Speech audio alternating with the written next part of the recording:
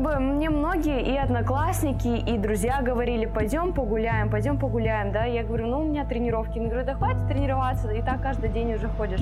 Ну, тренировки для меня это не то, чтобы вот как дело надо сделать и все. Ну, это для меня как любовь, любимое занятие. Спорт – это моя жизнь. Прям с самого детства в нем, и понимаю то, что вот я нашла то, что искала. С недавних пор стала придерживаться фразы «все или ничего». Особенно она приходит во время соревнований. Просто себе говорю, когда остается пару попыток до окончания, говорю себе: либо я сейчас это делаю, либо просто ничего.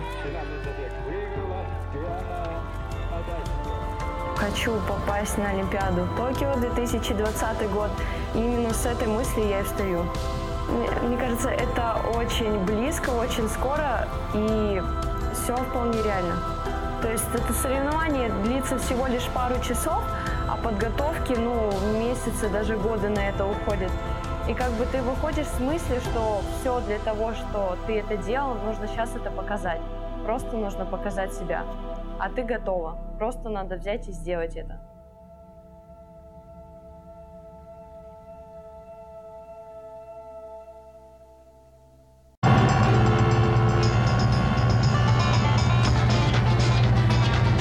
Эко навалило, а? Да. А едешь-то куда? В Москву.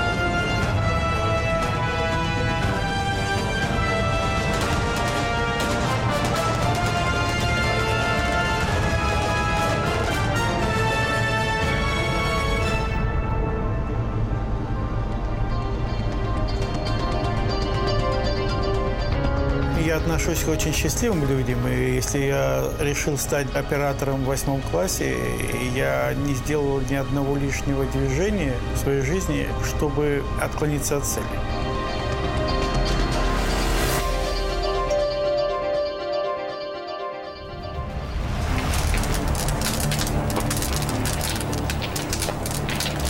Когда мне сообщили, что дом горит, у меня лицо-то вытянулось.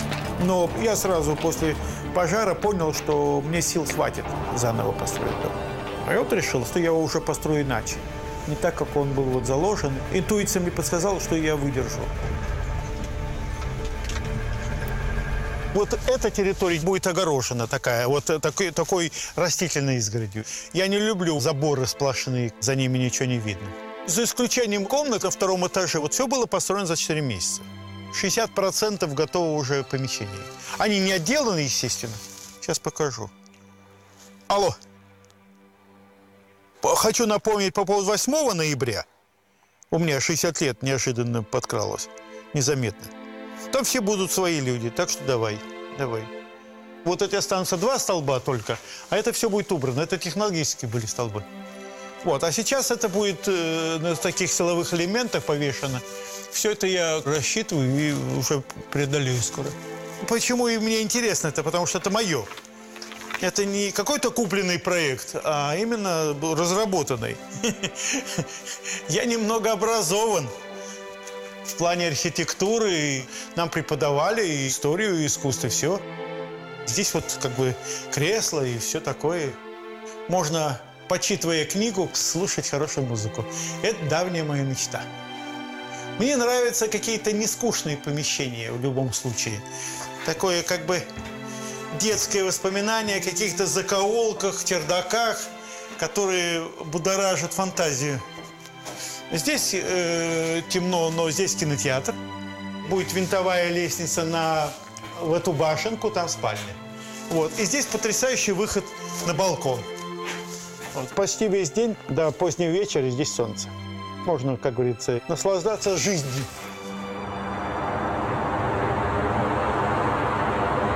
Я был распределен на Свердловскую киностудию выпускником в ГИКа, но у меня было уже 2 детей и жена, и поэтому мне там не могли дать ни жилья, ничего. На Ленфильме была ситуация, когда принимали молодых. Я пошел к Долинину, и я ему показал дипломную работу. И он сказал, что она ему нравится, и он позвонит Ильюше. Я тогда не очень понимал, кому. Вот, это был Илья Александрович Авербах. Он посмотрел эту работу, ему так понравилось сразу. Он сказал, что это серьезно. И мне через какое-то время дали жилье, работу дали сразу, естественно, ассистентом оператора. И я бегал по лабораториям, по тем же светикам, мыл полы, там смачивал, клал рельсы и все, что угодно делал в течение года. Я утоптал, как говорится, пространство вокруг себя. И как-то достаточно безболезненно уже общался с народом, который в помощниках был, и не было проблем никакой.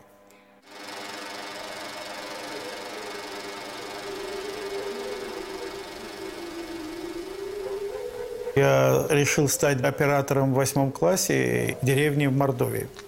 Мама по образованию была учитель литературы русского языка, отец киномеханик. Мы работали в киносети, где масса показов была по деревням. Значит, оттягивалась простыня, как стемнеет. Радж Капур, это я крутил и со звуком. Вот.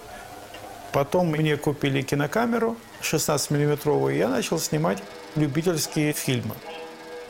Съемки, они напоминали такие хронику повседневной жизни. Но поначалу это было такое удивление для себя и для окружающих, что это на экране шевелится, все как живые и так далее, и так далее.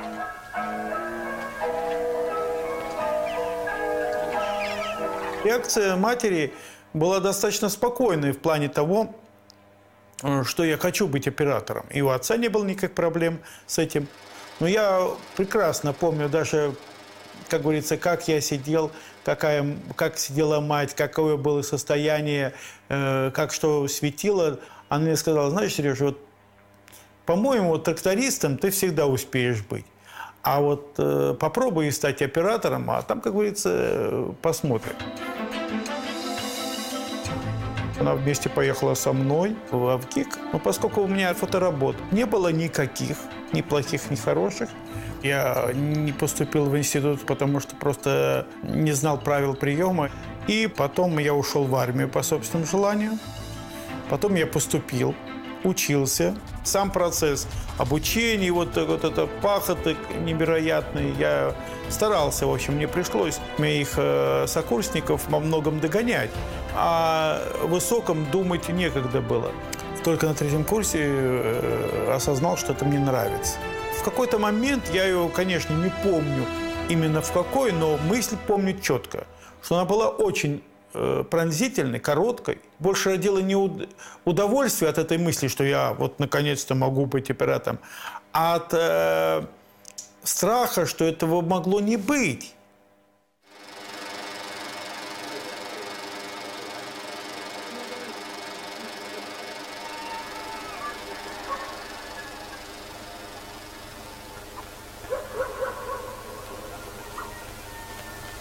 Дипломное кино – это была авторская работа. Я тогда решил сделать приятное с полезным, на родине снять кино такое в жанре документально-поэтического рассказа.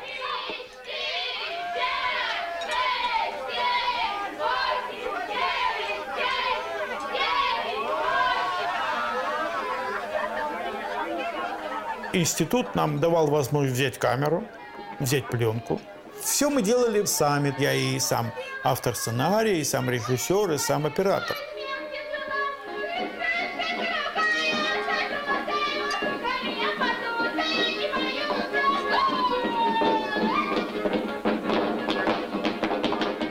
Я достаточно удачно снял дипломную работу, потому что благодаря этому кино я построил всю свою карьеру, в начале имеется в виду, и мои работы таскали из зала в зал. Их стерли до подложки, эти работы вместе со мной. Все меня хвалили, всех предлагали с собой снимать. Только Оскара не давали. потом где-то зимой. Меня Долинин позвал уже вторым оператором на «Голос» картину с Авербахом. И тут каким-то образом мою дипломную работу увидел Микоян. И тогда он начал умолять Долинина и Авербаха, чтобы они меня отпустили и стать оператором вот на картине «Влюблен по собственному желанию». Я технически снимать уже мог. Я снимал, как говорится, не стыдно уже. Режиссер опытный сразу сказал, что он прикроет. То есть он понимал, на что шел. И я тогда стал снимать с Микояном, вот снял эту картину. И тогда уже у меня карьера, она не опускалась.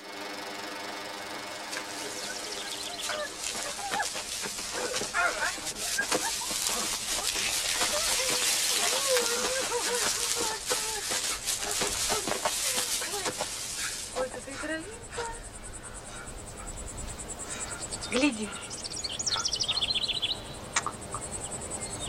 Зачем ты это сделал?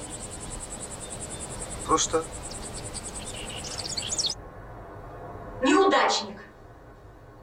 так, теперь линяй отсюда. Когда начались 90-е, начали снимать все. У Ленфильма, по-моему, подпрыгнули фильмы до 50 в год. Так он выпускал 27-30, а тут 50. За 1993 год я снял 13 фильмов. На один фильм больше, чем Паша Лебешев. Вот. И этот период был небольшой, недолгий, после чего образовался крах. И сам процесс начал быстро разваливаться. Я тогда пришел к Лутве, тогда он был директором Ленфильма, с заявлением о уходе с Ленфильма по собственному желанию. Я ему тогда сказал, что я хотел бы сам от себя зависеть, а не от того, когда мне дадут работу или не дадут. То есть я стал автономным. У меня были работы документальные, были работы игровые. Был период короткий, когда я ничего не снимал там «Свадьбу на Русском», а потом меня подхватили достаточно быстро иностранцы. Я начал снимать фильмы для Англии. И у меня возросли мои доходы с моими возможностями резко. Тогда, естественно, понадобилось и свой свет, чтобы не ходить тут и собирать свои камеры, звукозаписывающую аппаратуру. Мне было выгоднее работать со своим оборудованием, это безусловно. Но в простое выгодно ее было прокатывать. И я зарегистрировал свою организацию и делал это официально уже. И оброс каким-то количеством людей, которые жили уже этим делом. Я делал только то, что умею. Я думаю, что вот надо поликарбонат пластинки отпилить. Буквально ширины вот такой. У меня идея потом поставить матовые полоски, а они будут светиться. Я хочу предложить, просто ты сейчас зафиксируешь, вот, а потом 3,3 и нарежешь резьбу. И все. Во-первых, техника как таковая, она была со мной всегда, начиная с детских лет. Я не занимался механизмом вообще, или там автомобилем. Я, естественно, занимался кинокамерой. Вот. Ну и что к этому примыкает. И операторская техника, свет. Я не делал ничего просто так.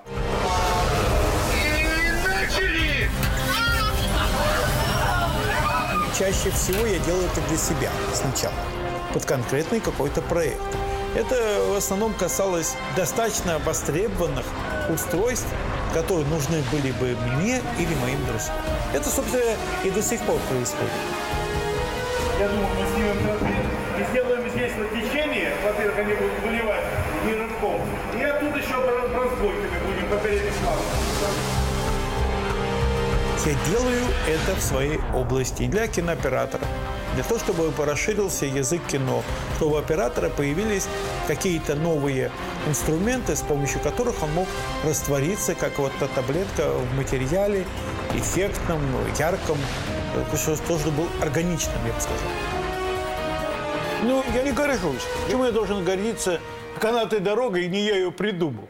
Я не я ее придумал. Просто канатная дорога, она доведена сейчас до хорошего уровня. Ее использовали до меня и на «Войне и мире».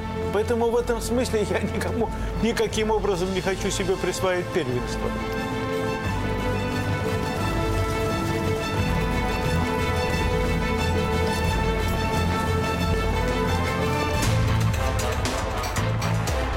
Есть придуманные какие-то вещи, типа там чебурашки. Да, чебурашку придумал я. И в мире такого устройства нет. Но вот действительно позволяет получить удивительное такое движение очень легким способом.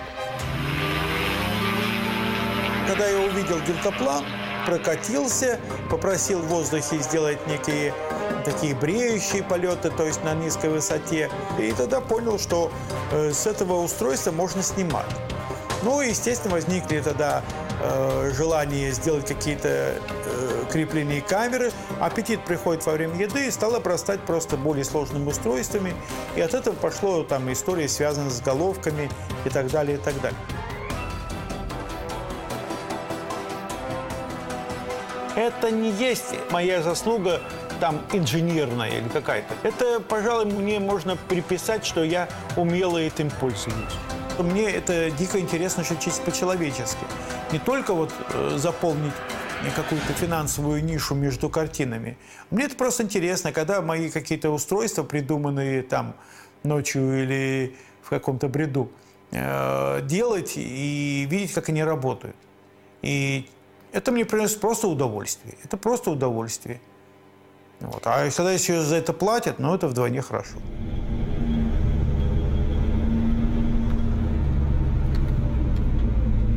Когда иногда меня спрашивают, а какой ваш любимый фильм? Мне немного странно, потому что в любом случае все фильмы мои дети, в кавычках, и они для меня дороги. И оценить их, очевидно, должен все-таки тот человек, который сидит в зале. Я делаю любое кино как последнее. То есть для меня важен честное отношение к процессу. Атмосферу, передача атмосферы для меня первоочередное. И не выпячивание своих способностей, талантов или тому подобных вещей. Как обычно говорят, не тянуть одеяло на себя. Потому что если зритель вышел из зала и сказал, что это кино потрясающе снято, значит, это большой минус оператору прежде всего. Он должен был раствориться, как таблетка шипучая в материале, чтобы не было и следа. Меня знают по тому же брату, и по тому же «Влюблен по простому желанию». Или его сделали режиссеры, а не я. Я помогал. Это значит, что здесь. Что касается взаимоотношений с Балабановым, это, конечно, один из наиболее значимых периодов в моей жизни. Потому что, во-первых, этот период достаточно большой. А во-вторых, он пройден от начала и, по сути дела, до конца. Леша мне предложил снимать «Брата». Ни о каком культовом фильме никто-то не мечтал. Была симпатичная история, был герой, было желание многих людей, по крайней мере, нас троих, там Сельянова, Балабанова и я в том числе. Вот. А народ, который мы привлекли к этому, они были нашими друзьями и помощниками, и тоже не особо за какие-то деньги работали. Это были просто нищенские какие-то деньги, и Сельянов со мной расплатился через несколько лет. Я абсолютно уверен в том, что снимать простое кино и найти в нем некоторую эстетику во много раз сложнее. Потому что нету стиля, который диктует тема. Вот. И, допустим, это удалось во большей степени в «Брате». И он меня спрашивает, поднимешь? «Брат» есть атмосфера Петербурга, есть вот такая вот музыка, есть музыка города, есть музыка взаимоотношений определенных. И оно не романтизировано, с одной стороны, и достаточно жесткое само по себе кино, но оно вот покрыто вот таким налетом эстетики определенной. Снимать кино узнаваемое, как любил Балабанов, тем более комментируя словами убедительно, в общем, достаточно тяжело.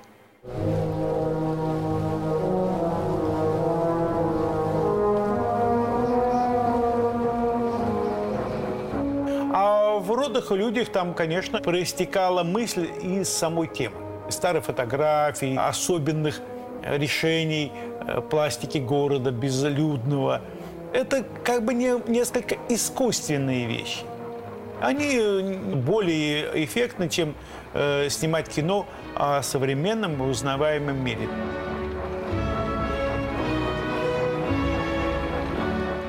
Я все-таки себя не отделяю от идеологической направленности фильма. За плохое кино я отвечу, и от хорошего не откажусь. Понимаете? Я снял кино «Хлеб и мясо существительное». Такой фильм честный, достаточно длинный, нудноватый. Вот. Он телевизионный, его смотрела, естественно, вся страна. Суть в том, что я вот приехал в свою деревню, зима, и уезжаю уже. Жду автобуса, подошел какой-то еще мужичок, Николай. Он так через минут 10 спрашивает: Сережа, ты что ли это хлеб-то снимал? Я говорю, да. Он так еще походил, а потом сказал: ты больше такого не снимай. Вот. Я как-то так смутился, потом как бы оценил его слова. Вот, пожалуй, он в одном этой фразе сумел совместить и рецензию, и напутствие.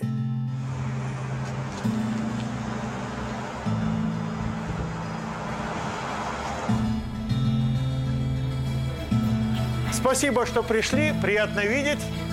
Идея встречи. Дать инструмент, который может с большей легкостью, потратив меньше сил, сделать хороший свет пластичный, меня вдохновлял. Он делится вот на эти штуки на 4 части, они разные, и жалюзи там надеваются. И уже эта часть светит ближе, это дальше, это дальше. Да, громыхал, да. Я вообще на тему операторского братства. Я считаю, что, пожалуй, в нашей профессии только операторы имеют возможность, наверное, друг другу завидуют, и черной, и белой завистью. Но мы прежде всего общаемся. Более того, мы можем действительно взять и обсудить работу друг друга с признанием. Я много раз был номинирован на «Белый квадрат», а, как ни странно, я ни разу не получил, а получил один раз «Белый квадрат» в номинации «Операторское признание». Пожалуй, да, это самое ценное. Эта премия, она показывает отношение более старших товарищей и более младших. Она честная. Я счастливый человек. Благодаря тому, что я сделал правильный выбор. Я не могу рассказать секреты выбора профессий, потому что я его не знаю. Я четко знаю, у меня есть талант работоспособности. Я буду уже не ходить, но ползти буду. Когда-то давно в себе начал вырабатывать это качество не привыкать делать плохо.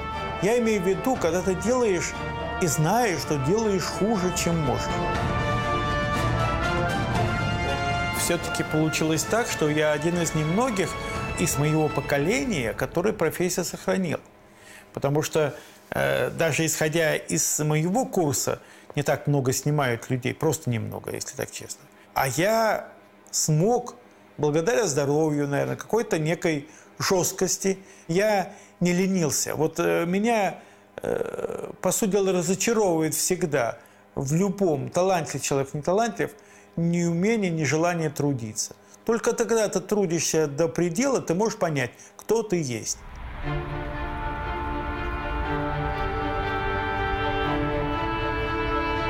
Дорогуша, родной человек. Здрасте. Здрасте. Я не помню, что ли? А это моя, это моя. Я помню, как у вас спал. Как я говорил, историю, связанную с... Никогда не забуду. А это они пришли к тебе с Синявина? Все, конечно, раз, да. идут, и пришли. Видишь, Пришли, да. Это 300 Митьков. 300 Митьков. Что написано? Опа. Астахов, день рождения от Митьков. Я заработаю. Ну, как хорошо. Мы как раз горячие еще даже не ели. Привет. Серега, не дождутся. Нет. Не дождутся. Привет. Скакала моя косточка. Да, здравствуй, Вадим, привет. Сережа, здорово, дорогой. Ты чё? Ты тоже почему-то левой рукой? Потому что я вправо. Вот оно что. Более драгоценная вещь. Там вот идет этот рабочий момент, а там отрывки, как я их называю. Отрывки. Естественно, я тут начал их монтировать и понял, что очень много снял. Тут я формально знал, что за 50 там, например. Но больших фильмов. Сережка, я там, Как тоже. Вот, Сухоруковым.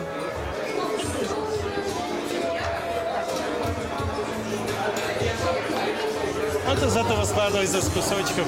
Это жизнь. Я даже не ожидал. Ты прости, что я не всю твою биографию знаю. Это только 10-я часть. Не, ну это «Влюблен». Твоя картина? Первая. Профессионально. Первая была вот Духов день до этого. Вот это вы монстры, мастодонты. Я думаю, что настал тот момент, когда я должен что-то сказать. Я убедился, что у меня огромное количество друзей, которые бросили свои дела. Но я счастлив, что я могу видеть ваши лица. Есть возможность поговорить, встретиться. И прошу выпить за нашу встречу, за здоровье всех, кто пришел. Спасибо вам.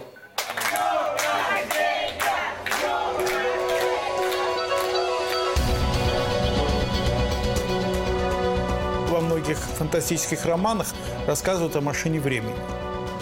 А я вот ее реализовал для себя. Потому что кинематограф – это машина времени. Захочу, сейчас снимать буду там о Куликовской битве. Захочу, буду снимать о временах Наполеона. Захочу, снимать буду о будущем. Не хочу ничего ни у кого брать. Вот я хочу снять вот только так, как я умею. Я не живу ради денег, я живу ради удовольствия.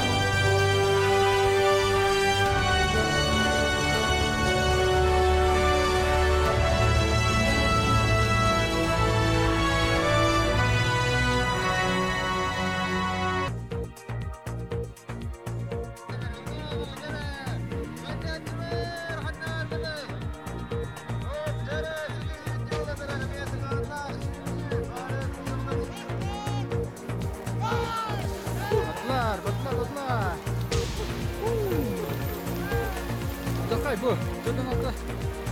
Tamam, sırsta.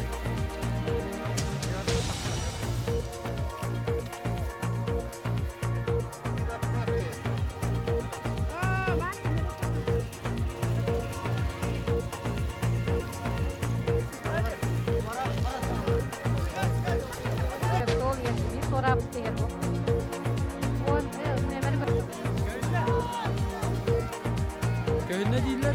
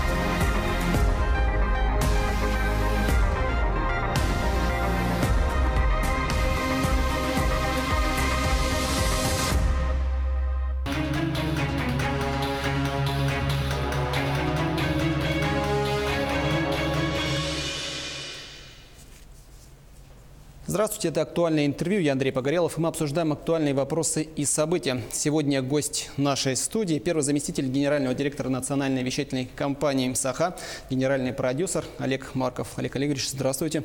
Здравствуйте. Второй раз национальная вещательная компания «Саха» с успехом проводит акцию «Весна на НВК». Если кто видел, сам участвовал, можно даже сказать, что это своеобразные народные гуляния. Вот хотелось бы сегодня поговорить о тонкостях, о новинках и перспективах на будущее. Но для начала расскажите, как вообще появилась идея и с какой целью был задуман сам проект? Да, действительно, «Весна на НВК» проект у нас уже в этом году второй раз проходит. И если рассказать об истории, почему именно 1 апреля и почему такой проект нам был нужен.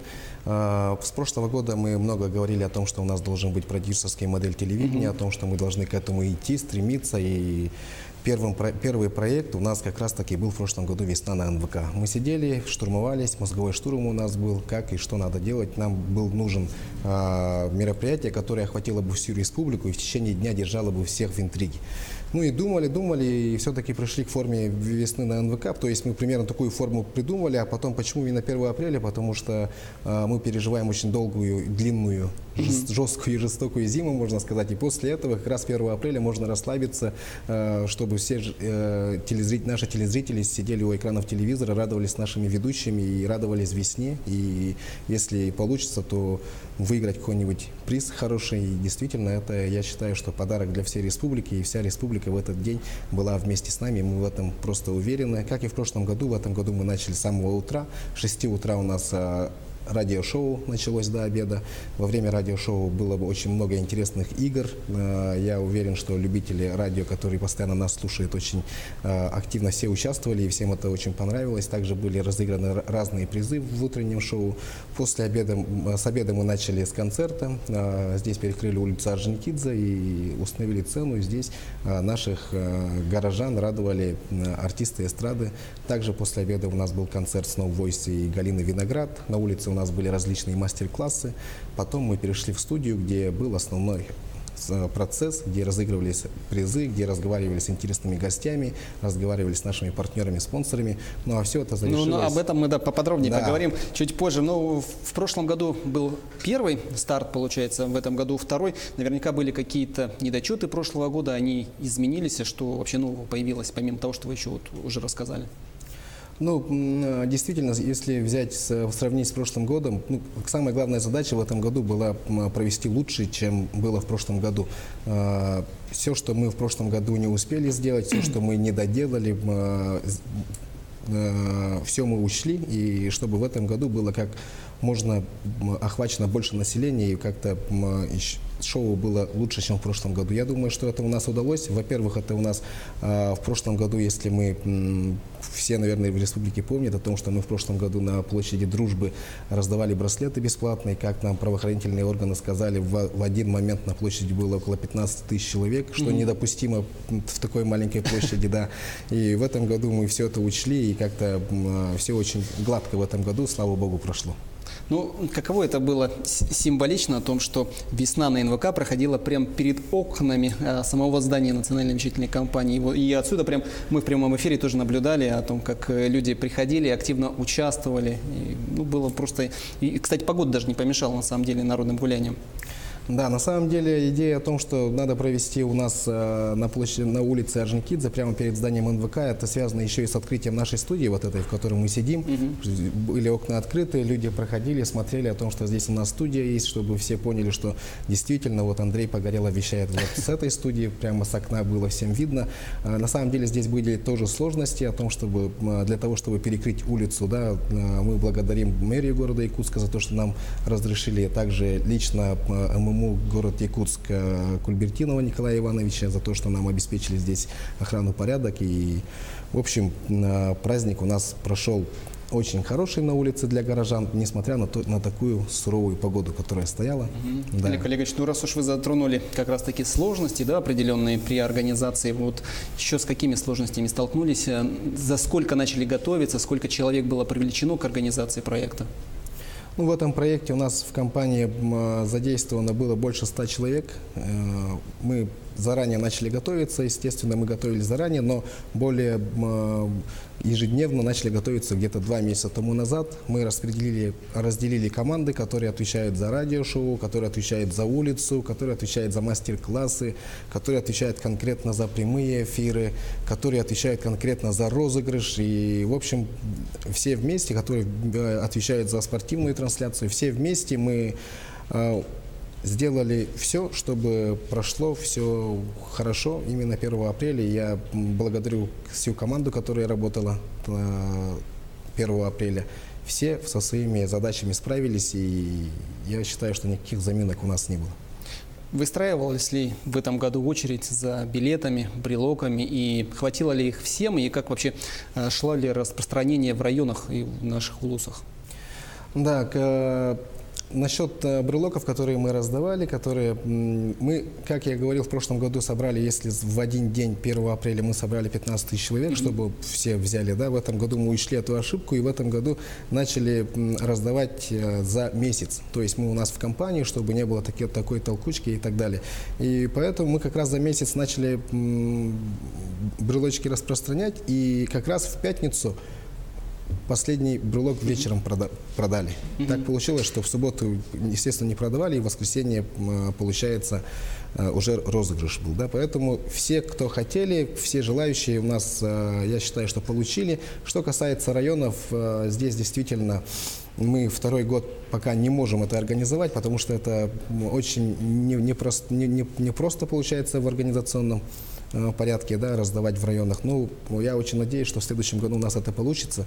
Но те, кто к нам приходили за брелоками, они брали по 10, по 20 штук, там, приходили с листочками, записывали имена, фамилии своих родственников и отправлялись в районы. Если так взять, из 30 основных призов, которые были разыграны, 12 уехали в районы. Это тоже говорит о том, что родственников просили, чтобы пришли, получили и отправляли на родину. Пока только так. Но я уверен, что в следующем году у нас это получится. Ну, сегодня в новостях мы уже начали рассказывать о том, что победители начали получать свои подарки. Все ли уже объявились или, может быть, до кого-то еще не успели дозвониться? И вот расскажите о том, кто уже пришел, какие подарки получил.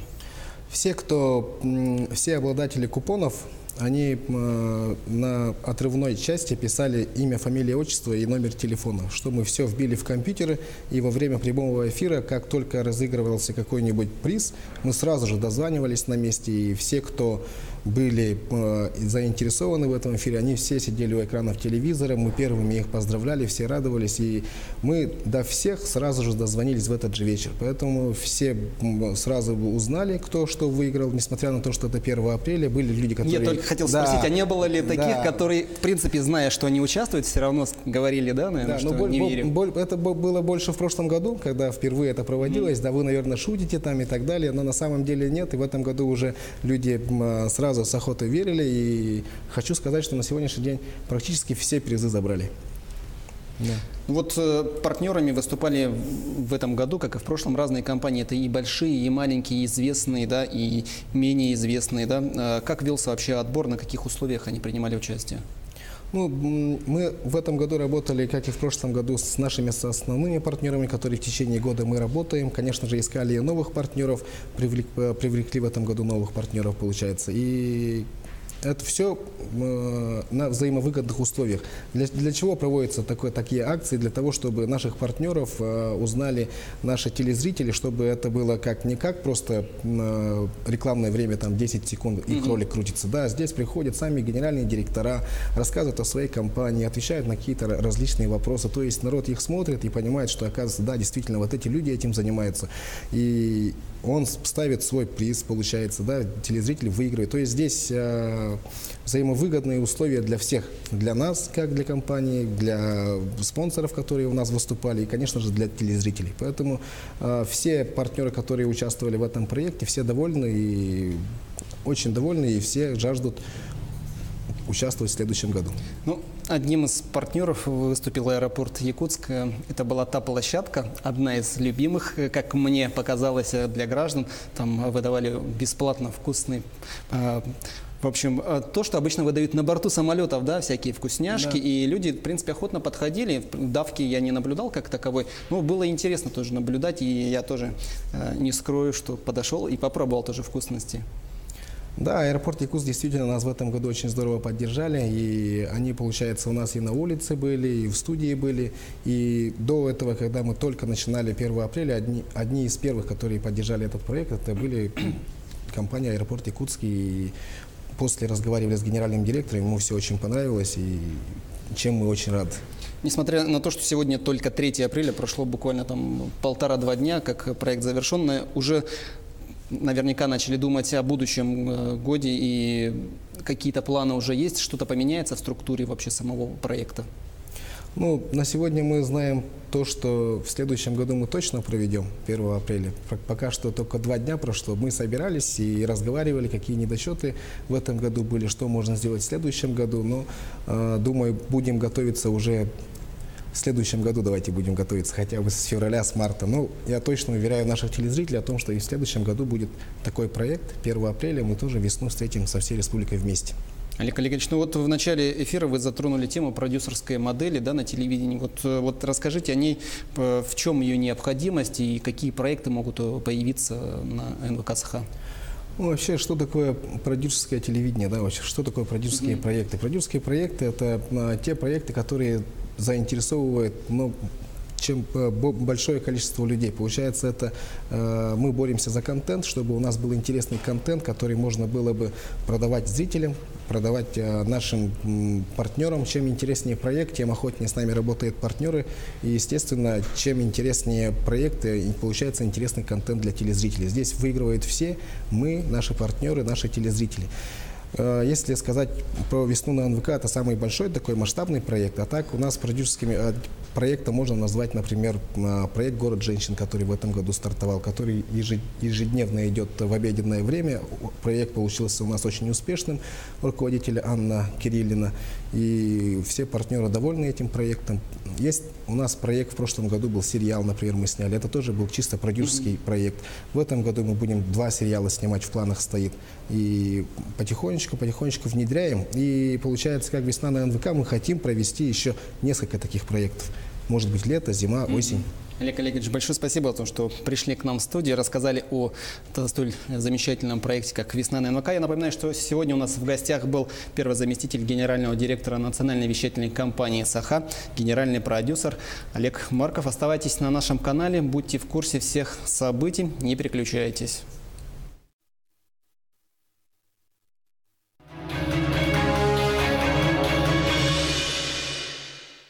Банк России вводит в обращение новую банкноту номиналом 200 рублей, в оформлении которой сохранена традиция изображения на деньгах знаковых отечественных памятников и архитектурных сооружений.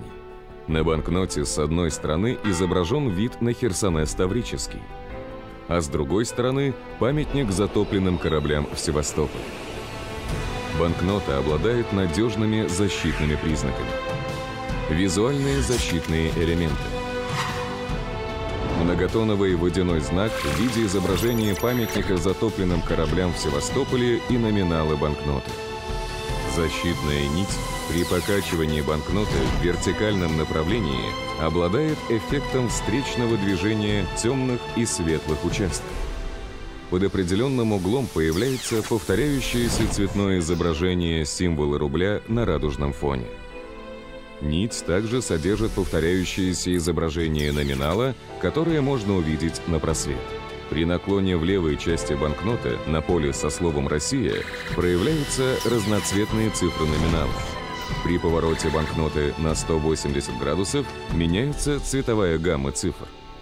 При рассматривании банкноты под острым углом в нижней левой части проявляется темный знак рубля на светлом фоне. При повороте на 90 градусов знак рубля, наоборот, становится светлым на темном. Защитные микроизображения. При оптическом увеличении на цветных участках видны микроизображения и микротекст.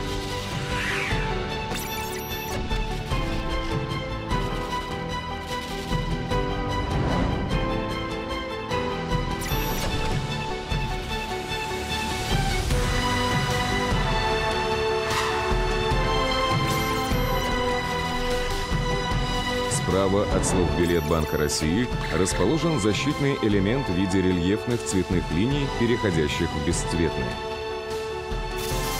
Тактильные защитные элементы. Надписи «Билет Банка России» и номинал банкноты. Для определения номинала людьми с ослабленным зрением предусмотрены две группы штрихов на правом и левом краях банкноты, а также крупные цифры номинала в правой верхней ее части. Банкнотный ряд также пополняется новой банкнотой номиналом 2000 рублей. В ее оформлении продолжена традиция изображения на деньгах знаковых отечественных архитектурных сооружений. На банкноте с одной стороны изображен вантовый мост на остров Русский во Владивостоке, а с другой стороны космодром Восточный в Амурской области. Банкнота обладает надежными защитными признаками. Визуальные защитные элементы. Многотоновый водяной знак в виде изображения моста на остров Русский во Владивостоке и номинала банкноты. Защитная нить с фигурным окном содержит рельефное изображение символа рубля. При покачивании банкноты цифры номинала смещаются относительно друг друга. Под определенным углом появляется цветное изображение символа рубля на радужном фоне. Нить также содержит повторяющийся текст ЦБ-РФ, который можно увидеть на просвет. Цветопеременное стилизованное изображение моста в лучах солнца. На солнце при покачивании банкноты перемещается объемное цветное кольцо. В левой части банкноты при наклоне на поле со словом «Россия» проявляются разноцветные цифры номинала. При повороте банкноты на 180 градусов меняется цветовая гамма цифр. При рассматривании банкноты под острым углом в нижней левой части проявляется темный знак рубля на светлом фоне. При повороте на 90 градусов знак рубля, наоборот, становится светлым на темном. Защитные микроизображения. При оптическом увеличении на цветных участках видны микроизображения и микротексты.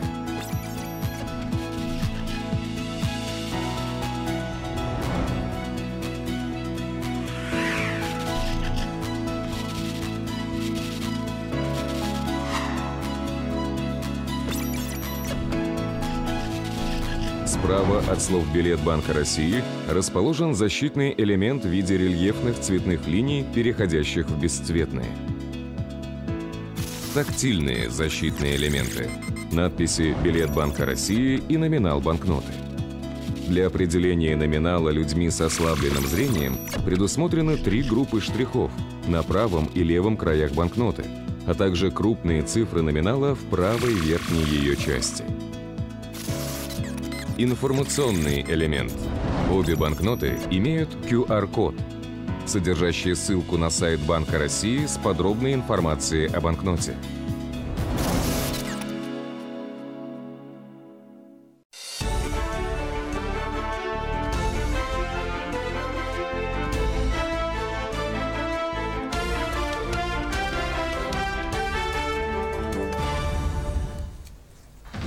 Метель продолжает бушевать. За 2 дня непогоды в Якутии произошло 42 дорожно-транспортных происшествия.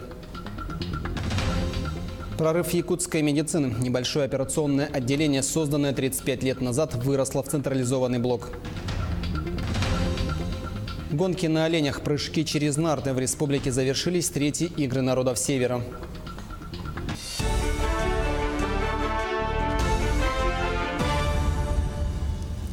В эфире новости. В студии работает Андрей Погорелов. Мы расскажем о главных событиях. В ряде районов Якутии закрыто движение для всех видов автотранспорта. Об этом сообщает Управление автомобильных дорог. Проезд закрыт на участке автодороги Сангар-Сите-Батамай-Булус до улучшения погодных условий. Сейчас до райцентра проезд осуществляется по автомобильной дороге со стороны горного района Асама-Кабяй-Сангар. Также временно закрыт проезд для автотранспорта на ледовой переправе Кангаласы-Соттинцы.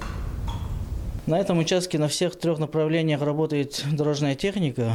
Вчера дежурили, сегодня тоже дежурят, но сильный ветер, пурга заметает сразу. Вот как машина проехала, трактора очистили и сразу же метет. У нас вот сейчас в основном люди ездят на маленьких иномарках, да? Вот передний привод, задний привод, в основном вот такие вот, ну, неполноприводные машинами ездят, и вот они застревают. Ну, первый застрял, второй застрял, и там по цепочке уже идут, и потом пурга метет, сразу остановились и заметает. За 2 дня непогоды в Якутии произошло более 40 дорожно-транспортных происшествий. Несколько человек пострадали, среди которых дети.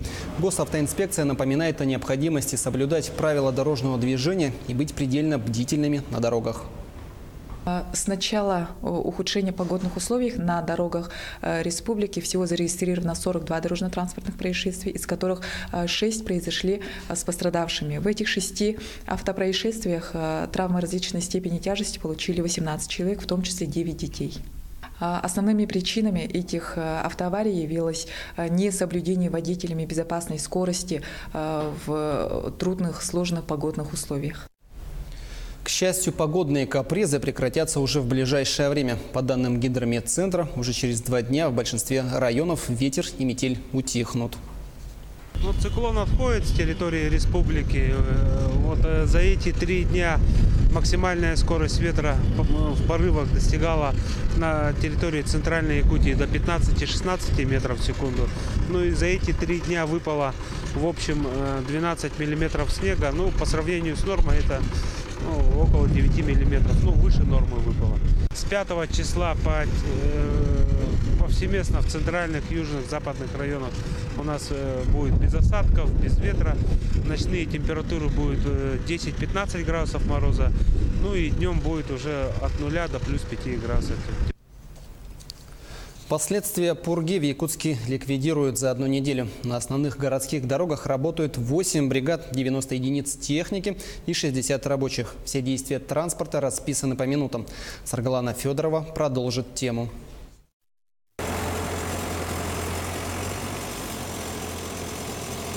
Затяжная пурга и выпавший снег принесли проблемы и лишние хлопоты. Пробки на трассах, аварии. Бригада дорожников, вооружившись лопатами, работает днем и ночью. В первую очередь расчищают центральные улицы, чтобы снизить накат на автомобилей. Вот эти 2 дня уже много выпало снега. Приходится вот работать. Наверное, будем работать допоздна. Постараемся убрать побыстрее. Сейчас в основном лопатами. Снег потом чем убирать? Конечно, лопаты. Разгребают снежные кучи. Бульдозеры, погрузчики, самосвалы. Грейдеры убирают снег с улицы. Затем тракторы расчищают карманы остановок и заездов. Каждый погрузчик, каждый самосвал и работники делятся по группам, и каждый по заданию свои улицы убирает. Первая смена с 8 утра до 8 вечера, а вторая смена с 8 вечера до 8 утра работаем. Мы за март, получается, мы вывезли где-то 40 тысяч кубов метра. Загруженный снег вывозят на полигон. КАМАЗы совершают по 15 рейсов в день. Площадь полигона 5-6 гектар. Его заполняют послойно. Когда первый слой заполняется, бульдозер выравнивает снег, затем заливает водой. Собранный за зиму снег высоту может достичь 2-этажного дома. Максимум за зиму 4 слоя снега. С 1 апреля с улиц столицы уже вывезли 4300 кубометров снега. А уборка с дворовых территорий – забота управляющих компаний и жителей частного сектора. Саргалана Федорова, Георгий Григорьев, Якутск. Обильный снегопад может усугубить паводковую ситуацию. Власти Якутии заблаговременно ведут работу в этом направлении. В республике в зону возможного подтопления попадают 166 населенных пунктов. Об этом нашему телеканалу по итогам совещания, посвященного подготовке к безаварийному пропуску весеннего половодья и летнего паводка, сказал первый заместитель председателя правительства республики Алексей Колодезников. В этом году будет повторяться ситуация в Среднеколымском районе. Это населенные пункты по реке Алазе, Сватай, Аргахтах, Андрюшкино. У нас высокие снегозапасы сформировались в Верхнеколымском районе, есть угроза и в Обыском. Традиционно вот это Алюкминский район, Ленский район, город Якутск, Намский район и Хангаласский улус. Соответственно, вот мероприятия все подготовлены. Будет сформировано 6 команд традиционно, которые будут работать уже в период половодья. 14 апреля выйдет комиссия республиканская по предупреждению паводка в весеннее время и летнее время по селам Аргахтах, Сватай, Березовка. И в самом городе Среднеколымске проведут предупредительные работы. К другим темам. Медэкспо «Здоровье и красота» в Якутске в торговых рядах «Кружало» в рамках празднования Всемирного дня здоровья открылась 9-я межрегиональная специализированная выставка. В этом году она собрала под одной крышей компании и предприятия из разных регионов страны и зарубежья. Свою продукцию также представили лечебные учреждения и предприниматели Якутии. Здесь они демонстрируют лучшие оборудование, аппараты и препараты, которые изготовлены по новейшим технологиям. Как отмечают организаторы, выставка станет удобной площадкой для обмена опытом и инновациями.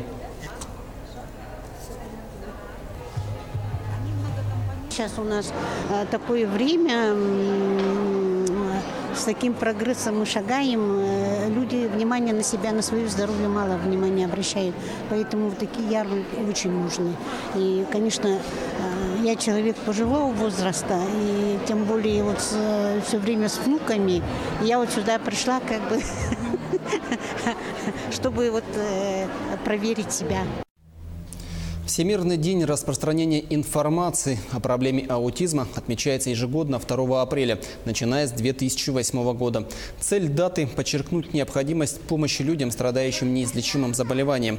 Аутизм – это нарушение развития нервной системы, которое проявляется в течение первых 3 лет жизни. С каждым годом все больше детей получают этот диагноз. В городе Вилюйске международную акцию «Зажги синим» поддержало отделение реабилитации детей и подростков с ограниченными возможностями здоровья.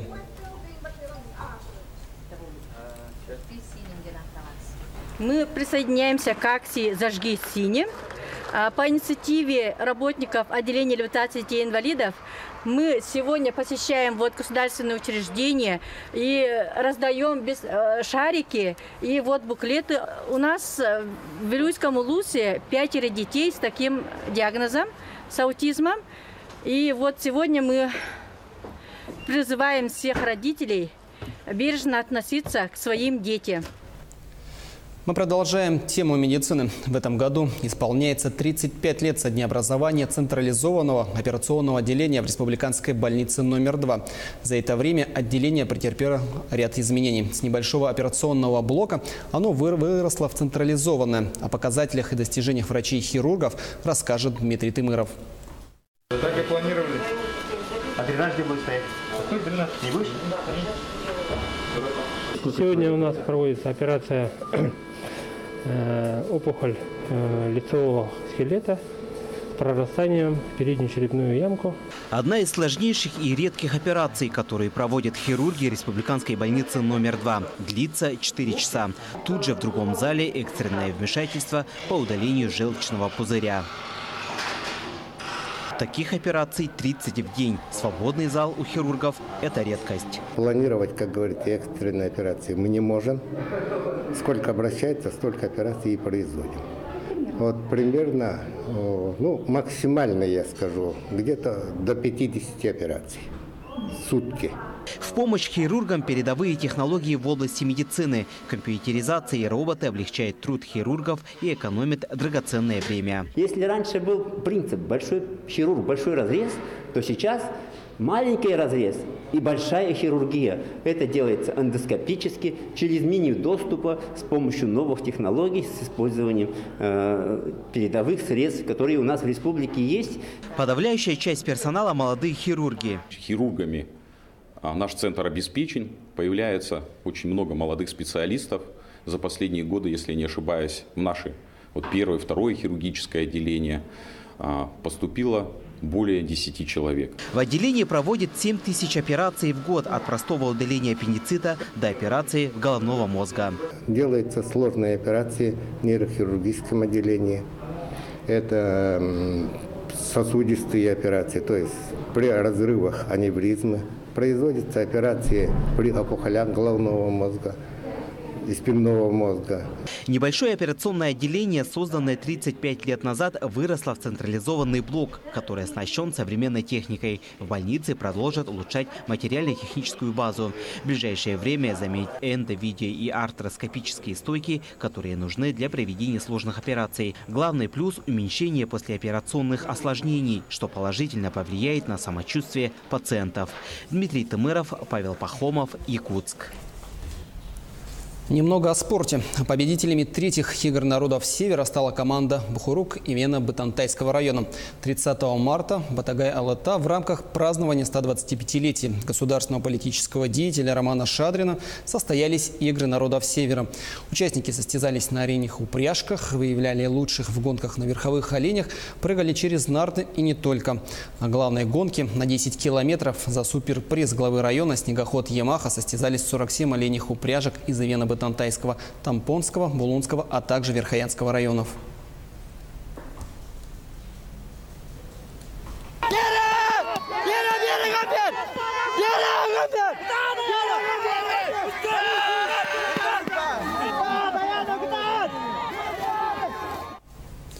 На этом у меня все. Далее смотрите прогноз погоды и выпуск чрезвычайных происшествий.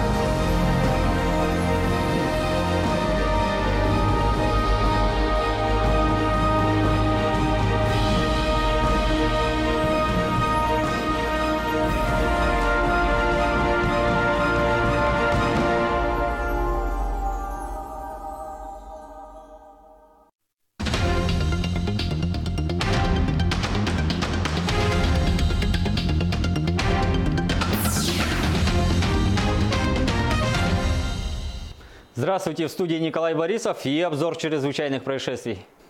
Мирнинский дом-интернат для престарелых и инвалидов оштрафован за неоплату услуг по контракту. К ответственности привлечен директор. Нарушения устранены, имеющаяся задолженность погашена в полном объеме. Государственным бюджетным учреждением республики Мирнинский дом-интернат для престарелых и инвалидов не произведена оплата за предоставленную услугу по контракту в размере свыше 95 тысяч рублей.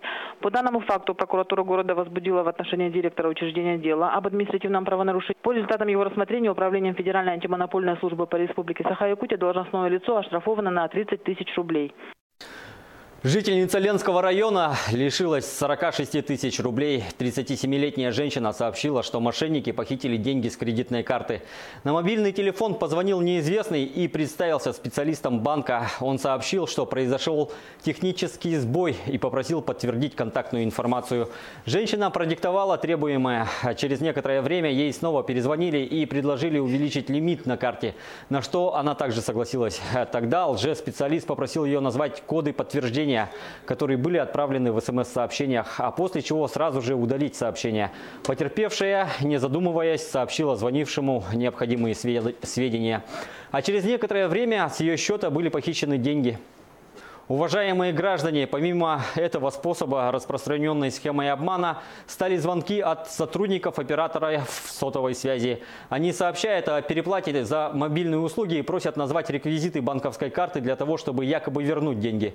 Полиция призывает вас быть бдительными и не реагировать на подобные телефонные звонки. Но в случае, если вы попались на уловки мошенников, то незамедлительно обращайтесь в полицию. Доведите эту информацию до своих пожилых родственников, чтобы уберечь их от мошеннических действий. Судя по всему, несмотря на непогоду, в Ленске наступила горячая пора. Недавно там произошла подготовленная кража, которая совершила 18-летняя девушка, одетая в черную маску и куртку. Девушка начала подготовку к преступлению месяц назад. Предусмотрительно сшила из старой кофты маску с прорезями для глаз, изучила работу камер видеонаблюдения в салоне и следила за графиком работы персонала. Отправившись в ювелирный салон, она первым делом перерезала плоскогубцами провода сигнализации и разбила окно. Затем, убедившись, что оповещение не сработало, проникла в помещение. Однако злоумышленница не заметила осколки, торчащие из рамы окна, и случайно порезалась. В итоге эти порезы ее и выдали. Кстати, преступница долго не могла выбрать себе подходящие по размеру ювелирные украшения и оставила сильный беспорядок в салоне. На вопрос полицейских, зачем ей 3 золотых кольца, 1 перстень с камнем и 3 золотые цепочки, подозреваемая ответила, что любит ювелирные изделия и хотела оставить похищенные украшения у себя. Материальный ущерб составил порядка 100 тысяч рублей. В Момском районе ранее судимый безработный пнул ребенка в живот, чтобы отобрать портативный компьютер и пропить.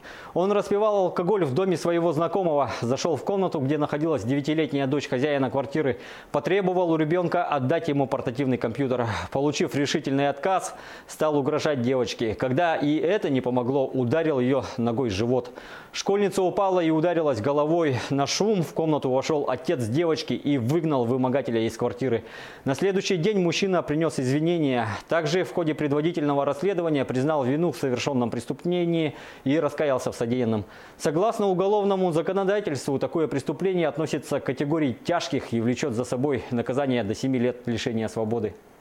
63 предписания было выдано в Алдане надзорными органами по состоянию дорог. К ответственности привлечены несколько должностных лиц, в том числе первый заместитель главы города.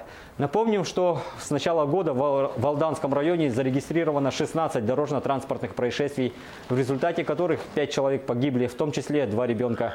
23 человека получили травмы различной степени тяжести. Почти в каждом из них сотрудники госавтоинспекции усматривают причины в виде неудовлетворительных дорожных условий. Администрацией не проводилась подсыпка и ремонт дорог, а также не удаляли снег и наледь с проезжей части. За 2 дня непогоды в Якутии произошло 42 дорожно-транспортных происшествия. Несколько человек пострадали, среди которых дети. Автоинспекция напоминает о необходимости соблюдать осторожность и быть предельно бдительными на дорогах. Всего зарегистрировано 42 дорожно-транспортных происшествий, из которых 6 произошли с пострадавшими. В этих 6 автопроисшествиях травмы различной степени тяжести получили 18 человек, в том числе 9 детей.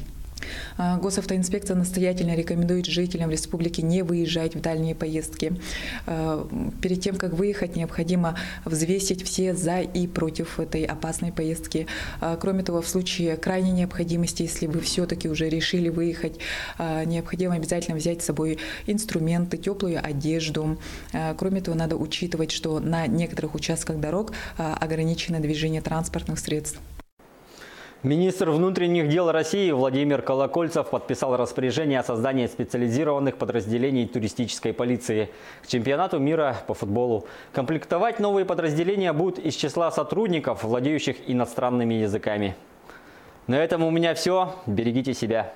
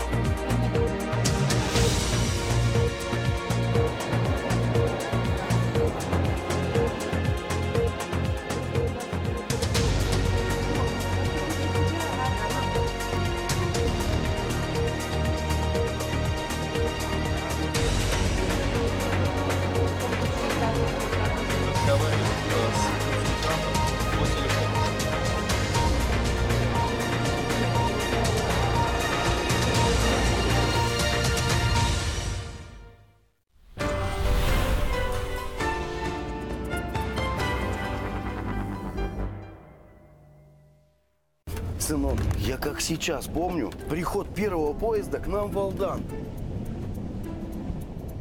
В путешествиях на поездах нужно соблюдать энциклопедию безопасности. Слышал о таком? Нет. Чтобы в купе был порядок, нужно сумки сложить вот так. А которые нужны с документами поближе. И двери в купе держать закрытыми, как дома. Правильно, сынок. А еще нельзя брать посылки у незнакомых людей. И за своими вещами следить на станциях очень внимательно. Ваш чай. Спасибо большое. Простите, а где телефон можно подзарядить? Розетки находятся по проходу, но, пожалуйста, не забывайте. Я буду соблюдать все правила. Транспортная полиция Якутии. 15-й республиканский конкурс «Кинолетопись Якутии». 5 апреля в 16 часов в мультимедийном парке «Россия. Моя история» состоится торжественная церемония награждения победителей. В дни светлой пасхальной недели приглашаем всех на концерты, спектакли и другие мероприятия Республиканского пасхального фестиваля искусств «Золотые купола». На все мероприятия вход свободный.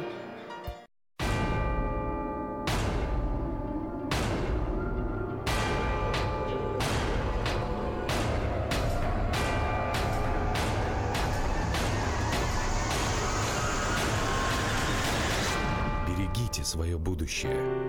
Если вы стали свидетелем жестокого обращения над детьми, просим позвонить по номеру. Мобильная кризисная служба.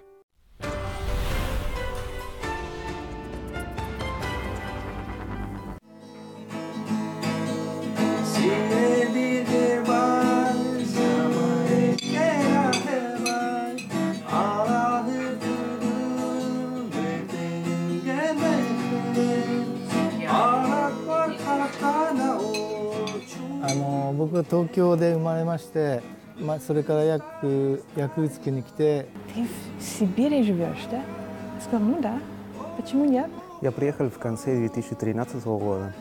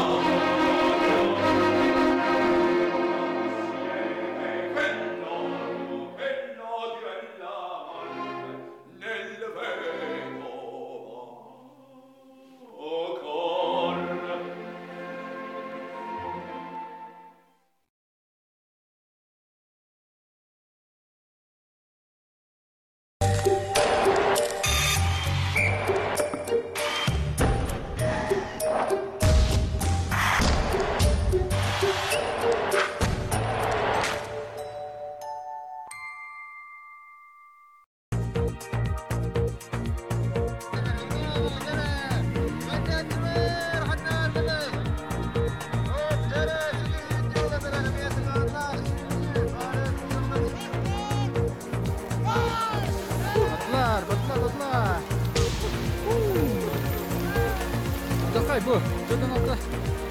Давай, сырстай.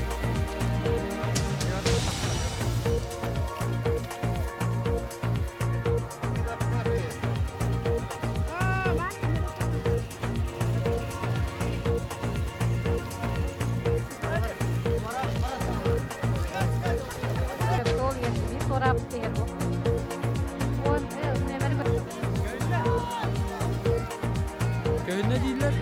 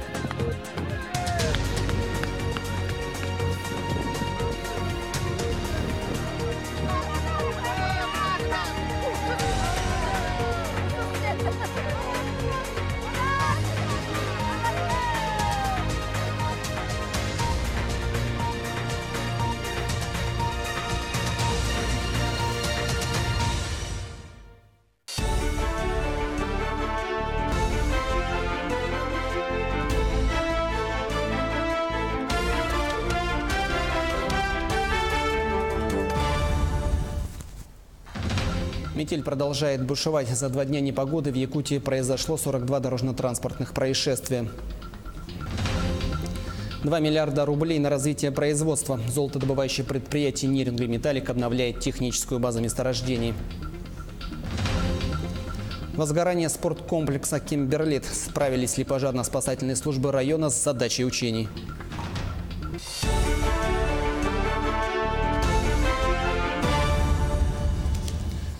В прямом эфире новости. В студии работает Андрей Погорелов. Добрый вечер.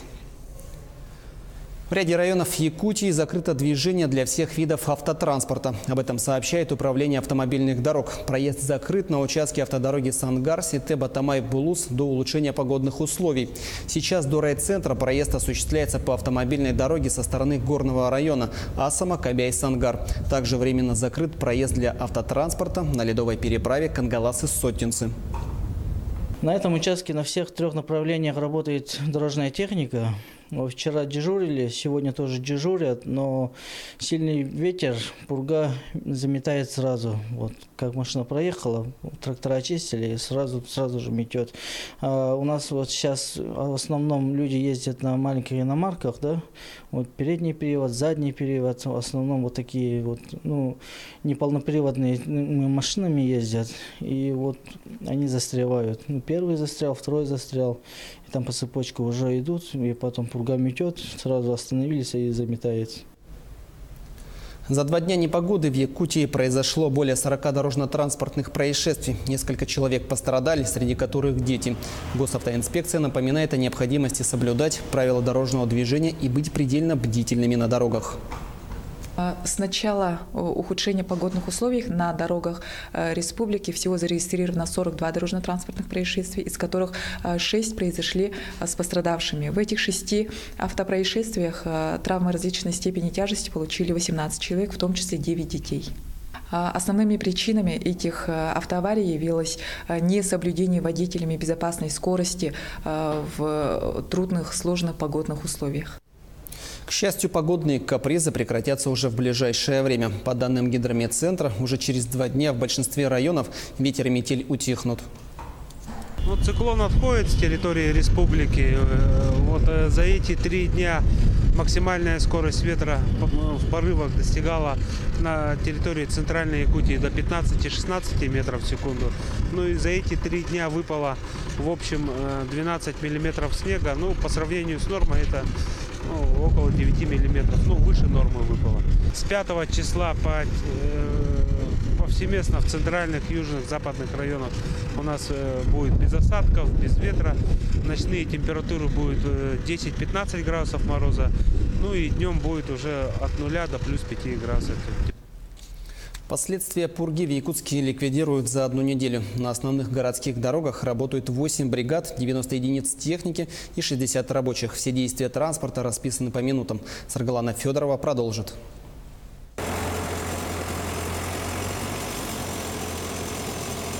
Затяжная пурга и выпавший снег принесли проблемы и лишние хлопоты. Пробки на трассах, аварии. Бригада дорожников, вооружившись лопатами, работает днем и ночью. В первую очередь расчищают центральные улицы, чтобы снизить накат на автомобилей. Вот эти 2 дня уже много выпало снега. Приходится работать. Наверное, будем работать допоздна. Постараемся убрать побыстрее. Сейчас в основном лопатами. Снег потом чем убирать? Конечно, лопаты. Разгребают снежные кучи. Бульдозеры, погрузчики, самосвалы. Грейдеры убирают снег с улицы. Затем тракторы расчищают карманы остановок и заездов. Каждый погрузчик, каждый самосвал и работники делятся по группам, и каждый по заданию свои улицы убирает. Первая смена с 8 утра до 8 вечера, а вторая смена с 8 вечера до 8 утра работаем. Мы за март, получается, мы вывезли где-то 40 тысяч кубов метра. Загруженный снег вывозят на полигон. КАМАЗы совершают по 15 рейсов в день. Площадь полигона 5-6 гектар. Его заполняют послойно. Когда первый слой заполняется, бульдозер выравнивает снег, затем заливает водой.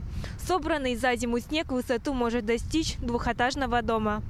Максимум за зиму 4 слоя снега. С 1 апреля с улиц столицы уже вывезли 4300 кубометров снега. А уборка с дворовых территорий – забота управляющих компаний и жителей частного сектора. Саргалана Федорова, Георгий Григорьев, Якутск. Обильный снегопад может усугубить паводковую ситуацию. Власти Якутии заблаговременно ведут работу в этом направлении. В республике в зону возможного подтопления попадают 166 населенных пунктов. Об этом нашему телеканалу по итогам совещания, посвященного подготовке к безаварийному пропуску весеннего половодья и летнего паводка, сказал первый заместитель председателя правительства республики Алексей Колодезников. В этом году будет повторяться ситуация в Среднеколымском районе. Это населенные пункты по реке Алазе, Сватай, Аргахтах, Андрюшкино.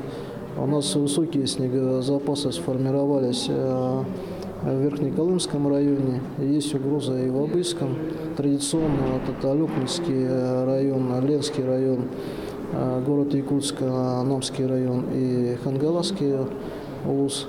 Соответственно, мероприятия все подготовлены.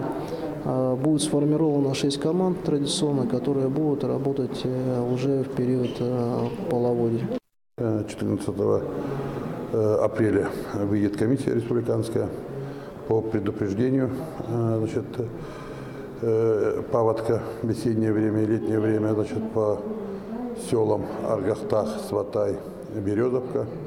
И в самом городе Среднеколымске проведут предупредительные работы. К другим темам. Золотодобывающее предприятие «Нерюнгри-Металлик» планирует в этом году направить почти 2 миллиарда рублей на поддержание и развитие производства, геологоразведку, обновление технической базы и вскрышные работы на месторождениях Таборное и Гроз. Это на 22% больше, чем в прошлом году. Отметим, от продажи произведенного в 2017 году золота рудник «Нерюнгри» выручил более 86 миллионов долларов. В Мирном загорелся спорткомплекс «Кимберлит». Такую легенду отрабатывали во время пожарных тактических учений. Для этого привлекли силы и средства 2 отрядов противопожарной службы и военизированного горно-спасательного отряда, 7 единиц техники и более 40 пожарных. Подробнее в материале нашего корреспондента в алмазной столице. Сигналом о возгорании спорткомплекса «Кимберлит» дети и персонал спешат эвакуироваться. Уже через 3 минуты подъезжают пожарные. Стало известно, что условный пожар возник в спортзале на 1-м этаже. Центр 6-го. На приеме. По информации представителя объекта, из объекта выведено около 30 человек. Предположительно, в здании еще остались около 6 человек. Проводим разведку на поиск пострадавших, как поняли. В первую очередь все силы пожарно-спасательных подразделений направлены на поиски оставшихся людей и возможных пострадавших. Дверь за дверью, разделившись на группы, пожарные осматривают каждое помещение. Чтобы спастись от пожара, люди в панике могли взобраться куда угодно. И вот первый из 6 человек найден в теплопункте. Спасатели сразу надевают на него кислородную маску и выводят из здания. Пожарные не знали наперед количество пострадавших, которые останутся здесь, и не знали их места. То есть они, как в реальных условиях, обследовали все помещения, обследовали все здание до тех пор, пока не нашли данных пострадавших. Пожарные подразделения, они справились с поставленной задачей. Все отработали замечательно. Тренерский состав собрал своих детей, вывел оперативно на улицу. Ребята оделись и побежали в ближайшее укрытие на рынок. После эвакуации пожар ликвидировали. Казалось, все закончено. Но вдруг дежурный бьет тревогу. В течение 10 минут звено не выходит на связь. Требую отправить резервное звено БНСС на поиски 921 звена. Вас понял, где вы находились? Где, на втором этаже? Где было? Находились в данный момент на 2-м этаже, с правой стороны здания, с севера, получается. На поиски коллег бросают резервные силы. Через пару минут их удалось отыскать и вывести из здания. Такие масштабные учения в Мирном проводятся каждый месяц. На поиски пропавших и ликвидацию возгорания пожарным потребовалось 20 минут. Евгений Тайтонов, Марьяна Кутукова, Мирный. Более 200 охотников и рыболовов Ленского района выявили лучших. 6 команд по 8 человек провели соревнования по стрельбе, спортивной эстафете и интеллектуальной викторине на знание охотничьего законодательства. Участники рубили лунки для зимней рыбалки, разводили костер, собирали и разбирали ружья. Для зрителей это было не только зрелище, но и возможность попробовать настоящие охотничьи деликатесы. В итоге в общекомандном зачете первое место заняла команда села Натора, на 2-м месте Орта Нахаринцы, а на 3-м Чемчинцы. Боец из Якутии Узаир Абдураков завоевал золото чемпионата Дальнего Востока по боям без правил. Он победил оппонента из сахалинской сборной, применив болевой прием. Досрочная победа в финале обеспечила Узаиру путевку на чемпионат России. Помимо золота в активе якутской сборной 2 серебряные и 4 бронзовые медали. На этом у меня все. Далее смотрите новости спорта.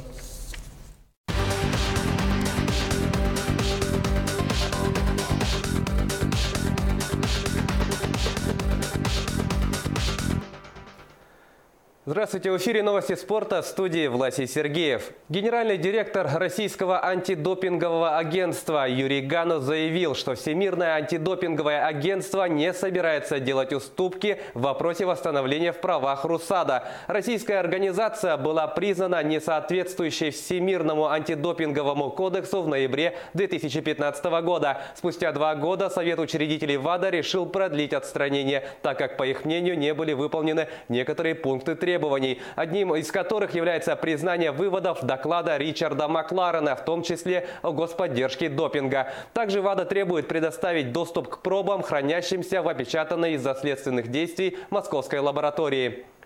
Общая позиция ВАДА принципиальная. Мы не уступим. Для того, чтобы решить эту проблему, никакой косметики, никаких деклараций недостаточно. Необходимо работать по докладу Ричарда Макларена. Комитет по соответствию определил техническое соответствие РУСАДА. Остались эти два вопроса. Следующее заседание Совета в мае. До мая есть еще время. Вашингтон нанес поражение Сент-Луису в матче регулярного чемпионата Национальной хоккейной лиги. Овечкин и Тарасенко забросили по одной шайбе, передает РИА Новости. Встреча, проходившая в Сент-Луисе, завершилась со счетом 4-2 в пользу гостей, в составе которых отличились Ларс Никлас Бёкстрём, Алекс Шейсон, Андрей Бураковский и Александр Овечкин. Отмечу, что последнему ассистировал другой российский форвард Евгений Кузнецов. За Сент-Луис результативные броски провели Патрик Берглунд и Владимир Тарасенко. Таким образом, Овечкин набрал 84 очка в 80 матчах, из них 46 шайб и 38 передач. По этому показателю он лидирует в списке бомбардиров лиги. На счету Тарасенко 64 очка, в том числе 32 шайбы и столько же голевых пасов. Вашингтон занимает третье место в таблице Восточной конференции, набрав 103 очка в 80 матчах. Сент-Луис идет девятым на Западе с 92 очками в 79 играх. Владислав Третьяк будет единственным кандидатом на выборах президента Федерации хоккея России. Об этом сообщает ТАСС. Отчетно-выборочная конференция, на которой будет избран президент Федерации, пройдет 12 апреля. Понедельник был последним днем подачи заявок от кандидатов, и по его итогам Третьяк оказался единственным, кто подал документы на участие в выборах. Напомню, Владислав Третьяк занимает пост президента Федерации хоккея России с 2006 года. Трехкратный олимпийский чемпион, 10-кратный чемпион мира, депутат Госдумы, 2 раза переизбирался на пост главы Федерации. За время его руководства российские хоккеисты стали олимпийскими чемпионами и 4-жды выигрывали чемпионат мира. Без отрыва от образования профессионально растут будущие олимпийцы, воспитанники Республиканской школы Олимпийского резерва в Алдане. Все свободное время юные спортсмены посвящают тренировкам. Как живет Олимпийский резерв, расскажут наши коллеги. Каникулы семиклассник Антон Уваров, уроженец Усть-Алданского района, провел за книгами. Режим тренировок прервала простуда. Антон – воспитанник Республиканской детско-юношеской школы Олимпийского резерва по зимним видам спорта. На лыжах ходит с малых лет. Тренеры прочили ему блестящую карьеру, и Антон приехал в Алдан, чтобы профессионально расти в школе Олимпийского резерва. Немножко скучаю по родителям. Детско-юношеская спортивная школа образовалась при Центре подготовки лыжников в 2013-м. Спустя 2 года ей был присвоен статус школы Олимпийского резерва. Каникул здесь нет. Летом ребята оттачивают мастерство на ройлерах, зимой на лыжах. В период учебно-тренировочных сборов школа собирает более 100 воспитанников. По итогам пятилетия у нас воспитано более 10 мастеров спорта, более 20 кандидатов мастера спорта, и практически всю республику, имеется в виду лыжную, мы охватываем.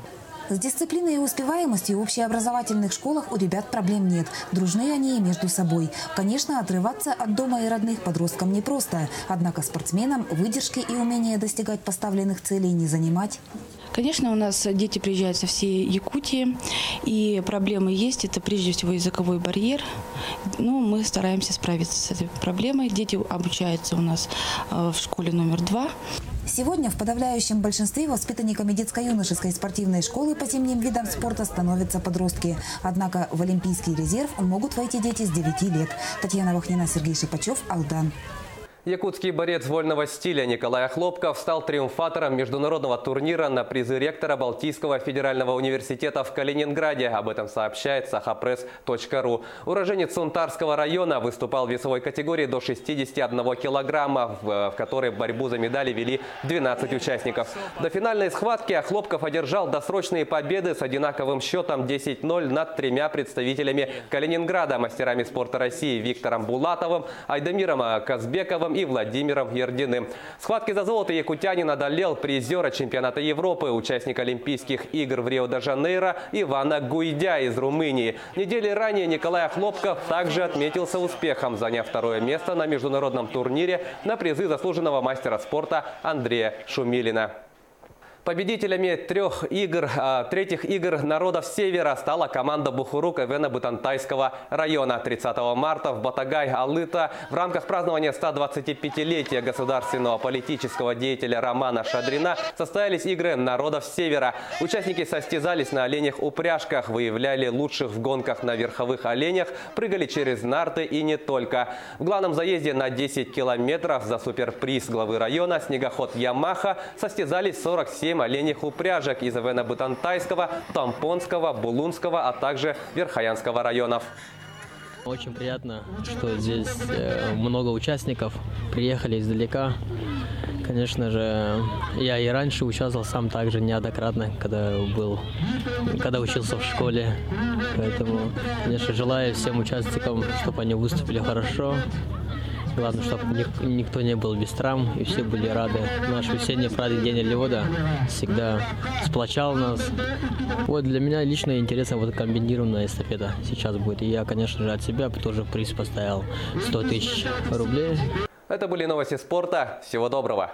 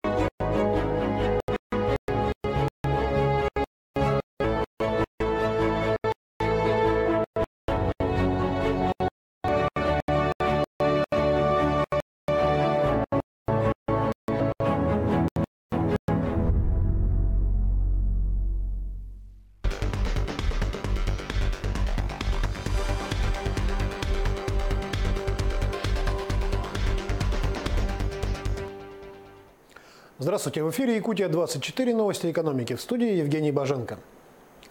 Президент Владимир Путин внес в Государственную Думу законопроект, который направлен на совершенствование контроля за соблюдением законодательства о противодействии коррупции. Документ предусматривает упрощенный порядок привлечения к дисциплинарной ответственности муниципальных и государственных служащих, а также сотрудников госкомпаний и государственных внебюджетных фондов, если признается факт совершения ими коррупционного преступления. При этом предусматривается срок давности для привлечения к ответственности не позднее 3 лет со дня совершения правонарушения. Дальний Восток пошел в тройку наиболее привлекательных для россиян федеральных округов страны с точки зрения потенциала социально-экономического развития. Об этом сообщила директор по исследованиям ВЦИОМ Елена Михайлова. По ее словам, за последние годы удалось решить задачу по формированию позитивного имиджа Дальнего Востока. Первую строчку в рейтинге занял Центральный округ, на 2-м месте Крым и Юг России.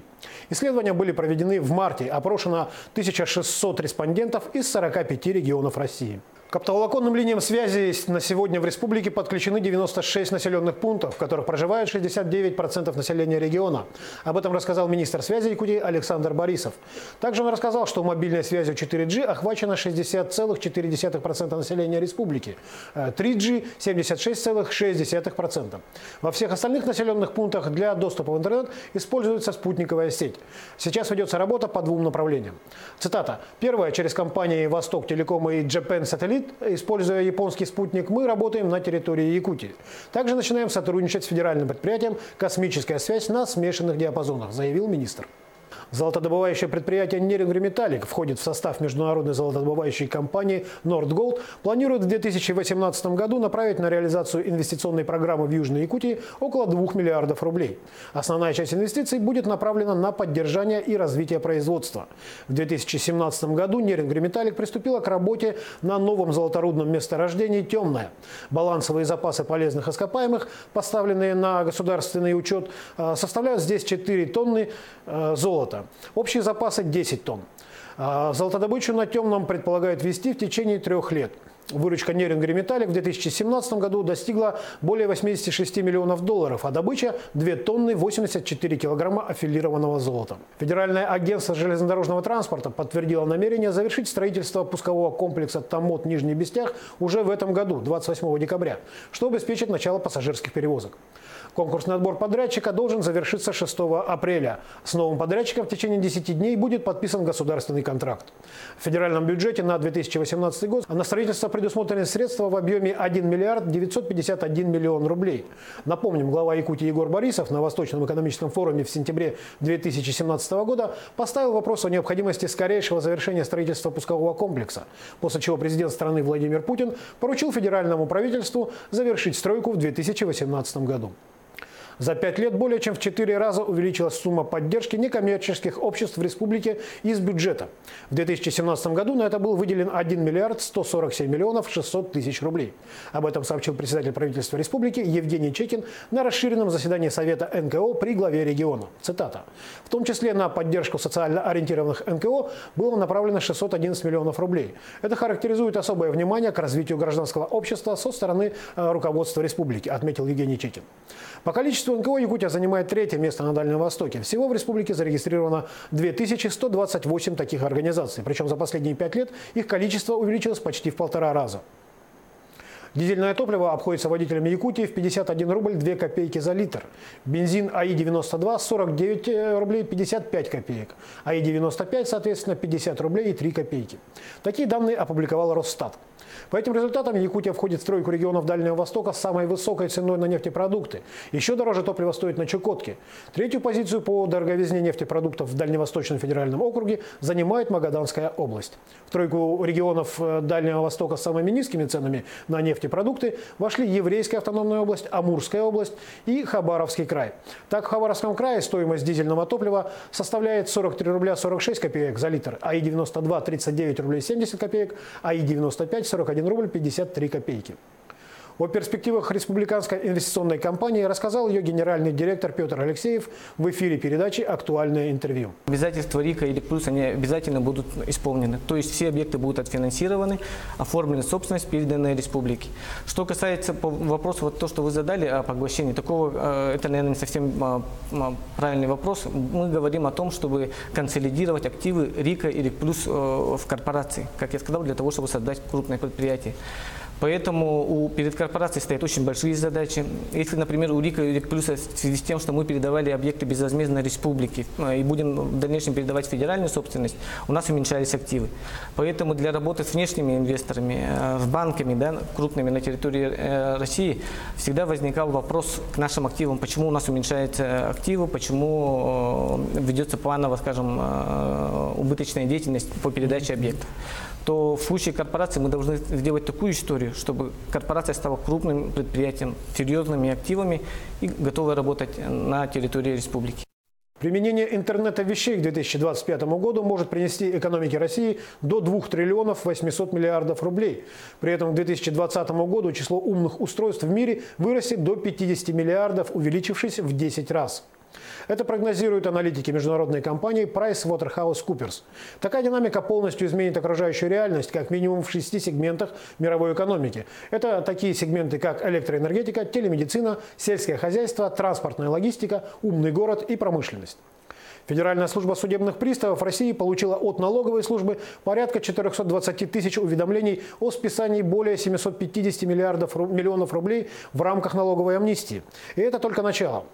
Сколько всего может поступить уведомлений, пока неизвестно.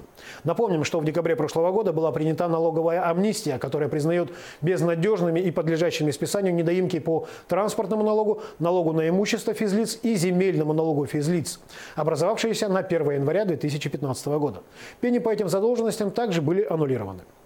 Первый вице-премьер российского правительства Игорь Шувалов дал задание проработать новые требования к интернет-магазинам, которые занимаются поставкой и продажей в стране детских товаров. Об этом сообщает газета «Коммерсант». Тема ужесточения торговли детскими товарами через интернет обсуждалась на совещании Кабинета министров под руководством Шувалова в середине марта. Проработкой вопроса займется Министерство экономического развития, а также Федеральная таможенная служба. Речь идет в первую очередь о детских товарах из иностранных интернет-магазинов. Цель мероприятия – защита прав потребителей. Совокупное состояние 27 российских миллиардеров за январь-март 2018 года уменьшилось на 190 миллионов 900 тысяч долларов, следует из данных агентства Bloomberg. Самым богатым в России по-прежнему является основной акционер компании «Северсталь» Алексей Мордашов. Его состояние оценивается в 19 миллиардов 300 миллионов долларов. Второе место у президента Норильского никеля Владимира Потанина – 19 миллиардов 100 миллионов.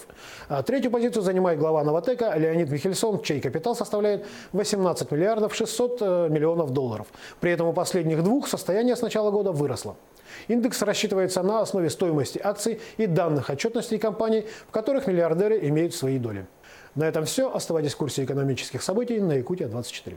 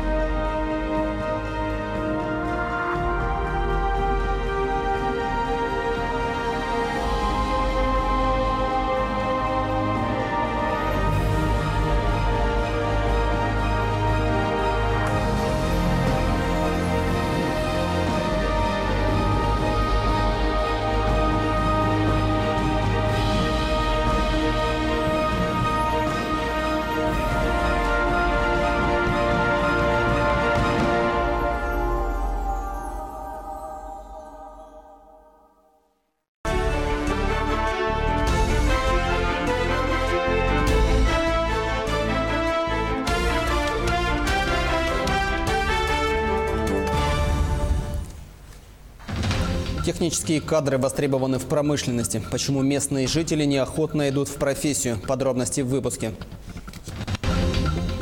Циклон отступает. По данным гидромедцентра, в ближайшее время в большинстве районов погода наладится. Безопасность на первом месте. В Ленске провели масштабные проверки торговых центров.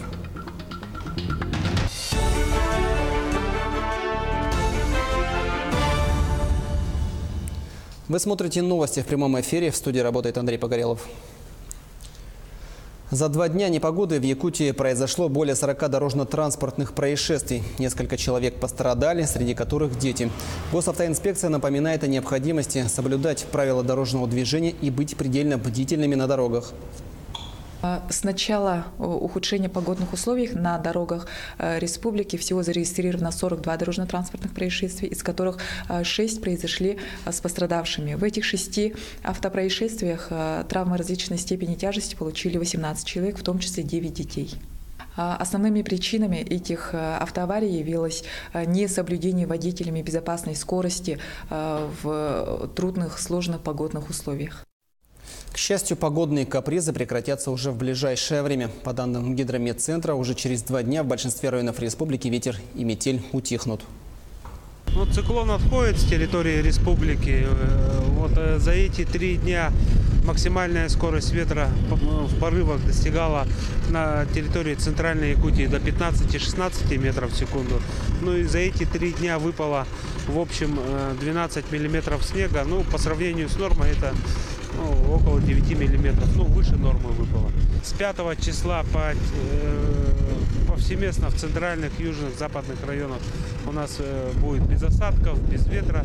Ночные температуры будут 10-15 градусов мороза, и днем будет уже от 0 до плюс 5 градусов. Обильный снегопад может усугубить паводковую ситуацию. Власти Якутии заблаговременно ведут работу в этом направлении. В республике в зону возможного подтопления попадают 166 населенных пунктов. Об этом нашему телеканалу по итогам совещания, посвященного подготовке к безаварийному пропуску весеннего половодья и летнего паводка, сказал первый заместитель председателя правительства республики Алексей Колодезников. В этом году будет повторяться ситуация в Среднеколымском районе. Это населенные пункты по реке Алазе, Сватай, Аргахтах, Андрюшкино. У нас высокие снегозапасы сформировались в Верхнеколымском районе. Есть угроза и в Абыйском.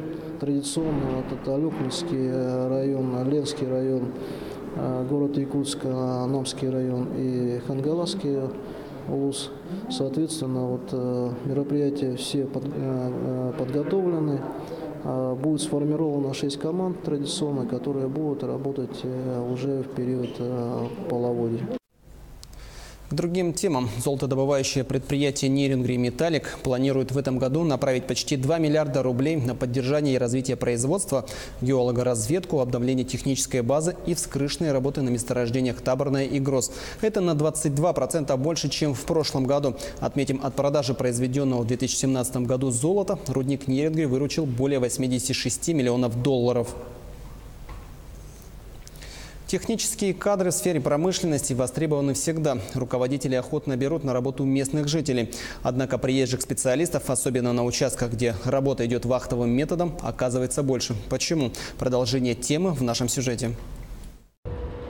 Производственный участок «Надежда», где ведет разработку акционерное общество «Селигдар», включает несколько золоторудных месторождений. «Надежда» и «Межсопочный» располагаются на Нижнеякокитском рудном поле. Весь сложный многоуровневый процесс добычи от выемки руды до производства золота происходит на месте. В дополнение ко всему еще, кроме основных производственных процессов, у нас идет полный ремонт техники, как землеройной, так и автомобильной, технологического транспорта. Все происходит на месте. На горнорудном комплексе Нижнеякокитский трудятся свыше 1000 человек. 7 дней в неделю по 12 часов. Таков график. Большинство работающих вахтовым методом в артели – люди приезжие. Местные жители, имеющие семьи, предпочитают работать в городе без отрыва от дома. Наверное, сейчас 60/40. Вот так. Все-таки приезжих немножко побольше, местных поменьше. Местные с небольшой охотой к нам идут. Но, тем не менее, на сегодняшний день у нас вакансий совсем немного осталось. Все полностью закрыто. Я думаю, что к сезону мы будем готовы. Руководители промышленных предприятий не прочь привлекать на работу местных специалистов. Нежелание жителей долговременно работать на участках сотрудники компании «Селигдар» объясняют причинами психологическими. Сравнительная близость семьи не стимулирует к долгим разлукам. Когда человек все же решается уехать из дома, он готов полностью отдаваться работе. Наверное, это для местных сложновато тем, что семья дома и находиться рядом, а в то же время не попадать в семью, наверное, сложновато. Поэтому все-таки интерес у местных поменьше. Руководители промышленных предприятий приводят немало примеров, когда жители России работают в артелях годами. Местные же специалисты, побывав на вахте 2-3 раза, увольняются. Татьяна Вахнина, Сергей Шипачев, Алданский район, горнорудный комплекс Нижнеякокитский. В прошлом году количество зарегистрированных пользователей порталов госуслуг увеличилось на 23% и составило порядка 400 тысяч человек. В настоящий момент этот показатель увеличился на 52 тысячи. Свыше 60% это жители республики возрастом старше 14 лет. Министерством связи республики ведется работа по увеличению центров обслуживания по регистрации и подтверждению учетных записей в единой системе. На сегодняшний день на территории республики функционирует 371 центр обслуживания. Мы видим, что итоги нашей работы есть. Электронные услуги, они приобретают все большую популярность у нашего населения.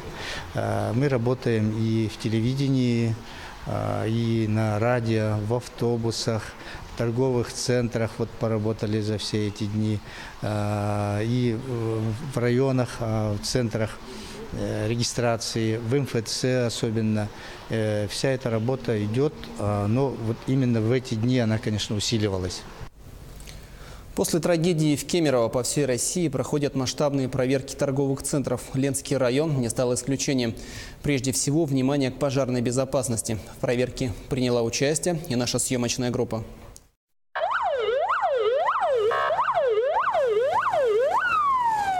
По всему Ленскому району с начала недели начались массовые проверки. Торгово-развлекательные центры, которых по примерным подсчетам около десятка, подвергаются ревизии везде. МЧС, прокуратура, полиция. Дни наперед теперь расписано по выездам на объекты. На сегодняшний день прокуратурой Ленского района была проведена надзорная проверка в области охраны пожарной безопасности объектов с большим пребыванием людей. А именно в настоящее время были проверены торговый центр «Юпитер», также торговый центр «Север» и драгоценности Якутии. По результатам проверки будут сообщено дополнительно о мерах, принятых прокуратурой Ленского района. В первую очередь проверке подлежали эвакуационные выходы, система пожаротушения и сигнализация, электрощитовые зоны и подсобные помещения. Сначала комиссия проверила торговый центр «Юпитер». Здесь крупных нарушений выявлено не было. Следующий на очереди был «Север», на втором этаже которого располагается магазин ДНС. Здесь уже у проверяющих возникли вопросы. Аварийный выход был закрыт. Открыть его сотрудники магазина так и не смогли. По всей вероятности, дверь заклинила. Кнопку пожарной сигнализации они тоже не нашли. Это уже не говоря о мелких недочетах. Владельцы магазина будут привлечены к административной ответственности. На первом этаже торгового центра весь коридор был заставлен товаром одного из арендаторов. Это грубое нарушение. Владельцам было дано несколько часов, чтобы освободить проход. Также в ходе надзорной проверки были проверены и действия пожарных подразделений. Отрабатываем поступление сообщения, действия по прибытию, работа с персоналом, взаимодействие, отработка пожарной сигнализации, средства пожаротушения, первичные средства пожаротушения. То есть полный комплекс мероприятий. В ближайшие несколько дней проверки будут продолжены. Проверке подлежат несколько торговых точек, ресторан и кафе. Не только в городе, но и в поселках Витим и Пеледуй. Светлана Балеева, Виталий Андреев, Ленск. На этом у меня все. Прямо сейчас Марьяна Кутукова расскажет о том, как прошли масштабные пожарные учения в спорткомплексе Мирного и о том, как трудоустраивают местные кадры в промышленность. Не переключайтесь. Здравствуйте! В Мирном продолжается установка пожарных извещателей в многоквартирных деревянных домах. В приоритете отдаленные районы города. Сегодня противопожарная система есть в 53 домах. 106 извещателей установлены в подъездах на втором этаже. Всего остается обеспечить еще 163 деревянных двухэтажек. По выделению продуктов горения, то бишь дыма, происходит срабатывание. В данном датчике установлен GSM-модуль с сим-картой, который выведен у нас на пульт ЦВПС 01 пожарной охраны, также ЕДДС Миринского района и обслуживающая организация, в каком доме она установлена, то есть на 3 абонента. В случае его сработки сразу же идет оповещение, и на место выезжает оперативная служба. Сегодня в спорткомплексе «Кимберлит» прошли масштабные пожарно-тактические учения. На ликвидацию условного пожара и эвакуацию людей задействовали 7 единиц техники и более 40 пожарных. По легенде учений из здания самостоятельно эвакуировались 30 человек. 6 не смогли выбраться. В первую очередь все силы пожарно-спасательных подразделений были направлены именно на их поиски. В целом со всей операцией пожарные справились за 20 минут. Пожарные подразделения, они справились с поставленной задачей. Все 6 человек, которые не вышли самостоятельно, были выведены на свежий воздух, переданы каретам скорой помощи. Но хочу сказать, что пожарные не знали наперед количество пострадавших, которые останутся здесь, и не знали их места. То есть они, как в реальных условиях, обследовали все помещения, обследовали все здание до тех пор, пока не нашли данных пострадавших. На этой неделе также состоится выездное совещание «Илтумен», где обсудят трудоустройство местных кадров в промышленные компании. Кроме этого, запланированы благотворительная ярмарка в помощь одиноким отцам и лыжня России. Завершится неделя народными гуляниями. 8 апреля на стадионе «Металлург» пройдут проводы зимы. С 12:30 до 17:00 движение на личном транспорте по шоссе Кузакова будет ограничено. Разрешено проезжать рейсовым автобусом. Пройдут все различные конкурсы. Конкурс на поедание блинов, ледяной столб, веселые старты, спортивные соревнования. Также у нас пройдет новый конкурс. Это Инстаграм. Весна идет, весне дорогу. И объявление конкурса тоже пройдет в этот же день в 16:25. На этом все. До новых встреч!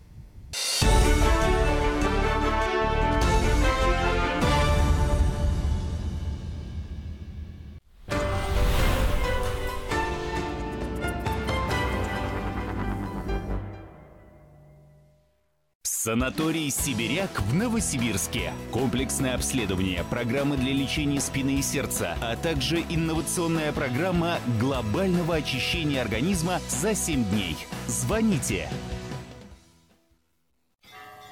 В дни светлой пасхальной недели приглашаем всех на концерты, спектакли и другие мероприятия Республиканского пасхального фестиваля искусств «Золотые купола».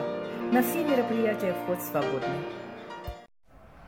Управление Госстройжилнадзора Республики Саха-Якутия предупреждает: прежде чем произвести оплату застройщику по договору участия в долевом строительстве, обязательно ознакомьтесь с проектной декларацией на сайте застройщика, проверьте наличие у застройщика разрешения на строительство, убедитесь, что застройщик имеет право аренды или собственности на земельный участок, зарегистрируйте договор в управлении Росреестра. В противном случае вы рискуете стать обманутым дольщиком.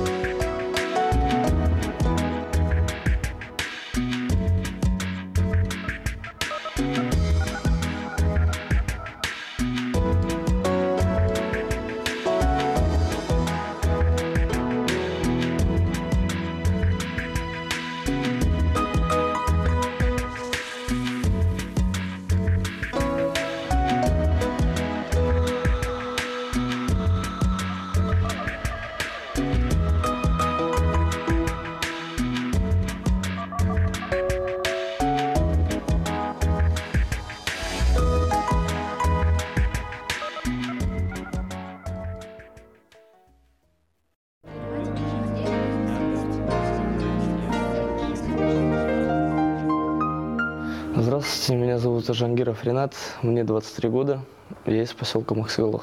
С самого детства я занимался дзюдо-самбо, был 8-кратным чемпионом республики, неоднократным участником первенства России, выполнил норматив мастера спорта по самбо, кандидат в мастера спорта по дзюдо. Поступил в Омское летно-техническое училище гражданской авиации на авиатехника. Отслужил в войсках, закончил учебу, получил диплом, ну и в общем вернулся обратно в Якутию. Отдал документы в авиакомпанию и ожидал от них ответа. Я решил время не терять и решил устроиться на временную подработку на завод. На заводе произошел самый несчастный случай, где потерял обе ноги. 16 августа 2016 года, за неделю до моего дня рождения. Так как не вышел на смену, на работу один из, так сказать, сотрудников, меня поставили на его место. Он работал на электрокаре. То ли штанину, то ли шнурок затянуло под колесо электрокара. Весит она около 4 тонн, наверное, на этой электрокаре. Большие железные колеса, и между колесами большие шестерни. И получилось так, что я как-то развернулся и оказался вообще между ними. Кричал, звал на помощь, и в самый последний момент, когда я уже, можно сказать, сдался, перестал кричать, меня заметил мой напарник. 2 месяца находился в больнице на стационарном лечении. Спустя какое-то время снова начал учиться ходить заново. Я думал, все это будет легко. На самом деле это очень сложно. Головой ты понимаешь, что это не настоящие ноги, что это не твое. Ну и в то же время понимаешь, что к этому нужно привыкать. Больше всего мне было жалко девушку мою, в первую очередь мать, маму. Вдохновляла меня в первую очередь мои родственники, девушка. Было очень много поддержки со стороны друзей, со стороны знакомых, со стороны незнакомых было очень много поддержки. В прошлой своей жизни я был очень активный, любил развлекаться, любил бегать, прыгать, заниматься гимнастикой, любимым спортом заниматься. Снова хочется как-то выйти на татами, почувствовать захват в своих руках. Это и есть. Очень скучаю. После этого не стал сидеть на месте, начал искать работу и нашел вакансию в медицине катастроф, технику по ОГСМ. Начал продолжать заниматься спортом, пауэрлифтингом, готовимся на норматив кандидата в мастера спорта в ближайшее время. Когда я был на соревнованиях в Сочи, я разговаривал с такими же людьми, как я. Они предлагали мне пропагандировать новый вид спорта, единоборство для инвалидов. Мыслей очень много. Со временем хочу начать пропаганду нового вида спорта, единоборств для инвалидов. С девушкой у нас обязательно скоро поженимся, завести детей. Но мне кажется, смысл жизни это заключается в том, что нужно прожить свою жизнь так, как ты хочешь, как ты желаешь. Ну и оставить после себя наследников. По 100-бальной шкале я на 95% счастливый. Но в данный момент я радуюсь каждому своему дню, потому что жизнь она одна, и всякое может в жизни произойти. В данный момент начал ценить то, что у меня есть, ну и радоваться тому, что есть.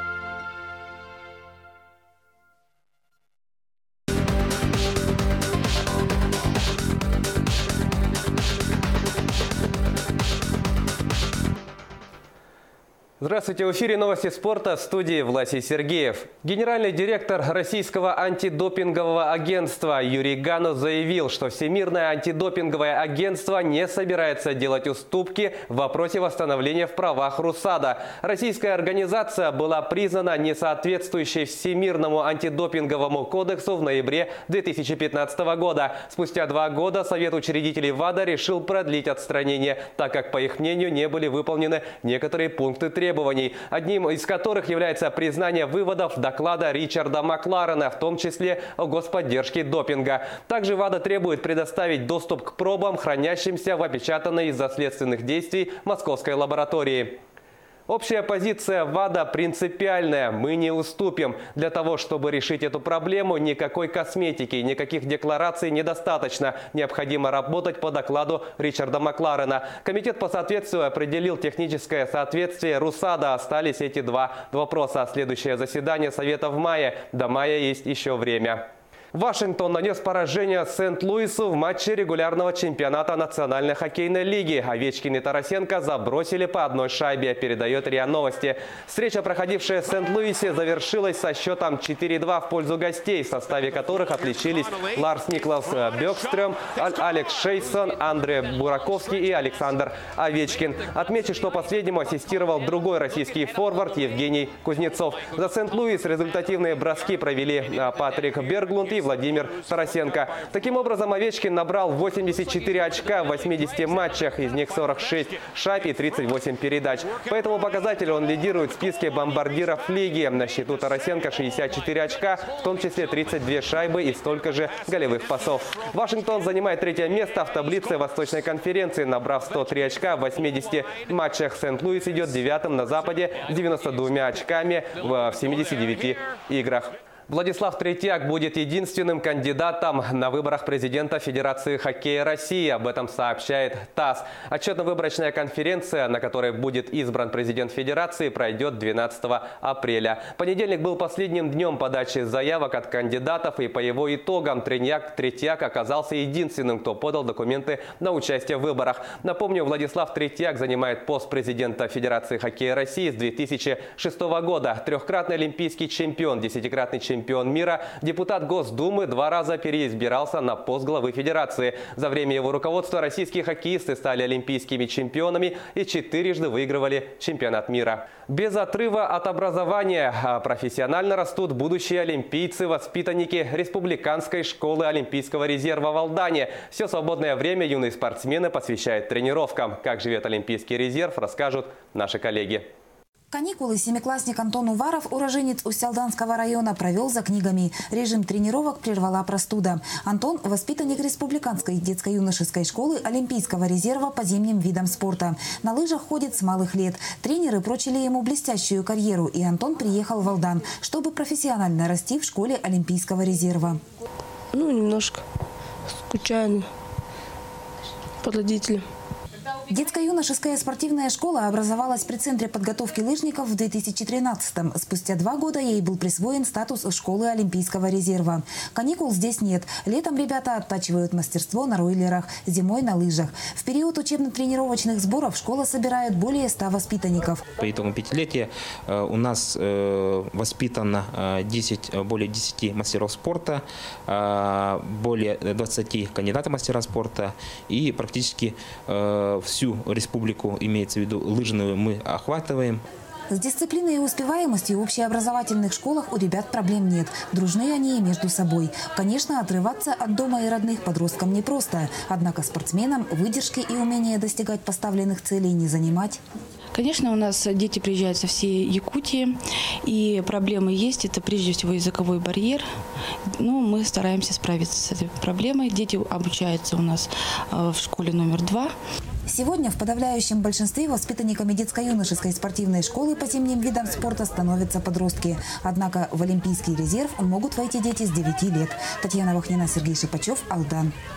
Якутский борец вольного стиля Николай Хлопков стал триумфатором международного турнира на призы ректора Балтийского федерального университета в Калининграде. Об этом сообщает sahapress.ru. Уроженец Сунтарского района выступал в весовой категории до 61 килограмма, в которой борьбу за медали вели 12 участников. До финальной схватки Хлопков одержал досрочные победы с одинаковым счетом 10-0 над 3 представителями Калининграда: мастерами спорта России Виктором Булатовым, Айдамиром Казбековым и Владимиром Ердиным. В схватке за золото якутянин одолел призера чемпионата Европы, участника Олимпийских игр в Рио-де-Жанейро Ивана Гуйдя из Румынии. Недели ранее Николай Хлопков также отметился успехом, заняв 2-е место на международном турнире на призы заслуженного мастера спорта Андрея Шумилина.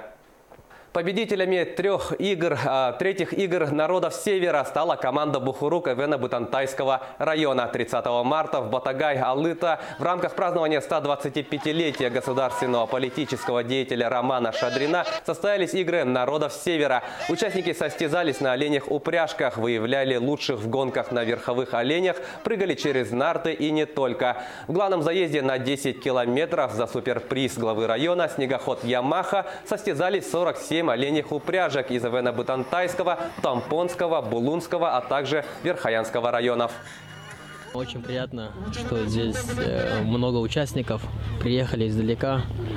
Конечно же, я и раньше участвовал сам также неоднократно, когда учился в школе.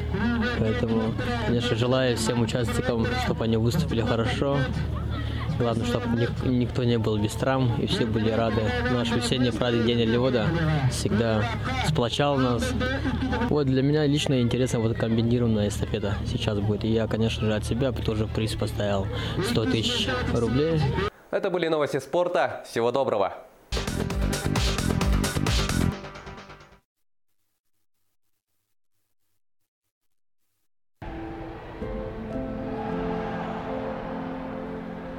Мечтам чемпион болып мағарадым. Чемпион болып кейден. Кім бір кейі соллақ сұрықтақ болар. Бұл әлбақ сбор, әлбақ қырықтахи, әлбақ дәркәнне маңдық результат келер. Бәйіз класска қапсағай көрі ағарадың кейкеліға болды да. Оланна көйен баранызы көйіқпін сәбәбет, кешеқпін сәбәбеттен верінес келбіді. Оннан таныла бұтыштуыны таптан нақтық ұқтуаққа солбын сетейін дәртін айдауын. Қоттару қамалтата да бар, көйгері да қамалтата бар. Кеге ұлған ұстата нар ұрқаттыр көшір, ұрқанды кәмінер балалар, қиылақты кәмінер онна бұтышту. Кеге үшіп кәчістуалары сайынарап жұлғағын, сұрды қарасқа, ben tünen fiziki de tünen iştah bolağım ustu ki hadba verip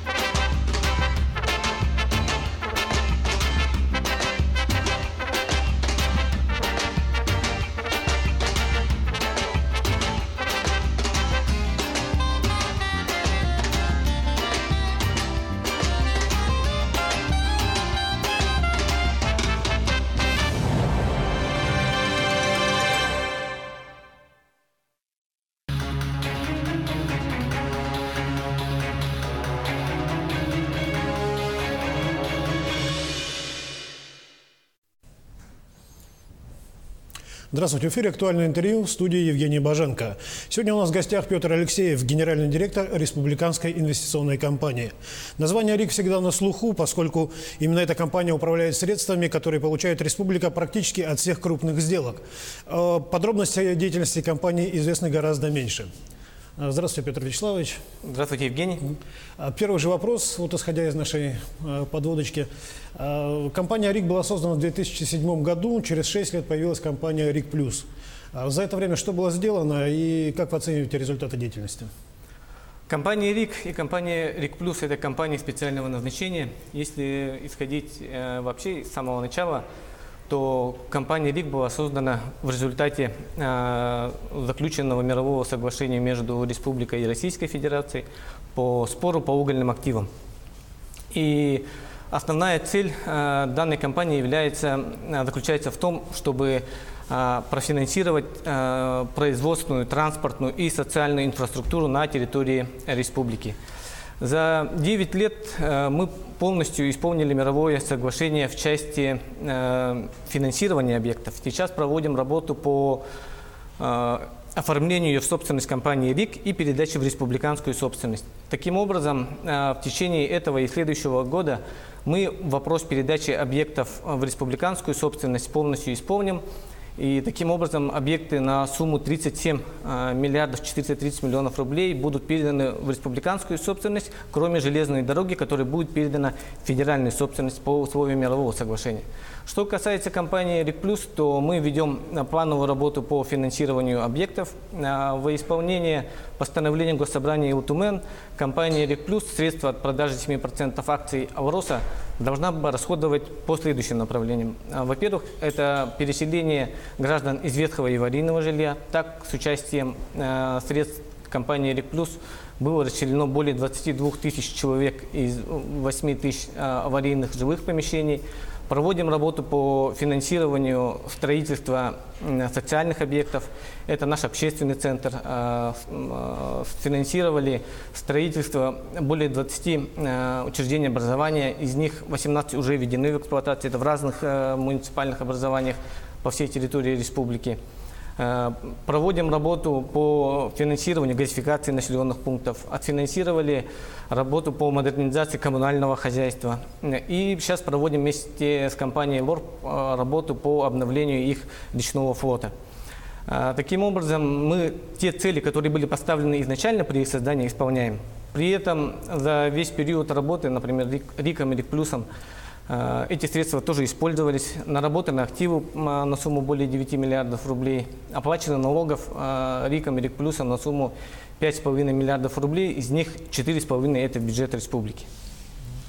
Дочерние структуры компании, они чем занимаются? У группы компании РИК за период деятельности создана холдинговая структура. РИК участвует примерно в 20 различных обществах, обществах с ограниченной ответственностью, в акционерных обществах. Из них 12 обществ – это наши дочерние предприятия. То есть те предприятия, которыми мы непосредственно управляем и принимаем основные решения по утверждению их стратегии и их деятельности. Хотелось бы сказать, что наши дочерние общества работают в строительной, дорожной, финансовой, управлении недвижимостью и жилищно-коммунальном хозяйстве. Довольно-таки такой широкий спектр деятельности наших дочерних обществ. При этом хотелось бы сказать, что в наших дочерних обществах работает более 1000 человек, то есть за весь период деятельности создано и сохраняется более 1000 рабочих мест. С каждым годом выручка наших дочерних обществ увеличивается, но при этом, конечно, как и в любой, скажем, холдинговой структуре, происходят определенные изменения. Какие-то общества мы объединяем. Так, например, наши дорожные общества были в прошлом году объединены в дорожный холдинг. Это компания «Вилюй Автодор», «Дороги Хангава», «Самга Автодор». Планируем включить в этот холдинг предприятие ДЭП-135, которое работает на федеральной дороге Колыма. Целью объединения является то, чтобы мы на территории республики создали крупное дорожное предприятие, которое сможет конкурировать с другими предприятиями, которые приходят извне республики. При этом наша основная цель, конечно, и требования к нашим дочерним обществам, чтобы они стали коммерчески привлекательными и самоокупаемыми.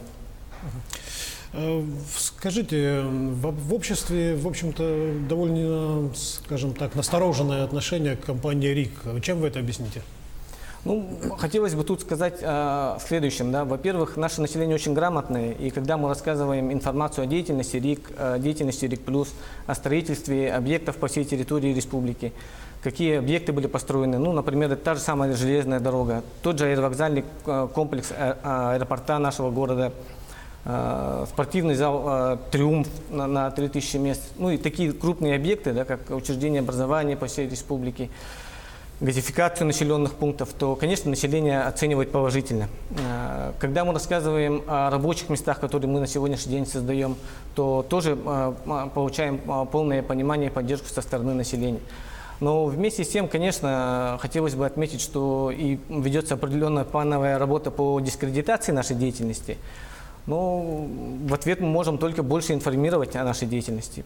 Поэтому я думаю, что понимание и отношение к нашей компании у нашего населения соответствующие. Будем проводить работу о разъяснении нашей деятельности, конечно. А кто ведет такую работу по дискредитации? Ну, я тут, наверное, фамилии, имена называть не буду, но у них есть определенные, скажем, личные, какие-то политические очки пытаются заработать. Но, тем не менее, деятельность нашей компании, она довольно-таки прозрачная. Мы каждый год проходим на проверки всех надзорных органов. Нас контролирует совет директоров, ревизионная комиссия, общественный совет. Поэтому я думаю, что компания довольно-таки открыта. Вся информация о деятельности нашей компании РИК и РИК Плюс, она находится на сайте. Мы ведем работу по освещению деятельности. Поэтому я думаю, что тут вопросов никаких. То есть ваша деятельность прозрачна? Да, абсолютно верно. А вы сказали только что о том, что создаете рабочие места. Сколько было создано рабочих мест за эти годы? Более 1000 рабочих мест, если взять вот наше дочернее общество. Но я думаю, что мы в данном направлении еще будем больше работать, потому что, например, наше дочернее общество, как венчурная компания Якутии, да, финансирует новые производства на территории республики. Они отфинансировали за несколько лет более 40 новых проектов, которые в том числе стали резидентами территории опережающего развития, как Кангаласы, работают в районах республики. Если мы будем плюсовать, скажем, те же наши, скажем, вновь созданные рабочие места нашими дочерними предприятиями, то, конечно, цифра будет намного больше. Если исходить из того, что, например, наш центр кластерного развития, да, представляет на определенных льготных условиях помещения для наших предпринимателей, и они тоже там имеют возможность работать, скажем, на более таких приемлемых условиях, то эта цифра будет больше. При этом вот именно в нашей группе компании РИК, в наших дочерних обществах работает примерно более 1000 человек. На днях наблюдательный совет Алроса одобрил сделку по продаже республикой компании Алроса 10% акций компании Алроса Нюрба. Это выгодная сделка для республики, как вы считаете? Ну, во-первых, деятельность компании «Алроса», она публичная, и компания «Алроса» уже на протяжении нескольких лет ведет плановую работу по консолидации своих активов в своих дочерних обществах. Если говорить о продаже, приватизации 10% акций компании «Алроса Нюрба», то хотелось бы отметить на следующий момент. Во-первых, если исходить чисто юридически, в корпоративном плане 10% акций компании «Алроса Нюрба», к сожалению, не дают возможности оказывать сильное влияние на принимаемые решения. 87% принадлежит компании «Алроса», поэтому вся деятельность подконтрольна изначально уже сегодня компании «Алроса». Во-вторых, сама компания «Алроса Нюрба» не занимается добычей полезных ископаемых, то есть алмазов. Да? Добычу полезных ископаемых ведет структурное подразделение компании «Алроса». «Алроса Нюрба» является на сегодняшний день только владельцем лицензии на добычу полезных ископаемых. В-третьих, тут необходимо говорить о том, что правительством республики, главой республики принято решение о том, что данные 10% акций будут проданы не кому-нибудь там, скажем, на свободном рынке, да, а именно компании «Алроса», у которой доля республики составляет довольно-таки большой процент. Это 25 плюс 1 акция у республики, 8% у наших муниципальных образований. Следовательно, у республики сохраняется контроль в целом над всей группой «Алроса». Также хотелось бы поговорить о том, что вообще компания Росэнербас сама является как бы публичной, ее акции торгуются, и стоимость акций она очень волатильна. Если в прошлом году стоило 13 миллиардов, то в этом году уже 12. При этом мы исходим из того, что, например, если какая-то будет уменьшение стоимости, там, или делистинг, или вообще переоформление на материнскую компанию лицензии, мы просто потеряем деньги. Вы недавно назначены руководителем корпорации развития Якутии. Какие задачи представлены перед этой корпорацией? Перед корпорацией стоят задачи по содействию развитию экономики путем реализации крупных, сложных инвестиционных проектов. Это не менее чем 200 миллионов рублей. И вторая задача – это управление территориями опережающего развития. Их у нас две на территории республики. Это ТОР Кангавас и ТОР Южная Якутия. И содействие их резидентам в реализации их бизнес-проектов на территории опережающего развития. Перед нами правительством поставлена задача, чтобы мы создали на базе корпорации развития республики крупные предприятия, финансовый холдинг, который мог бы отвечать требованиям, скажем, внешних инвесторов. Да? Когда внешний инвестор, иностранный инвестор приходит на территорию республики, он ищет своего регионального партнера. Так вот, мы должны из корпорации превратить в такое предприятие, которое будет взаимодействовать и с федеральными органами, и с внешними инвесторами для того, чтобы развивать экономику республики. Скажите, а насколько верна информация, что после выполнения обязательств финансовых по всем социальным объектам компания РИК и РИК Плюс будут поглощены компанией корпорации развития Южной Якутии? Корпорация развития республики Саха-Якутия, наверное. Прошу прощения. Да, но тут хотелось бы сказать о том, что обязательства РИКа и РИК Плюс, они обязательно будут исполнены. То есть все объекты будут отфинансированы, оформлена собственность, переданная республике. Что касается вопроса, вот то, что вы задали о поглощении, такого, это, наверное, не совсем правильный вопрос. Мы говорим о том, чтобы консолидировать активы РИКа и РИК Плюс в корпорации, как я сказал, для того, чтобы создать крупное предприятие. Поэтому перед корпорацией стоят очень большие задачи. Если, например, у РИКа и РИК Плюса в связи с тем, что мы передавали объекты безвозмездно республике и будем в дальнейшем передавать федеральную собственность, у нас уменьшались активы.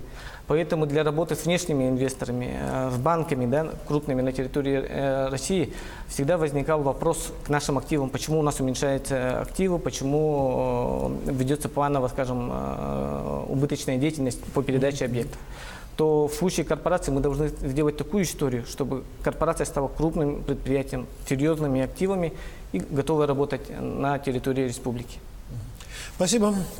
Я напомню, что у нас в гостях был Петр Алексеев, генеральный директор Республиканской инвестиционной компании. Мы говорили о деятельности компании, о ее планах на будущее и перспективах. Всего доброго, оставайтесь с нами. Это было актуальное интервью.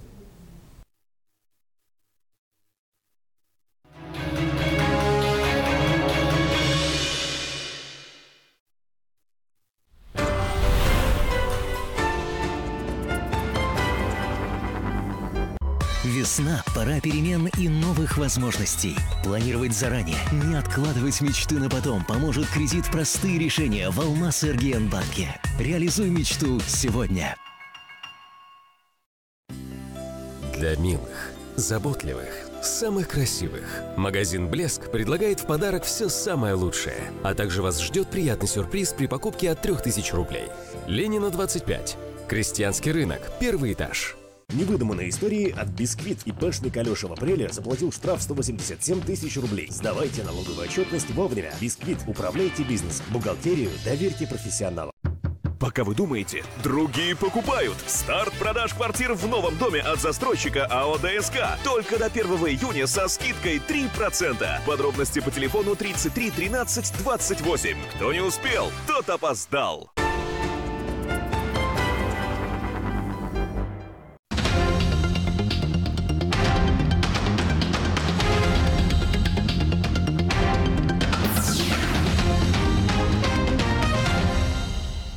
Здравствуйте, в студии Николай Борисов и обзор чрезвычайных происшествий. Мирнинский дом-интернат для престарелых и инвалидов оштрафован за неоплату услуг по контракту. К ответственности привлечен директор. Нарушения устранены, имеющаяся задолженность погашена в полном объеме. Государственным бюджетным учреждением республики Мирнинский дом-интернат для престарелых и инвалидов не произведена оплата за предоставленную услугу по контракту в размере свыше 95 тысяч рублей. По данному факту прокуратура города возбудила в отношении директора учреждения дело об административном правонарушении. По результатам его рассмотрения Управлением Федеральной антимонопольной службы по республике Саха-Якутия должностное лицо оштрафовано на 30 тысяч рублей. Жительница Ленского района лишилась 46 тысяч рублей. 37-летняя женщина сообщила, что мошенники похитили деньги с кредитной карты. На мобильный телефон позвонил неизвестный и представился специалистом банка. Он сообщил, что произошел технический сбой и попросил подтвердить контактную информацию. Женщина продиктовала требуемое. Через некоторое время ей снова перезвонили и предложили увеличить лимит на карте, на что она также согласилась. Тогда лжеспециалист попросил ее назвать коды подтверждения, которые были отправлены в СМС-сообщениях, а после чего сразу же удалить сообщение. Потерпевшая, не задумываясь, сообщила звонившему необходимые сведения. А через некоторое время с ее счета были похищены деньги. Уважаемые граждане, помимо этого способа распространенной схемой обмана стали звонки от сотрудников оператора сотовой связи. Они сообщают о переплате за мобильные услуги и просят назвать реквизиты банковской карты для того, чтобы якобы вернуть деньги. Полиция призывает вас быть бдительными и не реагировать на подобные телефонные звонки. Но в случае, если вы попались на уловки мошенников, то незамедлительно обращайтесь в полицию. Доведите эту информацию до своих пожилых родственников, чтобы уберечь их от мошеннических действий. Судя по всему, несмотря на непогоду, в Ленске наступила горячая пора. Недавно там произошла подготовленная кража, которая совершила 18-летняя девушка, одетая в черную маску и куртку. Девушка начала подготовку к преступлению месяц назад. Предусмотрительно сшила из старой кофты маску с прорезями для глаз, изучила работу камер видеонаблюдения в салоне и следила за графиком работы персонала. Отправившись в ювелирный салон, она первым делом перерезала плоскогубцами провода сигнализации и разбила окно. Затем, убедившись, что оповещение не сработало, проникла в помещение. Однако злоумышленница не заметила осколки, торчащие из рамы окна, и случайно порезалась. В итоге эти порезы ее и выдали. Кстати, преступница долго не могла выбрать себе подходящие по размеру ювелирные украшения и оставила сильный беспорядок в салоне. На вопрос полицейских, зачем ей 3 золотых кольца, 1 перстень с камнем и 3 золотые цепочки, подозреваемая ответила, что любит ювелирные изделия и хотела оставить похищенные украшения у себя. Материальный ущерб составил порядка 100 тысяч рублей. В Момском районе ранее судимый безработный пнул ребенка в живот, чтобы отобрать портативный компьютер и пропить. Он распивал алкоголь в доме своего знакомого, зашел в комнату, где находилась 9-летняя дочь хозяина квартиры, потребовал у ребенка отдать ему портативный компьютер. Получив решительный отказ, стал угрожать девочке. Когда и это не помогло, ударил ее ногой в живот.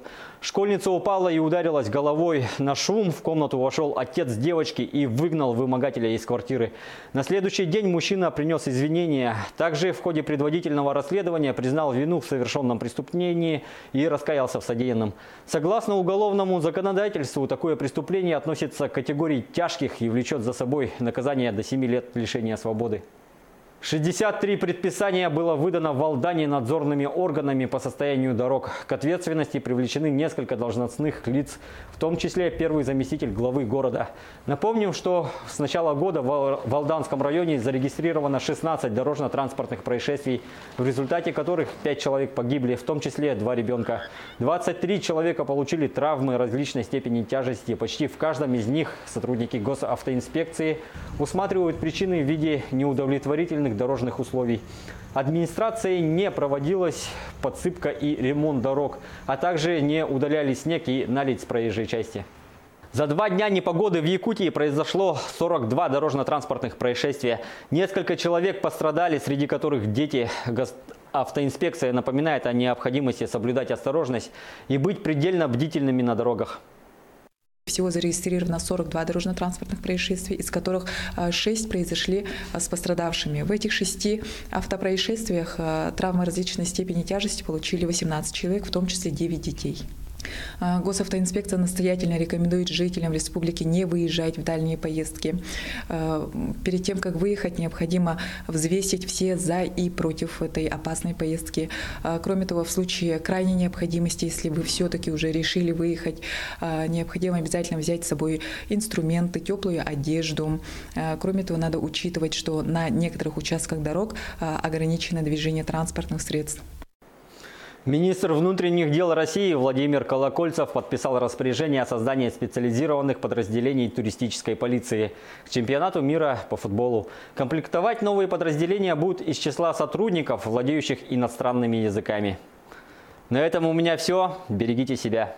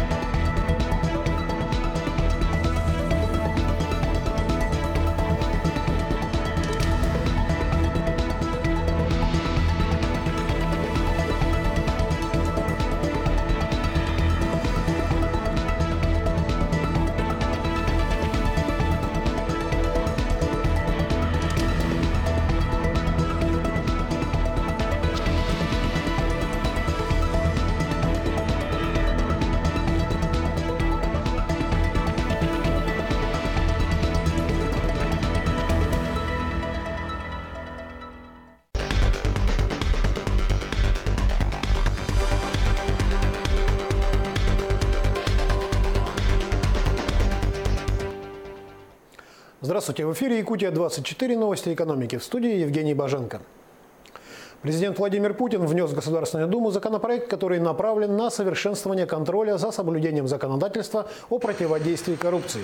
Документ предусматривает упрощенный порядок привлечения к дисциплинарной ответственности муниципальных и государственных служащих, а также сотрудников госкомпаний и государственных внебюджетных фондов, если признается факт совершения ими коррупционного преступления. При этом предусматривается срок давности для привлечения к ответственности не позднее 3 лет со дня совершения правонарушения. Дальний Восток пошел в тройку наиболее привлекательных для россиян федеральных округов страны с точки зрения потенциала социально-экономического развития. Об этом сообщила директор по исследованиям ВЦИОМ Елена Михайлова. По ее словам, за последние годы удалось решить задачу по формированию позитивного имиджа Дальнего Востока. Первую строчку в рейтинге занял Центральный округ, на втором месте Крым и Юг России. Исследования были проведены в марте, опрошено 1600 респондентов из 45 регионов России. К оптоволоконным линиям связи на сегодня в республике подключены 96 населенных пунктов, в которых проживает 69% населения региона. Об этом рассказал министр связи Якутии Александр Борисов. Также он рассказал, что мобильной связью 4G охвачено 60,4% населения республики, 3G – 76,6%. Во всех остальных населенных пунктах для доступа в интернет используется спутниковая сеть. Сейчас ведется работа по 2 направлениям. Цитата. «Первое, через компании «Восток Телеком» и Japan Satellite, используя японский спутник, мы работаем на территории Якутии. Также начинаем сотрудничать с федеральным предприятием «Космическая связь» на смешанных диапазонах», заявил министр. Золотодобывающее предприятие «Нерингметаллик» входит в состав международной золотодобывающей компании «Нордголд», планирует в 2018 году направить на реализацию инвестиционной программы в Южной Якутии около 2 миллиардов рублей. Основная часть инвестиций будет направлена на поддержание и развитие производства. В 2017 году «Нерингметаллик» приступила к работе на новом золоторудном месторождении «Темное». Балансовые запасы полезных ископаемых, поставленные на государственный учет, составляют здесь 4 тонны золота. Общие запасы 10 тонн. Золотодобычу на Темном предполагают вести в течение 3 лет. Выручка «Нерингметаллик» в 2017 году достигла более 86 миллионов долларов, а добыча – 2 тонны 84 килограмма аффилированного золота. Федеральное агентство железнодорожного транспорта подтвердило намерение завершить строительство пускового комплекса Томмот Нижний Бестях уже в этом году, 28 декабря, что обеспечит начало пассажирских перевозок. Конкурсный отбор подрядчика должен завершиться 6 апреля. С новым подрядчиком в течение 10 дней будет подписан государственный контракт. В федеральном бюджете на 2018 год на строительство предусмотрены средства в объеме 1 миллиард 951 миллион рублей. Напомним, глава Якутии Егор Борисов на Восточном экономическом форуме в сентябре 2017 года поставил вопрос о необходимости скорейшего завершения строительства пускового комплекса, после чего президент страны Владимир Путин поручил федеральному правительству завершить стройку в 2018 году. За 5 лет более чем в 4 раза увеличилась сумма поддержки некоммерческих обществ в республике из бюджета. В 2017 году на это был выделен 1 миллиард 147 миллионов 600 тысяч рублей. Об этом сообщил председатель правительства республики Евгений Чекин на расширенном заседании Совета НКО при главе региона. Цитата. В том числе на поддержку социально ориентированных НКО было направлено 611 миллионов рублей. Это характеризует особое внимание к развитию гражданского общества со стороны руководства республики, отметил Евгений Чекин. По количеству НКО Якутия занимает 3-е место на Дальнем Востоке. Всего в республике зарегистрировано 2128 таких организаций. Причем за последние 5 лет их количество увеличилось почти в 1,5 раза. Дизельное топливо обходится водителями Якутии в 51 рубль 2 копейки за литр. Бензин АИ-92 – 49 рублей 55 копеек. АИ-95, соответственно, 50 рублей и 3 копейки. Такие данные опубликовал Росстат. По этим результатам Якутия входит в тройку регионов Дальнего Востока с самой высокой ценой на нефтепродукты. Еще дороже топливо стоит на Чукотке. 3-ю позицию по дороговизне нефтепродуктов в Дальневосточном федеральном округе занимает Магаданская область. В тройку регионов Дальнего Востока с самыми низкими ценами на нефтепродукты вошли Еврейская автономная область, Амурская область и Хабаровский край. Так, в Хабаровском крае стоимость дизельного топлива составляет 43 рубля 46 копеек за литр, АИ-92 – 39 рублей 70 копеек, АИ-95 – 41 рубль 53 копейки. О перспективах республиканской инвестиционной компании рассказал ее генеральный директор Петр Алексеев в эфире передачи «Актуальное интервью». Обязательства РИКа и РИК+, они обязательно будут исполнены. То есть все объекты будут отфинансированы, оформлена собственность, переданная республике. Что касается вопроса, вот то, что вы задали о поглощении, такого, это, наверное, не совсем правильный вопрос. Мы говорим о том, чтобы консолидировать активы РИКа и РИК+ в корпорации, как я сказал, для того, чтобы создать крупное предприятие. Поэтому перед корпорацией стоят очень большие задачи. Если, например, у РИКа и РИК+ в связи с тем, что мы передавали объекты безвозмездно республике и будем в дальнейшем передавать федеральную собственность, у нас уменьшались активы.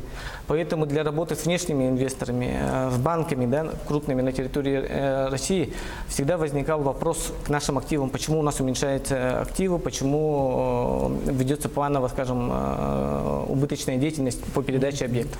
То в случае корпорации мы должны сделать такую историю, чтобы корпорация стала крупным предприятием, серьезными активами и готова работать на территории республики.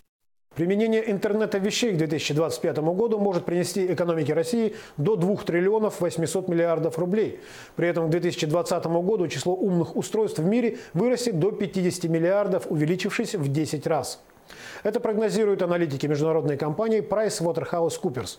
Такая динамика полностью изменит окружающую реальность как минимум в 6 сегментах мировой экономики. Это такие сегменты, как электроэнергетика, телемедицина, сельское хозяйство, транспортная логистика, умный город и промышленность.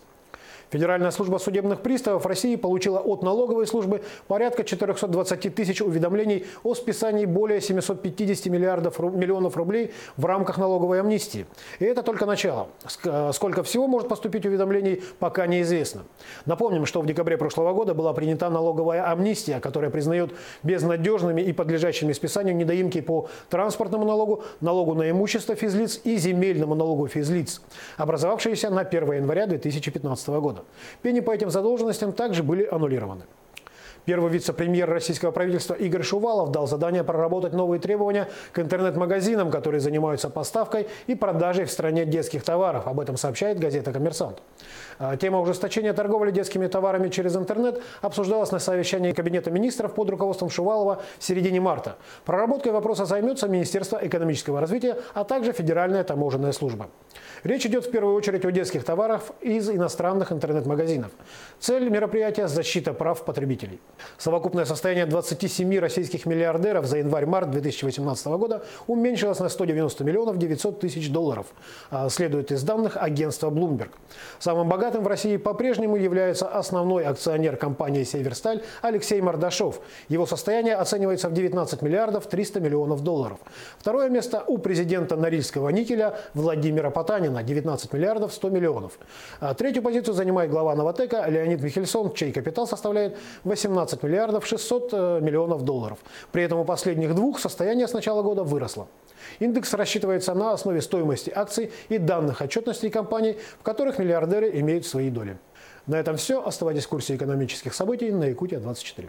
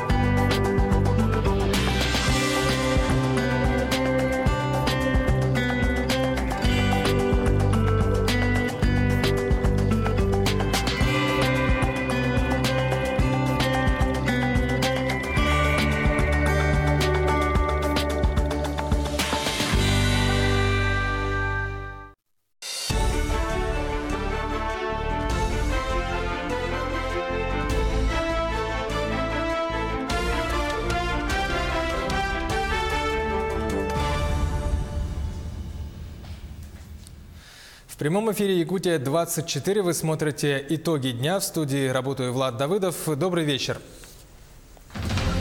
Последствия непогоды. В некоторых районах закрыто движение. В городах произошли ДТП. Коммунальщики борются со снегом. Синоптики отвечают на вопрос, что будет с погодой дальше. Профессия «Спасать жизни» 35 лет отмечает централизованное операционное отделение РБ-2. Каковы показатели и достижения якутских врачей-хирургов? Медэкспо «Здоровье и красота». В Якутске открыли межрегиональную спецвыставку. Какие в этом году товары и услуги предлагают посетителям? Якутян в промышленность местных жителей берут на работу активно, однако приезжих специалистов все равно больше. Почему? Репортаж из Алдана. 180 человек из 18 домов в Мирном ведут работу по переселению граждан из аварийного жилья. Какие там намечены планы? И улыбка удачи. Кто выиграл один из главных призов мотоцикл на розыгрыше телемарафона «Весна на НВК».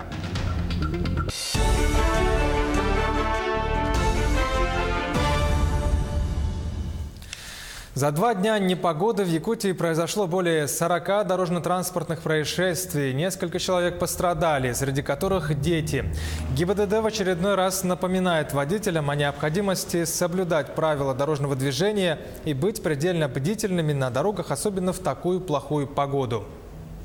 С начала ухудшения погодных условий на дорогах республики всего зарегистрировано 42 дорожно-транспортных происшествий, из которых 6 произошли с пострадавшими. В этих 6 автопроисшествиях травмы различной степени тяжести получили 18 человек, в том числе 9 детей.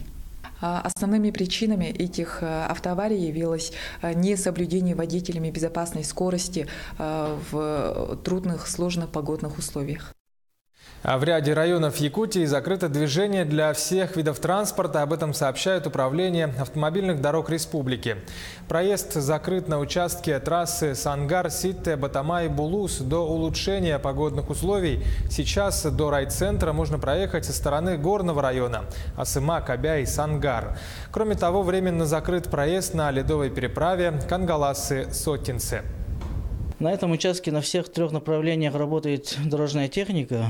Вчера дежурили, сегодня тоже дежурят, но сильный ветер, пурга заметает сразу. Вот как машина проехала, трактора очистили и сразу же метет. У нас вот сейчас в основном люди ездят на маленьких иномарках, да? Вот передний привод, задний привод, в основном вот такие вот, неполноприводные машинами ездят, и вот они застревают. Первый застрял, второй застрял, и там по цепочке уже идут, и потом пурга метет, сразу остановились и заметает. Прошедший обильный снегопад может усугубить паводковую обстановку. В этой связи власти Якутии заблаговременно обращают на это внимание и ведут необходимую работу. По прогнозам, в республике в зону возможного подтопления подпадают 166 населенных пунктов. Об этом нашему телеканалу сообщил первый вице-премьер Алексей Колодезников. В этом году будет повторяться ситуация в Среднеколымском районе. Это населенные пункты по реке Алазе, Сватай, Аргахтах, Андрюшкино. У нас высокие снегозапасы сформировались в Верхнеколымском районе. Есть угроза и в Абыйском. Традиционно это Алюкминский район, Ленский район, город Якутск, Намский район и Хангаласский улус. Соответственно, мероприятия все подготовлены. Будет сформировано 6 команд традиционно, которые будут работать уже в период половодья. 14 апреля выйдет комиссия республиканская по предупреждению паводка в весеннее время и летнее время по селам Аргахтах, Сватай, Березовка. И в самом городе Среднеколымске проведут предупредительные работы. В том числе из-за последствий непогоды надзорные органы в Алдане выдали 63 предписания по плохому состоянию дорог. К ответственности привлекли несколько должностных лиц, в том числе первого заместителя главы города. По данным с начала года в Алданском районе произошло 16 ДТП, в которых 5 человек погибли, в том числе 2 ребенка, а 23 человека получили травмы различной степени тяжести. Почти в каждом из них сотрудники ГИБДД усматривают причины в виде неудовлетворительных дорожных условий. Сообщается, что администрация не проводила подсыпку и ремонт дорог, а также не убирала снег и наледь с проезжей части. Ну а последствия пурги в Якутске ликвидируют за 1 неделю. По данным, на основных городских дорогах работают 8 бригад. Это 90 единиц техники и 60 рабочих. Все действия транспорта расписаны по минутам. Что сделано и что предстоит? Репортаж с Аргаланы Федоровой.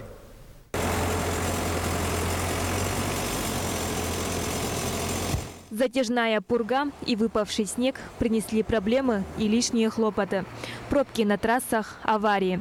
Бригада дорожников, вооружившись лопатами, работает днем и ночью. В первую очередь расчищают центральные улицы, чтобы снизить накат на автомобилей. Вот эти 2 дня уже много выпало снега. Приходится работать. Наверное, будем работать допоздна. Постараемся убрать побыстрее. Сейчас в основном лопатами. Снег потом чем убирать? Конечно, лопаты. Разгребают снежные кучи. Бульдозеры, погрузчики, самосвалы. Грейдеры убирают снег с улицы. Затем тракторы расчищают карманы остановок и заездов. Каждый погрузчик, каждый самосвал и работники делятся по группам, и каждый по заданию свои улицы убирает. Первая смена с 8 утра до 8 вечера, а вторая смена с 8 вечера до 8 утра работаем. Мы за март, получается, мы вывезли где-то 40 тысяч кубов метра. Загруженный снег вывозят на полигон. КАМАЗы совершают по 15 рейсов в день. Площадь полигона 5-6 гектар. Его заполняют послойно. Когда первый слой заполняется, бульдозер выравнивает снег, затем заливает водой. Собранный за зиму снег высоту может достичь двухэтажного дома. Максимум за зиму 4 слоя снега. С 1 апреля с улиц столицы уже вывезли 4300 кубометров снега. А уборка с дворовых территорий – забота управляющих компаний и жителей частного сектора. Саргалана Федорова, Георгий Григорьев, Якутск. Ну а чего же ждать от погоды в ближайшие дни? По данным Гидромедцентра, уже через 2 дня в большинстве районов ветер и метель прекратятся. Циклон отходит с территории республики. Вот за эти 3 дня максимальная скорость ветра в порывах достигала на территории центральной Якутии до 15-16 метров в секунду. Ну и за эти 3 дня выпало в общем 12 миллиметров снега. Ну, по сравнению с нормой это около 9 миллиметров, выше нормы выпало. С 5 числа повсеместно в центральных, южных, западных районах у нас будет без осадков, без ветра. Ночные температуры будут 10-15 градусов мороза. Ну и днем будет уже от 0 до плюс 5 градусов. К другим новостям. В Мирном загорелся спорткомплекс «Кимберлит». Такова легенда пожарно-тактических учений в столице Алмазного края. Для этого привлекли силы и средства 2 отрядов противопожарной службы и военизированного горно-спасательного отряда. Репортаж нашего СОПКОРа в Мирном Евгения Тайтонова. Сигналом о возгорании спорткомплекса «Кимберлит» дети и персонал спешат эвакуироваться. Уже через 3 минуты подъезжают пожарные. Стало известно, что условный пожар возник в спортзале на 1-м этаже. Центр 6-го. На приеме. По информации представителя объекта, из объекта выведено около 30 человек. Предположительно, в здании еще остались около 6 человек. Проводим разведку на поиск пострадавших, как поняли. В первую очередь все силы пожарно-спасательных подразделений направлены на поиски оставшихся людей и возможных пострадавших. Дверь за дверью, разделившись на группы, пожарные осматривают каждое помещение. Чтобы спастись от пожара, люди в панике могли взобраться куда угодно. И вот первый из 6 человек найден в теплопункте. Спасатели сразу надевают на него кислородную маску и выводят из здания. Пожарные не знали наперед количество пострадавших, которые останутся здесь, и не знали их места. То есть они, как в реальных условиях, обследовали все помещения, обследовали все здание до тех пор, пока не нашли данных пострадавших. Пожарные подразделения, они справились с поставленной задачей. Все отработали замечательно. Тренерский состав собрал своих детей, вывел оперативно на улицу. Ребята оделись и побежали в ближайшее укрытие на рынок. После эвакуации пожар ликвидировали. Казалось, все закончено. Но вдруг дежурный бьет тревогу. В течение 10 минут звено не выходит на связь. Требую отправить резервное звено БНСС на поиски 921 звена. Вас понял, где вы находились? Где на втором этаже? Находились в данный момент на втором этаже с правой стороны здания, с севера получается. На поиски коллег бросают резервные силы. Через пару минут их удалось отыскать и вывести из здания. Такие масштабные учения в Мирном проводятся каждый месяц. На поиски пропавших и ликвидацию возгорания пожарным потребовалось 20 минут. Евгений Тайтонов, Марьяна Кутукова, Мирный. Сейчас короткая реклама. Оставайтесь с нами и смотрите во второй половине итогов дня. Профессия «Спасать жизни» 35 лет отмечает централизованное операционное отделение РБ-2. Каковы показатели и достижения якутских врачей-хирургов? Медэкспо «Здоровье и красота». В Якутске открыли межрегиональную спецвыставку. Какие в этом году товары и услуги предлагают посетителям? Якутян в промышленность местных жителей берут на работу активно, однако приезжих специалистов все равно оказывается больше. Почему? Репортаж из Алдана. Улыбка удачи. Кто выиграл один из главных призов — мотоцикл на розыгрыше телемарафона «Весна» на НВК 1 апреля.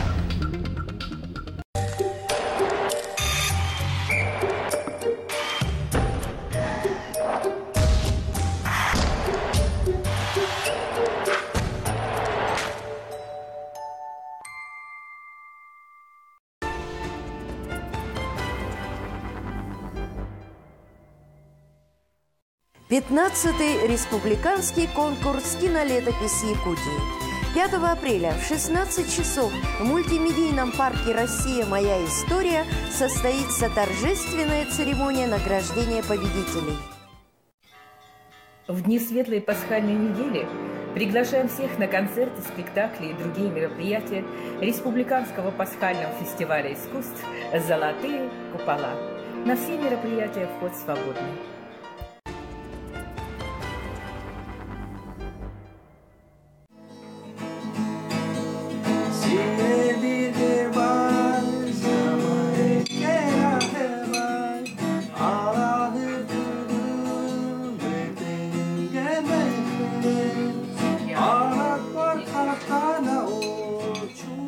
僕は東京で生まれまして、それから役付けに来て。Ты в Сибири живешь, да?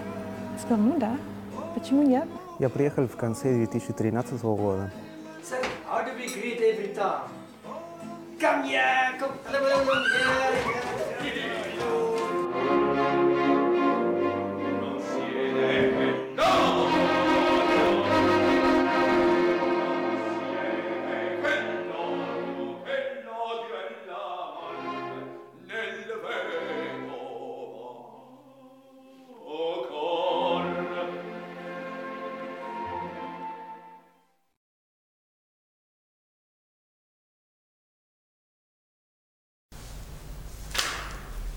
Это Якутия-24 в прямом эфире. Мы продолжаем итоги дня. В Мирном ведут работу по переселению граждан из аварийного жилья. Для обсуждения вопросов по программе переселения приглашают жителей города. Предложения и замечания необходимо предоставить в письменном виде до 20 апреля. Общий объем финансирования программы в районе 133 миллионов рублей. На эту сумму планируют переселить из аварийного жилфонда 180 человек из 18 домов.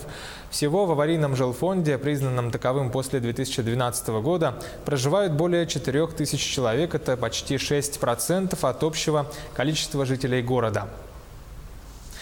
Минтранс страны нашел способ уменьшить стоимость полетов между городами России. В министерстве предлагают снизить до нуля налог на добавленную стоимость на региональных авиамаршрутах, по которым перевозчики летают, минуя Москву.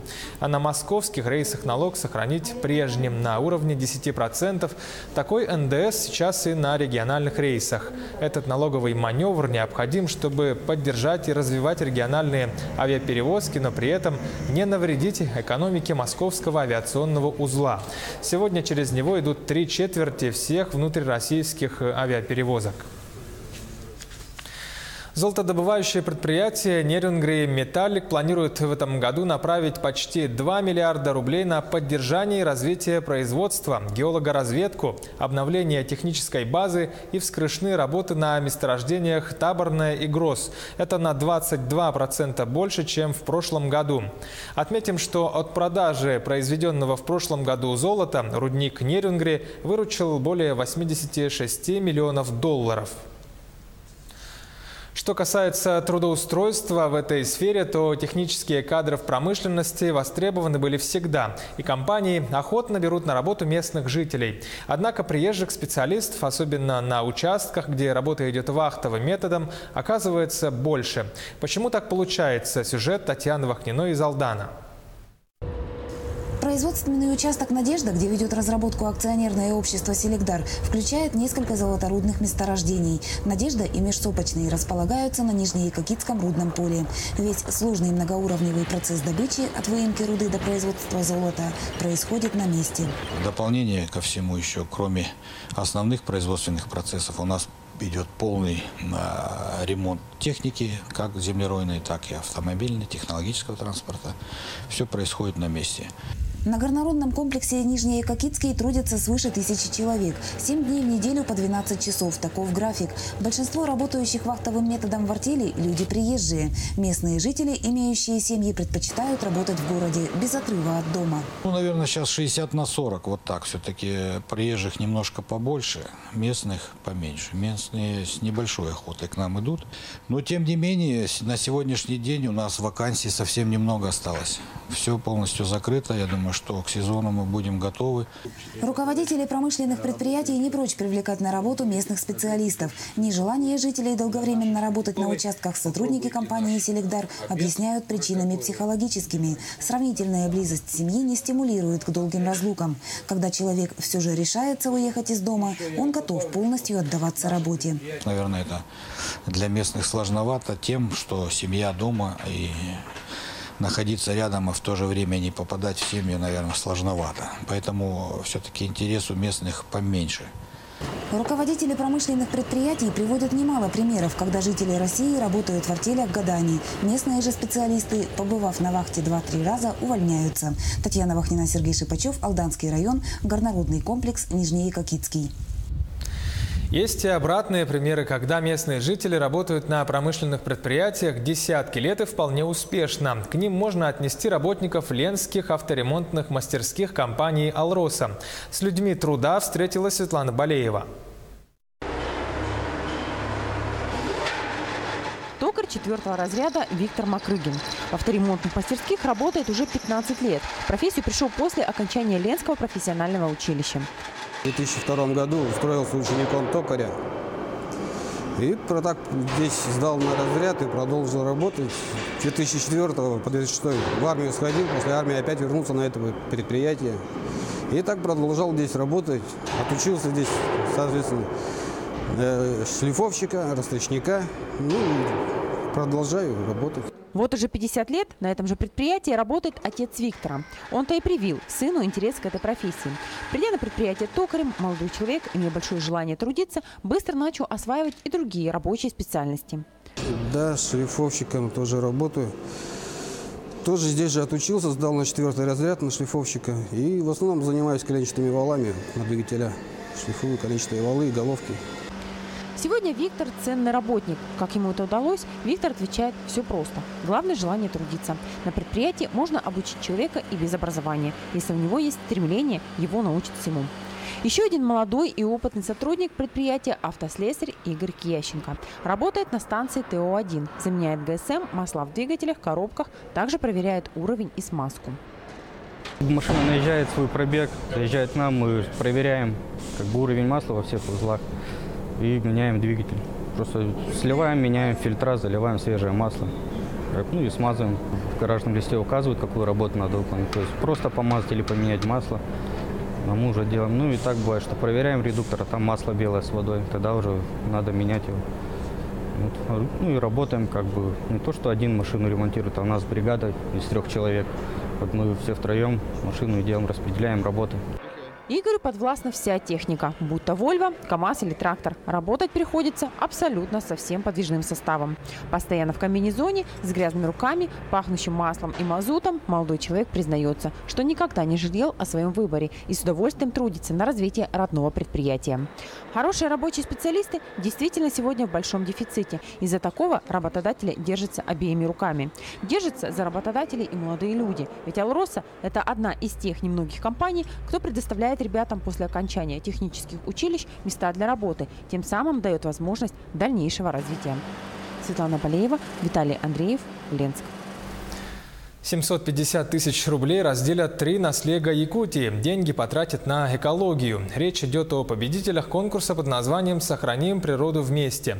Участниками стали 36 администраций населенных пунктов из 16 районов республики.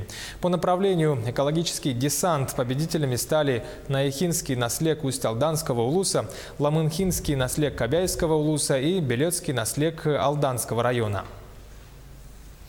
Медэкспо «Здоровье и красота» в Якутске открыли межрегиональную специализированную выставку.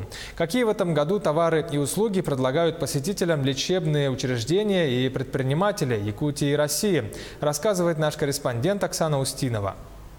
Жительница Якутска Людмила следит за здоровьем. Пришла на ярмарку, чтобы сдать кровь на анализ, проверить слух. Десятки посетителей выставки смогли пройти флюорографию, выполнить кардиограмму и получить консультации врачей. Сейчас у нас такое время,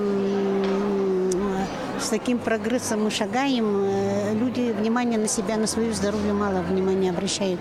Поэтому вот такие ярмарки очень нужны.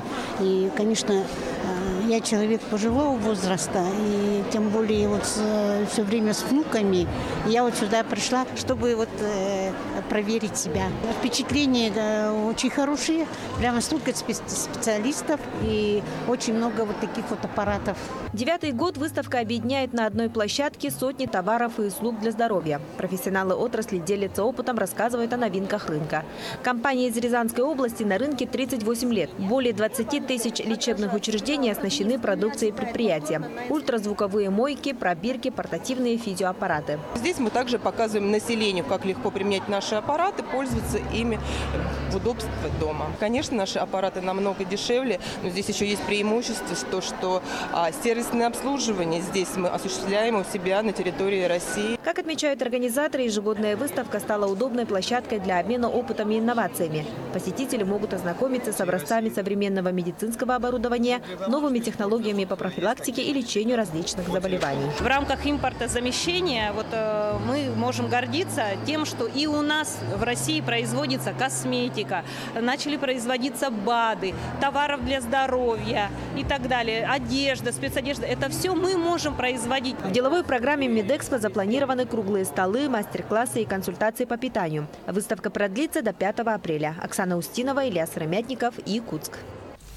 35 лет в этом году отмечает централизованное операционное отделение Республиканской больницы номер 2. За это время отделение, понятно, претерпело ряд изменений в лучшую сторону. Наш корреспондент Дмитрий Тымыров о показателях и достижениях якутских врачей-хирургов. Так и планировали. А дренаж где будет стоять? Какой дренаж? Не выше? Сегодня у нас проводится операция опухоль лицевого скелета с прорастанием в переднюю черепную ямку. Одна из сложнейших и редких операций, которые проводят хирурги Республиканской больницы номер 2. Длится 4 часа. Тут же в другом зале экстренное вмешательство по удалению желчного пузыря. Таких операций 30 в день. Свободный зал у хирургов – это редкость. Планировать, как говорите, экстренные операции мы не можем. Сколько обращается, столько операций и производим. Вот примерно, максимально, я скажу, где-то до 50 операций в сутки. В помощь хирургам передовые технологии в области медицины. Компьютеризация и роботы облегчают труд хирургов и экономят драгоценное время. Если раньше был принцип большой хирург, большой разрез, то сейчас маленький разрез и большая хирургия. Это делается эндоскопически, через меню доступа, с помощью новых технологий, с использованием передовых средств, которые у нас в республике есть. Подавляющая часть персонала – молодые хирурги. Хирургами Наш центр обеспечен, появляется очень много молодых специалистов. За последние годы, если я не ошибаюсь, в наши первое и второе хирургическое отделение поступило более 10 человек. В отделении проводят 7 тысяч операций в год, от простого удаления аппендицита до операции головного мозга. Делаются сложные операции в нейрохирургическом отделении. Это сосудистые операции, то есть при разрывах аневризмы. Производятся операции при опухолях головного мозга и спинного мозга. Небольшое операционное отделение, созданное 35 лет назад, выросло в централизованный блок, который оснащен современной техникой. В больнице продолжат улучшать материально-техническую базу. В ближайшее время заменить эндо-, видео- и артроскопические стойки, которые нужны для проведения сложных операций. Главный плюс – уменьшение послеоперационных осложнений, что положительно повлияет на самочувствие пациентов. Дмитрий Тымыров, Павел Пахомов, Якутск. Имя лучшего учителя Якутии 2018 года станет известно 6 апреля. В столице стартовал республиканский ежегодный конкурс «Учитель года». Участие принимают 33 педагога. Интеллектуальное состязание, как обычно, состоит из нескольких этапов. Накануне конкурсанты провели методический семинар, где ознакомили членов жюри со своей творческой работой. На сегодня начались конкурсные уроки с использованием различных технологий. Также в рамках конкурса учителя проведут мастер-классы, продемонстрируют образовательные проекты и встретятся с министром образования республики. 33 участника, но это связано с тем, что в этом году республиканский клуб «Учитель года» проводил свой конкурс «Серебряный пеликан», и победители этого конкурса добавились к общему количеству представителей районов. И еще здесь же находятся победители конкурса «Молодой педагог». Первое задание очного этапа стало называться методический семинар, на котором участник говорит о своей конкретной методической концепции, какой-то такой генеральной линии, на которой потом он будет строить и свой мастер-класс, и свой урок и так далее. Но я думаю, что это правильно, справедливо, потому что по одному какому-то уроку, который выдернут из общей линии, судить о мастерстве учителя невозможно. Накануне, как известно, определились все победители розыгрыша телемарафона «Весна на НВК». Призы были выставлены дорогостоящие, и 5000 купонов народ разобрал быстро. А вот повезло только единицам. Наш корреспондент Кристина Якупова о счастливом обладателе одного из главных призов – мотоцикла. Алло. Алло, бегни старато. Атын солын кім деді? Иванова Ксения Ивановна. Ксения Ивановна, да? Жарек Ксения Ивановна. Эгардей. Әм бұл деге сандалсас кен брахниктағы фирбететтен Матамир мағығынтан бұғырды Минскей матағықылы сүйенілі. Қай өрджін да? Такого резкого поворота Ксения Ивановна не ожидала. Об акции «Весна на НВК» узнала по телевизору и радио. Пришла за купонами за пару дней до розыгрыша. Счастливое число 8 по фэншую принесло удачу. Теперь Ксения Иванова – счастливая обладательница мотоцикла «Минск». Билетов было тоже мало, уже оставалось-то. Потом смотрела, там 44. Думаю, о, что это такое? Ну, последние билеты добыли. Потом думаю, ладно, 44, это 8 и 5-3, ну, тоже 8. Вот так выбрала. Ну, один выбрала, а два так взяла. Но просто это было неожиданно, я не ждала. Женщина очень рада выигрышу, но признается, что все-таки мотоцикл не для ее возраста. Посмотрела совсем много. Я, если не сказала бы, что это Минский, я не поверила бы. Раньше-то они какие были? Маленькие такие, да? Раньше-то гоняла, сейчас-то. С железным конем Ксения готова расстаться ради мужа. Он перенес несколько инсультов. Мужчине требуются дорогостоящие препараты. Ну, сначала вот тоже думала, вот до сегодняшнего дня вот думала, потом все-таки, ну, у меня этот супруг тяжело болен, ну, пойдет на лекарства. Ксения Ивановна – активная пенсионерка, волонтер, преподает в школе 3-го возраста, состоит в женсовете Центрального округа. Советуют не бояться участвовать в таких розыгрышах, ведь удача всегда может быть на вашей стороне. Кристина Якупова, Семен Семенов, Якутск. Таковы итоги дня. Следите за главными новостями и событиями на Якутии-24. До встречи!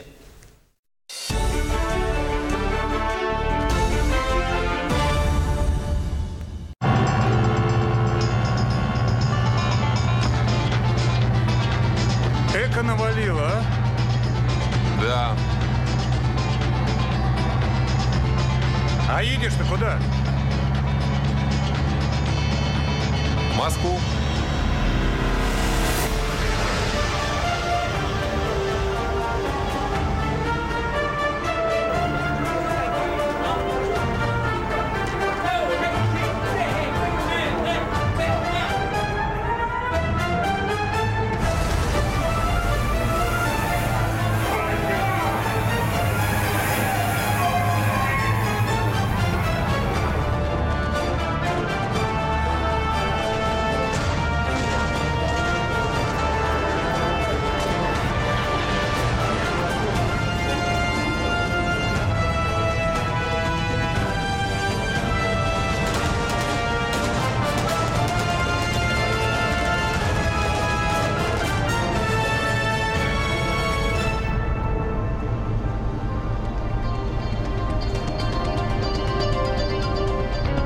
Я отношусь к очень счастливым людям, и если я решил стать оператором в 8 классе, я не сделал ни одного лишнего движения в своей жизни, чтобы отклониться от цели.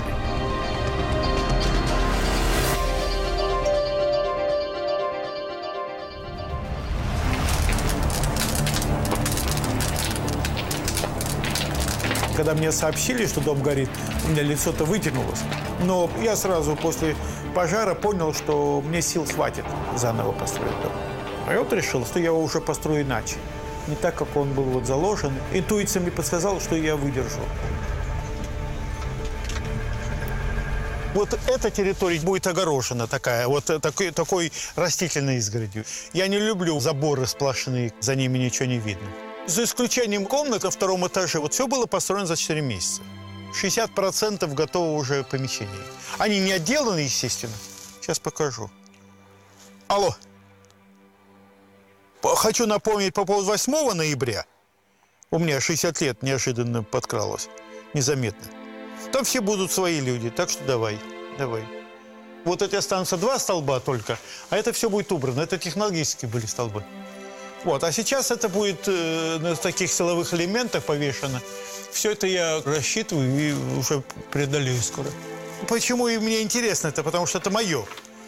Это не какой-то купленный проект, а именно разработанный.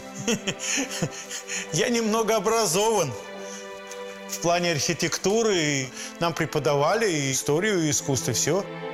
Здесь вот как бы кресло и все такое. Можно, почитывая книгу, слушать хорошую музыку. Это давняя моя мечта. Мне нравятся какие-то нескучные помещения в любом случае. Такое как бы детское воспоминание о каких-то закоулках, чердаках, которые будоражат фантазию. Здесь темно, но здесь кинотеатр. Будет винтовая лестница в эту башенку, там спальня. Вот. И здесь потрясающий выход на балкон. Вот. Почти весь день до позднего вечера здесь солнце. Можно, как говорится, наслаждаться жизнью.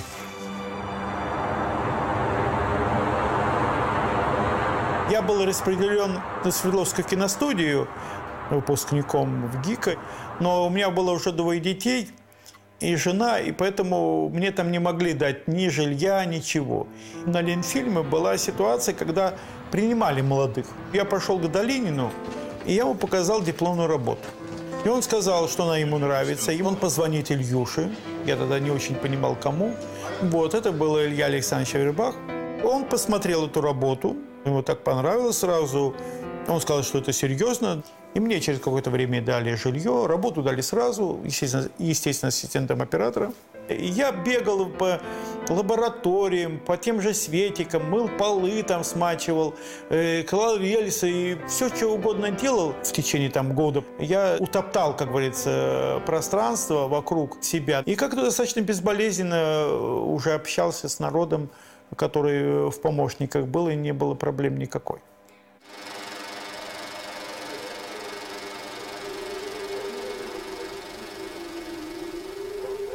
Я решил стать оператором в 8 классе в деревне в Мордовии. Мама по образованию была учитель литературы русского языка, отец киномеханик. Мы работали в киносети, где масса показов была по деревням. Значит, оттягивалась простыня, как стемнеет. Радж Капур, это я крутил и со звуком. Вот. Потом мне купили кинокамеру 16-миллиметровую, и я начал снимать любительские фильмы. Съемки, они напоминали такие хронику повседневной жизни. Но поначалу это было такое удивление для себя и для окружающих, что это на экране шевелится, все как живые и так далее, и так далее.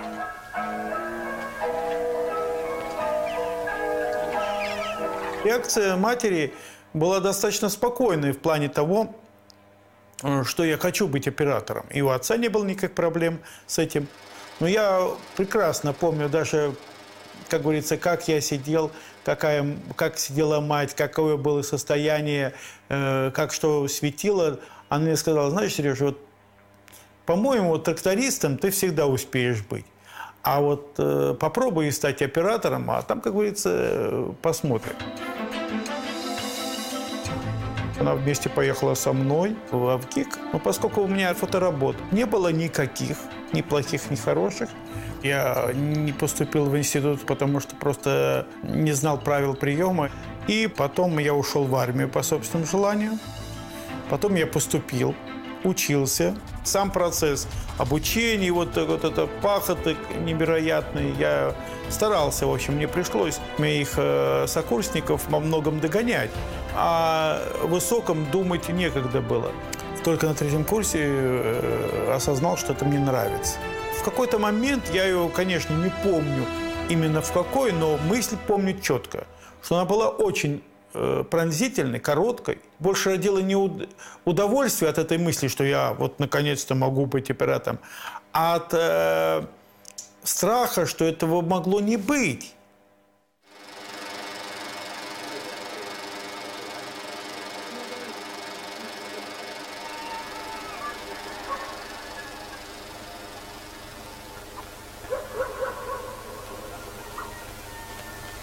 Дипломное кино – это была авторская работа. Я тогда решил сделать приятное с полезным, на родине снять кино такое в жанре документально-поэтического рассказа.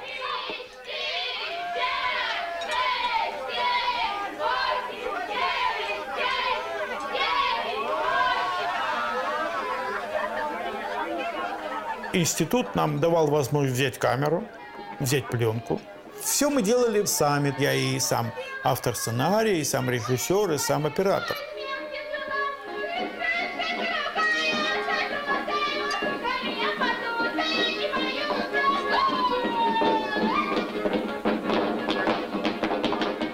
Я достаточно удачно снял дипломную работу, потому что благодаря этому кино я построил всю свою карьеру, в начале имеется в виду, и мои работы таскали из зала в зал.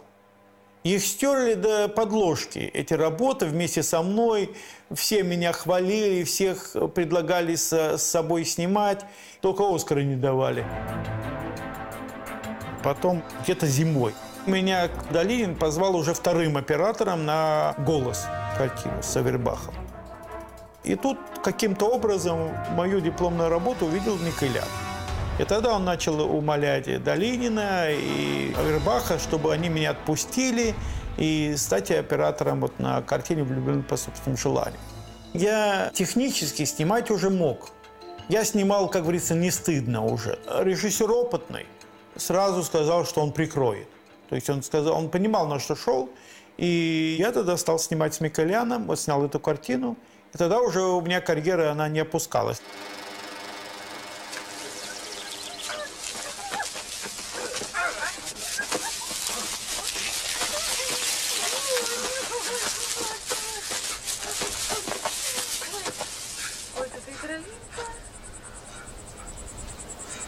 Гляди.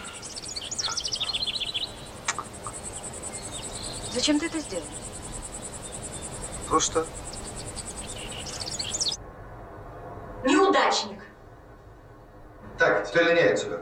Когда начались 90-е, начали снимать все. У Ленфильма, по-моему, подпрыгнули фильмы до 50 в год. Так он выпускал 27-30, а тут 50. За 1993 год я снял 13 фильмов. На один фильм больше, чем Паша Лебешев. Вот. И этот период был небольшой, недолгий, после чего образовался крах. И сам процесс начал быстро разваливаться. Я тогда пришел к Лутве, тогда он был директором Ленфильма, с заявлением о уходе с Ленфильма по собственному желанию. Я ему тогда сказал, что я хотел бы сам от себя зависеть, а не от того, когда мне дадут работу, не дадут. То есть я стал автономным. У меня были работы документальные, были работы игровые. Был период короткий, когда я ничего не снимал там «Свадьбу на Умрозском», а потом меня подхватили достаточно быстро иностранцы. Я начал снимать фильмы для Англии. И у меня возросли мои доходы с моими возможностями резко. Тогда, естественно, понадобилось и свой свет, чтобы не ходить и собирать свои камеры, звукозаписывающую аппаратуру. Мне было выгоднее работать со своим оборудованием, это безусловно. Но в простое выгодно его было прокатывать. И я зарегистрировал свою организацию и делал это официально уже. И оброс каким-то количеством людей, которые жили уже этим делом. Я делал только то, что умею. Я думаю, что вот надо поликарбонат пластинки отпилить. Буквально ширины вот такой. У меня идея потом поставить матовые полоски, а они будут светиться. Я хочу предложить, просто ты сейчас зафиксируешь, вот, а потом 3,3 и нарежешь резьбу. И все.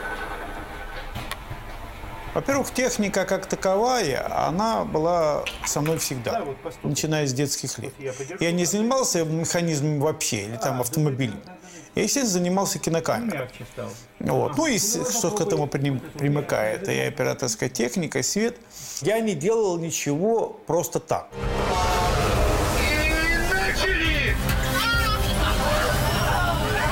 Чаще всего я делаю это для себя сначала, под конкретный какой-то проект. Это в основном касалось достаточно востребованных устройств, которые нужны были бы мне или моим друзьям. Это, собственно, и до сих пор происходит. Я думаю, мы снимем конфликт и сделаем здесь вот течение. Во-первых, они будут выливать не рывком. И оттуда еще разбойками будем по передней славе. Я делаю это в своей области для кинооператора. Для того, чтобы расширился язык кино, чтобы у оператора появились какие-то новые инструменты, с помощью которых он мог раствориться, как вот та таблетка в материале, эффектном, ярком, тоже был органичным, я бы сказал. Ну, я не горжусь. Почему я должен гордиться канатной дорогой, и не я ее придумал? Я не я ее придумал. Просто канатная дорога, она доведена сейчас до хорошего уровня. Ее использовали до меня и на «Войне и мире». Поэтому в этом смысле я никому никаким образом не хочу себе присваивать первенство.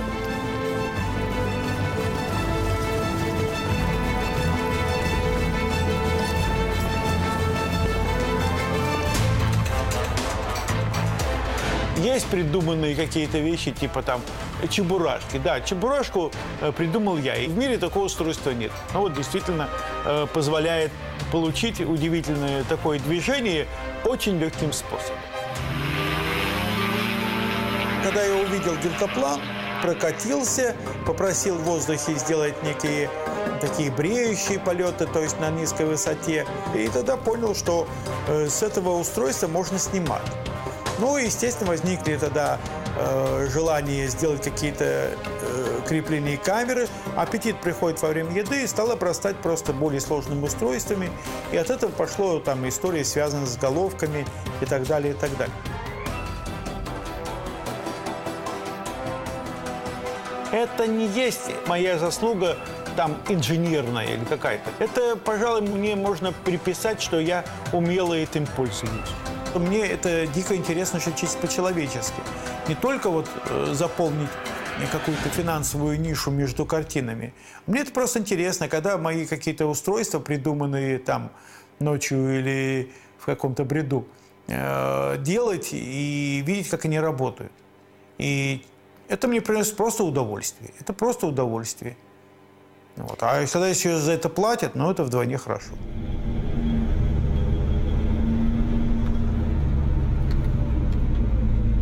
Когда иногда меня спрашивают, а какой ваш любимый фильм? Мне немного странно, потому что в любом случае все фильмы «мои дети», в кавычках, и они для меня дороги. И оценить их, очевидно, должен все-таки тот человек, который сидит в зале. Я делаю любое кино как последнее. То есть для меня важен честное отношение к процессу. Атмосферу, передача атмосферы для меня первоочередное и не выпячивание своих способностей, талантов или тому подобных вещей. Как обычно говорят, не тянуть одеяло на себя. Потому что если зритель вышел из зала и сказал, что это кино потрясающе снято, значит, это большой минус оператору прежде всего. Он должен был раствориться, как таблетка шипучая в материале, чтобы не было и следа. Меня знают по тому же брату, и по тому же «Влюблен по простому желанию». Или его сделали режиссеры, а не я. Я помогал. Это значит, что здесь. Что касается взаимоотношений с Балабановым, это, конечно, один из наиболее значимых периодов в моей жизни. Потому что, во-первых, этот период достаточно большой. А во-вторых, он пройден от начала и, по сути дела, до конца. Леша мне предложил снимать «Брата». Ни о каком культовом фильме никто-то не мечтал. Была симпатичная история, был герой, было желание многих людей, по крайней мере, нас троих, там Сельянова, Балабанова и я в том числе. Вот. А народ, который мы привлекли к этому, они были нашими друзьями и помощниками, и тоже не особо за какие-то деньги работали. Это были просто нищенские какие-то деньги, и Сельянов со мной расплатился через несколько лет. Я абсолютно уверен в том, что снимать простое кино и найти в нем некоторую эстетику во много раз сложнее. Потому что нету стиля, который диктует тема. Вот. И, допустим, это удалось во большей степени в «Брате». И он меня спрашивает, поднимешь? «Брат» есть атмосфера Петербурга, есть вот такая вот музыка, есть музыка города, есть музыка взаимоотношений определенных. И оно не романтизировано, с одной стороны, и достаточно жесткое само по себе кино, но оно вот покрыто вот таким налетом эстетики определенной. Снимать кино узнаваемое, как любил Балабанов, тем более комментируя словами убедительно, в общем, достаточно тяжело.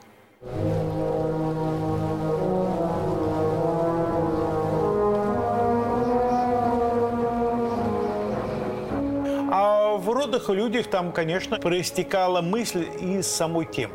Старых фотографий, особенных решений пластики города, безлюдного. Это как бы несколько искусственные вещи.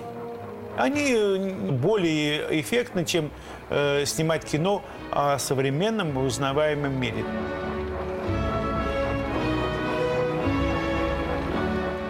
Я все-таки себя не отделяю от идеологической направленности фильма. За плохое кино я отвечу, и от хорошего не откажусь. Понимаете?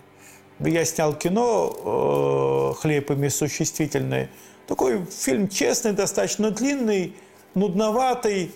Вот. Он телевизионный, его смотрела, естественно, вся страна. Суть в том, что я вот приехал в свою деревню, зима, и уезжаю уже. Жду автобуса, подошел какой-то еще мужичок, Николай.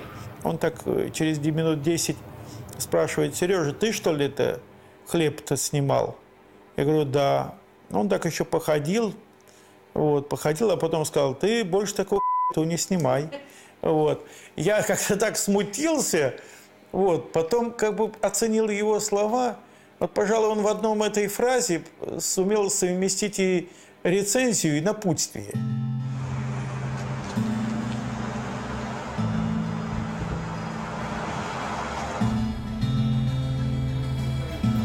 Спасибо, что пришли, приятно видеть.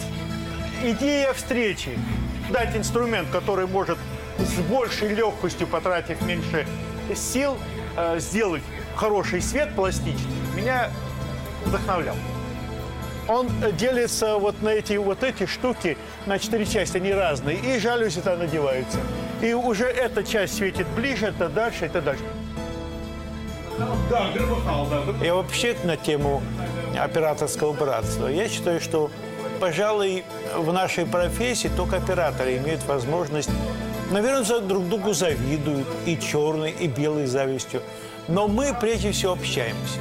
Более того, мы можем вот действительно взять и обсудить работу друг друга с признанием.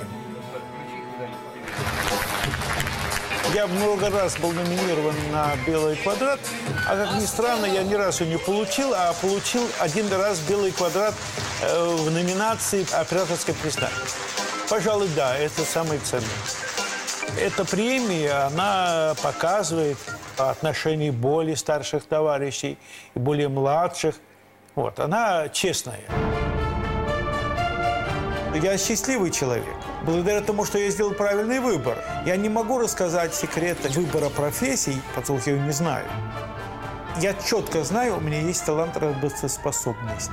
Я буду уже не ходить, но ползти буду.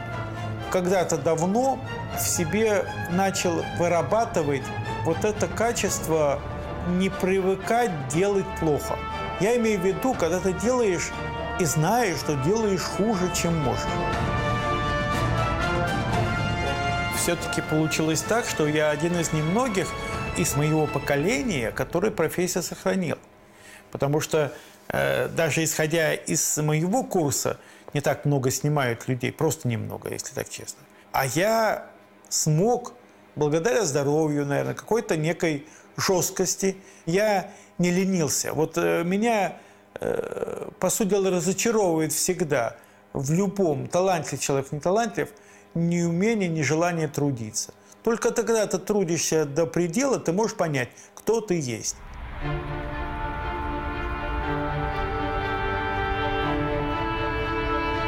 Дорогуша, ты раздой человек. Здрасте. Здрасте. Да как я не помню, что ли? А это моя, это моя. Я помню, как у вас спал. Как я говорил, историю, связанную с... Никогда не забуду. А это они пришли к тебе с Синявина? Все, конечно, раз, да. идут, и вот пришли. Видишь, пришли, да.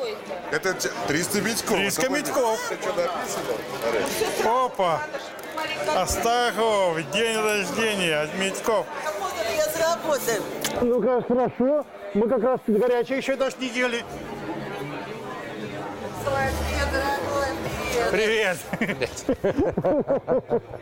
Серега, не дождутся. Нет, не дождутся. Привет. Ускакала моя козочка. Да, здравствуй, Вадим, привет. Здорово, дорогой. Ты чего? Ты тоже почему-то левой рукой? Потому что я вправо.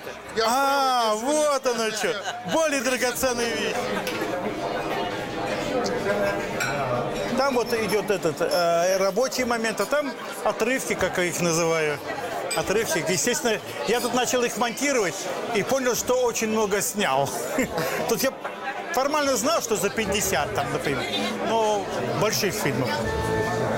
Сережка, это я там. Как тоже. Вот, Сухоруковым.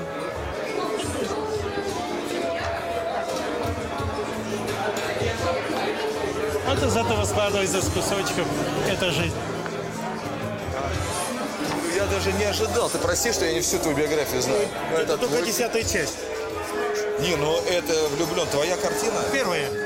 Профессионально. Первая была вот «Духов» день до этого. Вот это вы монстр, мастодонт. Я думаю, что настал тот момент, когда я должен что-то сказать. Я убедился, что у меня огромное количество друзей, которые бросили свои дела. Но я счастлив, что я могу видеть ваши лица. Есть возможность поговорить, встретиться. И прошу выпить за нашу встречу, за здоровье всех, кто пришел. Спасибо вам.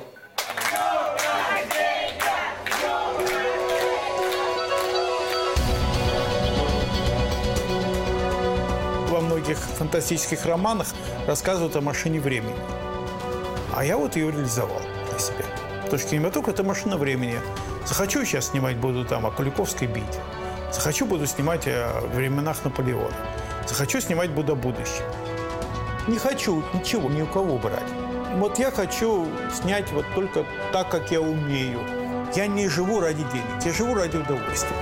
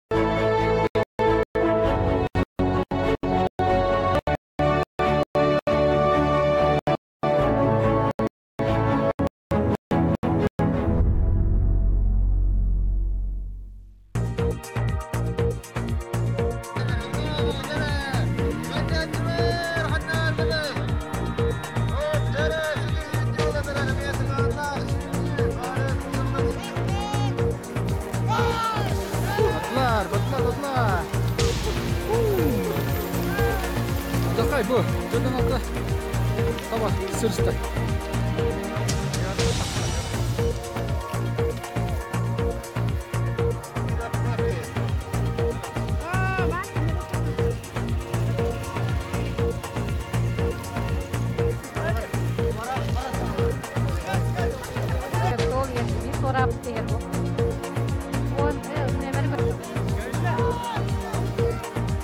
Köyüne değiller.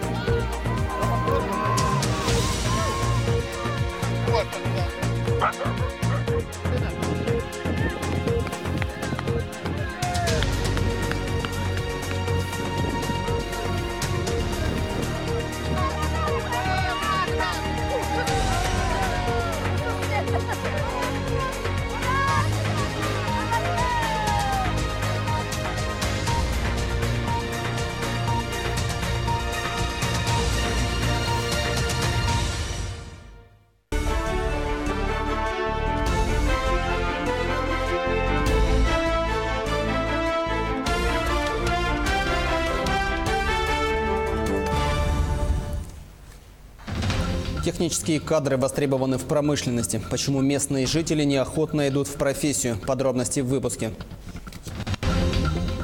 Циклон отступает. По данным Гидрометцентра, в ближайшее время в большинстве районов погода наладится. Безопасность на первом месте. В Ленске провели масштабные проверки торговых центров.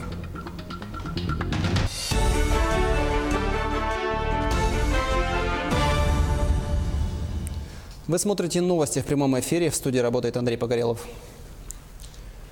За 2 дня непогоды в Якутии произошло более 40 дорожно-транспортных происшествий. Несколько человек пострадали, среди которых дети.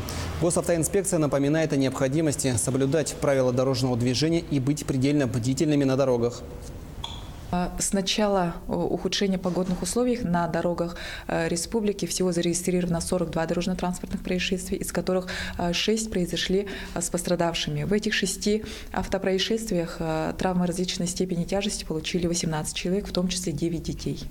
Основными причинами этих автоаварий явилось несоблюдение водителями безопасной скорости в трудных, сложных погодных условиях. К счастью, погодные капризы прекратятся уже в ближайшее время. По данным Гидрометцентра, уже через 2 дня в большинстве районов республики ветер и метель утихнут. Циклон отходит с территории республики. За эти 3 дня максимальная скорость ветра в порывах достигала на территории центральной Якутии до 15-16 метров в секунду. И за эти 3 дня выпало в общем 12 миллиметров снега. По сравнению с нормой это около 9 миллиметров, выше нормы выпало.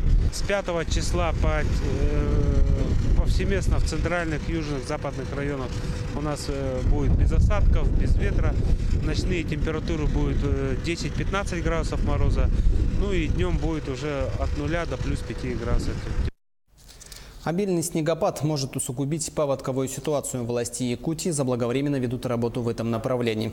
В республике в зону возможного подтопления попадают 166 населенных пунктов. Об этом нашему телеканалу по итогам совещания, посвященного подготовке к безаварийному пропуску весеннего половодья и летнего паводка, сказал первый заместитель председателя правительства республики Алексей Колодезников. В этом году будет повторяться ситуация в Среднеколымском районе. Это населенные пункты по реке Алазе, Сватай, Аргахтах, Андрюшкино.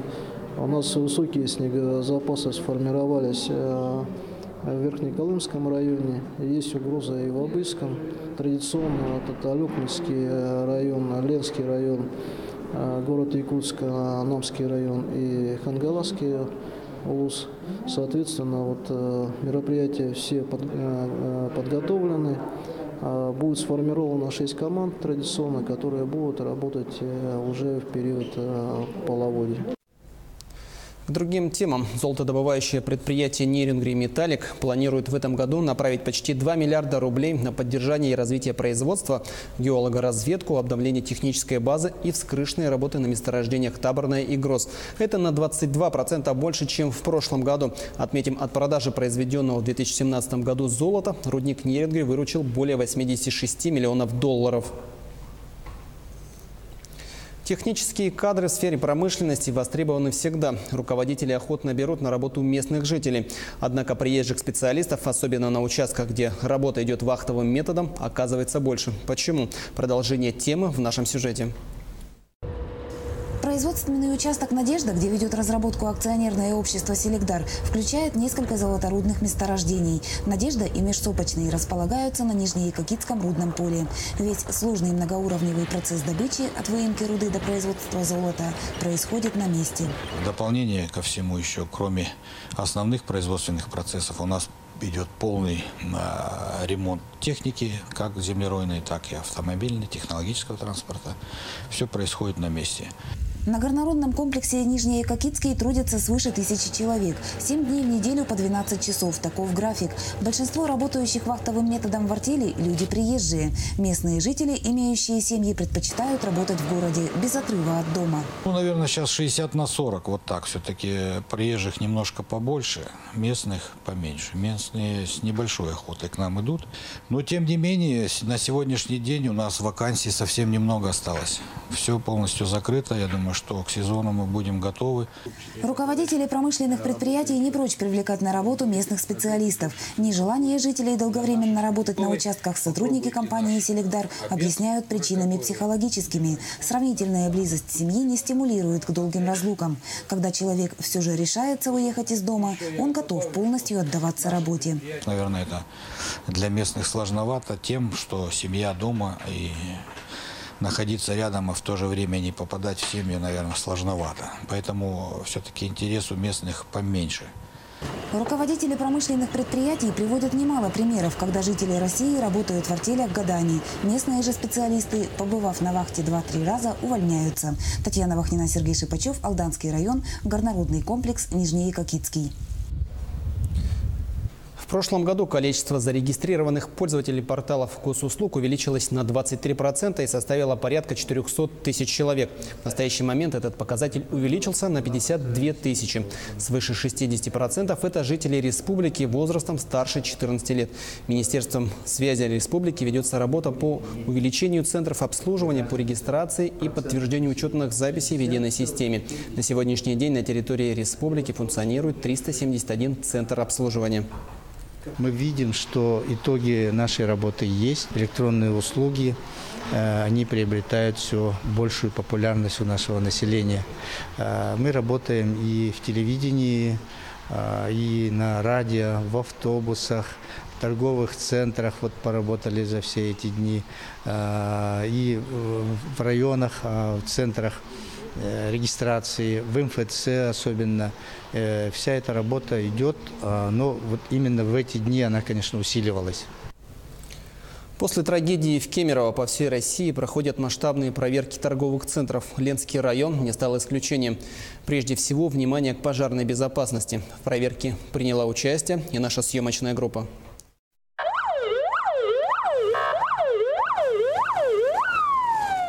По всему Ленскому району с начала недели начались массовые проверки. Торгово-развлекательные центры, которых по примерным подсчетам около десятка, подвергаются ревизии везде. МЧС, прокуратура, полиция дни наперед теперь расписано по выездам на объекты. На сегодняшний день прокуратурой Ленского района была проведена надзорная проверка в области охраны пожарной безопасности объектов с большим пребыванием людей. А именно в настоящее время были проверены торговый центр «Юпитер», также торговый центр «Север» и драгоценности Якутии. По результатам проверки будут сообщено дополнительно о мерах, принятых прокуратурой Ленского района. В первую очередь проверке подлежали эвакуационные выходы, система пожаротушения, сигнализация, электрощитовые зоны и подсобные помещения. Сначала комиссия проверила торговый центр «Юпитер». Здесь крупных нарушений выявлено не было. Следующим на очереди был «Север», на втором этаже которого располагается магазин ДНС. Здесь уже у проверяющих возникли вопросы. Аварийный выход был закрыт. Открыть его сотрудники магазина так и не смогли. По всей вероятности, дверь заклинила. Кнопку пожарной сигнализации они тоже не нашли. Это уже не говоря о мелких недочетах. Владельцы магазина будут привлечены к административной ответственности. На первом этаже торгового центра весь коридор был заставлен товаром одного из арендаторов. Это грубое нарушение. Владельцам было дано несколько часов, чтобы освободить проход. Также в ходе надзорной проверки были проверены и действия пожарных подразделений. Отрабатываем поступление сообщения, действия по прибытию, работа с персоналом, взаимодействие, отработка пожарной сигнализации, средства пожаротушения, первичные средства пожаротушения. То есть полный комплекс мероприятий. В ближайшие несколько дней проверки будут продолжены. Проверке подлежат несколько торговых точек, ресторан и кафе не только в городе, но и в поселках Витим и Пеледуй. Светлана Балеева, Виталий Андреев, Ленск. На этом у меня все. Прямо сейчас Марьяна Кутукова расскажет о том, как прошли масштабные пожарные учения в спорткомплексе Мирного и о том, как трудоустраивают местные кадры в промышленность. Не переключайтесь. Здравствуйте! В Мирном продолжается установка пожарных извещателей в многоквартирных деревянных домах. В приоритете отдаленные районы города. Сегодня противопожарная система есть в 53 домах. 106 извещателей установлены в подъездах на втором этаже. Всего остается обеспечить еще 163 деревянных двухэтажек. По выделению продуктов горения, то бишь дыма, происходит срабатывание. В данном датчике установлен GSM-модуль с сим-картой, который выведен у нас на пульт ЦВПС 01 пожарной охраны, также ЕДДС Миринского района и обслуживающая организация, в каком доме она установлена, то есть на 3 абонента. В случае его сработки сразу же выйдет оповещение, и на место выезжает оперативная служба. Сегодня в спорткомплексе «Кимберлит» прошли масштабные пожарно-тактические учения. На ликвидацию условного пожара и эвакуацию людей задействовали 7 единиц техники и более 40 пожарных. По легенде учений из здания самостоятельно эвакуировались 30 человек. 6 не смогли выбраться. В первую очередь все силы пожарно-спасательных подразделений были направлены именно на их поиски. В целом со всей операцией пожарные справились за 20 минут. Пожарные подразделения, они справились с поставленной задачей. Все 6 человек, которые не вышли самостоятельно, были выведены на свежий воздух, переданы каретам скорой помощи. Но хочу сказать, что пожарные не знали наперед количество пострадавших, которые останутся здесь, и не знали их места. То есть они, как в реальных условиях, обследовали все помещения, обследовали все здание до тех пор, пока не нашли данных пострадавших. На этой неделе также состоится выездное совещание «Илтумен», где обсудят трудоустройство местных кадров в промышленные компании. Кроме этого, запланированы благотворительная ярмарка в помощь одиноким отцам и лыжня России. Завершится неделя народными гуляниями. 8 апреля на стадионе «Металлург» пройдут проводы зимы. С 12:30 до 17:00 движение на личном транспорте по шоссе Кузакова будет ограничено. Разрешено проезжать рейсовым автобусом. Пройдут все различные конкурсы. Конкурс на поедание блинов, ледяной столб, веселые старты, спортивные соревнования. Также у нас пройдет новый конкурс. Это Инстаграм. Весна идет, весне дорогу. И объявление конкурса тоже пройдет в этот же день в 16:25. На этом все. До новых встреч!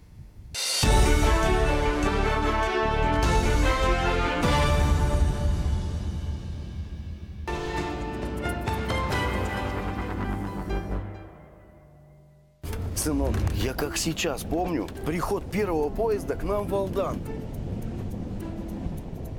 В путешествиях на поездах нужно соблюдать энциклопедию безопасности. Слышал о таком? Нет. Чтобы в купе был порядок, нужно сумки сложить вот так. А которые нужны с документами поближе. И двери в купе держать закрытыми, как дома. Правильно, сынок. А еще нельзя брать посылки у незнакомых людей. И за своими вещами следить на станциях очень внимательно. Ваш чай. Спасибо большое. Простите, а где телефон можно подзарядить? Розетки находятся по проходу, пожалуйста, не забывайте. Я буду соблюдать все правила. Транспортная полиция Якутии.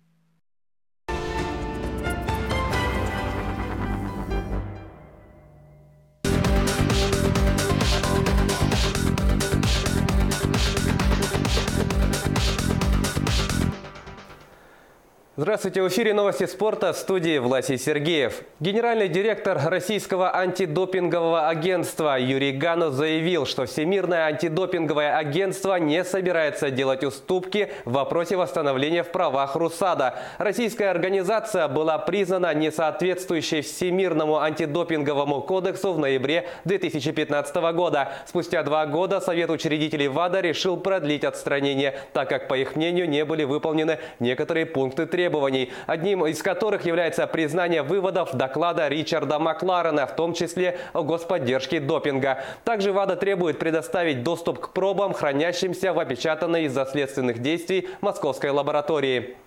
Общая позиция ВАДА принципиальная. Мы не уступим. Для того, чтобы решить эту проблему, никакой косметики, никаких деклараций недостаточно. Необходимо работать по докладу Ричарда Макларена. Комитет по соответствию определил техническое соответствие РУСАДА. Остались эти два вопроса. Следующее заседание Совета в мае. До мая есть еще время.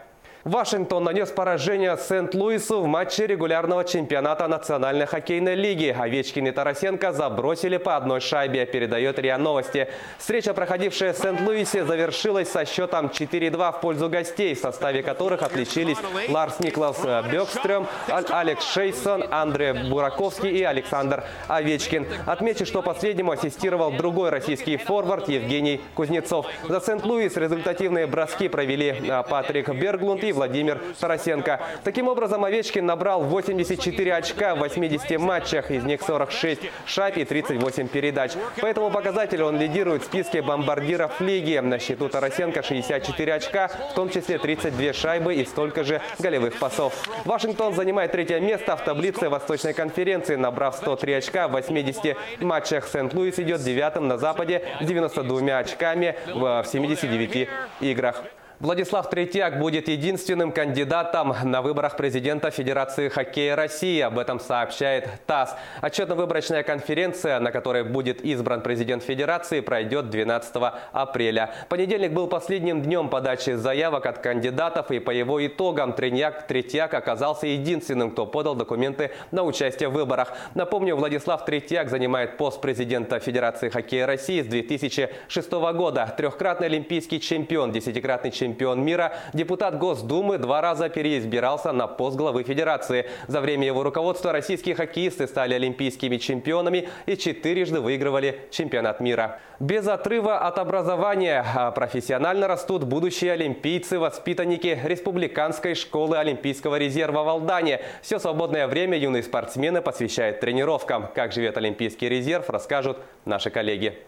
Каникулы семиклассник Антон Уваров, уроженец Усть-Алданского района, провел за книгами. Режим тренировок прервала простуда. Антон – воспитанник Республиканской детско-юношеской школы Олимпийского резерва по зимним видам спорта. На лыжах ходит с малых лет. Тренеры прочили ему блестящую карьеру, и Антон приехал в Алдан, чтобы профессионально расти в школе Олимпийского резерва.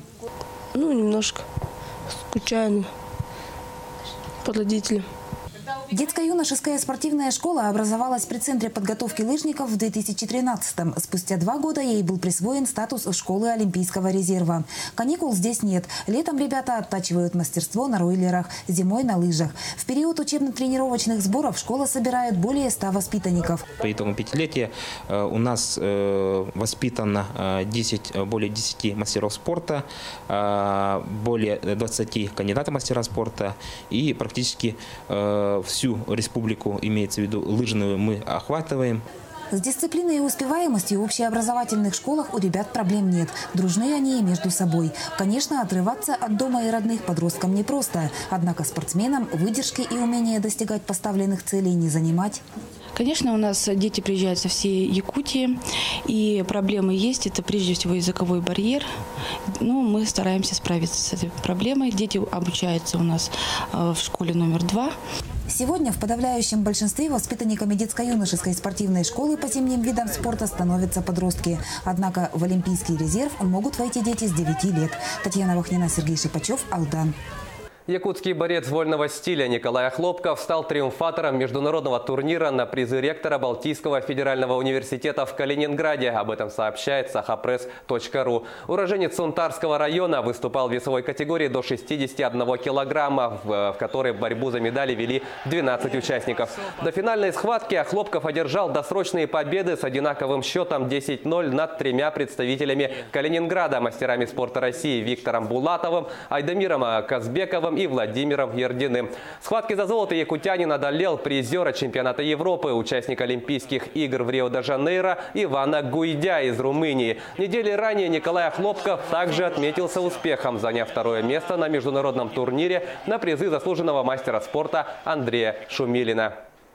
Победителями третьих игр народов Севера стала команда Бухурук Эвена-Бутантайского района. 30 марта в Батагай-Алыта в рамках празднования 125-летия государственного политического деятеля Романа Шадрина состоялись игры народов Севера. Участники состязались на оленях-упряжках, выявляли лучших в гонках на верховых оленях, прыгали через нарты и не только. В главном заезде на 10 километров за суперприз главы района снегоход «Ямаха» состязались 47 оленьих упряжек из Эвена-Бутантайского, Тампонского, Булунского, а также Верхоянского районов. Очень приятно, что здесь много участников, приехали издалека. Конечно же, я и раньше участвовал сам также неоднократно, когда учился в школе. Поэтому, конечно, желаю всем участникам, чтобы они выступили хорошо. Главное, чтобы никто не был без травм и все были рады. Наш весенний праздник День оленевода всегда сплочал нас. Вот для меня лично интересно вот комбинированная эстафета сейчас будет. И я, конечно же, от себя тоже приз поставил 100 тысяч рублей. Это были новости спорта. Всего доброго.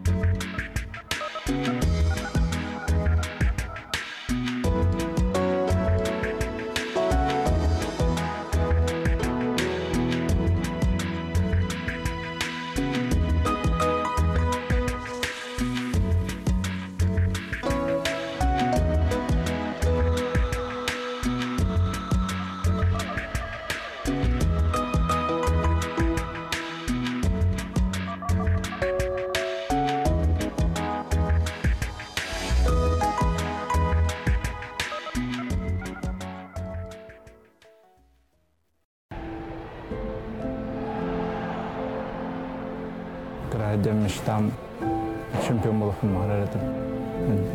Şampiyon bulup giden. Hem bir ki sallah sorukta olar. Bu edbaq zbor, edbaq qıqtahi, edbaq derkenna mandık rezultat kadar. Beş klaska qapsaqay kura aradı ki kilağı buldu da oğlanna kıyam baranızı kıyıqpın sebebit, kişiqpın sebebit yani veriniz kilbide. Ondan tanıla bu tuştuğunu taptan naqtık ıhtuvakka solbun siteyen dertine edem. Hatta ruhum ortada da var, hıyır ruhum ortada var. Şimdi ki olğan ustada nar ırhattır kaşır, ırhandı kemler bağlar, kıyılaktır kemler onunla bu tuştuğu ki şöp kaçıştıları sayınarak yuluğağın, sabit karaska ben tünen fiziki de tünen müştah olağın ustu kıyıqat bağı yeretkendir.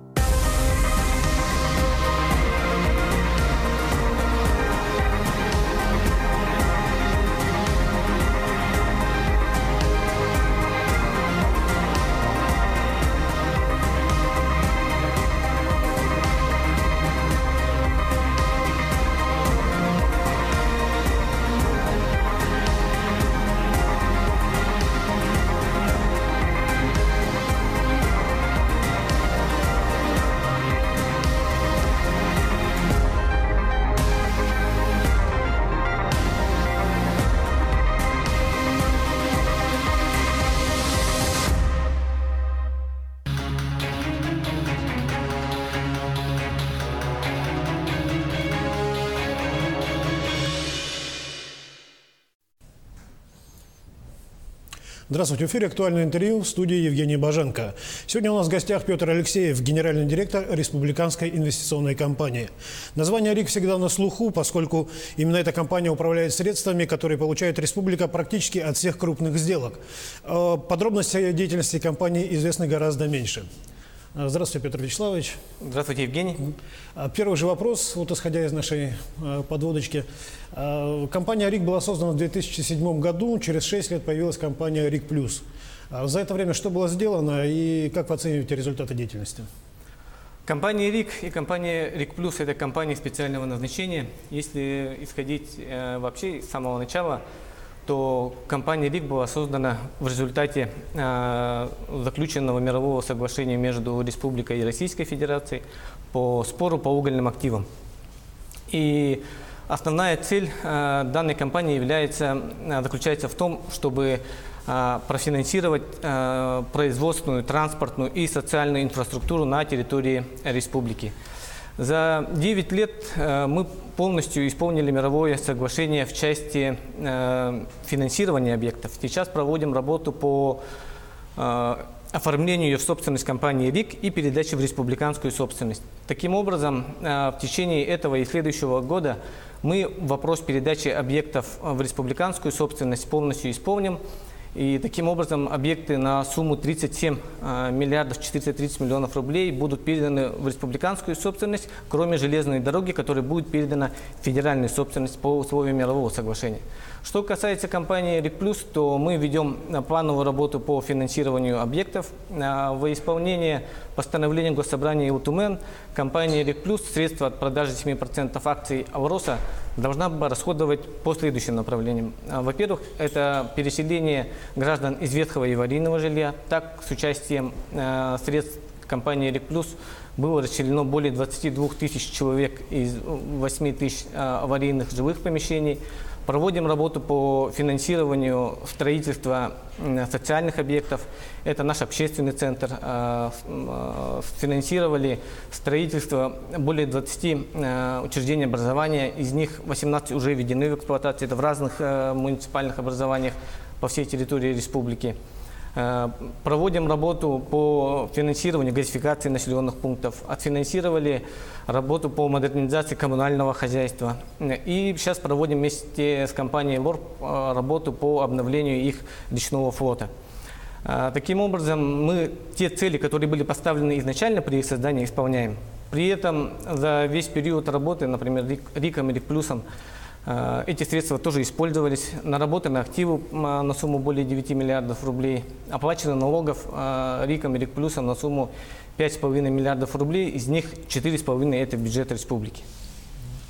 Дочерние структуры компании, они чем занимаются? У группы компании РИК за период деятельности создана холдинговая структура. РИК участвует примерно в 20 различных обществах, обществах с ограниченной ответственностью, в акционерных обществах. Из них 12 обществ – это наши дочерние предприятия. То есть те предприятия, которыми мы непосредственно управляем и принимаем основные решения по утверждению их стратегии и их деятельности.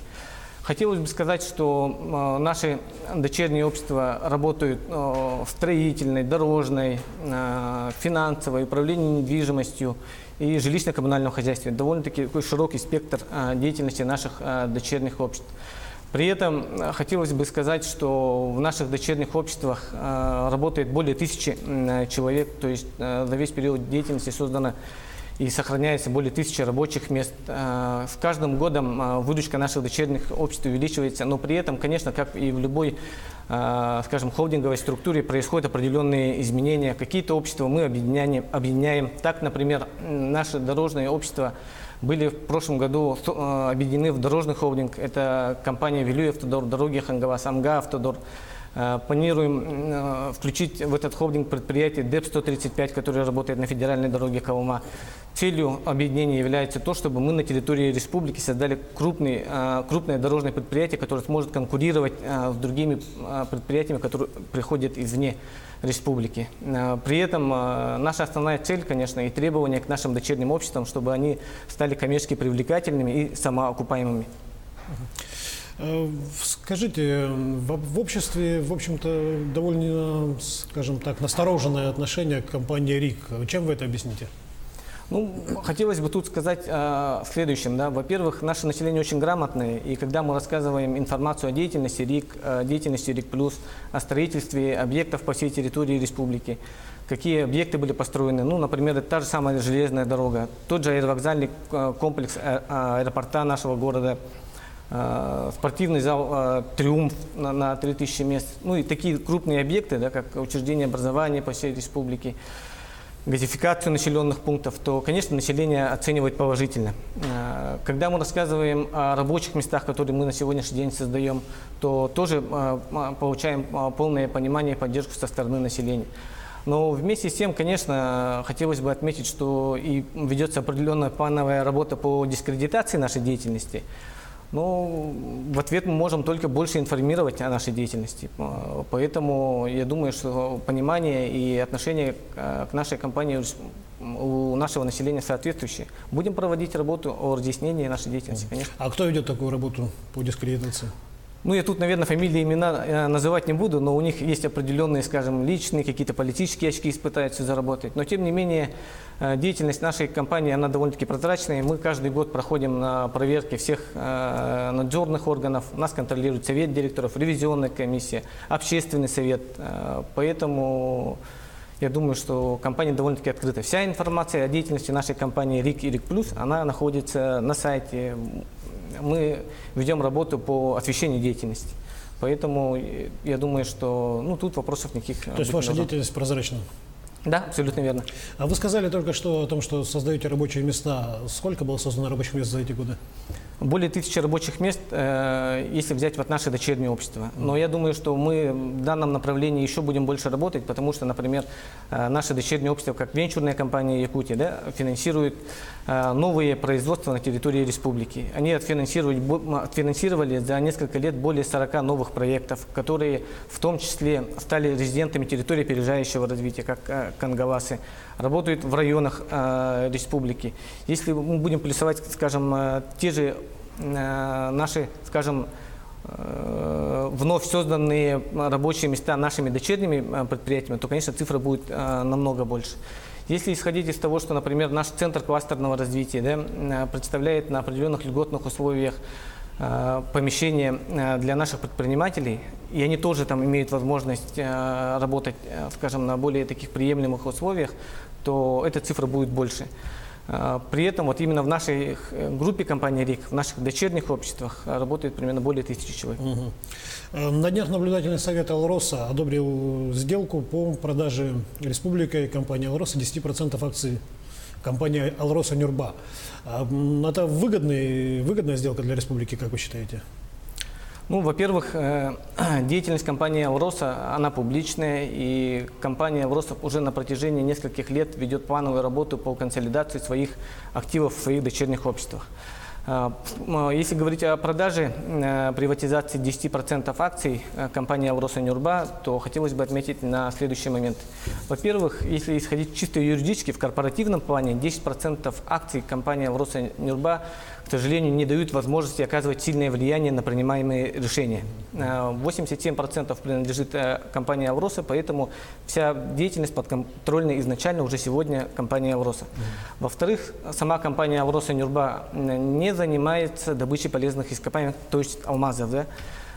Добычу полезных ископаемых ведет структурное подразделение компании «Алроса». «Алроса Нюрба» является на сегодняшний день только владельцем лицензии на добычу полезных ископаемых. В-третьих, тут необходимо говорить о том, что правительством республики, главой республики приняли решение о том, что данные 10% акций будут проданы не кому-нибудь там, скажем, на свободном рынке, да, а именно компании «Алроса», у которой доля республики составляет довольно-таки большой процент. Это 25 плюс 1 акция у республики, 8% у наших муниципальных образований. Следовательно, у республики сохраняется контроль в целом над всей группой «Алроса». Также хотелось бы поговорить о том, что вообще компания Росэнербас сама является как бы публичной, ее акции торгуются, и стоимость акций, она очень волатильна. Если в прошлом году стоило 13 миллиардов, то в этом году уже 12. При этом мы исходим из того, что, например, если какая-то будет уменьшение стоимости, там, или делистинг, или вообще переоформление на материнскую компанию лицензии, мы просто потеряем деньги. Вы недавно назначены руководителем корпорации развития Якутии. Какие задачи представлены перед этой корпорацией? Перед корпорацией стоят задачи по содействию развитию экономики путем реализации крупных, сложных инвестиционных проектов. Это не менее чем 200 миллионов рублей. И вторая задача – это управление территориями опережающего развития. Их у нас две на территории республики. Это ТОР Кангавас и ТОР Южная Якутия. И содействие их резидентам в реализации их бизнес-проектов на территории опережающего развития. Перед нами правительством поставлена задача, чтобы мы создали на базе корпорации развития республики крупное предприятие, финансовый холдинг, который мог бы отвечать требованиям, скажем, внешних инвесторов. Да? Когда внешний инвестор, иностранный инвестор приходит на территорию республики, он ищет своего регионального партнера. Так вот, мы должны из корпорации превратить в такое предприятие, которое будет взаимодействовать и с федеральными органами, и с внешними инвесторами для того, чтобы развивать экономику республики. Скажите, а насколько верна информация, что после выполнения обязательств финансовых по всем социальным объектам компания РИК и РИК Плюс будут поглощены компанией корпорации развития Южной Якутии? Корпорация развития республики Саха-Якутия, наверное. Прошу прощения. Да, но тут хотелось бы сказать о том, что обязательства РИКа и РИК Плюс, они обязательно будут исполнены. То есть все объекты будут отфинансированы, оформлена собственность, переданная республике. Что касается вопроса, вот то, что вы задали о поглощении, такого, это, наверное, не совсем правильный вопрос. Мы говорим о том, чтобы консолидировать активы РИКа и РИК Плюс в корпорации, как я сказал, для того, чтобы создать крупное предприятие. Поэтому перед корпорацией стоят очень большие задачи. Если, например, у РИКа и РИК Плюса в связи с тем, что мы передавали объекты безвозмездно республике и будем в дальнейшем передавать федеральную собственность, у нас уменьшались активы. Поэтому для работы с внешними инвесторами, с банками, да, крупными на территории России, всегда возникал вопрос к нашим активам, почему у нас уменьшаются активы, почему ведется планово, скажем, убыточная деятельность по передаче объектов. То в случае корпорации мы должны сделать такую историю, чтобы корпорация стала крупным предприятием, серьезными активами и готовой работать на территории республики. Спасибо. Я напомню, что у нас в гостях был Петр Алексеев, генеральный директор Республиканской инвестиционной компании.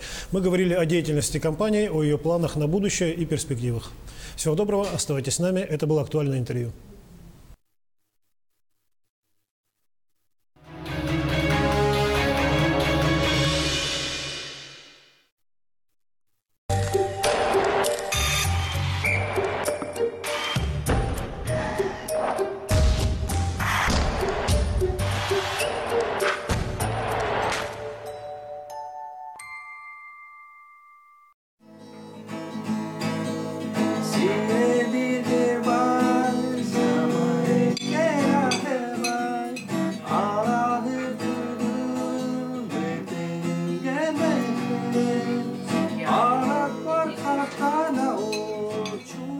僕は東京で生まれまして、それから役付に来て。Ты в Сибири живешь, да?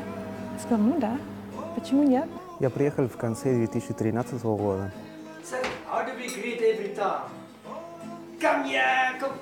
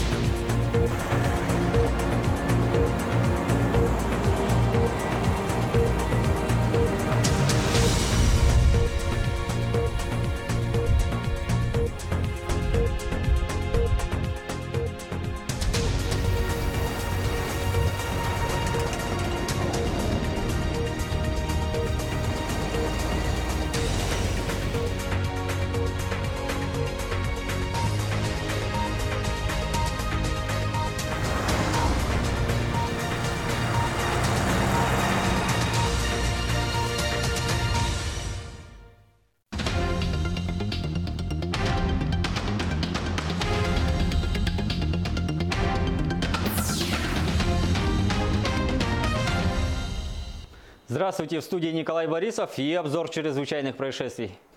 Мирнинский дом-интернат для престарелых и инвалидов оштрафован за неоплату услуг по контракту. К ответственности привлечен директор. Нарушения устранены, имеющаяся задолженность погашена в полном объеме. Государственным бюджетным учреждением республики Мирнинский дом-интернат для престарелых и инвалидов не произведена оплата за предоставленную услугу по контракту в размере свыше 95 тысяч рублей. По данному факту прокуратура города возбудила в отношении директора учреждения дело об административном правонарушении. По результатам его рассмотрения Управлением Федеральной антимонопольной службы по Республике Саха-Якутия должностное лицо оштрафовано на 30 тысяч рублей.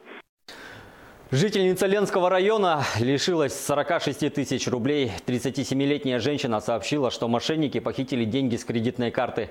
На мобильный телефон позвонил неизвестный и представился специалистом банка. Он сообщил, что произошел технический сбой и попросил подтвердить контактную информацию. Женщина продиктовала требуемое. Через некоторое время ей снова перезвонили и предложили увеличить лимит на карте, на что она также согласилась. Тогда лжеспециалист попросил ее назвать коды подтверждения, которые были отправлены в СМС-сообщениях, а после чего сразу же удалить сообщение. Потерпевшая, не задумываясь, сообщила звонившему необходимые сведения. А через некоторое время с ее счета были похищены деньги. Уважаемые граждане, помимо этого способа распространенной схемой обмана стали звонки от сотрудников оператора сотовой связи. Они сообщают о переплате за мобильные услуги и просят назвать реквизиты банковской карты для того, чтобы якобы вернуть деньги. Полиция призывает вас быть бдительными и не реагировать на подобные телефонные звонки. Но в случае, если вы попались на уловки мошенников, то незамедлительно обращайтесь в полицию. Доведите эту информацию до своих пожилых родственников, чтобы уберечь их от мошеннических действий. Судя по всему, несмотря на непогоду, в Ленске наступила горячая пора. Недавно там произошла подготовленная кража, которую совершила 18-летняя девушка, одетая в черную маску и куртку. Девушка начала подготовку к преступлению месяц назад. Предусмотрительно сшила из старой кофты маску с прорезями для глаз, изучила работу камер видеонаблюдения в салоне и следила за графиком работы персонала. Отправившись в ювелирный салон, она первым делом перерезала плоскогубцами провода сигнализации и разбила окно.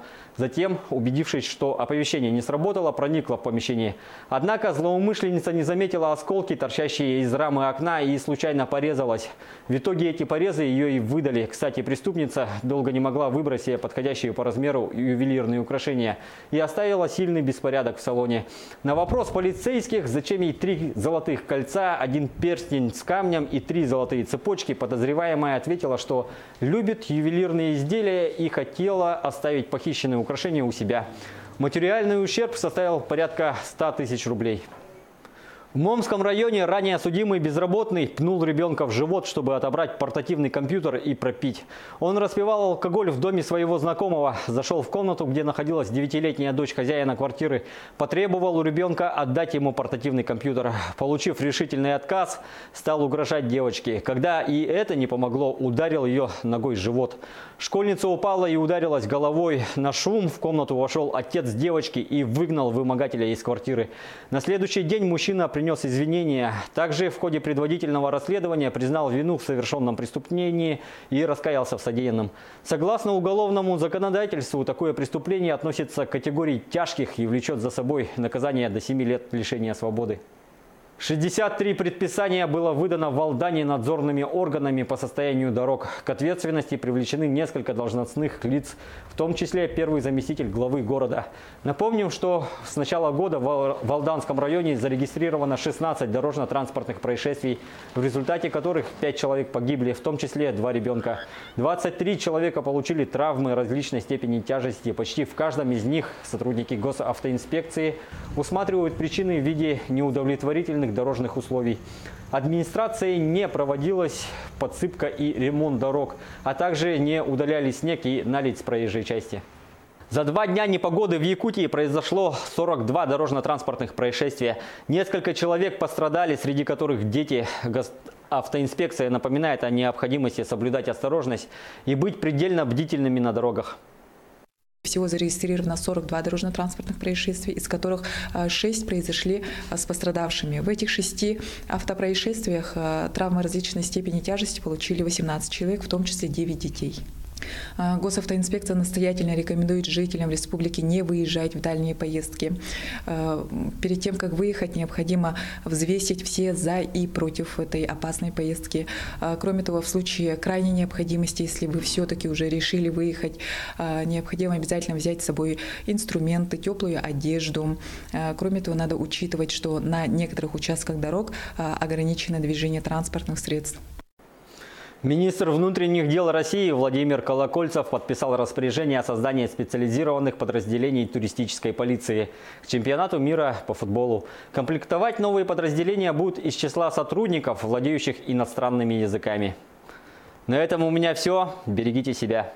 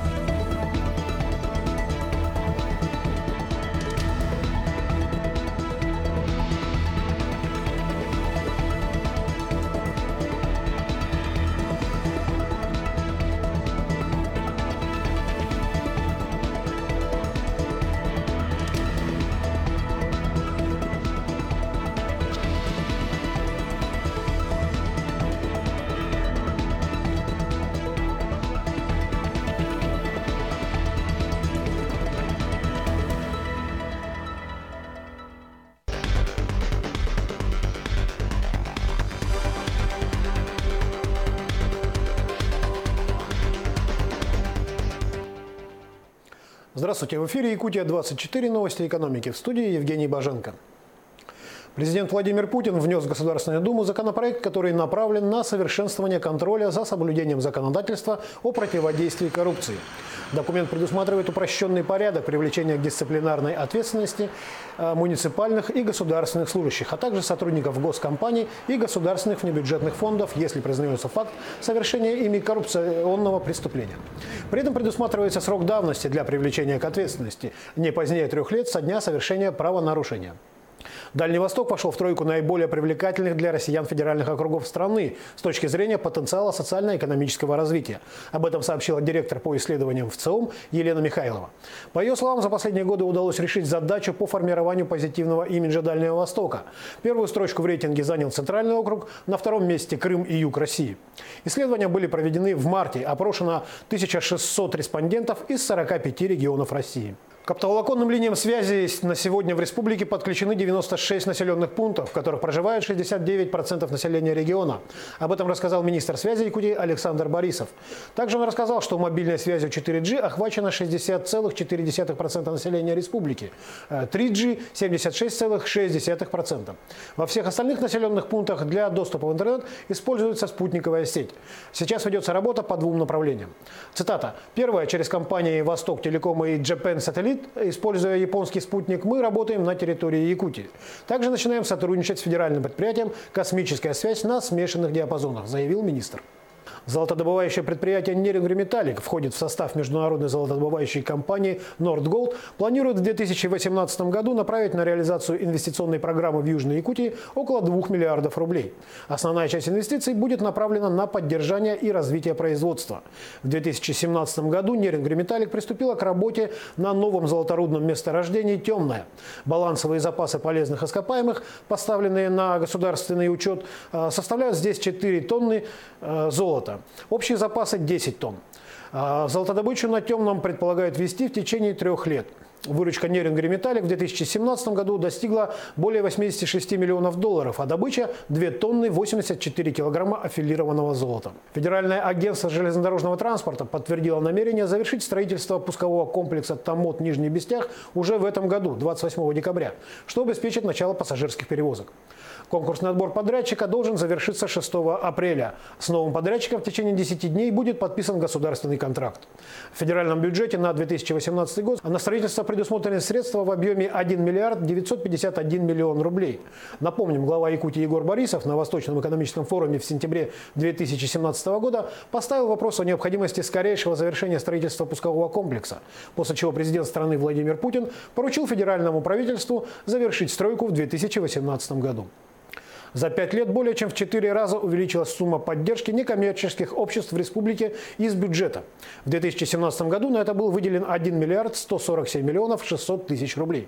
Об этом сообщил председатель правительства республики Евгений Чекин на расширенном заседании Совета НКО при главе региона. Цитата. В том числе на поддержку социально ориентированных НКО было направлено 611 миллионов рублей. Это характеризует особое внимание к развитию гражданского общества со стороны руководства республики, отметил Евгений Чекин. По количеству НКО Якутия занимает 3-е место на Дальнем Востоке. Всего в республике зарегистрировано 2128 таких организаций. Причем за последние 5 лет их количество увеличилось почти в 1,5 раза. Дизельное топливо обходится водителям Якутии в 51 рубль 2 копейки за литр. Бензин АИ-92 – 49 рублей 55 копеек. АИ-95, соответственно, 50 рублей и 3 копейки. Такие данные опубликовал Росстат. По этим результатам Якутия входит в тройку регионов Дальнего Востока с самой высокой ценой на нефтепродукты. Еще дороже топливо стоит на Чукотке. 3-ю позицию по дороговизне нефтепродуктов в Дальневосточном федеральном округе занимает Магаданская область. В тройку регионов Дальнего Востока с самыми низкими ценами на нефтепродукты вошли Еврейская автономная область, Амурская область и Хабаровский край. Так, в Хабаровском крае стоимость дизельного топлива составляет 43 рубля 46 копеек за литр, АИ-92 – 39 рублей 70 копеек, АИ-95 – 41 рубль 53 копейки. О перспективах республиканской инвестиционной компании рассказал ее генеральный директор Петр Алексеев в эфире передачи «Актуальное интервью». Обязательства РИКа и РИК+, они обязательно будут исполнены. То есть все объекты будут отфинансированы, оформлены собственность, переданная республике. Что касается вопроса, вот то, что вы задали о поглощении, такого, это, наверное, не совсем правильный вопрос. Мы говорим о том, чтобы консолидировать активы РИКа и РИК+ в корпорации, как я сказал, для того, чтобы создать крупное предприятие. Поэтому перед корпорацией стоят очень большие задачи. Если, например, у РИКа и РИК+ в связи с тем, что мы передавали объекты безвозмездно республике и будем в дальнейшем передавать федеральную собственность, у нас уменьшались активы. Поэтому для работы с внешними инвесторами, с банками, да, крупными на территории России, всегда возникал вопрос к нашим активам, почему у нас уменьшаются активы, почему ведется планово, скажем, убыточная деятельность по передаче объектов. То в случае корпорации мы должны сделать такую историю, чтобы корпорация стала крупным предприятием, серьезными активами и готовой работать на территории республики. Применение интернета вещей к 2025 году может принести экономике России до 2 триллионов 800 миллиардов рублей. При этом к 2020 году число умных устройств в мире вырастет до 50 миллиардов, увеличившись в 10 раз. Это прогнозируют аналитики международной компании PricewaterhouseCoopers. Такая динамика полностью изменит окружающую реальность как минимум в 6 сегментах мировой экономики. Это такие сегменты, как электроэнергетика, телемедицина, сельское хозяйство, транспортная логистика, умный город и промышленность. Федеральная служба судебных приставов России получила от налоговой службы порядка 420 тысяч уведомлений о списании более 750 миллионов рублей в рамках налоговой амнистии.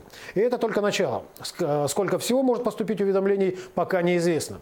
Напомним, что в декабре прошлого года была принята налоговая амнистия, которая признает безнадежными и подлежащими списанию недоимки по транспортному налогу, налогу на имущество физлиц и земельному налогу физлиц, образовавшиеся на 1 января 2015 года. Пени по этим задолженностям также были аннулированы. Первый вице-премьер российского правительства Игорь Шувалов дал задание проработать новые требования к интернет-магазинам, которые занимаются поставкой и продажей в стране детских товаров. Об этом сообщает газета «Коммерсант». Тема ужесточения торговли детскими товарами через интернет обсуждалась на совещании Кабинета министров под руководством Шувалова в середине марта. Проработкой вопроса займется Министерство экономического развития, а также Федеральная таможенная служба. Речь идет в первую очередь о детских товарах из иностранных интернет-магазинов. Цель мероприятия – защита прав потребителей. Совокупное состояние 27 российских миллиардеров за январь-март 2018 года уменьшилось на 190 миллионов 900 тысяч долларов, следует из данных агентства Bloomberg. Самым богатым в России по-прежнему является основной акционер компании «Северсталь» Алексей Мордашов. Его состояние оценивается в 19 миллиардов 300 миллионов долларов. Второе место у президента Норильского никеля Владимира Потанина – 19 миллиардов 100 миллионов. Третью позицию занимает глава Новатэка Леонид Михельсон, чей капитал составляет 18 миллиардов 600 миллионов долларов. При этом у последних двух состояние с начала года выросло. Индекс рассчитывается на основе стоимости акций и данных отчетностей компаний, в которых миллиардеры имеют свои доли. На этом все. Оставайтесь в курсе экономических событий на Якутия-24.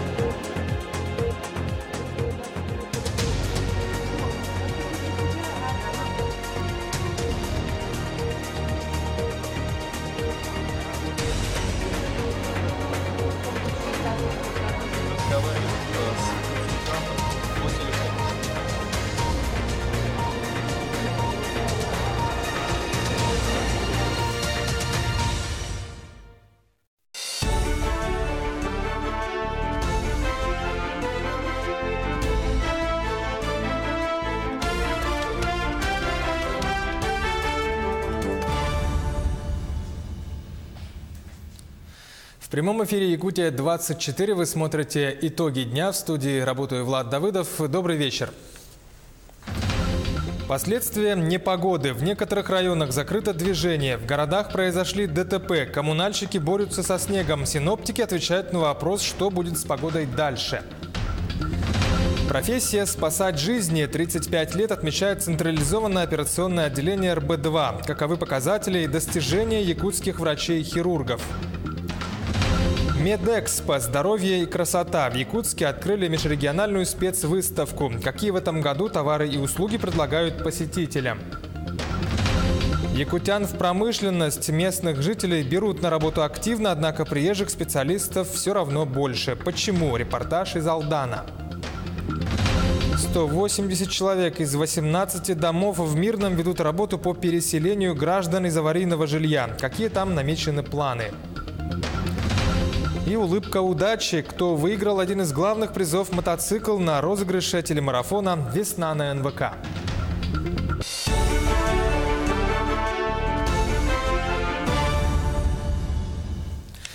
За 2 дня непогоды в Якутии произошло более 40 дорожно-транспортных происшествий. Несколько человек пострадали, среди которых дети.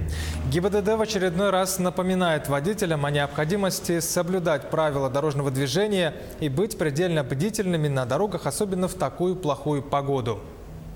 С начала ухудшения погодных условий на дорогах республики всего зарегистрировано 42 дорожно-транспортных происшествий, из которых 6 произошли с пострадавшими. В этих 6 автопроисшествиях травмы различной степени тяжести получили 18 человек, в том числе 9 детей. Основными причинами этих автоаварий явилось несоблюдение водителями безопасной скорости в трудных, сложных погодных условиях. А в ряде районов Якутии закрыто движение для всех видов транспорта. Об этом сообщает Управление автомобильных дорог республики. Проезд закрыт на участке трассы Сангар, Ситте, Батама и Булус. До улучшения погодных условий сейчас до райцентра можно проехать со стороны горного района – Асыма, Кабя и Сангар. Кроме того, временно закрыт проезд на ледовой переправе Кангаласы-Сотинцы. На этом участке на всех 3 направлениях работает дорожная техника. Вчера дежурили, сегодня тоже дежурят, но сильный ветер, пурга заметает сразу. Вот как машина проехала, трактора очистили и сразу же метет. У нас вот сейчас в основном люди ездят на маленьких иномарках, да? Вот передний привод, задний привод, в основном вот такие вот, неполноприводные машинами ездят, и вот они застревают. Первый застрял, второй застрял, и там по цепочке уже идут, и потом пурга метет, сразу остановились и заметает. Прошедший обильный снегопад может усугубить паводковую обстановку. В этой связи власти Якутии заблаговременно обращают на это внимание и ведут необходимую работу. По прогнозам, в республике в зону возможного подтопления подпадают 166 населенных пунктов. Об этом нашему телеканалу сообщил первый вице-премьер Алексей Колодезников. В этом году будет повторяться ситуация в Среднеколымском районе. Это населенные пункты по реке Алазе, Сватай, Аргахтах, Андрюшкино. У нас высокие снегозапасы сформировались в Верхнеколымском районе. Есть угроза и в Абыйском. Традиционно это Алюкминский район, Ленский район, город Якутск, Намский район и Хангаласский улус. Соответственно, мероприятия все подготовлены. Будет сформировано 6 команд традиционно, которые будут работать уже в период половодья. 14 апреля выйдет комиссия республиканская по предупреждению паводка в весеннее время и летнее время по селам Аргахтах, Сватай, Березовка. И в самом городе Среднеколымске проведут предупредительные работы. В том числе из-за последствий непогоды надзорные органы в Алдане выдали 63 предписания по плохому состоянию дорог. К ответственности привлекли несколько должностных лиц, в том числе первого заместителя главы города. По данным с начала года в Алданском районе произошло 16 ДТП, в которых 5 человек погибли, в том числе 2 ребенка, а 23 человека получили травмы различной степени тяжести. Почти в каждом из них сотрудники ГИБДД усматривают причины в виде неудовлетворительных дорожных условий. Сообщается, что администрация не проводила подсыпку и ремонт дорог, а также не убирала снег и наледь с проезжей части. Ну а последствия пурги в Якутске ликвидируют за 1 неделю. По данным, на основных городских дорогах работают 8 бригад. Это 90 единиц техники и 60 рабочих. Все действия транспорта расписаны по минутам. Что сделано и что предстоит? Репортаж с Аргаланы Федоровой.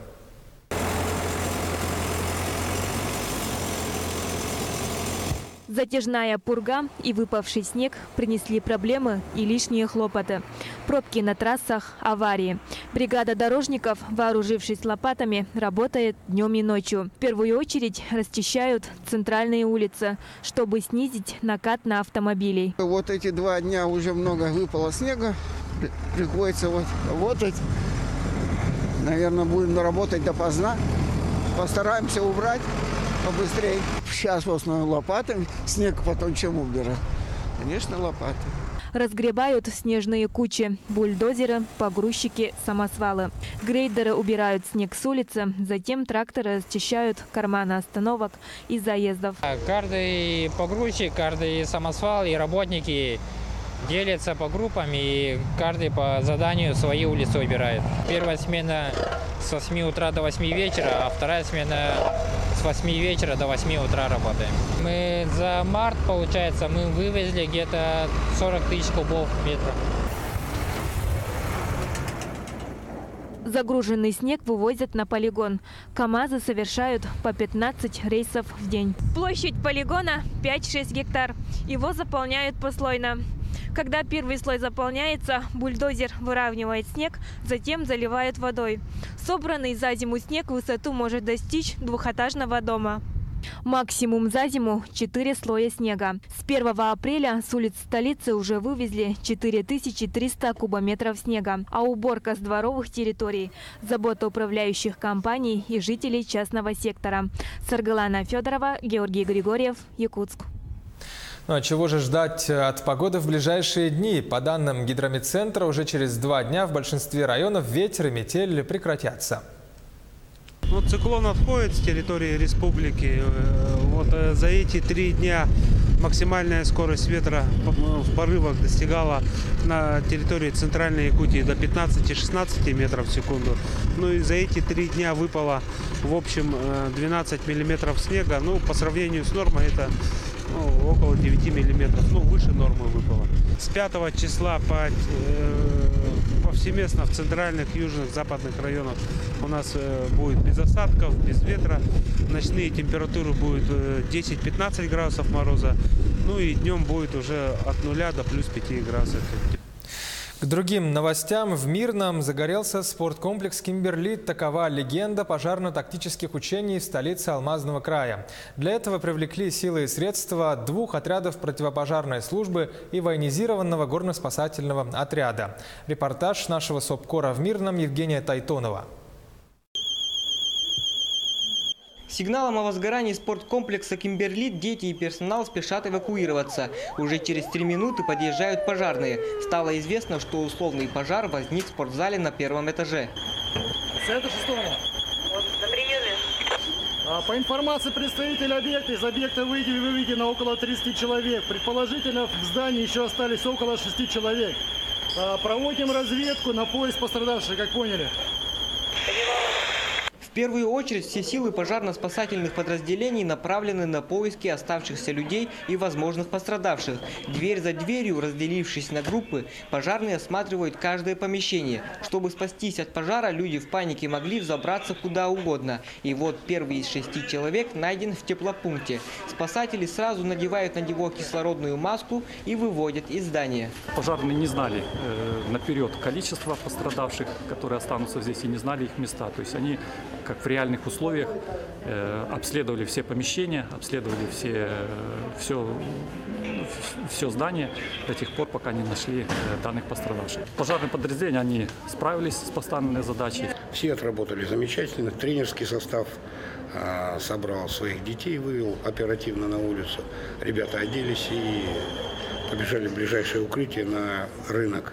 После эвакуации пожар ликвидировали. Казалось, все закончено. Но вдруг дежурный бьет тревогу. В течение 10 минут звено не выходит на связь. Требую отправить резервное звено БНСС на поиски 921 звена. Вас понял, где вы находились? Где, на 2-м этаже? Где было? Находились в данный момент на 2-м этаже, с правой стороны здания, с севера, получается. На поиски коллег бросают резервные силы. Через пару минут их удалось отыскать и вывести из здания. Такие масштабные учения в Мирном проводятся каждый месяц. На поиски пропавших и ликвидацию возгорания пожарным потребовалось 20 минут. Евгений Тайтунов, Марьяна Кутукова, Мирный. Сейчас короткая реклама. Оставайтесь с нами и смотрите во второй половине итогов дня. Профессия «Спасать жизни» 35 лет отмечает централизованное операционное отделение РБ-2. Каковы показатели достижения якутских врачей-хирургов?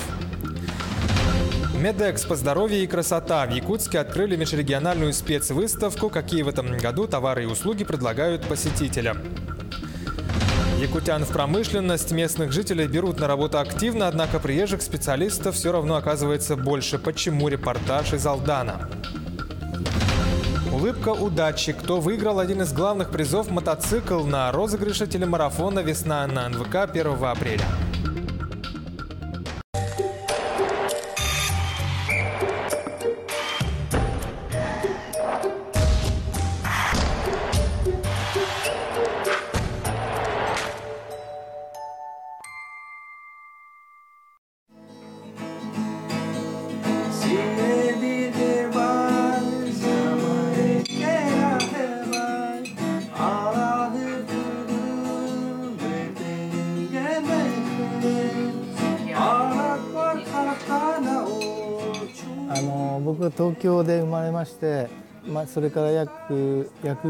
Ты в Сибири живешь, да? Сказал, ну да. Почему нет? Я приехал в конце 2013 года. How do we greet every time? Come here, come.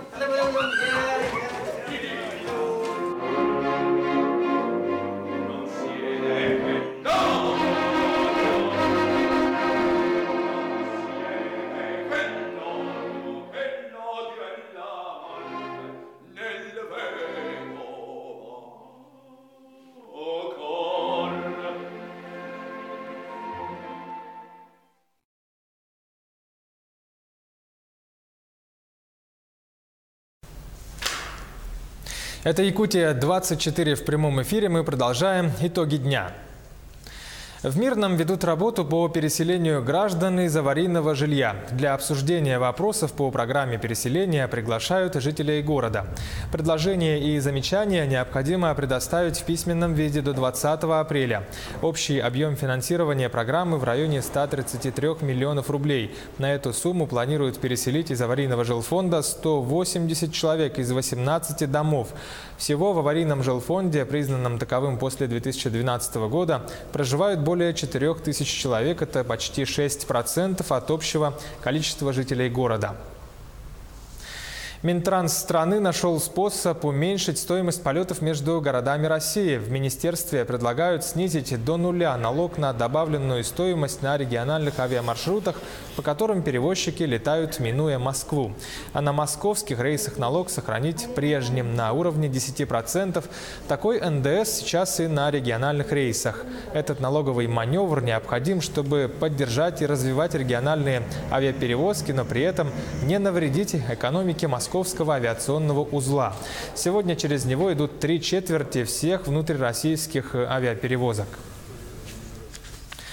Золотодобывающее предприятие «Нерюнгри Металлик» планирует в этом году направить почти 2 миллиарда рублей на поддержание и развитие производства, геологоразведку, обновление технической базы и вскрышные работы на месторождениях Таборное и Гроз. Это на 22% больше, чем в прошлом году. Отметим, что от продажи произведенного в прошлом году золота рудник «Нерюнгри» выручил более 86 миллионов долларов. Что касается трудоустройства в этой сфере, то технические кадры в промышленности востребованы были всегда, и компании охотно берут на работу местных жителей. Однако приезжих специалистов, особенно на участках, где работа идет вахтовым методом, оказывается больше. Почему так получается? Сюжет Татьяны Вахниной из Алдана. Производственный участок «Надежда», где ведет разработку акционерное общество «Селегдар», включает несколько золоторудных месторождений. «Надежда» и «Межсопочный» располагаются на Нижнеякокитском рудном поле. Весь сложный многоуровневый процесс добычи от выемки руды до производства золота происходит на месте. В дополнение ко всему еще, кроме основных производственных процессов, у нас идет полный ремонт техники, как землеройной, так и автомобильной, технологического транспорта. Все происходит на месте. На горнорудном комплексе Нижний Якокитский трудятся свыше 1000 человек. 7 дней в неделю по 12 часов. Таков график. Большинство работающих вахтовым методом в артели – люди приезжие. Местные жители, имеющие семьи, предпочитают работать в городе без отрыва от дома. Ну, наверное, сейчас 60/40, вот так. Все-таки приезжих немножко побольше, местных поменьше. Местные с небольшой охотой к нам идут. Но, тем не менее, на сегодняшний день у нас вакансий совсем немного осталось. Все полностью закрыто. Я думаю, что к сезону мы будем готовы. Руководители промышленных предприятий не прочь привлекать на работу местных специалистов. Нежелание жителей долговременно работать на участках сотрудники компании «Селигдар» объясняют причинами психологическими. Сравнительная близость семьи не стимулирует к долгим разлукам. Когда человек все же решается уехать из дома, он готов полностью отдаваться работе. Наверное, это для местных сложновато тем, что семья дома и находиться рядом, а в то же время не попадать в семью, наверное, сложновато. Поэтому все-таки интерес у местных поменьше. Руководители промышленных предприятий приводят немало примеров, когда жители России работают в артелях годами. Местные же специалисты, побывав на вахте 2-3 раза, увольняются. Татьяна Вахнина, Сергей Шипачев, Алданский район, горнорудный комплекс Нижний Якокитский. Есть и обратные примеры, когда местные жители работают на промышленных предприятиях десятки лет и вполне успешно. К ним можно отнести работников ленских авторемонтных мастерских компаний «Алроса». С людьми труда встретилась Светлана Балеева. Токарь 4-го разряда Виктор Макрыгин. В авторемонтных мастерских работает уже 15 лет. В профессию пришел после окончания Ленского профессионального училища. В 2002 году устроился учеником токаря. И так здесь сдал на разряд и продолжил работать. С 2004 по 2006 в армию сходил, после армии опять вернулся на это предприятие. И так продолжал здесь работать. Отучился здесь, соответственно, шлифовщика, росточника. Ну и продолжаю работать. Вот уже 50 лет на этом же предприятии работает отец Виктора. Он-то и привил сыну интерес к этой профессии. Придя на предприятие токарем, молодой человек, имея большое желание трудиться, быстро начал осваивать и другие рабочие специальности. Да, шлифовщиком тоже работаю. Тоже здесь же отучился, сдал на 4-й разряд на шлифовщика. И в основном занимаюсь коленчатыми валами на двигателя. Шлифую коленчатые валы и головки. Сегодня Виктор – ценный работник. Как ему это удалось, Виктор отвечает: все просто. Главное – желание трудиться. На предприятии можно обучить человека и без образования. Если у него есть стремление, его научат всему. Еще один молодой и опытный сотрудник предприятия – автослесарь Игорь Киященко. Работает на станции ТО-1. Заменяет ГСМ, масла в двигателях, коробках. Также проверяет уровень и смазку. Машина наезжает свой пробег, заезжает к нам, мы проверяем уровень масла во всех узлах. И меняем двигатель. Просто сливаем, меняем фильтра, заливаем свежее масло. Ну и смазываем. В гаражном листе указывают, какую работу надо выполнить. То есть просто помазать или поменять масло. А мы уже делаем. Ну и так бывает, что проверяем редуктор, а там масло белое с водой. Тогда уже надо менять его. Вот. Ну и работаем не то, что один машину ремонтирует, а у нас бригада из 3 человек. Вот мы все втроем машину делаем, распределяем, работаем. Игорю подвластна вся техника, будь то Вольво, КамАЗ или трактор. Работать приходится абсолютно со всем подвижным составом. Постоянно в комбинезоне, с грязными руками, пахнущим маслом и мазутом, молодой человек признается, что никогда не жалел о своем выборе и с удовольствием трудится на развитие родного предприятия. Хорошие рабочие специалисты действительно сегодня в большом дефиците. Из-за такого работодатели держатся обеими руками. Держатся за работодателей и молодые люди. Ведь «Алроса» – это одна из тех немногих компаний, кто предоставляет ребятам после окончания технических училищ места для работы, тем самым дает возможность дальнейшего развития. Светлана Балеева, Виталий Андреев, Ленск. 750 тысяч рублей разделят 3 наследия Якутии. Деньги потратят на экологию. Речь идет о победителях конкурса под названием «Сохраним природу вместе». Участниками стали 36 администраций населенных пунктов из 16 районов республики. По направлению «Экологический десант» победителями стали Наихинский наслег Усть-Алданского улуса, Ламынхинский наслег Кобяйского улуса и Белецкий наслег Алданского района. Медэкспо «Здоровье и красота» в Якутске открыли межрегиональную специализированную выставку. Какие в этом году товары и услуги предлагают посетителям лечебные учреждения и предприниматели Якутии и России, рассказывает наш корреспондент Оксана Устинова. Жительница Якутска Людмила следит за здоровьем. Пришла на ярмарку, чтобы сдать кровь на анализ, проверить слух. Десятки посетителей выставки смогли пройти флюорографию, выполнить кардиограмму и получить консультации врачей. Сейчас у нас такое время, с таким прогрессом мы шагаем. Люди внимание на себя, на свое здоровье мало внимания обращают. Поэтому вот такие ярмарки очень нужны. И, конечно, я человек пожилого возраста, и тем более вот все время с внуками. Я вот сюда пришла, чтобы вот проверить себя. Впечатления очень хорошие, прямо столько специалистов и очень много вот таких вот аппаратов. 9-й год выставка объединяет на одной площадке сотни товаров и услуг для здоровья. Профессионалы отрасли делятся опытом, рассказывают о новинках рынка. Компания из Рязанской области на рынке 38 лет. Более 20 тысяч лечебных учреждений оснащены продукцией предприятия. Ультразвуковые мойки, пробирки, портативные физиоаппараты. Здесь мы также показываем населению, как легко применять наши аппараты, пользоваться ими в удобстве дома. Конечно, наши аппараты намного дешевле, но здесь еще есть преимущество, что сервисное обслуживание здесь мы осуществляем у себя на территории России. Как отмечают организаторы, ежегодная выставка стала удобной площадкой для обмена опытом и инновациями. Посетители могут ознакомиться с образцами современного медицинского оборудования, новыми технологиями по профилактике и лечению различных заболеваний. В рамках импортозамещения мы можем гордиться тем, что и у нас в России производится косметика, начали производиться БАДы, товаров для здоровья и так далее, одежда, спецодежда. Это все мы можем производить. В деловой программе Медэкспо запланированы круглые столы, мастер-классы и консультации по питанию. Выставка продлится до 5 апреля. Оксана Устинова, Ильяс Рамятников, Якутск. 35 лет в этом году отмечает централизованное операционное отделение Республиканской больницы номер 2. За это время отделение, понятно, претерпело ряд изменений в лучшую сторону. Наш корреспондент Дмитрий Тымыров о показателях и достижениях якутских врачей-хирургов. Так и планировали. А дренаж где будет стоять? Какой дренаж? Не выше? Сегодня у нас проводится операция опухоль лицевого скелета с прорастанием в переднюю черепную ямку. Одна из сложнейших и редких операций, которые проводят хирурги Республиканской больницы номер 2. Длится 4 часа. Тут же в другом зале экстренное вмешательство по удалению желчного пузыря. Таких операций 30 в день. Свободный зал у хирургов – это редкость. Планировать, как говорите, экстренные операции мы не можем. Сколько обращается, столько операций и производим. Вот примерно, максимально, я скажу, где-то до 50 операций в сутки.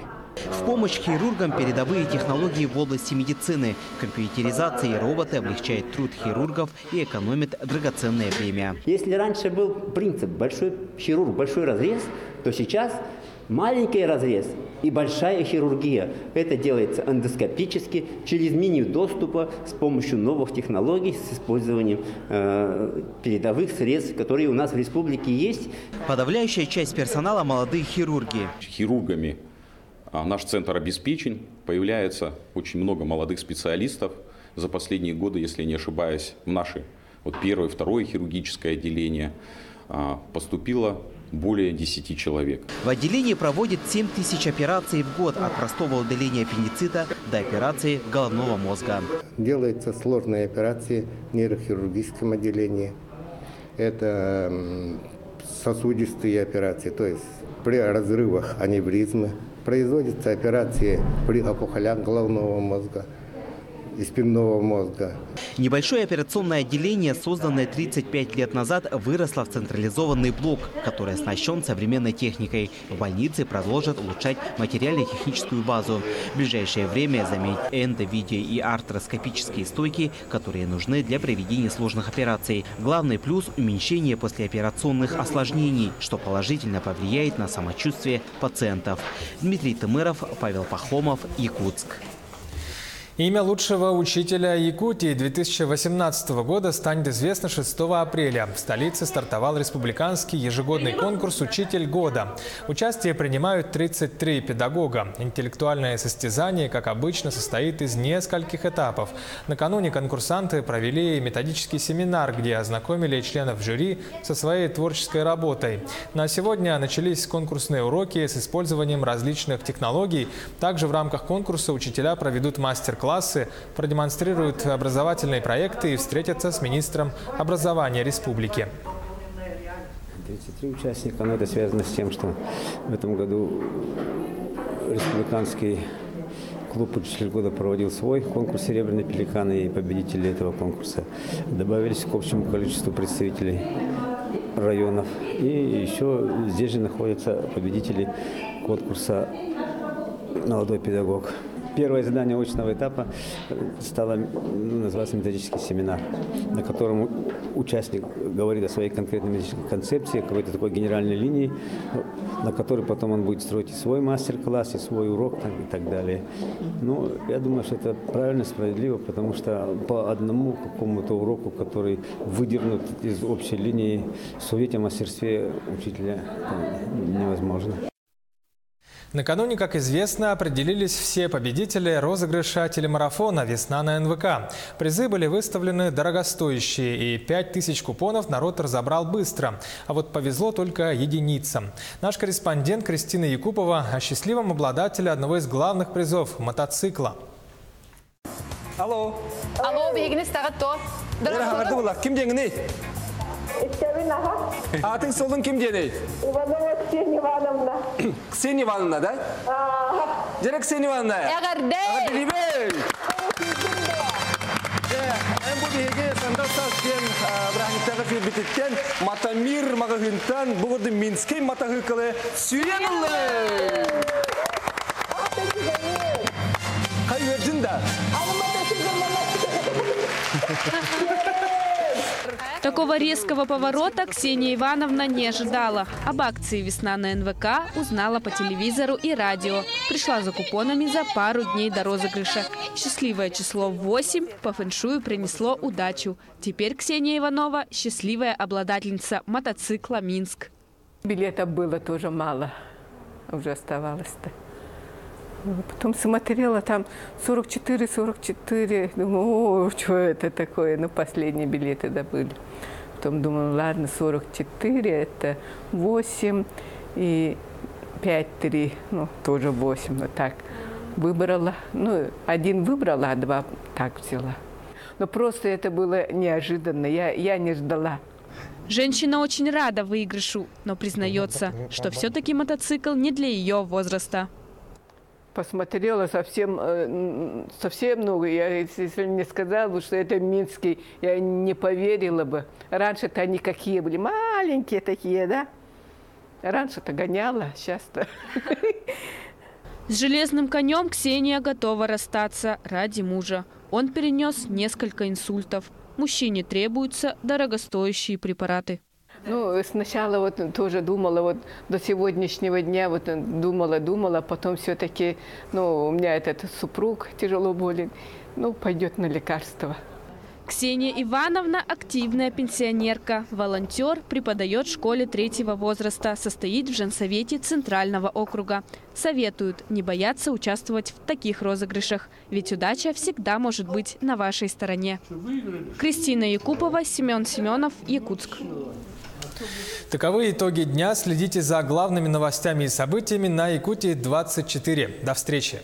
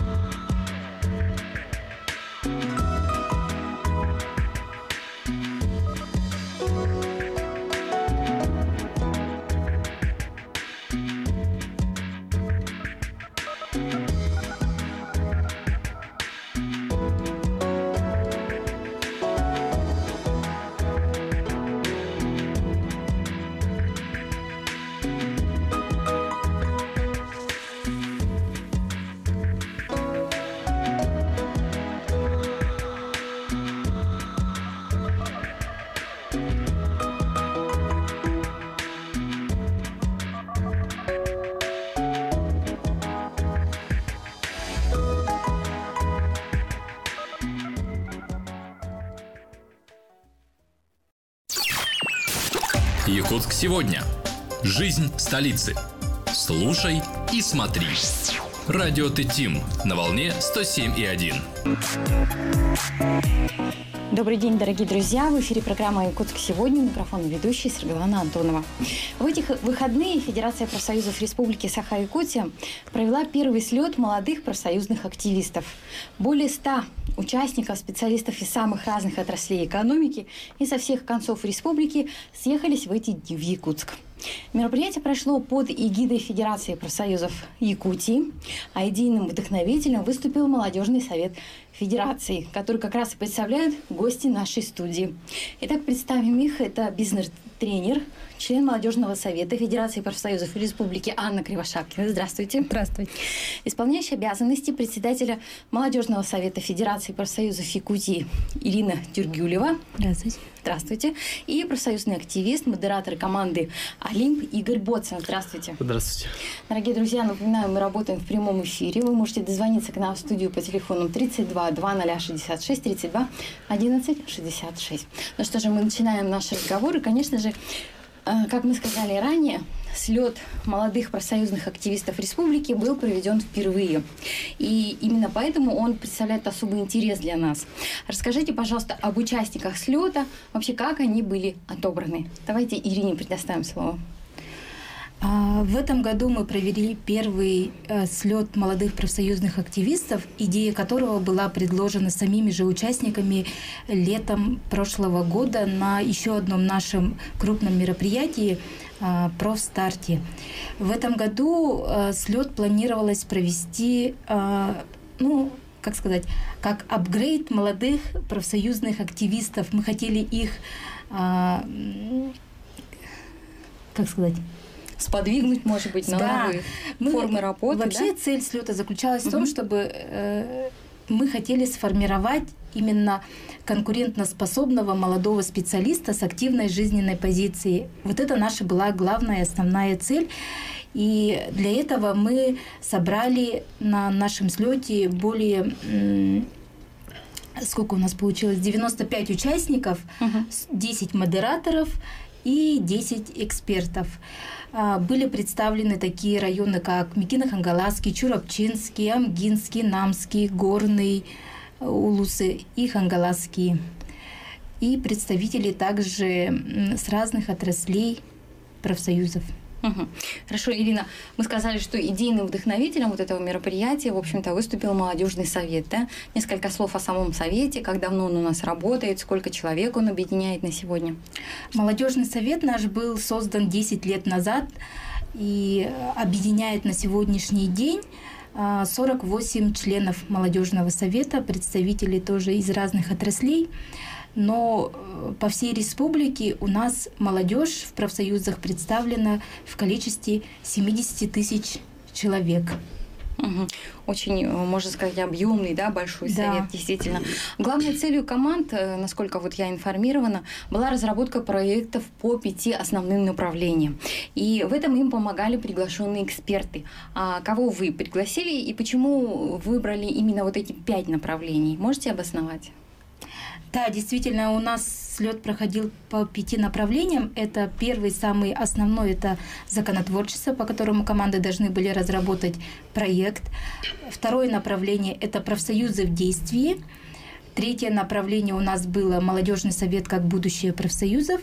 Четвертое направление – спорт и труд рядом идут. И пятое направление – это по финансово-экономической грамотности молодежи. По каждому направлению мы пригласили экспертов,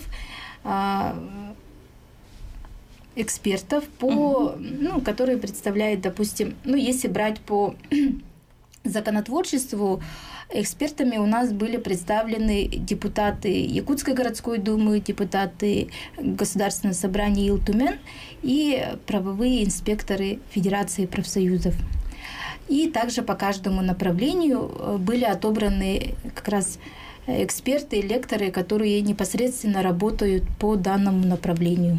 И которые действительно могут высказать свое компетентное мнение, дать какие-то определенные советы молодым людям. Да? Ну и вот вопрос я задавала, почему именно вот эти 5 направлений вы выбрали? Дело в том, что почему мы основным блоком взяли законотворчество, потому что несколько лет назад у нас как раз-таки профсоюзом было дано именно законотворчество, дано право на законодательную инициативу. Да, законодательную инициативу. Да, это право Федерации существует с 2007 года, если я не ошибаюсь. И вот как раз-таки Федерация имеет право какой-либо законопроект выдвинуть либо на государственное собрание, на ЛТМН, либо на федеральном уровне. И этим правом Федерация уже пользуется. И вот мы посчитали, что и сами участники нас поддержали, что вот как молодежь, их мнение, их вот законодательная инициатива тоже была бы интересна. И мы получили 10 проектов, 10 законодательных инициатив. Они все очень разные. И вот планируем, по крайней мере, в ближайшее время уже их рассмотреть и подать, соответственно, на реализацию. Что касается остальных направлений, они также вот были обусловлены, может быть, актуальностью, да, необходимостью? Да, по всем остальным. Ну вот сейчас, допустим, если брать спорт и труд рядом идут, то у нас сейчас на сегодняшний день актуально стоит сдача ГТО. И у нас вся молодежь, это работающая молодежь, которая готова поддержать это направление, и все вместе, и как раз-таки на слете были предложены идеи, как все-таки поднять молодежь, чтобы они все вместе шли сдавать тот же самый ГТО. Ну и были предложены отдельные проекты по здоровому образу жизни. То же самое по финансово-экономической грамотности. Многие не знают даже, из чего складывается их заработная плата, как ее правильно высчитать. И все это было как раз-таки дано участникам от экспертов данной информации. На первом профсоюзном слете вами, организаторами, были внедрены современные формы проектной работы. Расскажите вот об этих нововведениях. На первом слете мы хотели сделать так, чтобы участникам было интересно, и как раз-таки применили в первый раз технологию World Cafe. Это фасилитационная сессия обсуждения в форме в неформальной обстановке, когда используется творческий подход ко всех участников, и можно вот в такой творческой, неформальной обстановке поговорить с экспертами. Каждый эксперт занимал у нас определенный стол, каждая команда проходила 5 столов, соответственно, по 5 темам. На каждом столе они задерживались 15 минут на лекцию и 20 минут на практику. И вот обработка сразу вот этого тандема теория и сразу же практика, она позволила очень быстро и вот в сжатые сроки обхватить огромный объем знаний. И за счет того, что это была не чистая лекция, не чистая теория, а вместе и отработка на практике, то участники глубже и лучше поняли эти теоретические данные, например. Да? По всем темам наши эксперты отработали просто на отлично, огромная им за это благодарность. Они рассказали, вот вроде бы 15 минут очень сжатое время, да, очень короткое, но тем не менее все они справились. Для них эта форма World Cafe тоже была в первый раз применена. Мы их тоже обучали, организовывали, объясняли. Все наши участники тоже прошли обучение, в том числе наши модераторы. Для них мы организовывали отдельные подготовительные курсы. Они проходили это обучение. Соответственно, вот общими усилиями это World Cafe у нас сработало. По итогам этого World Cafe мы получили порядка 50 наглядных материалов той теории, которая была дана экспертами, то есть практические задания. Все их мы будем объединять, и у нас получится очень такая красочная, созданная самими же участниками слета методическое пособие по всем 5 направлениям, а мы их размножим и всем участникам нашим раздадим, чтобы у них это все на руках тоже оставалось. И вот эта World Cafe, она позволяет за очень короткий промежуток времени изучить очень большой объем знаний и при этом сделать это в такой свободной игровой форме, за счет чего вовлеченность участников, в том числе нашего слета, она очень высокая. Соответственно, там никто не скучает, никто не сидит без дела. Есть даже основное правило World Cafe — не сидеть в сторонке. Угу.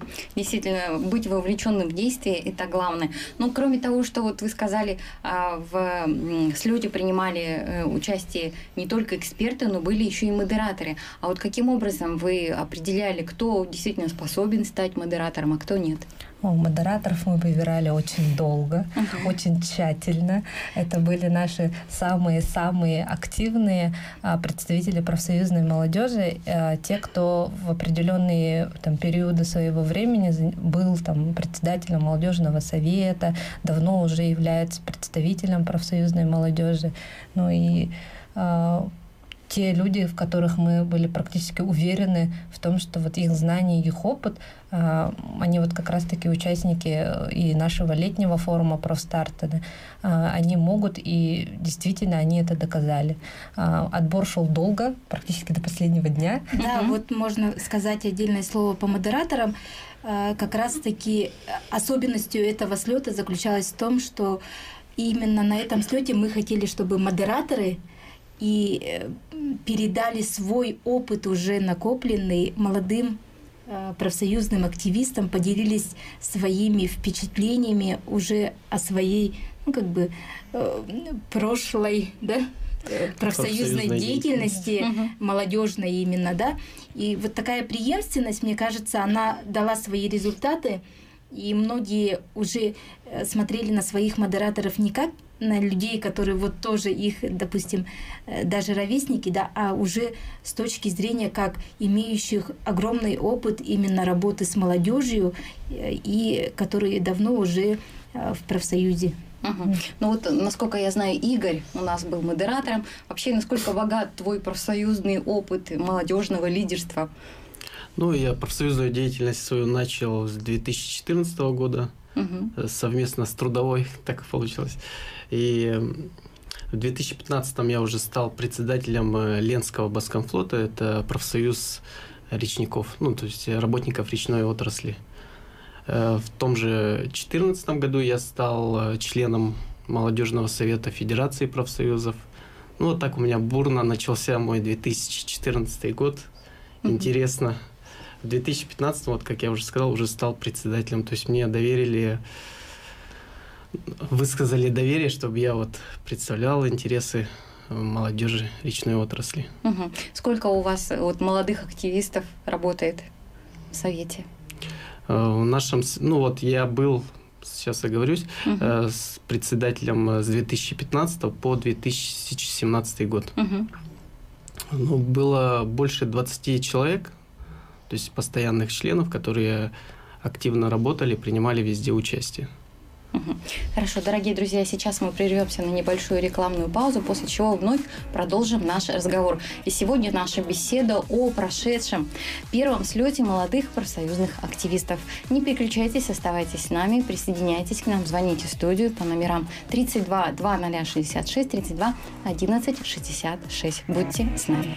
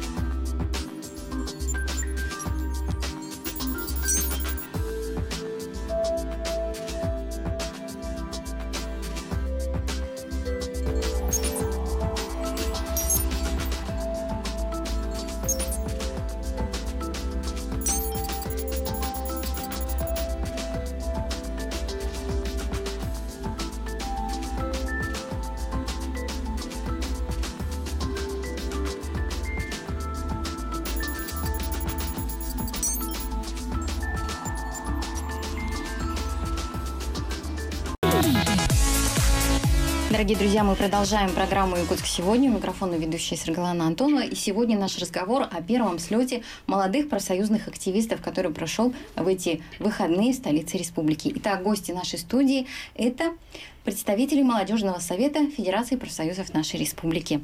Анна Кривошапкина, Ирина Тюргюлева и Игорь Боцан. Итак, Игорь, ты как раз-таки был модератором команды «Олимп». А расскажи, пожалуйста, вообще, как были восприняты нововведения, которые подготовили для вас организаторы, да, и вообще, как проходила работа по разработке проектов? Ну, скажу, для участников это был сюрприз, приятный сюрприз, потому что все новое, интересно. Вот, они, конечно, не ожидали, что в таком темпе, в таком ритме им придется работать именно интеллектуально. Но в целом им понравилось. То есть это было, так, знаете, дедлайн у нас был такой, в режиме которого они вот интенсивно работали очень. По части, как мы работали над проектами, ну, мы сразу, я как был модератором, также руководителем команды, мы разбились по проектам, их было 5, нас было 8 человек. Мы распределились по проектам и тоже в заданное время проводили мозговые штурмы. Сначала определили темы актуальные, выписали их, потом уже совместно выбирали из вот этого списка представленных тем. Когда уже определились, мы конкретно разбились по участникам, по темам. И потом также, вот, как и World Cafe, мы тоже также менялись, чтобы дополнять основную тему, чтобы каждый участник мог внести свой взгляд, свою мысль в вот этот проект, в решение задачи. Как вообще формировались команды, да?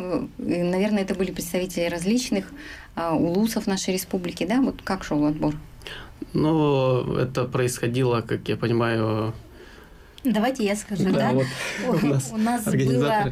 Да, по всем отраслям и по координационным нашим советам в районах мы сделали квоту по зависимости от количества членов профсоюзов. Допустим, Риском госучреждения был представлен 10 молодыми профсоюзными активистами. И так по каждой отрасли. Затем мы разбили эти 100 участников на 10 команд по 10 человек. В каждой команде должны были быть представители от разных отраслей: образование, госучреждения, здравоохранение, авиация, культура, электропрофсоюз и так далее. И вот по каждому. То есть команды были шерстные, да. То есть, чтобы на проект можно было посмотреть именно с точки зрения именно всех отраслей, и были затронуты интересы всей молодежи. Игорь, ваша команда, насколько я знаю, победила. Да, мы выиграли в номинации «Законотворчество», и в целом в общекомандном зачете тоже выиграли первое место. По законотворчеству у вас какой проект был? Мы разработали проект закона о молодом специалисте в Республике Саха-Якутия. То есть посчитали, что это для нас очень актуально. Вот, и решили все силы бросить на это всю ночь. Хорошо. Анна, а вообще какие еще интересные проекты были предложены командами? Проекты все были очень интересные, и вот что нас обрадовало в большей степени, они были разбросаны буквально вот по всем темам, которые возможны и невозможны, да? Начиная вот как раз-таки от таких больших глобальных, как о молодом специалисте, так и более узконаправленные о молодых специалистах-учителях, в том числе и самые такие простые, может быть, например, по нашим акциям, это велопробег до Юсхатына в летнее время, это установка различных памятников, сооружений, вплоть до создания мобильного приложения для профсоюзника и ребрендинг сайта Федерации профсоюзов. Даже такое предложение внесли. У нас вот по всем 5 направлениям были номинации, по каждому направлению был свой победитель, и его общий зачет первые 3 места. И вот на каждый был вот прям очень большой такой выбор проектов, и все они были настолько интересные, что наша экспертная комиссия, она очень долго заседала, почти час они выбирали, смотрели и вот разбирались, что и как какие проекты вот можно реализовать. Все критерии мы устанавливали заранее, оценки. И вот один из самых главных, например, по законотворчеству критерий был реализуемость. По мероприятиям, по молодежному совету, по акциям и по спорту «Труд вместе идут» самый главный критерий был новаторство. То есть нам хотелось узнать что-то вот новое, что мы никогда раньше не делали, не проводили, но вот что у молодежи нашей профсоюзной в мыслях, как говорится, витает. Действительно, очень много интересных проектов вам удалось увидеть, наверное, да, услышать в эти дни. А вообще, что еще интересного происходило во время слета? На слет у нас было дано всего лишь, если брать по часам, 1,5 дня. 12 часов слет уже был завершен. В субботу на целый день работа в World Cafe, работа в группах по проектам. И в завершение у нас, так как все-таки это молодежь, хотелось презентовать. И были даны домашние задания заранее. Да? Команда должна была представить творческую визитку, связанную с профсоюзом. И это, конечно, было ярким таким пятном на слете, когда команды за очень короткое время подготовились и представили, презентовали свою команду с песнями, танцами. И, конечно же, было внутреннее содержание, именно профсоюзная тематика. Помимо творческих визиток у нас проходила такая, скажем, квест-игра с элементами дополненной реальности, которые мы обязательно в течение года проведем не только для участников слета, но уже и, возможно, для всех членов профсоюза, и не только, возможно, и для горожан, да. И обязательно ждите анонсов по этой игре. А так, в рамках слета это была такая тестовая игра, которая показала, что ее вполне возможно провести именно в рамках города. Вот, суть игры заключалась в том, что по всему зданию Соснового Бора мы расклеили наклейки. Нужно было скачать приложение уже готовое. И наводя на эти картинки, на эти наклейки, выводилась информация о профсоюзах. Там абсолютно простая, очень легкая, но информативная. Это была тоже часть нашей образовательной программы. И вот насколько это было интересно, что все прямо ходили, бегали, искали по всем углам, по всем закоулкам эти наклейки. Было очень интересно, и вот как раз-таки одно из предложений участников было, чтобы эту игру размножить по всему городу. То есть представьте себе, вы там приходите в кафе, видите там какую-то наклейку очень интересную с профсоюзной тематикой, наводите на нее свой смартфон и тут же узнаете о там своих правах, льготах, гарантиях и так далее, что вы можете получить, вступая в профсоюзы. То есть это своеобразная лепта, наверное, в дело информирования о деятельности профсоюзных организаций, да? Да, конечно.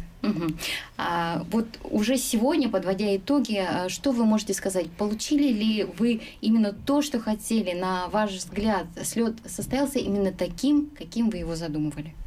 Да. Сегодня мы можем с уверенностью сказать, что то, что мы задумывали месяц или даже 2 месяца назад, и когда придумывали концепцию, в каком формате мы будем проводить данный слет, мы можем сказать с уверенностью, что да, у нас получилось, мы получили именно то, что хотели. Мы хотели получить реальные проекты, много проектов, которые в последующем мы будем их реализовывать и с участниками этого слета, и с членами молодежного совета. И я думаю, Аня тоже скажет, потому что она была как раз-таки инициатором, идейным вдохновителем именно этого формата World Cafe. Пожалуйста, Анна. World Cafe в своей работе я применяю уже не первый раз, потому что работаю в центре «Мои документы». У нас обучающая часть очень сильная в этом плане. А вот так, чтобы для 100 с лишним человек его проводить, вот это было действительно в первый раз. Мне самой очень это понравилось.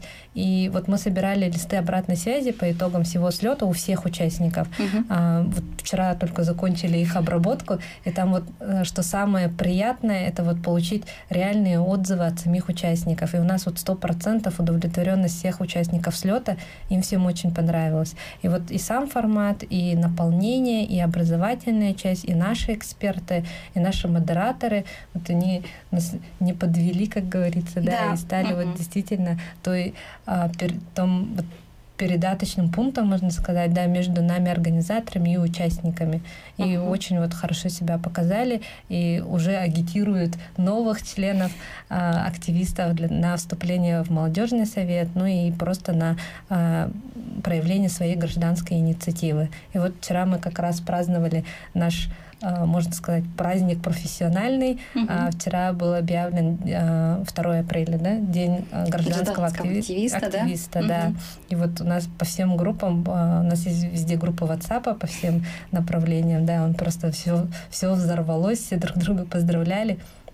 Было очень интересно, и вот у нас наша семья профсоюзная, она стала еще больше. И это действительно радует. А вообще, что вам дает участие вот в профсоюзной жизни? Коротко, буквально в нескольких словах.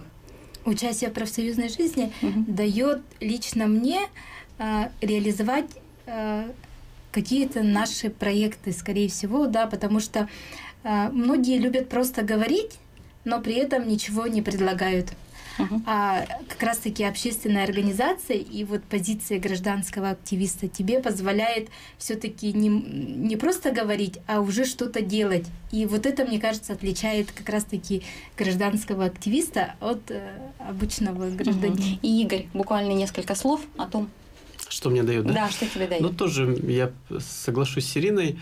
Мне всегда хотелось что-то делать. Еще со времен со школы. И в том же личностный рост. Хорошо. Спасибо за то, что вы действительно пришли к нам в студию, рассказали о том, как прошел первый слет молодых профсоюзных активистов. Дорогие друзья, это была программа «Якутск сегодня». Ее подготовила и провела ведущая Саргалана Антонова. Всего вам доброго. До свидания.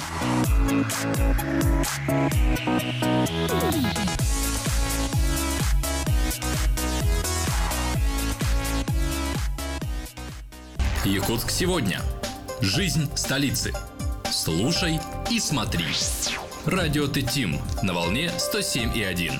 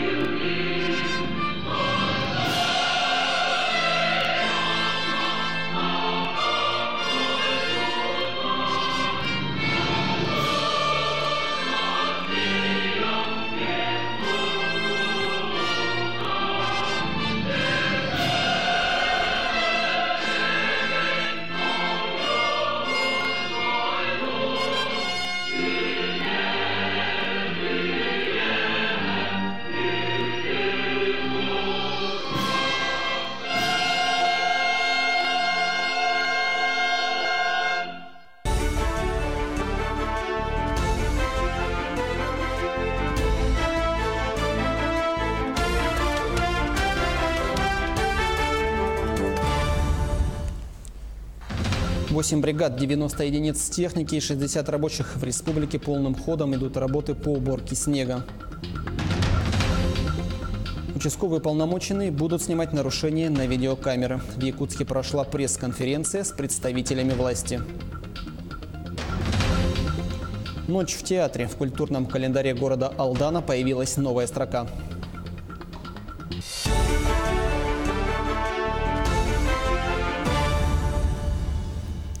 Это Якутия-24, в студии Андрей Погорелов. В прямом эфире рассказываем о главных событиях. В ряде районов Якутии закрыто движение для всех видов автотранспорта. Об этом сообщает Управление автомобильных дорог. Проезд закрыт на участке автодороги Сангар-Сите-Батамай-Булус до улучшения погодных условий.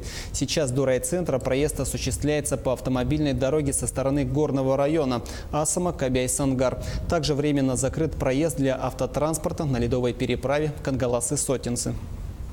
На этом участке на всех 3 направлениях работает дорожная техника. Вчера дежурили, сегодня тоже дежурят, но сильный ветер, пурга заметает сразу. Вот как машина проехала, трактора очистили и сразу же метет. У нас вот сейчас в основном люди ездят на маленьких иномарках, да? Вот передний привод, задний привод, в основном вот такие вот, неполноприводные машинами ездят, и вот они застревают. Первый застрял, второй застрял. И там по цепочке уже идут, и потом пурга метет, сразу остановились и заметает. В республике полным ходом идут работы по уборке снега. Так, в Якутске на ликвидацию последствий пурги уйдет 1 неделя. На основных городских дорогах работают 8 бригад, 90 единиц техники и 60 рабочих. Все действия транспорта расписаны по минутам. Время выполнения работ контролируется. В первую очередь расчищают центральные дороги. Это позволяет уменьшить накат и беспрепятственно двигаться автомобилем. Отметим, что с 1 апреля с улиц вывезено уже 4300 кубометров снега.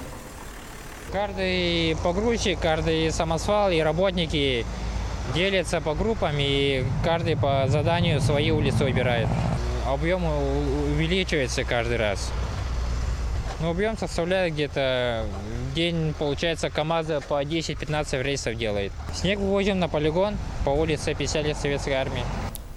63 предписания было выдано в Алдане надзорными органами по состоянию дорог. К ответственности привлечены несколько должностных лиц, в том числе первый заместитель главы города. Напомним, что в начале года в Алданском районе зарегистрировано 16 дорожно-транспортных происшествий, в результате которых 5 человек погибли, в том числе 2 ребенка. 23 человека получили травмы различной степени тяжести. Почти в каждом из них сотрудники госавтоинспекции усматривают причины в виде неудовлетворительных дорожных условий. Администрации не проводилась подсыпка и ремонт дорог, а также не убирались снег и наледь с проезжей части. К другим новостям. Участковых уполномоченных оснастят мультикоптерами и нагрудными видеокамерами. С таким заявлением на пресс-конференции МВД выступили представители власти. Структурой участковых разрешено 83 тысячи заявлений, что больше, чем в прошлом году. И этот показатель растет каждый год. Силовики обратили внимание на то, что в основном преступление совершается на почве алкогольного опьянения, а участковые уполномоченные при этом выявляют каждую вторую незаконную продажу алкоголя. Всего же на территории Якутии работают 470 участковых. Со своими задачами они справляются, отметили на пресс-конференции. Подошли и послушали, действительно, как работают каждый день, именно, которая работа не видна, сотрудники полиции, в частности, участковые, которые совершают подвиги, я тоже сегодня об этом говорил, вспоминал нашего героя Василия Васильевича Бурцева, который погиб посмертно, да, которые каждый день работают, ребята раскрывают преступления, особо тяжкие, именно участковые, простые участковые уполномоченные. В прошлом году количество зарегистрированных пользователей порталов госуслуг увеличилось на 23% и составило порядка 400 тысяч человек. В настоящий момент этот показатель увеличился на 52 тысячи. Свыше 60% это жители республики возрастом старше 14 лет. Министерством связи республики ведется работа по увеличению центров обслуживания по регистрации и подтверждению учетных записей в единой системе. На сегодняшний день на территории Якутии функционирует 371 центр обслуживания. Мы видим, что итоги нашей работы есть. Электронные услуги, они приобретают все большую популярность у нашего населения. Мы работаем и в телевидении, и на радио, в автобусах. торговых центрах вот поработали за все эти дни, и в районах, в центрах регистрации, в МФЦ особенно. Вся эта работа идет, но вот именно в эти дни она, конечно, усиливалась. Прорыв якутской хирургии. Централизованное операционное отделение Республиканской больницы номер 2 отмечает 35-летие со дня открытия. Если же раньше хирурги делали операции по узким направлениям, то сейчас они выполняют практически по всем направлениям, начиная от челюстно-лицевой, заканчивая пластической хирургией. В день в операционном отделении выполняется более 50 операций. Из них около 30 плановых, остальные экстренные. Только по итогам прошлого года здесь было проделано более 7 тысяч операций. Сегодня хирургам применяются новые технологии, которые облегчают работу даже при проведении самых сложных операций. Технологии новые, что облегчило труд хирургов, это электрохирургическая технология. Сейчас, как говорится, хирурги без этих аппаратов не работают.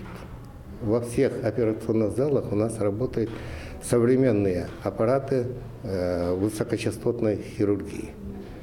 Есть аппараты ультразвуковой диссекции, то есть это разделение тканей с помощью ультразвука. Есть эндоскопические технологии. Определились победители розыгрыша «Весна на НВК». Сегодня они начали получать свои подарки. Второй год подряд проект радует своих телезрителей. Счастливой обладательницей мотоцикла «Минск» стала жительница Якутска Ксения Иванова. Женщина не ожидала такого сюрприза. Сегодня она впервые увидела его вживую. Просто это было неожиданно. Я не ждала. Посмотрела совсем много. Если мне сказала бы, что это минский, я не поверила бы. Раньше-то они какие были? Маленькие такие, да? Раньше-то гоняла, сейчас-то.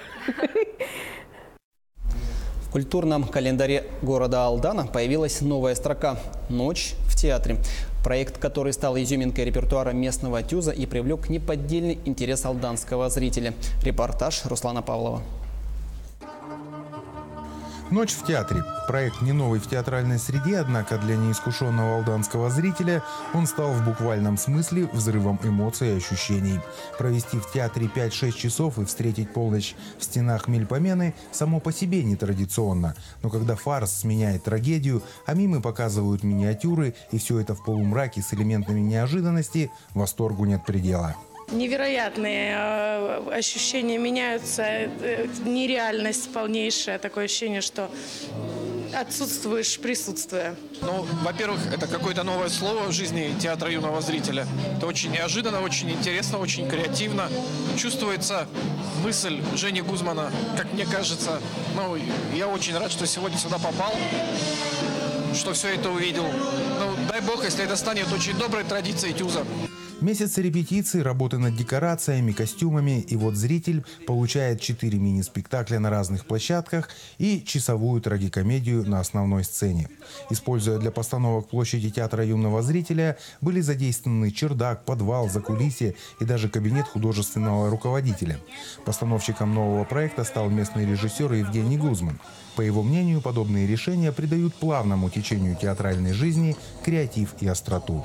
Однажды я бывал в городе Озерск в Челябинской области. У них проходит фестиваль альтернативных форм театральных. Называется «Ночь в театре».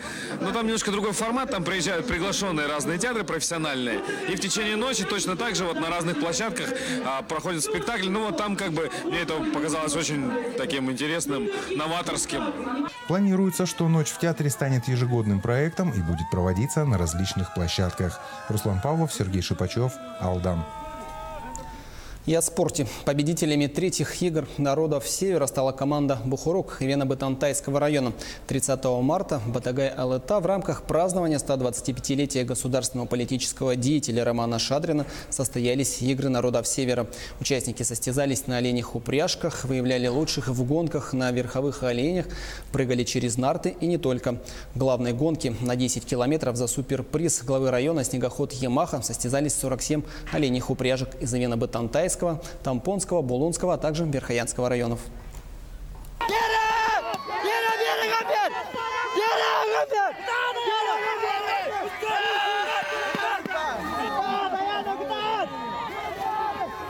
На этом у меня все. Оставайтесь на Якутия-24.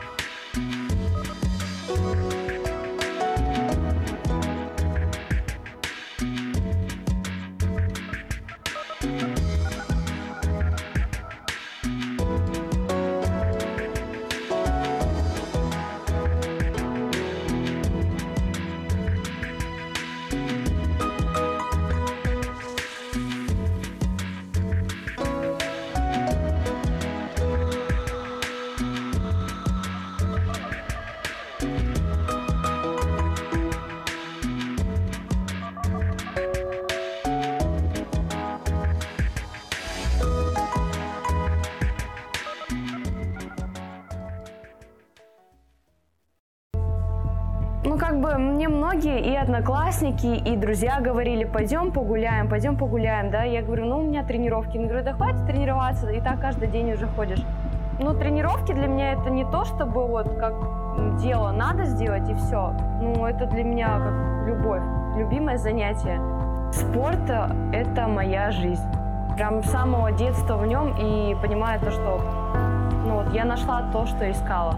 С недавних пор стала придерживаться фразы «все или ничего». Особенно она приходит во время соревнований. Просто себе говорю, когда остается пару попыток до окончания, говорю себе: либо я сейчас это делаю, либо просто ничего. Хочу попасть на Олимпиаду Токио 2020 год. И именно с этой мыслью я и встаю. Мне кажется, это очень близко, очень скоро, и все вполне реально. То есть это соревнование длится всего лишь пару часов, а подготовки, ну, месяцы, даже годы на это уходят. И как бы ты выходишь с мыслью, что все для того, что ты это делал, нужно сейчас это показать. Просто нужно показать себя. А ты готова. Просто надо взять и сделать это.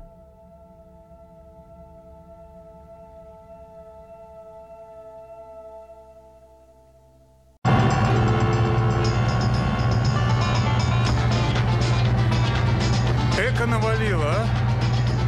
Да. А едешь-то куда? В Москву.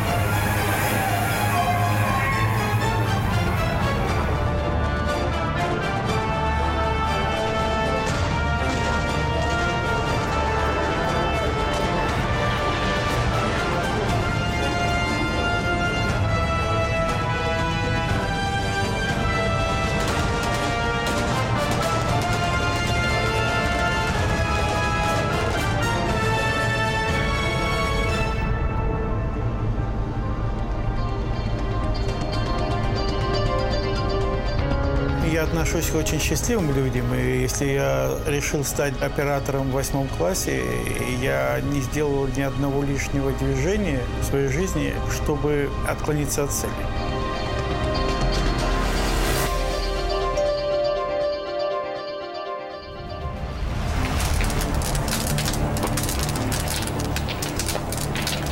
Когда мне сообщили, что дом горит, у меня лицо-то вытянулось. Но я сразу после пожара понял, что мне сил хватит заново построить дом.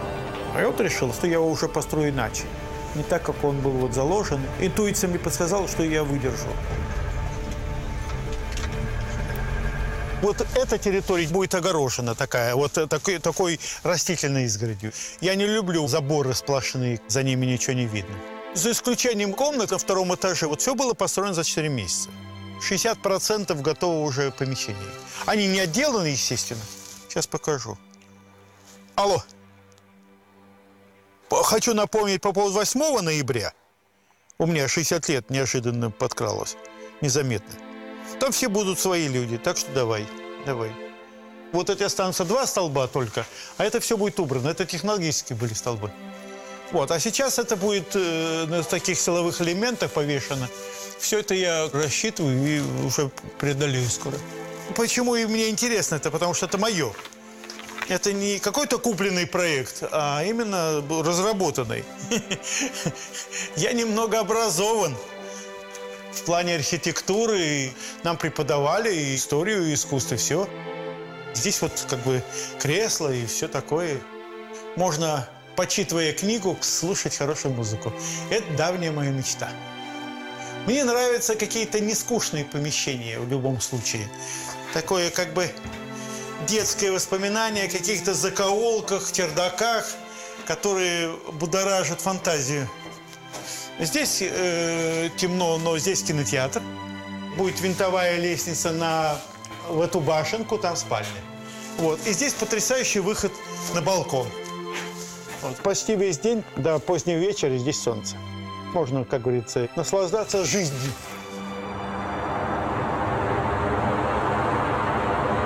Я был распределен на Свердловскую киностудию выпускником в ГИКа, но у меня было уже 2 детей и жена, и поэтому мне там не могли дать ни жилья, ничего.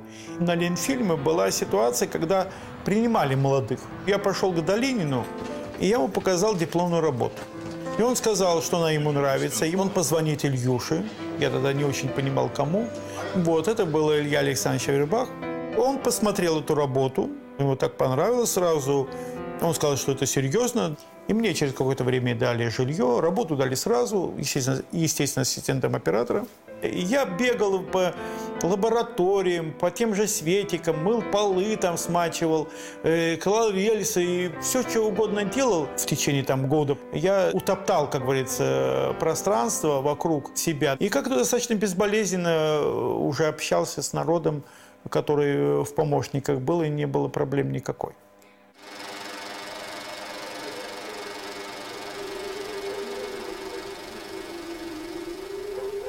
Я решил стать оператором в 8 классе в деревне в Мордовии. Мама по образованию была учитель литературы русского языка, отец киномеханик. Мы работали в киносети, где масса показов была по деревням. Значит, оттягивалась простыня, как стемнеет. Радж Капур, это я крутил и со звуком. Вот. Потом мне купили кинокамеру 16-миллиметровую, и я начал снимать любительские фильмы. Съемки, они напоминали такие хронику повседневной жизни. Но поначалу это было такое вот удивление для себя и для окружающих, что это вот на экране шевелится, все как живые и так далее, и так далее.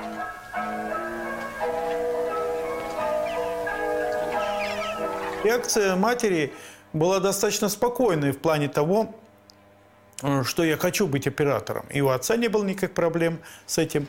Но я прекрасно помню даже, как говорится, как я сидел, как сидела мать, какое было состояние, как что светило. Она мне сказала: знаешь, Сережа, вот, по-моему, трактористом ты всегда успеешь быть. А вот попробуй стать оператором, а там, как говорится, посмотрим. Она вместе поехала со мной в АВГИК. Но поскольку у меня фоторабот не было никаких, ни плохих, ни хороших, я не поступил в институт, потому что просто не знал правил приема. И потом я ушел в армию по собственному желанию. Потом я поступил, учился. Сам процесс обучения, вот это пахоты невероятные. Я старался, в общем, мне пришлось моих сокурсников во многом догонять. А о высоком думать некогда было. Только на 3-м курсе осознал, что это мне нравится. В какой-то момент, я ее, конечно, не помню именно в какой, но мысль помню четко, что она была очень пронзительной, короткой. Больше родила не удовольствие от этой мысли, что я вот наконец-то могу быть оператором, а от страха, что этого могло не быть.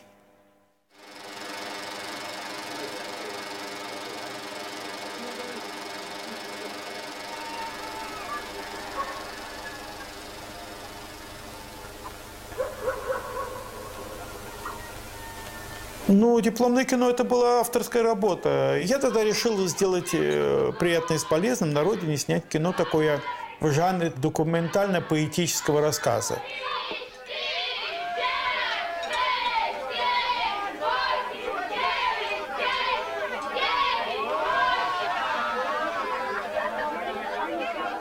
Институт нам давал возможность взять камеру, взять пленку. Все мы делали сами. Я и сам автор сценария, и сам режиссер, и сам оператор.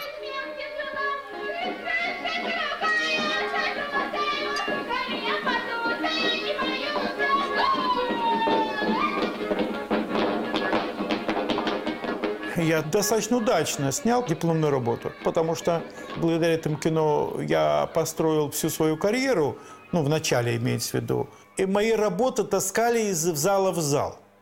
Их стерли до подложки, эти работы вместе со мной, все меня хвалили, всех предлагали с собой снимать, только Оскара не давали.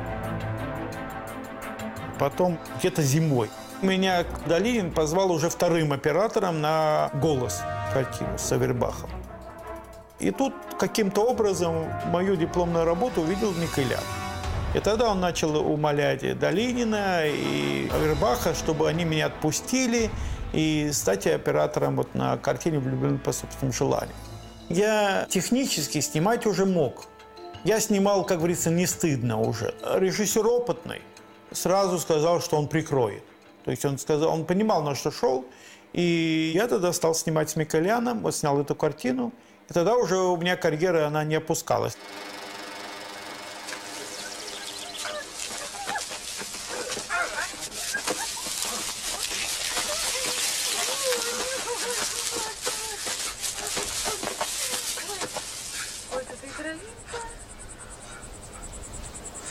Гляди. Зачем ты это сделал? Просто... Неудачник. Так, теперь гоняй отсюда. Когда начались 90-е, начали снимать все. У Ленфильма, по-моему, подпрыгнули фильмы до 50 в год. Так он выпускал 27-30, а тут 50. За 1993 год я снял 13 фильмов. На один фильм больше, чем Паша Лебешев. Вот. И этот период был небольшой, недолгий, после чего образовался крах. И сам процесс начал быстро разваливаться. Я тогда пришел к Лутве, тогда он был директором Ленфильма, с заявлением о уходе с Ленфильма по собственному желанию. Я ему тогда сказал, что я хотел бы сам от себя зависеть, а не от того, когда мне дадут работу, не дадут. То есть я стал автономным. У меня были работы документальные, были работы игровые. Был период короткий, когда я ничего не снимал там «Свадьбу на Русском», а потом меня подхватили достаточно быстро иностранцы. Я начал снимать фильмы для Англии. И у меня возросли мои доходы с моими возможностями резко. И тогда, естественно, понадобилось и свой свет, чтобы не ходить и собирать свои камеры, звукозаписывающую аппаратуру. Мне было выгоднее работать со своим оборудованием, это безусловно. Но в простой выгодно ее было прокатывать. И я зарегистрировал свою организацию и делал это официально уже. И оброс каким-то количеством людей, которые жили уже этим делом. Я делал только то, что умею. Я думаю, что вот надо поликарбонат полостинки отпилить. Буквально ширины вот такой. У меня идея потом поставить матовые полоски, а они будут светиться. Я хочу предложить, просто ты сейчас зафиксируешь, вот, а потом 3,3 и нарежешь резьбу, и все. Во-первых, техника как таковая, она была со мной всегда, начиная с детских лет. Я не занимался механизмом вообще, или там автомобилем. Я, естественно, занимался кинокамерой. Вот. Ну и что к этому примыкает. И операторская техника, и свет. Я не делал ничего просто так.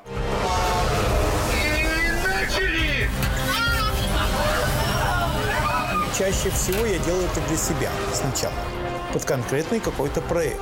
Это в основном касалось достаточно востребованных устройств, которые нужны были бы мне или моим друзьям. Это, собственно, и до сих пор происходит. Я думаю, мы снимем трафик и сделаем здесь вот течение. Во-первых, они будут выливать не рывком. И оттуда еще разбойками будем по передней Я делаю это в своей области для кинооператора. Для того, чтобы расширился язык кино, чтобы у оператора появились какие-то новые инструменты, с помощью которых он мог раствориться, как вот та таблетка в материале, эффектном, ярком, чтобы был органичным, я бы сказал. Ну, я не горжусь. Почему я должен гордиться канатной дорогой, и не я ее придумал? Я не я ее придумал.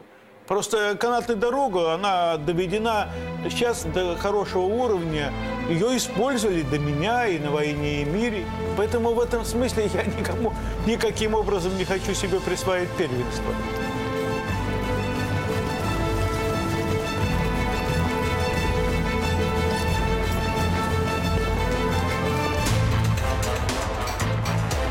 Есть придуманные какие-то вещи, типа там чебурашки. Да, чебурашку придумал я. И в мире такого устройства нет. Но вот действительно позволяет получить удивительное такое движение очень легким способом. Когда я увидел дельтаплан, прокатился, попросил в воздухе сделать некие такие бреющие полеты, то есть на низкой высоте. И тогда понял, что с этого устройства можно снимать.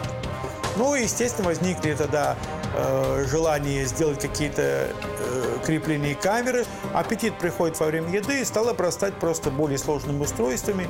И от этого пошло там история, связанная с головками и так далее, и так далее. Это не есть моя заслуга там инженерная или какая-то. Это, пожалуй, мне можно приписать, что я умело этим пользуюсь. Мне это дико интересно, что чисто по-человечески. Не только вот заполнить какую-то финансовую нишу между картинами. Мне это просто интересно, когда мои какие-то устройства, придуманные там ночью или в каком-то бреду, делать и видеть, как они работают. И это мне приносит просто удовольствие. Это просто удовольствие. Вот. А когда еще за это платят, ну, это вдвойне хорошо.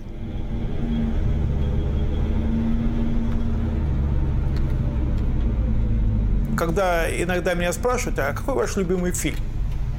Мне немного странно, потому что в любом случае все фильмы мои дети, в кавычках, и они для меня дороги. И оценить их, очевидно, должен все-таки тот человек, который сидит в зале. Я делаю любое кино как последнее. То есть для меня важен честное отношение к процессу. Атмосферу, передача атмосферы для меня первоочередное и не выпячивание своих способностей, талантов или тому подобных вещей. Как обычно говорят, не тянуть одеяло на себя. Потому что если зритель вышел из зала и сказал, что это кино потрясающе снято, значит, это большой минус оператору прежде всего. Он должен был раствориться, как таблетка шипучая в материале, чтобы не было и следа. Меня знают по тому же брату, и по тому же «Влюблен по простому желанию». Или его сделали режиссеры, а не я. Я помогал. Это значит, что здесь. Что касается взаимоотношений с Балабановым, это, конечно, один из наиболее значимых периодов в моей жизни.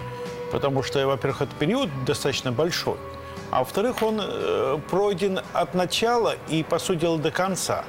Леша мне предложил снимать «Брата». Ни о каком культовом фильме никто тогда не мечтал. Была симпатичная история, был герой, было желание многих людей, по крайней мере, нас троих, там Сельянова, Балабанова и я в том числе. Вот. А народ, который мы привлекли к этому, они были нашими друзьями и помощниками, и тоже не особо за какие-то деньги работали. Это были просто нищенские какие-то деньги, и Сельянов со мной расплатился через несколько лет. Я абсолютно уверен в том, что снимать простое кино и найти в нем некоторую эстетику во много раз сложнее. потому что нету стиля, который диктует тема. Вот. И, допустим, это удалось в большей степени в «Брате». И он меня спрашивает, поднимешь?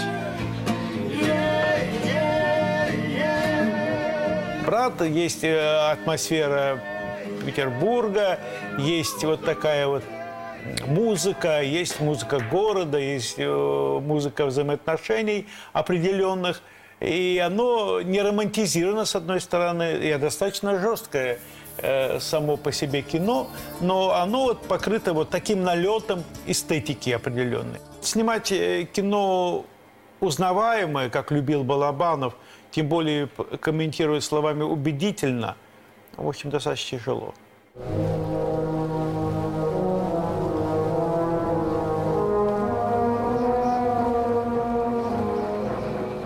А в «Родах и людях» там, конечно, проистекала мысль из самой темы.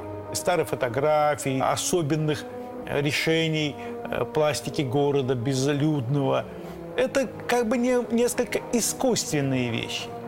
Они более эффектны, чем снимать кино о современном и узнаваемом мире.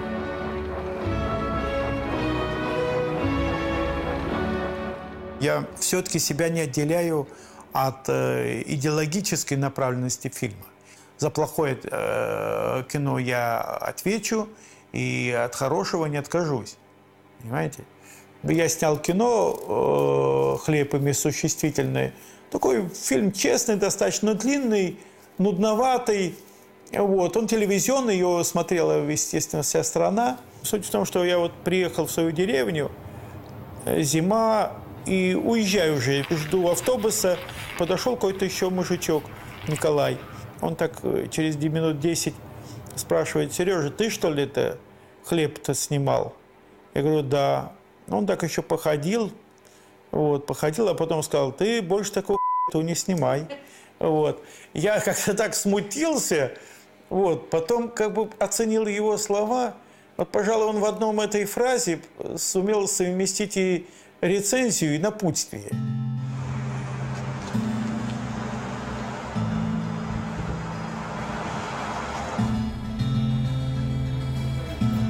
Спасибо, что пришли, приятно видеть. Идея встречи – дать инструмент, который может с большей легкостью, потратив меньше сил, сделать хороший свет пластичный, меня вдохновлял. Он делится на эти штуки на 4 части, они разные, и жалюзи там надеваются. И уже эта часть светит ближе, это дальше, это дальше. Я вообще на тему операторского братства. Я считаю, что, пожалуй, в нашей профессии только операторы имеют возможность, наверное, друг другу завидуют и черной, и белой завистью. Но мы прежде всего общаемся. Более того, мы можем действительно взять и обсудить работу друг друга с признанием. Я много раз был номинирован на «Белый квадрат», а, как ни странно, я ни разу не получил, а получил один раз «Белый квадрат» в номинации «Операторское признание». Пожалуй, да, это самое ценное. Эта премия, она показывает отношение более старших товарищей и более младших. Она честная. Я счастливый человек. Благодаря тому, что я сделал правильный выбор. Я не могу рассказать секреты выбора профессий, потому что я его не знаю. Я четко знаю, у меня есть талант, работоспособность. Я буду уже не ходить, но ползти буду. Когда-то давно в себе начал вырабатывать это качество не привыкать делать плохо. Я имею в виду, когда ты делаешь и знаешь, что делаешь хуже, чем можешь. Все-таки получилось так, что я один из немногих из моего поколения, который профессию сохранил. Потому что даже исходя из моего курса, не так много снимают людей, просто немного, если так честно. А я смог, благодаря здоровью, наверное, какой-то некой жесткости, я не ленился. Меня, по сути дела, разочаровывает всегда в любом, талантлив человек, не талантлив, ни умение, ни желание трудиться. Только тогда ты трудишься до предела, ты можешь понять, кто ты есть.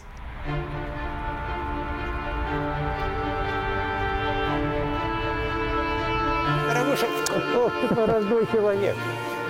Здрасте. Здрасте. Да как я не помню, что ли? А это моя, это моя. Я помню, как у вас спал. Как я говорил, историю, связанную с... Я никогда не забуду. А это они пришли к тебе с Синявина? Все, конечно, смотри, раз, да. идут, и вот пришли. Видишь, Пришли, да. Это 300 Митьков. 300 Митьков. Опа. Астахов, день рождения от Митьков.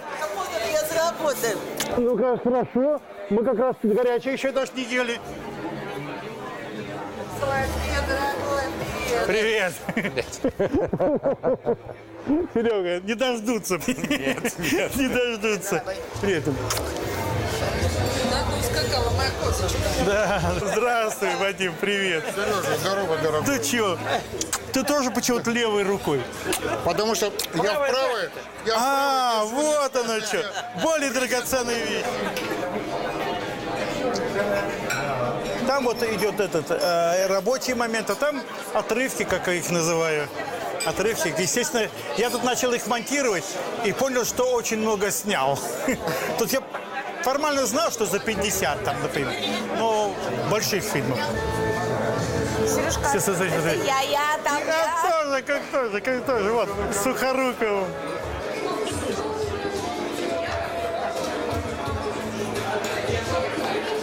Вот из этого складывается из кусочков. Это жизнь. Я даже не ожидал. Ты прости, что я не всю твою биографию знаю. Это только 10-я часть. Не, ну это «Влюблен». Твоя картина? Первая.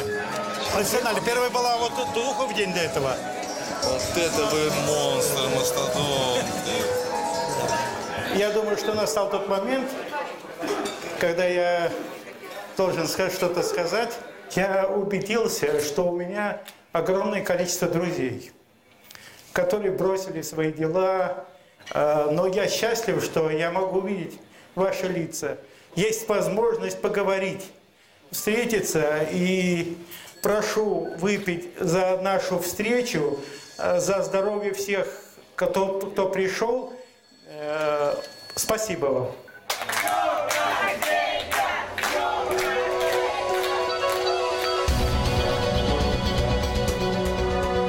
Во многих фантастических романах рассказывают о машине времени. А я вот ее реализовал для себя. Потому что кинематограф – это машина времени. Захочу, сейчас снимать буду там о Куликовской битве. Захочу, буду снимать о временах Наполеона. Захочу, снимать буду о будущем. Не хочу ничего ни у кого брать. Вот я хочу снять вот только так, как я умею.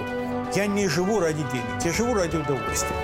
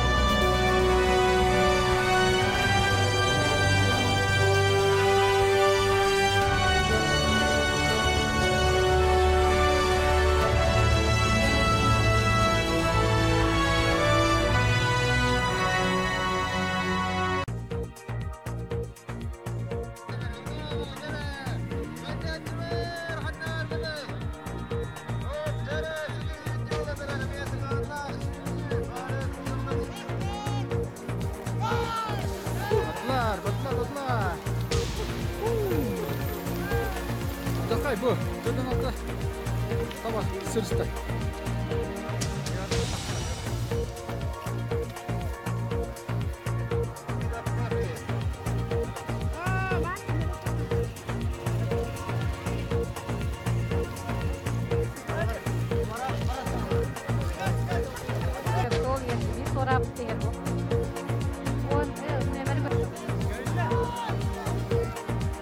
Köyün ne değiller?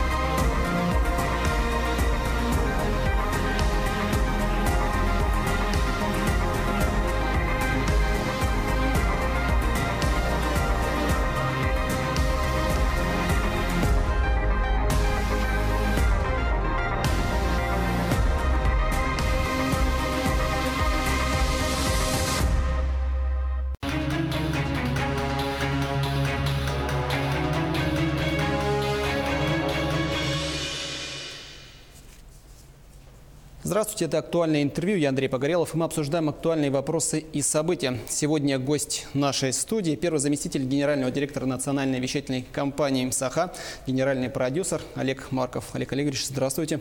Здравствуйте. Второй раз национальная вещательная компания «Саха» с успехом проводит акцию «Весна на НВК». Если кто видел, сам участвовал, можно даже сказать, что это своеобразные народные гуляния. Вот хотелось бы сегодня поговорить о тонкостях, о новинках и перспективах на будущее. Но для начала расскажите, как вообще появилась идея и с какой целью был задуман сам проект? Да, действительно, «Весна на НВК» проект у нас уже в этом году второй раз проходит. И если рассказать об истории, почему именно 1 апреля и почему такой проект нам был нужен. С прошлого года мы много говорили о том, что у нас должен быть продюсерский модель телевидения, о том, что мы должны к этому идти, стремиться. И первый проект у нас как раз-таки был в прошлом году «Весна на НВК». Мы сидели, штурмовались, мозговой штурм у нас был, как и что надо делать. Нам был нужен мероприятие, которое охватило бы всю республику и в течение дня держало бы всех в интриге.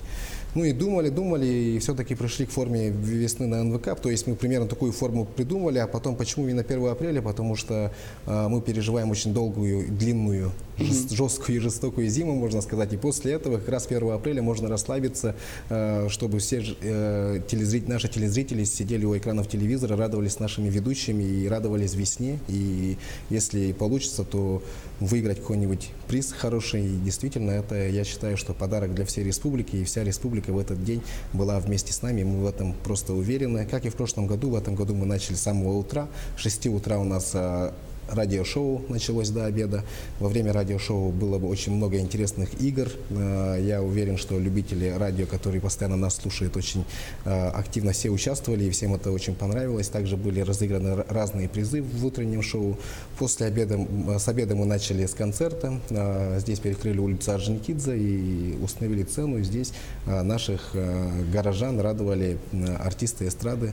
Также после обеда у нас был концерт Snow Voice и Галины Виноград. На улице у нас были различные мастер-классы. Потом мы перешли в студию, где был основной процесс, где разыгрывались призы, где разговаривали с интересными гостями, разговаривали с нашими партнерами, спонсорами. Ну а все это завершилось. Ну, об этом мы поподробнее поговорим чуть позже. Но в прошлом году был первый старт, получается, в этом году второй. Наверняка были какие-то недочеты прошлого года, они изменились. Что вообще нового появилось, помимо того, что вы еще уже рассказали?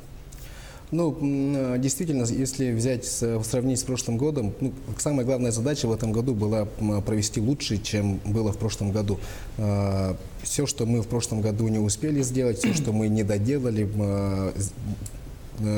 все мы учли, и чтобы в этом году было как можно охвачено больше населения, и как-то шоу было лучше, чем в прошлом году. Я думаю, что это у нас удалось. Во-первых, это у нас в прошлом году, если мы все, наверное, в республике помнят о том, что мы в прошлом году на площади Дружбы раздавали браслеты бесплатные. Как нам правоохранительные органы сказали, в один момент на площади было около 15 тысяч человек, что недопустимо в такой маленькой площади, да. И в этом году мы все это учли, и как-то все очень гладко в этом году, слава богу, прошло. Ну, каково это было символично о том, что весна на НВК проходила прямо перед окнами самого здания национальной вещательной компании. И отсюда прям мы в прямом эфире тоже наблюдали о том, как люди приходили, активно участвовали. И, ну, было просто... И, кстати, погода даже не помешала, на самом деле, народным гуляниям. Да, на самом деле идея о том, что надо провести у нас на улице Орджоникидзе, прямо перед зданием НВК, это связано еще и с открытием нашей студии, вот этой, в которой мы сидим. Были окна открыты, люди проходили, смотрели о том, что здесь у нас студия есть, чтобы все поняли, что действительно вот Андрей Погорелов вещает вот с этой студии, прямо с окна было всем видно. На самом деле здесь были тоже сложности о том, чтобы для того, чтобы перекрыть улицу, да, мы благодарим мэрию города Якутска за то, что нам разрешили, также лично город Якутск Кульбертинова Николая Ивановича за то, что нам обеспечили здесь охрану, порядок. И, в общем, праздник у нас прошел очень хороший на улице для горожан, несмотря на такую суровую погоду, которая стояла. Да. Олег Олегович, ну раз уж вы затронули как раз-таки сложности, да, определенные при организации, вот еще с какими сложностями столкнулись, за сколько начали готовиться, сколько человек было привлечено к организации проекта? Ну, в этом проекте у нас в компании задействовано было больше 100 человек. Мы заранее начали готовиться, естественно, мы готовились заранее, но более ежедневно начали готовиться где-то 2 месяца тому назад. Мы разделили команды, которые отвечают за радиошоу, которые отвечают за улицу, которые отвечают за мастер-классы, которые отвечают конкретно за прямые эфиры, которые отвечают конкретно за розыгрыш. И, в общем, все вместе, которые отвечают за спортивную трансляцию, все вместе мы сделали все, чтобы прошло все хорошо именно 1 апреля. Я благодарю всю команду, которая работала 1 апреля. Все со своими задачами справились, и я считаю, что никаких заминок у нас не было. Выстраивалась ли в этом году очередь за билетами, брелоками, и хватило ли их всем, и как вообще шло ли распространение в районах и в наших улусах? Да, насчет брелоков, которые мы раздавали, которые мы, как я говорил, в прошлом году собрали, если в один день, 1 апреля, мы собрали 15 тысяч человек, чтобы все взяли, да, в этом году мы учли эту ошибку, и в этом году начали раздавать за месяц. То есть мы у нас в компании, чтобы не было такой толкучки и так далее. И поэтому мы как раз за месяц начали брелочки распространять, и как раз в пятницу последний брелок вечером продали. Так получилось, что в субботу, естественно, не продавали, и в воскресенье, получается, уже розыгрыш был. Да? Поэтому все, кто хотели, все желающие у нас, я считаю, что получили. Что касается районов, здесь действительно мы 2-й год пока не можем это организовать, потому что это очень не просто получается в организационном порядке, да, раздавать в районах. Ну, я очень надеюсь, что в следующем году у нас это получится.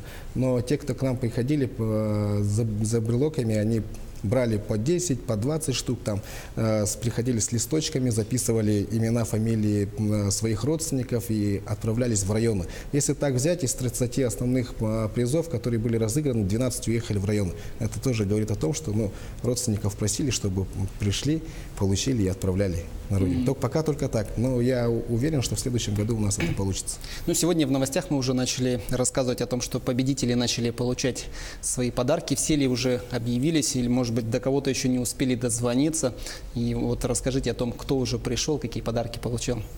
Все обладатели купонов, они на отрывной части писали имя, фамилия, отчество и номер телефона, что мы все вбили в компьютеры, и во время прямого эфира, как только разыгрывался какой-нибудь приз, мы сразу же дозванивались на месте, и все, кто были заинтересованы в этом эфире, они все сидели у экранов телевизора, мы первыми их поздравляли, все радовались, и мы до всех сразу же дозвонились в этот же вечер. Поэтому все сразу узнали, кто что выиграл, несмотря на то, что это 1 апреля, были люди, которые... Я только хотел спросить, а не было ли таких, которые, в принципе, зная, что они участвуют, все равно говорили, да, наверное, что не верим? Это было больше в прошлом году, когда впервые это проводилось, да, вы, наверное, шутите там и так далее, но на самом деле нет, и в этом году уже люди сразу с охотой верили, и хочу сказать, что на сегодняшний день практически все призы забрали. Да.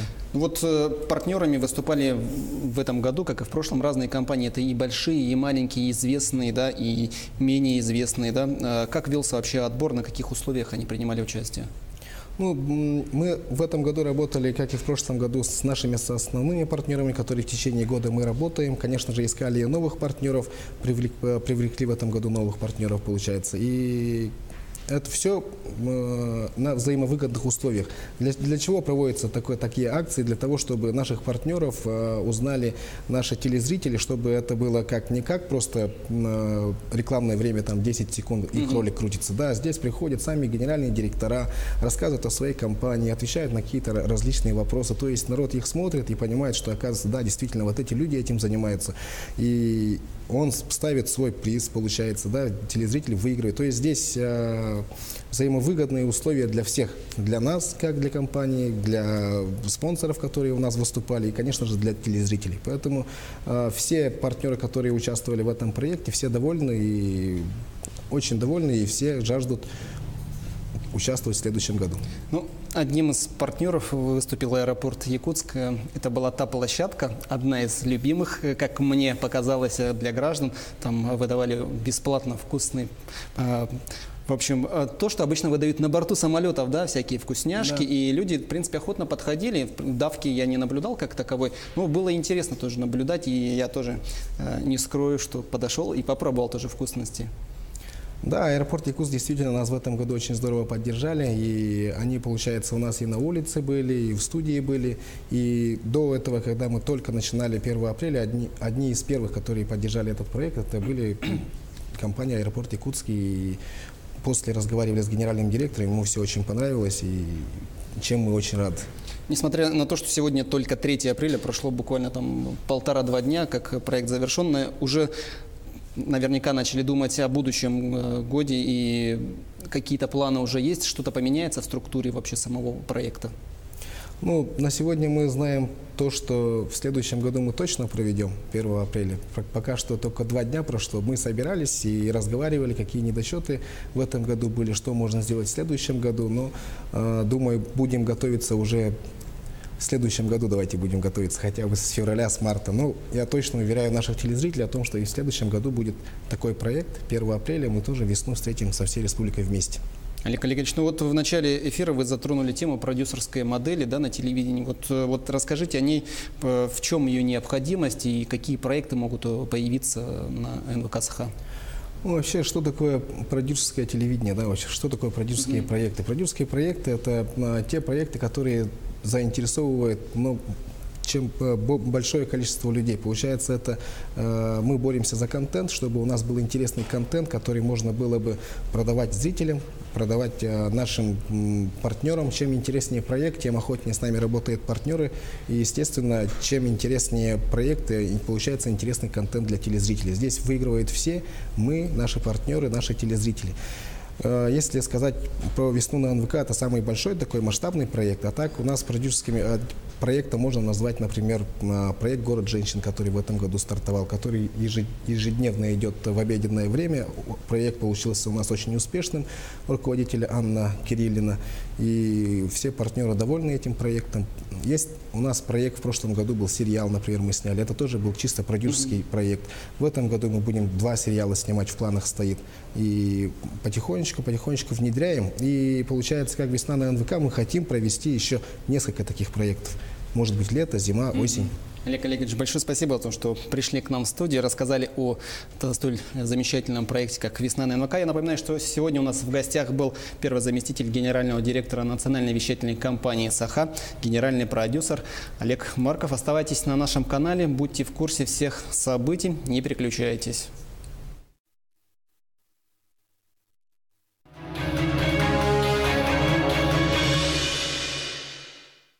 Банк России вводит в обращение новую банкноту номиналом 200 рублей, в оформлении которой сохранена традиция изображения на деньгах знаковых отечественных памятников и архитектурных сооружений.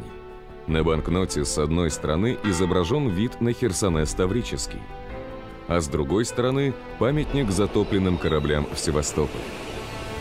Банкнота обладает надежными защитными признаками. Визуальные защитные элементы. Многотоновый водяной знак в виде изображения памятника затопленным кораблям в Севастополе и номиналы банкноты. Защитная нить при покачивании банкноты в вертикальном направлении обладает эффектом встречного движения темных и светлых участков. Под определенным углом появляется повторяющееся цветное изображение символа рубля на радужном фоне. Нить также содержит повторяющееся изображение номинала, которое можно увидеть на просвет. При наклоне в левой части банкноты на поле со словом «Россия» проявляются разноцветные цифры номинала. При повороте банкноты на 180 градусов меняется цветовая гамма цифр. При рассматривании банкноты под острым углом в нижней левой части проявляется темный знак рубля на светлом фоне. При повороте на 90 градусов знак рубля, наоборот, становится светлым на темном. Защитные микроизображения. При оптическом увеличении на цветных участках видны микроизображения и микротекст.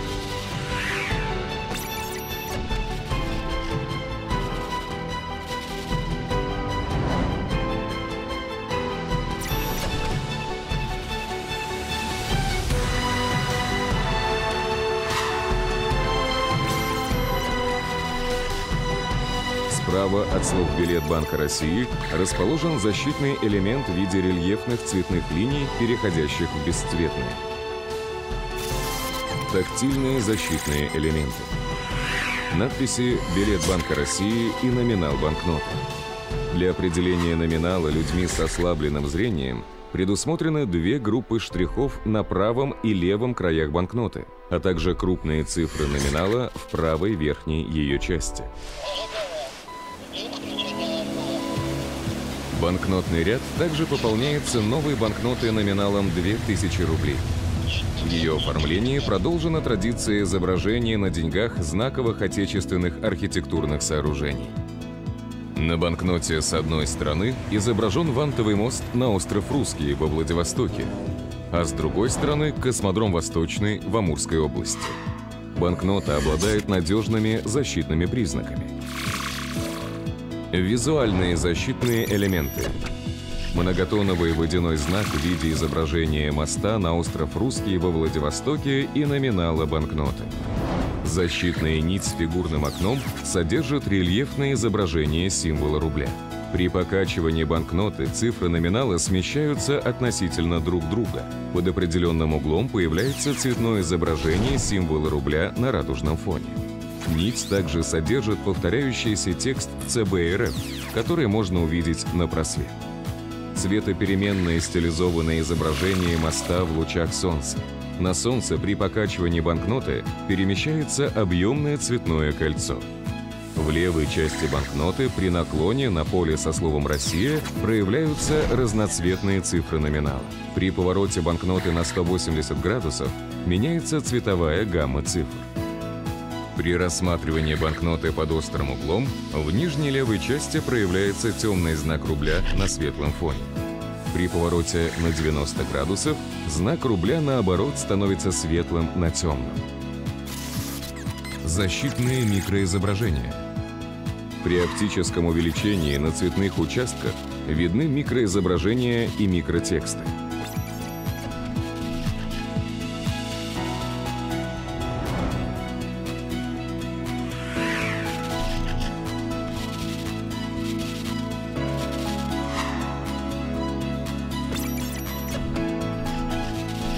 Справа от слов «Билет Банка России» расположен защитный элемент в виде рельефных цветных линий, переходящих в бесцветные. Тактильные защитные элементы. Надписи «Билет Банка России» и номинал банкноты. Для определения номинала людьми с ослабленным зрением предусмотрены три группы штрихов на правом и левом краях банкноты, а также крупные цифры номинала в правой верхней ее части.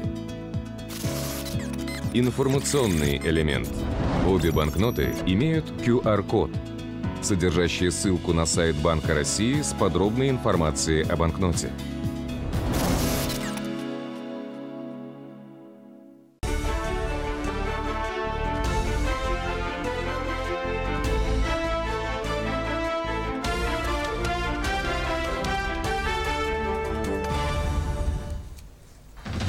Метель продолжает бушевать. За 2 дня непогоды в Якутии произошло 42 дорожно-транспортных происшествия.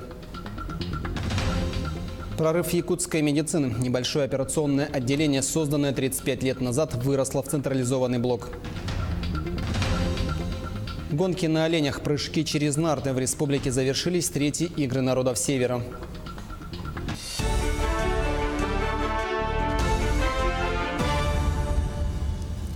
В эфире новости. В студии работает Андрей Погорелов. Мы расскажем о главных событиях.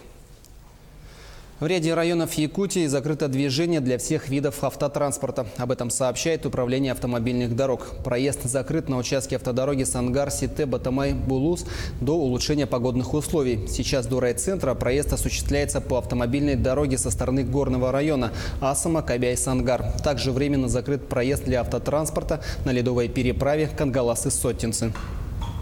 На этом участке на всех 3 направлениях работает дорожная техника. Вчера дежурили, сегодня тоже дежурят, но сильный ветер, пурга заметает сразу. Вот как машина проехала, трактора очистили, сразу же метет. У нас вот сейчас в основном люди ездят на маленьких иномарках, да? Вот передний привод, задний привод, в основном вот такие вот, неполноприводные машинами ездят, и вот они застревают. Первый застрял, второй застрял. Там по цепочке уже идут, и потом пурга метет, сразу остановились и заметает. За 2 дня непогоды в Якутии произошло более 40 дорожно-транспортных происшествий. Несколько человек пострадали, среди которых дети. Госавтоинспекция напоминает о необходимости соблюдать правила дорожного движения и быть предельно бдительными на дорогах. С начала ухудшения погодных условий на дорогах республики всего зарегистрировано 42 дорожно-транспортных происшествий, из которых 6 произошли с пострадавшими. В этих 6 автопроисшествиях травмы различной степени тяжести получили 18 человек, в том числе 9 детей. Основными причинами этих автоаварий явилось несоблюдение водителями безопасной скорости в трудных, сложных погодных условиях. К счастью, погодные капризы прекратятся уже в ближайшее время. По данным Гидрометцентра, уже через 2 дня в большинстве районов ветер и метель утихнут. Вот циклон отходит с территории республики. Вот за эти 3 дня максимальная скорость ветра в порывах достигала на территории центральной Якутии до 15-16 метров в секунду. Ну и за эти 3 дня выпало в общем 12 миллиметров снега. Ну, по сравнению с нормой это около 9 миллиметров, выше нормы выпало. С 5 числа повсеместно в центральных, южных, западных районах у нас будет без осадков, без ветра. Ночные температуры будут 10-15 градусов мороза, и днем будет уже от 0 до плюс 5 градусов. Последствия пурги в Якутске ликвидируют за 1 неделю. На основных городских дорогах работают 8 бригад, 90 единиц техники и 60 рабочих. Все действия транспорта расписаны по минутам. Саргалана Федорова продолжит тему.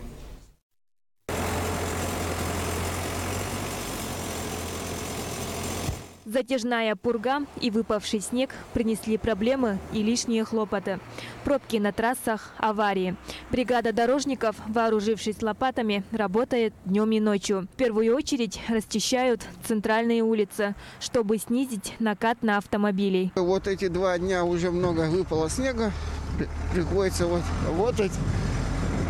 Наверное, будем работать допоздна.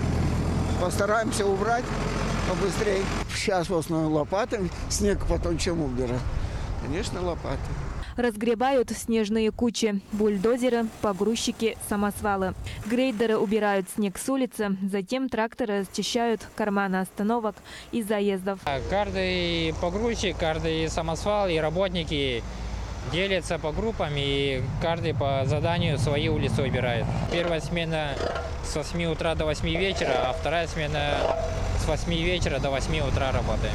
Мы за март, получается, мы вывезли где-то 40 тысяч кубов метра. Загруженный снег вывозят на полигон.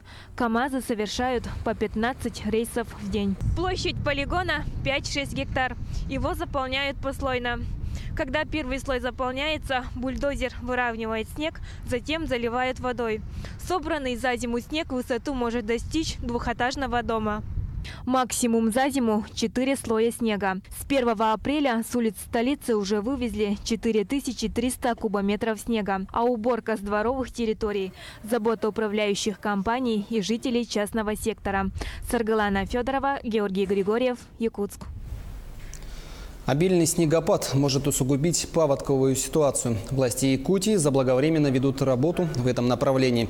В республике в зону возможного подтопления попадают 166 населенных пунктов. Об этом нашему телеканалу по итогам совещания, посвященного подготовке к безаварийному пропуску весеннего половодья и летнего паводка, сказал первый заместитель председателя правительства республики Алексей Колодезников. В этом году будет повторяться ситуация в Среднеколымском районе. Это населенные пункты по реке Алазе, Сватай, Аргахтах, Андрюшкино. У нас высокие снегозапасы сформировались в Верхнеколымском районе. Есть угроза и в Абыйском. Традиционно это Алекминский район, Ленский район, город Якутск, Намский район и Хангаласский УС. Соответственно, мероприятия все подготовлены. Будет сформировано 6 команд традиционно, которые будут работать уже в период половодья. 14 апреля выйдет комиссия республиканская по предупреждению паводка в весеннее время и летнее время по селам Аргахтах, Сватай, Березовка. И в самом городе Среднеколымске проведут предупредительные работы. К другим темам. Медэкспо «Здоровье и красота» в Якутске в торговых рядах «Кружала» в рамках празднования Всемирного дня здоровья открылась 9-я межрегиональная специализированная выставка. В этом году она собрала под одной крышей компании и предприятия из разных регионов страны и зарубежья. Свою продукцию также представили лечебные учреждения и предприниматели Якутии. Здесь они демонстрируют лучшие оборудование, аппараты и препараты, которые изготовлены по новейшим технологиям. Как отмечают организаторы, выставка станет удобной площадкой для обмена опытом и инновациями. Сейчас у нас такое время, с таким прогрессом мы шагаем, люди внимание на себя, на свое здоровье мало внимания обращают, поэтому такие ярмарки очень нужны. И, конечно, я человек пожилого возраста, и тем более все время с внуками. Я сюда пришла чтобы проверить себя. Всемирный день распространения информации о проблеме аутизма отмечается ежегодно 2 апреля, начиная с 2008 года. Цель даты – подчеркнуть необходимость помощи людям, страдающим неизлечимым заболеванием. Аутизм – это нарушение развития нервной системы, которое проявляется в течение первых 3 лет жизни. С каждым годом все больше детей получают этот диагноз. В городе Вилюйске международную акцию «Зажги синим» поддержало отделение реабилитации детей и подростков с ограниченными возможностями здоровья.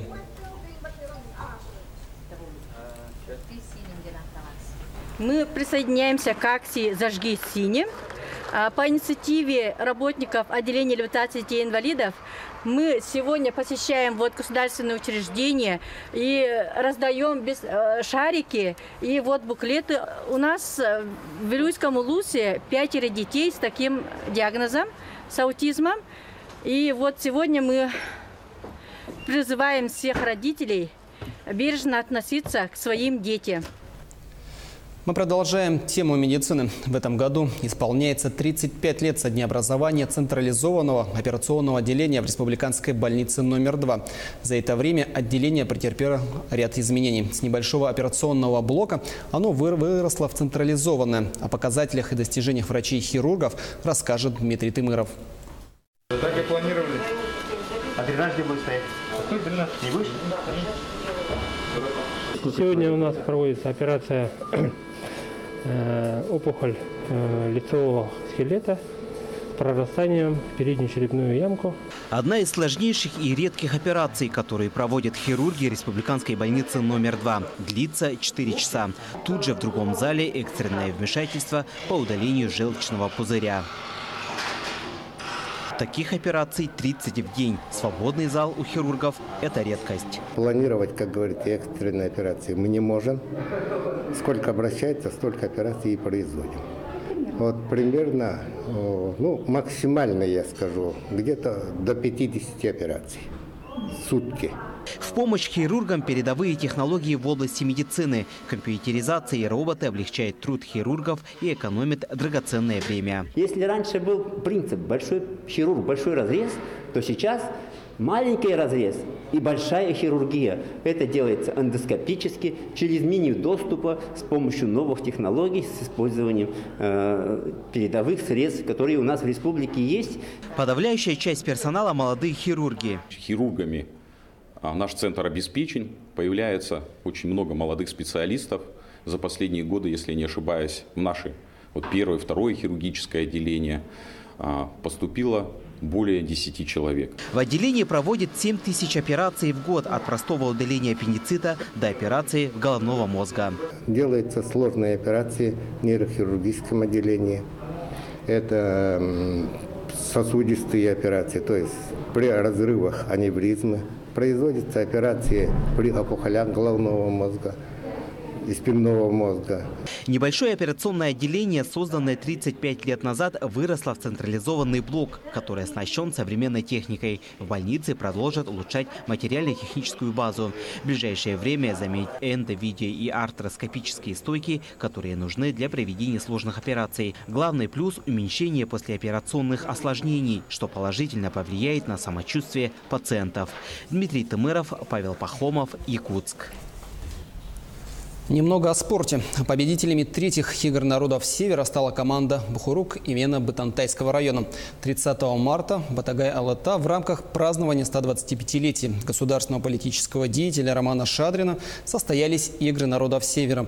Участники состязались на оленях упряжках, выявляли лучших в гонках на верховых оленях, прыгали через нарты и не только.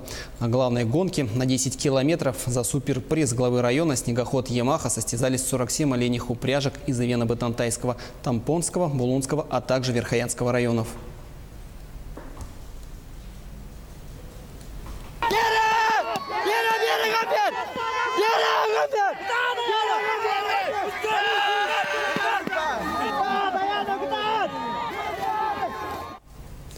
На этом у меня все. Далее смотрите прогноз погоды и выпуск чрезвычайных происшествий.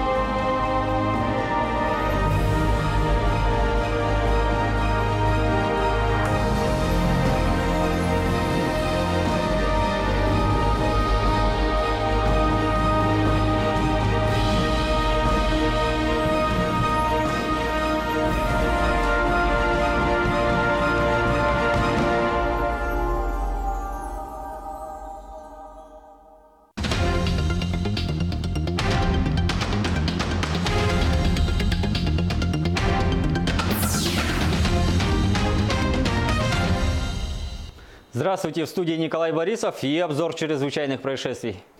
Мирнинский дом-интернат для престарелых и инвалидов оштрафован за неоплату услуг по контракту. К ответственности привлечен директор. Нарушения устранены, имеющаяся задолженность погашена в полном объеме. Государственным бюджетным учреждением республики Мирнинский дом-интернат для престарелых и инвалидов не произведена оплата за предоставленную услугу по контракту в размере свыше 95 тысяч рублей. По данному факту прокуратура города возбудила в отношении директора учреждения дело об административном правонарушении. По результатам его рассмотрения Управлением Федеральной антимонопольной службы по республике Саха-Якутия должностное лицо оштрафовано на 30 тысяч рублей. Жительница Ленского района лишилась 46 тысяч рублей. 37-летняя женщина сообщила, что мошенники похитили деньги с кредитной карты. На мобильный телефон позвонил неизвестный и представился специалистом банка. Он сообщил, что произошел технический сбой и попросил подтвердить контактную информацию. Женщина продиктовала требуемое. Через некоторое время ей снова перезвонили и предложили увеличить лимит на карте, на что она также согласилась. Тогда лжеспециалист попросил ее назвать коды подтверждения, которые были отправлены в СМС-сообщениях, а после чего сразу же удалить сообщение. Потерпевшая, не задумываясь, сообщила звонившему необходимые сведения. А через некоторое время с ее счета были похищены деньги. Уважаемые граждане, помимо этого способа распространенной схемой обмана, стали звонки от сотрудников оператора сотовой связи. Они сообщают о переплате за мобильные услуги и просят назвать реквизиты банковской карты для того, чтобы якобы вернуть деньги. Полиция призывает вас быть бдительными и не реагировать на подобные телефонные звонки. Но в случае, если вы попались на уловки мошенников, то незамедлительно обращайтесь в полицию. Доведите эту информацию до своих пожилых родственников, чтобы уберечь их от мошеннических действий. Судя по всему, несмотря на непогоду, в Ленске наступила горячая пора. Недавно там произошла подготовленная кража, которая совершила 18-летняя девушка, одетая в черную маску и куртку. Девушка начала подготовку к преступлению месяц назад. Предусмотрительно сшила из старой кофты маску с прорезями для глаз, изучила работу камер видеонаблюдения в салоне и следила за графиком работы персонала. Отправившись в ювелирный салон, она первым делом перерезала плоскогубцами провода сигнализации и разбила окно. Затем, убедившись, что оповещение не сработало, проникла в помещение. Однако злоумышленница не заметила осколки, торчащие из рамы окна, и случайно порезалась. В итоге эти порезы ее и выдали. Кстати, преступница долго не могла выбрать себе подходящие по размеру ювелирные украшения и оставила сильный беспорядок в салоне. На вопрос полицейских, зачем ей 3 золотых кольца, 1 перстень с камнем и 3 золотые цепочки, подозреваемая ответила, что любит ювелирные изделия и хотела оставить похищенные украшения у себя. Материальный ущерб составил порядка 100 тысяч рублей. В Момском районе ранее судимый безработный пнул ребенка в живот, чтобы отобрать портативный компьютер и пропить. Он распивал алкоголь в доме своего знакомого, зашел в комнату, где находилась 9-летняя дочь хозяина квартиры, потребовал у ребенка отдать ему портативный компьютер. Получив решительный отказ, стал угрожать девочке. Когда и это не помогло, ударил ее ногой в живот. Школьница упала и ударилась головой. На шум в комнату вошел отец девочки и выгнал вымогателя из квартиры. На следующий день мужчина принес извинения. Также в ходе предварительного расследования признал вину в совершенном преступлении и раскаялся в содеянном. Согласно уголовному законодательству, такое преступление относится к категории тяжких и влечет за собой наказание до 7 лет лишения свободы. 63 предписания было выдано в Алдане надзорными органами по состоянию дорог. К ответственности привлечены несколько должностных лиц, в том числе первый заместитель главы города. Напомним, что с начала года в Алданском районе зарегистрировано 16 дорожно-транспортных происшествий, в результате которых 5 человек погибли, в том числе 2 ребенка. 23 человека получили травмы различной степени тяжести. Почти в каждом из них сотрудники госавтоинспекции усматривают причины в виде неудовлетворительных дорожных условий. Администрацией не проводилась подсыпка и ремонт дорог, а также не удаляли снег и наледь с проезжей части. За 2 дня непогоды в Якутии произошло 42 дорожно-транспортных происшествия. Несколько человек пострадали, среди которых дети. Автоинспекция напоминает о необходимости соблюдать осторожность и быть предельно бдительными на дорогах. Всего зарегистрировано 42 дорожно-транспортных происшествий, из которых 6 произошли с пострадавшими. В этих 6 автопроисшествиях травмы различной степени тяжести получили 18 человек, в том числе 9 детей. Госавтоинспекция настоятельно рекомендует жителям республики не выезжать в дальние поездки. Перед тем, как выехать, необходимо взвесить все за и против этой опасной поездки. Кроме того, в случае крайней необходимости, если вы все-таки уже решили выехать, необходимо обязательно взять с собой инструменты, теплую одежду. Кроме того, надо учитывать, что на некоторых участках дорог ограничено движение транспортных средств. Министр внутренних дел России Владимир Колокольцев подписал распоряжение о создании специализированных подразделений туристической полиции к чемпионату мира по футболу. Комплектовать новые подразделения будут из числа сотрудников, владеющих иностранными языками.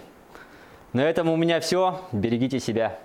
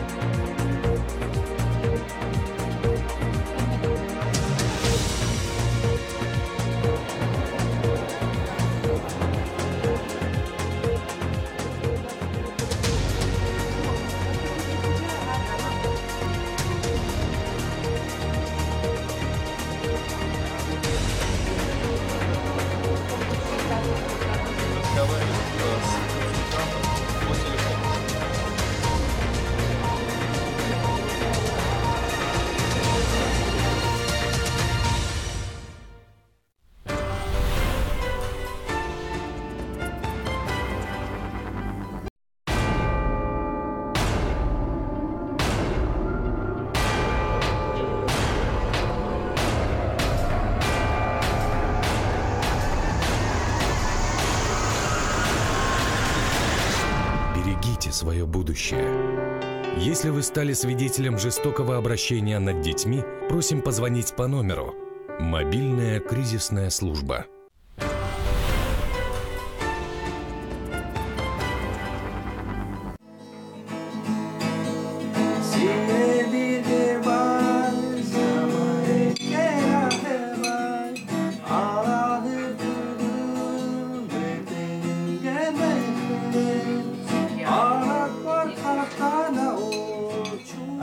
僕は東京で生まれまして、それからЯкутскに来て。Ты в Сибири живешь, да?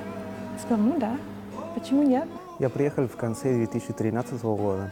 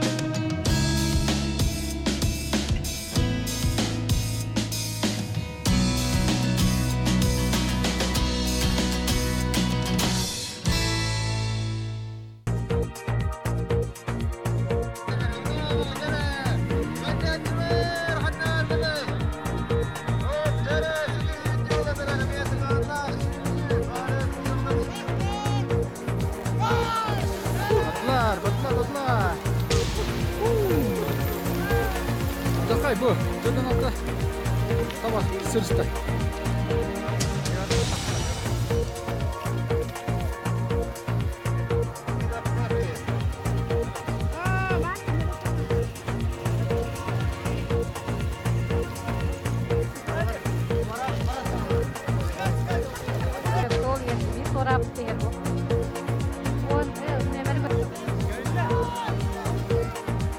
Köyüne değiller.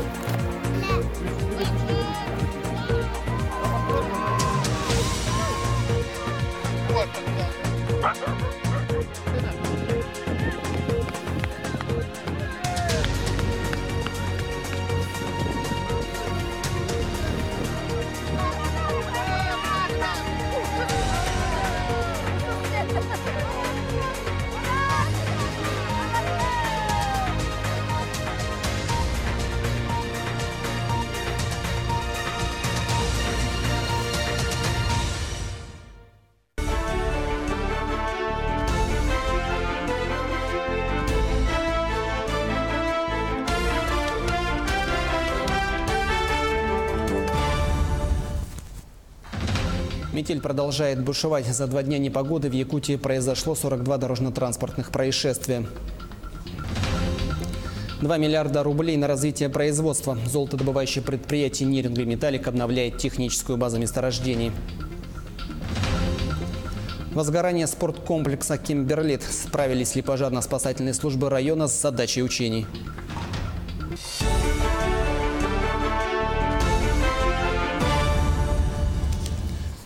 В прямом эфире новости. В студии работает Андрей Погорелов. Добрый вечер. В ряде районов Якутии закрыто движение для всех видов автотранспорта. Об этом сообщает Управление автомобильных дорог. Проезд закрыт на участке автодороги Сангар-Сите-Батамай-Булус до улучшения погодных условий. Сейчас до райцентра проезд осуществляется по автомобильной дороге со стороны горного района Асама-Кобяй-Сангар. Также временно закрыт проезд для автотранспорта на ледовой переправе Кангаласы-Сотинцы.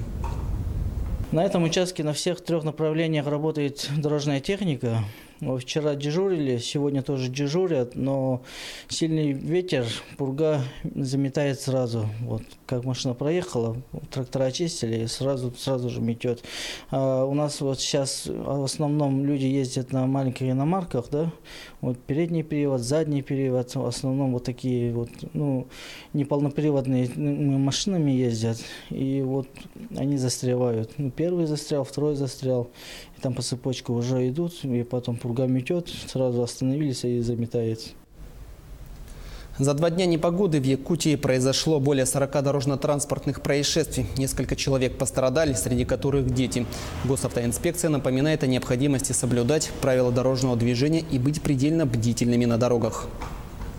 С начала ухудшения погодных условий на дорогах республики всего зарегистрировано 42 дорожно-транспортных происшествий, из которых 6 произошли с пострадавшими. В этих 6 автопроисшествиях травмы различной степени тяжести получили 18 человек, в том числе 9 детей. Основными причинами этих автоаварий явилось несоблюдение водителями безопасной скорости в трудных, сложных погодных условиях. К счастью, погодные капризы прекратятся уже в ближайшее время. По данным Гидрометцентра, уже через 2 дня в большинстве районов ветер и метель утихнут.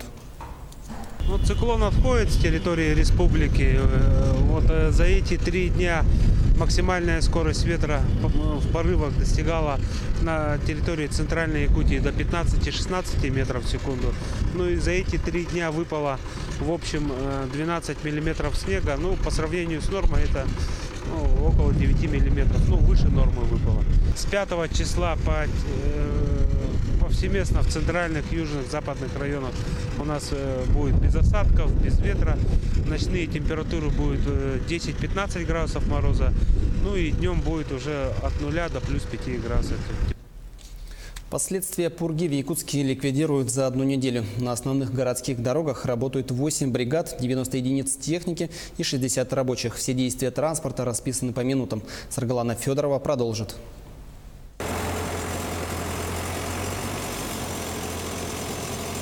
Затяжная пурга и выпавший снег принесли проблемы и лишние хлопоты. Пробки на трассах, аварии. Бригада дорожников, вооружившись лопатами, работает днем и ночью. В первую очередь расчищают центральные улицы, чтобы снизить накат на автомобилей. Вот эти 2 дня уже много выпало снега. Приходится работать. Наверное, будем работать допоздна. Постараемся убрать побыстрее. Сейчас в основном лопатами. Снег потом чем убирать? Конечно, лопаты. Разгребают снежные кучи. Бульдозеры, погрузчики, самосвалы. Грейдеры убирают снег с улицы. Затем тракторы расчищают карманы остановок и заездов. Каждый погрузчик, каждый самосвал и работники делятся по группам, и каждый по заданию свои улицы убирает. Первая смена с 8 утра до 8 вечера, а вторая смена с 8 вечера до 8 утра работаем. Мы за март, получается, мы вывезли где-то 40 тысяч кубов метров. Загруженный снег вывозят на полигон. КАМАЗы совершают по 15 рейсов в день. Площадь полигона 5-6 гектар. Его заполняют послойно. Когда первый слой заполняется, бульдозер выравнивает снег, затем заливает водой. Собранный за зиму снег высоту может достичь двухэтажного дома.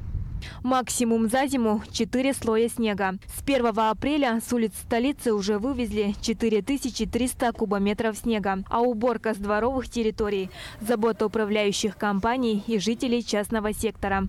Саргалана Федорова, Георгий Григорьев, Якутск. Обильный снегопад может усугубить паводковую ситуацию. Власти Якутии заблаговременно ведут работу в этом направлении. В республике в зону возможного подтопления попадают 166 населенных пунктов.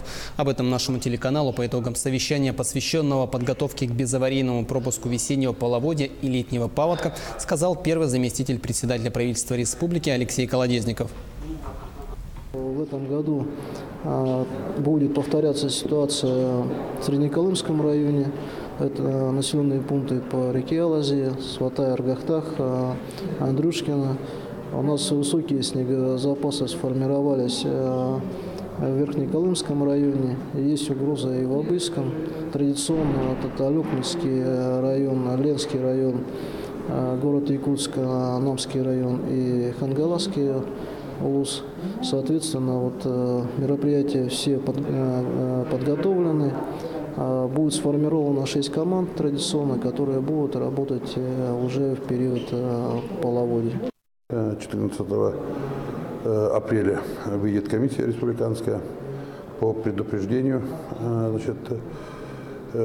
паводка в весеннее время и летнее время по селам Аргахтах, Сватай, Березовка. И в самом городе Среднеколымске проведут предупредительные работы. К другим темам. Золотодобывающее предприятие «Нерюнгриметаллик» планирует в этом году направить почти 2 миллиарда рублей на поддержание и развитие производства, геологоразведку, обновление технической базы и вскрышные работы на месторождениях Таборное и Гроз. Это на 22% больше, чем в прошлом году. Отметим, от продажи произведенного в 2017 году золота рудник «Нерюнгри» выручил более 86 миллионов долларов. В Мирном загорелся спорткомплекс «Кимберлит». Такую легенду отрабатывали во время пожарных тактических учений. Для этого привлекли силы и средства 2 отрядов противопожарной службы и военизированного горно-спасательного отряда. 7 единиц техники, не более 40 пожарных. Подробнее в материале нашего корреспондента в алмазной столице. Сигналом о возгорании спорткомплекса «Кимберлит» дети и персонал спешат эвакуироваться. Уже через 3 минуты подъезжают пожарные. Стало известно, что условный пожар возник в спортзале на 1-м этаже. Центр 6-го. На приеме. По информации представителей объекта, из объекта выведено около 30 человек. Предположительно, в здании еще остались около 6 человек. Проводим разведку на поиск пострадавших, как поняли. В первую очередь все силы пожарно-спасательных подразделений направлены на поиски оставшихся людей и возможных пострадавших. Дверь за дверью, разделившись на группы, пожарные осматривают каждое помещение. Чтобы спастись от пожара, люди в панике могли взобраться куда угодно. И вот первый из 6 человек найден в теплопункте. Спасатели сразу надевают на него кислородную маску и выводят из здания. Пожарные не знали наперед количество пострадавших, которые останутся здесь, и не знали их места. То есть они, как в реальных условиях, обследовали все помещения, обследовали все здание до тех пор, пока не нашли данных пострадавших. Пожарные подразделения, они справились с поставленной задачей. Все отработали замечательно. Тренерский состав собрал своих детей, вывел оперативно на улицу. Ребята оделись и побежали в ближайшее укрытие на рынок. После эвакуации пожар ликвидировали. Казалось, все закончено. Но вдруг дежурный бьет тревогу. В течение 10 минут звено не выходит на связь. Требую отправить резервное звено БДС на поиски 921 звена. Вас понял, где находились? Где, на втором этаже? Где было? Находились в данный момент на втором этаже, с правой стороны здания, с севера получается. На поиски коллег бросают резервные силы. Через пару минут их удалось отыскать и вывести из здания. Такие масштабные учения в Мирном проводятся каждый месяц. На поиски пропавших и ликвидацию возгорания пожарным потребовалось 20 минут. Евгений Тайтунов, Марьяна Кутукова, Мирный.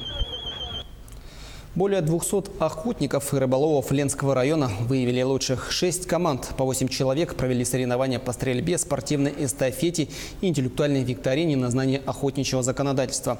Участники рубили лунки для зимней рыбалки, разводили костер, собирали и разбирали ружья. Для зрителей это было не только зрелище, но и возможность попробовать настоящие охотничьи деликатесы.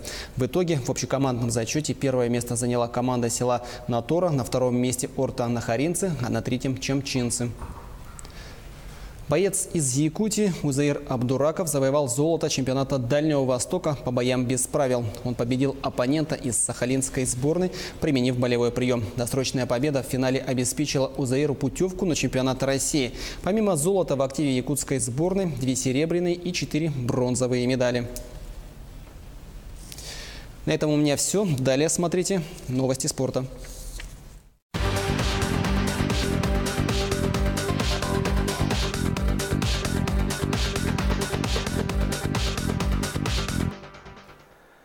Здравствуйте, в эфире новости спорта, в студии Власий Сергеев. Генеральный директор Российского антидопингового агентства Юрий Ганус заявил, что Всемирное антидопинговое агентство не собирается делать уступки в вопросе восстановления в правах РУСАДА. Российская организация была признана несоответствующей Всемирному антидопинговому кодексу в ноябре 2015 года. Спустя 2 года Совет учредителей ВАДА решил продлить отстранение, так как, по их мнению, не были выполнены некоторые пункты требований, одним из которых является признание выводов доклада Ричарда Макларена, в том числе о господдержке допинга. Также ВАДА требует предоставить доступ к пробам, хранящимся в опечатанной из-за следственных действий московской лаборатории.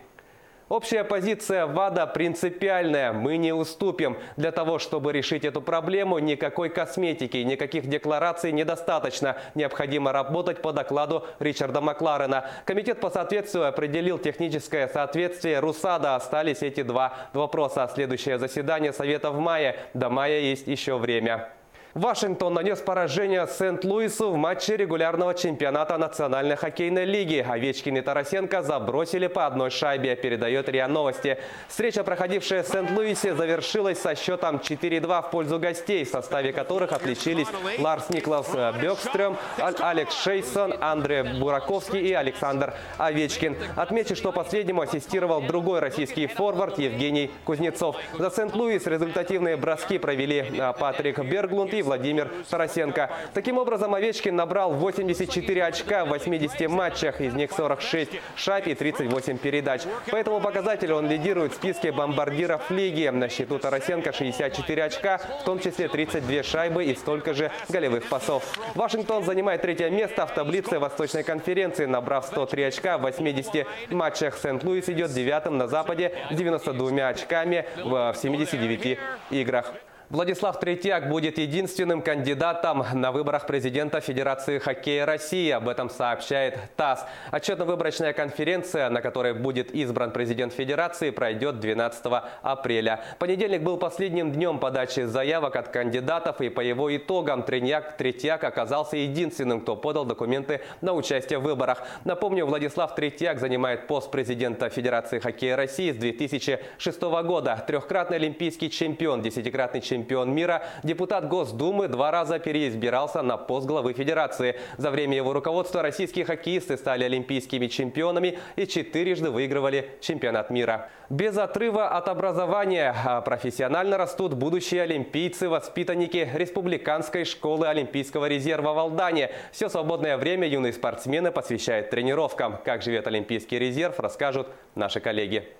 Каникулы семиклассник Антон Уваров, уроженец Усть-Алданского района, провел за книгами. Режим тренировок прервала простуда. Антон – воспитанник Республиканской детско-юношеской школы Олимпийского резерва по зимним видам спорта. На лыжах ходит с малых лет. Тренеры прочили ему блестящую карьеру, и Антон приехал в Алдан, чтобы профессионально расти в школе Олимпийского резерва. Немножко скучаю по родителям.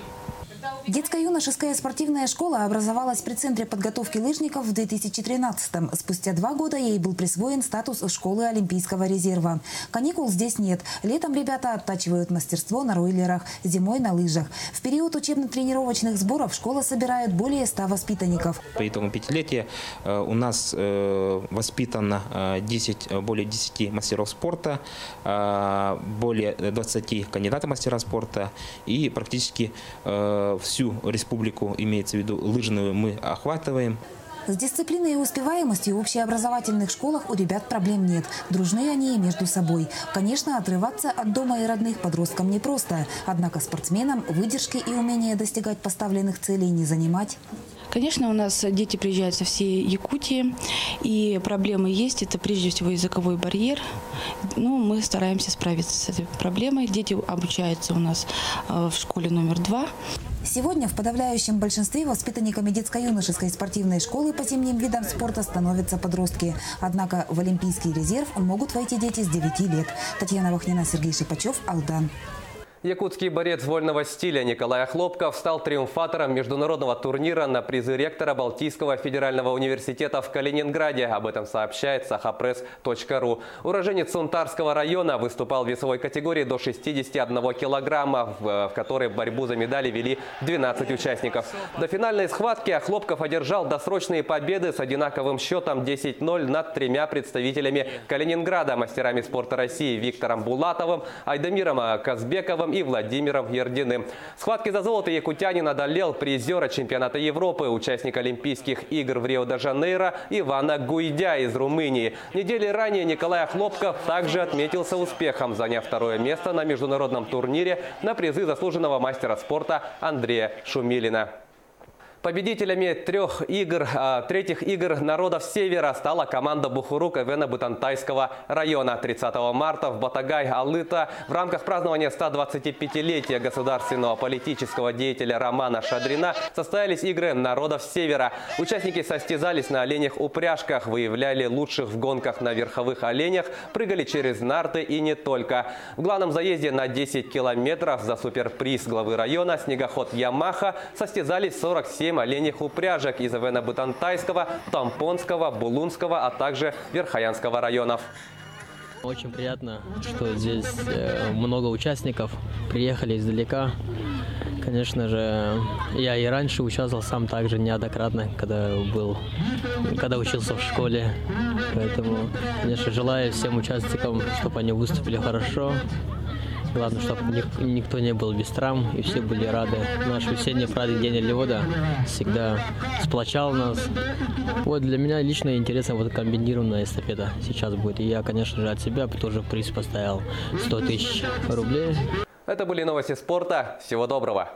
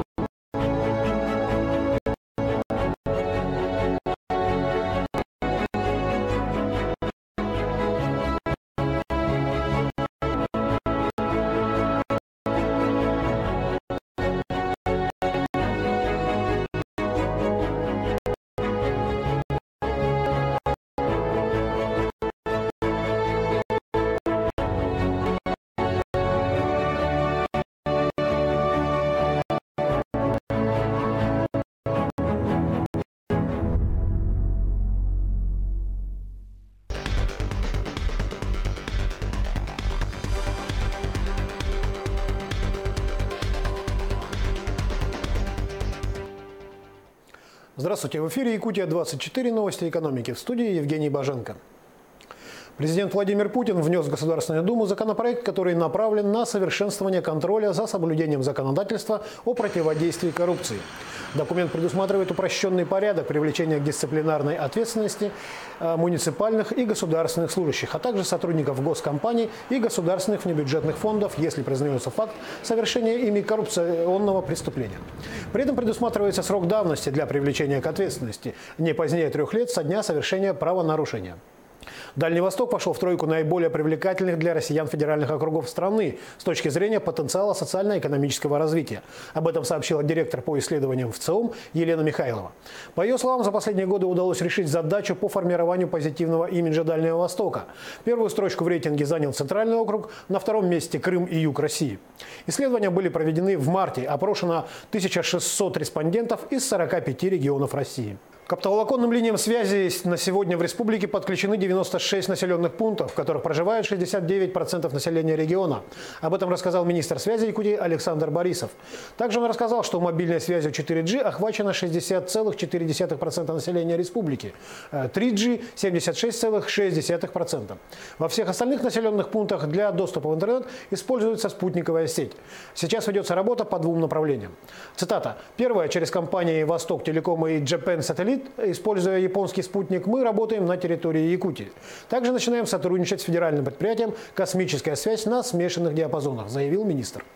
Золотодобывающее предприятие «Нерингметаллик» входит в состав международной золотодобывающей компании «Нордголд», планирует в 2018 году направить на реализацию инвестиционной программы в Южной Якутии около 2 миллиардов рублей. Основная часть инвестиций будет направлена на поддержание и развитие производства. В 2017 году «Нерингметаллик» приступила к работе на новом золоторудном месторождении «Темное».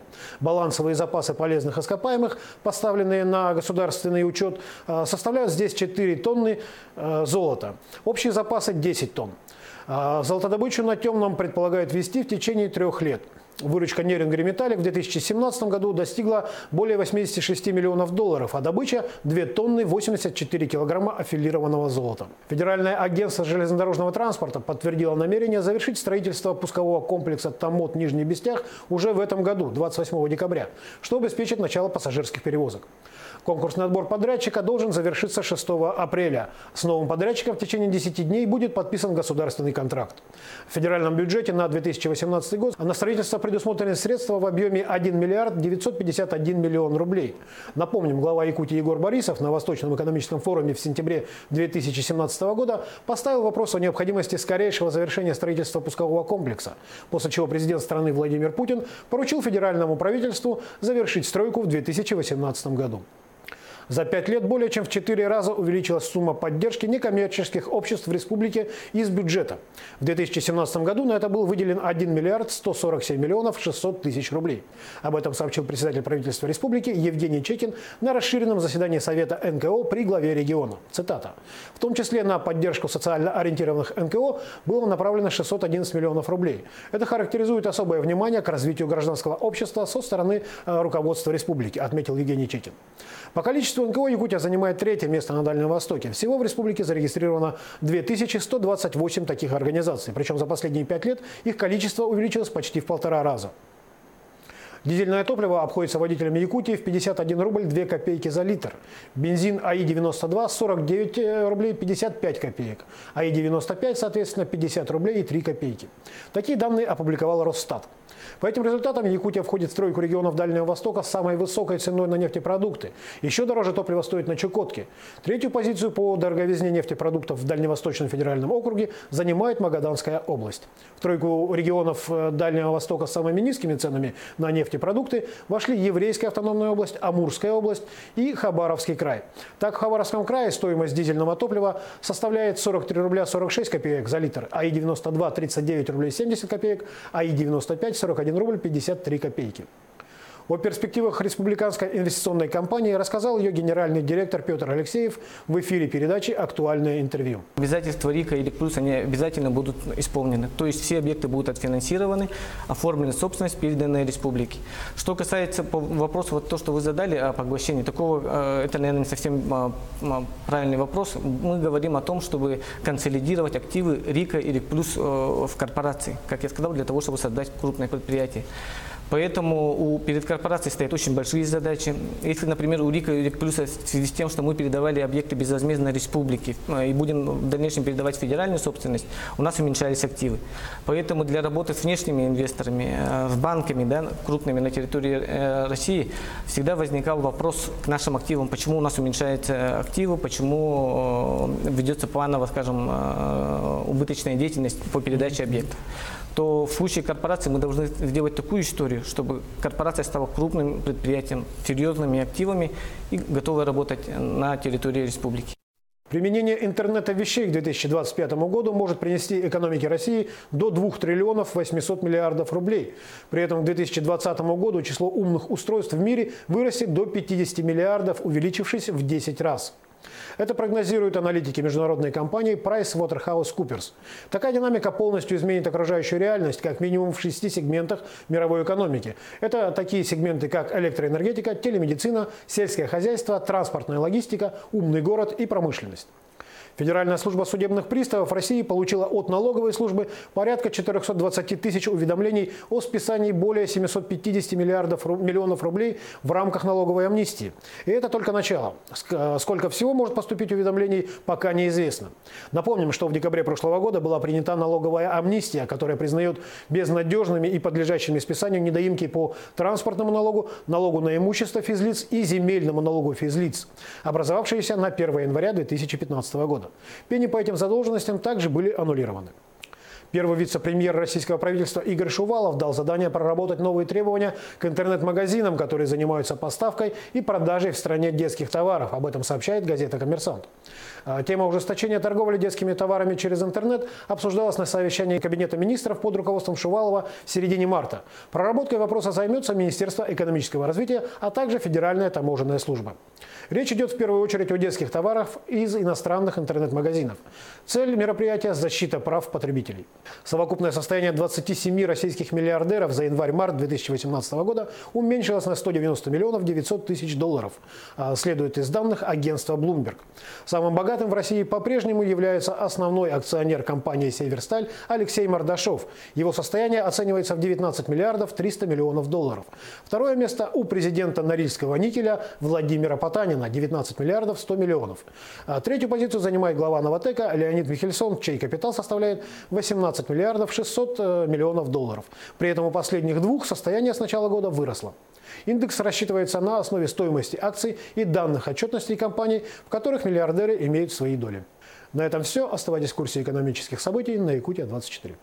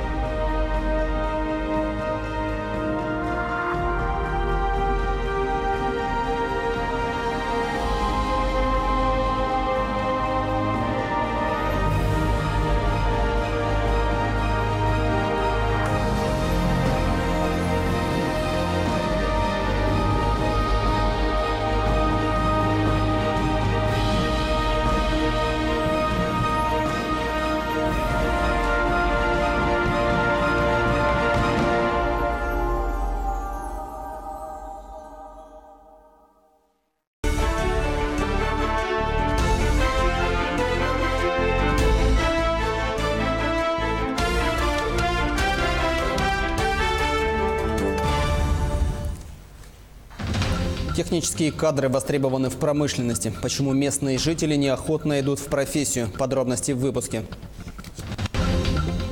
Циклон отступает. По данным Гидромедцентра, в ближайшее время в большинстве районов погода наладится. Безопасность на первом месте. В Ленске провели масштабные проверки торговых центров.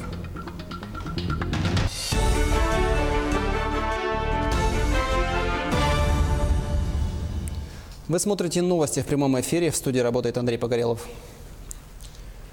За 2 дня непогоды в Якутии произошло более 40 дорожно-транспортных происшествий. Несколько человек пострадали, среди которых дети.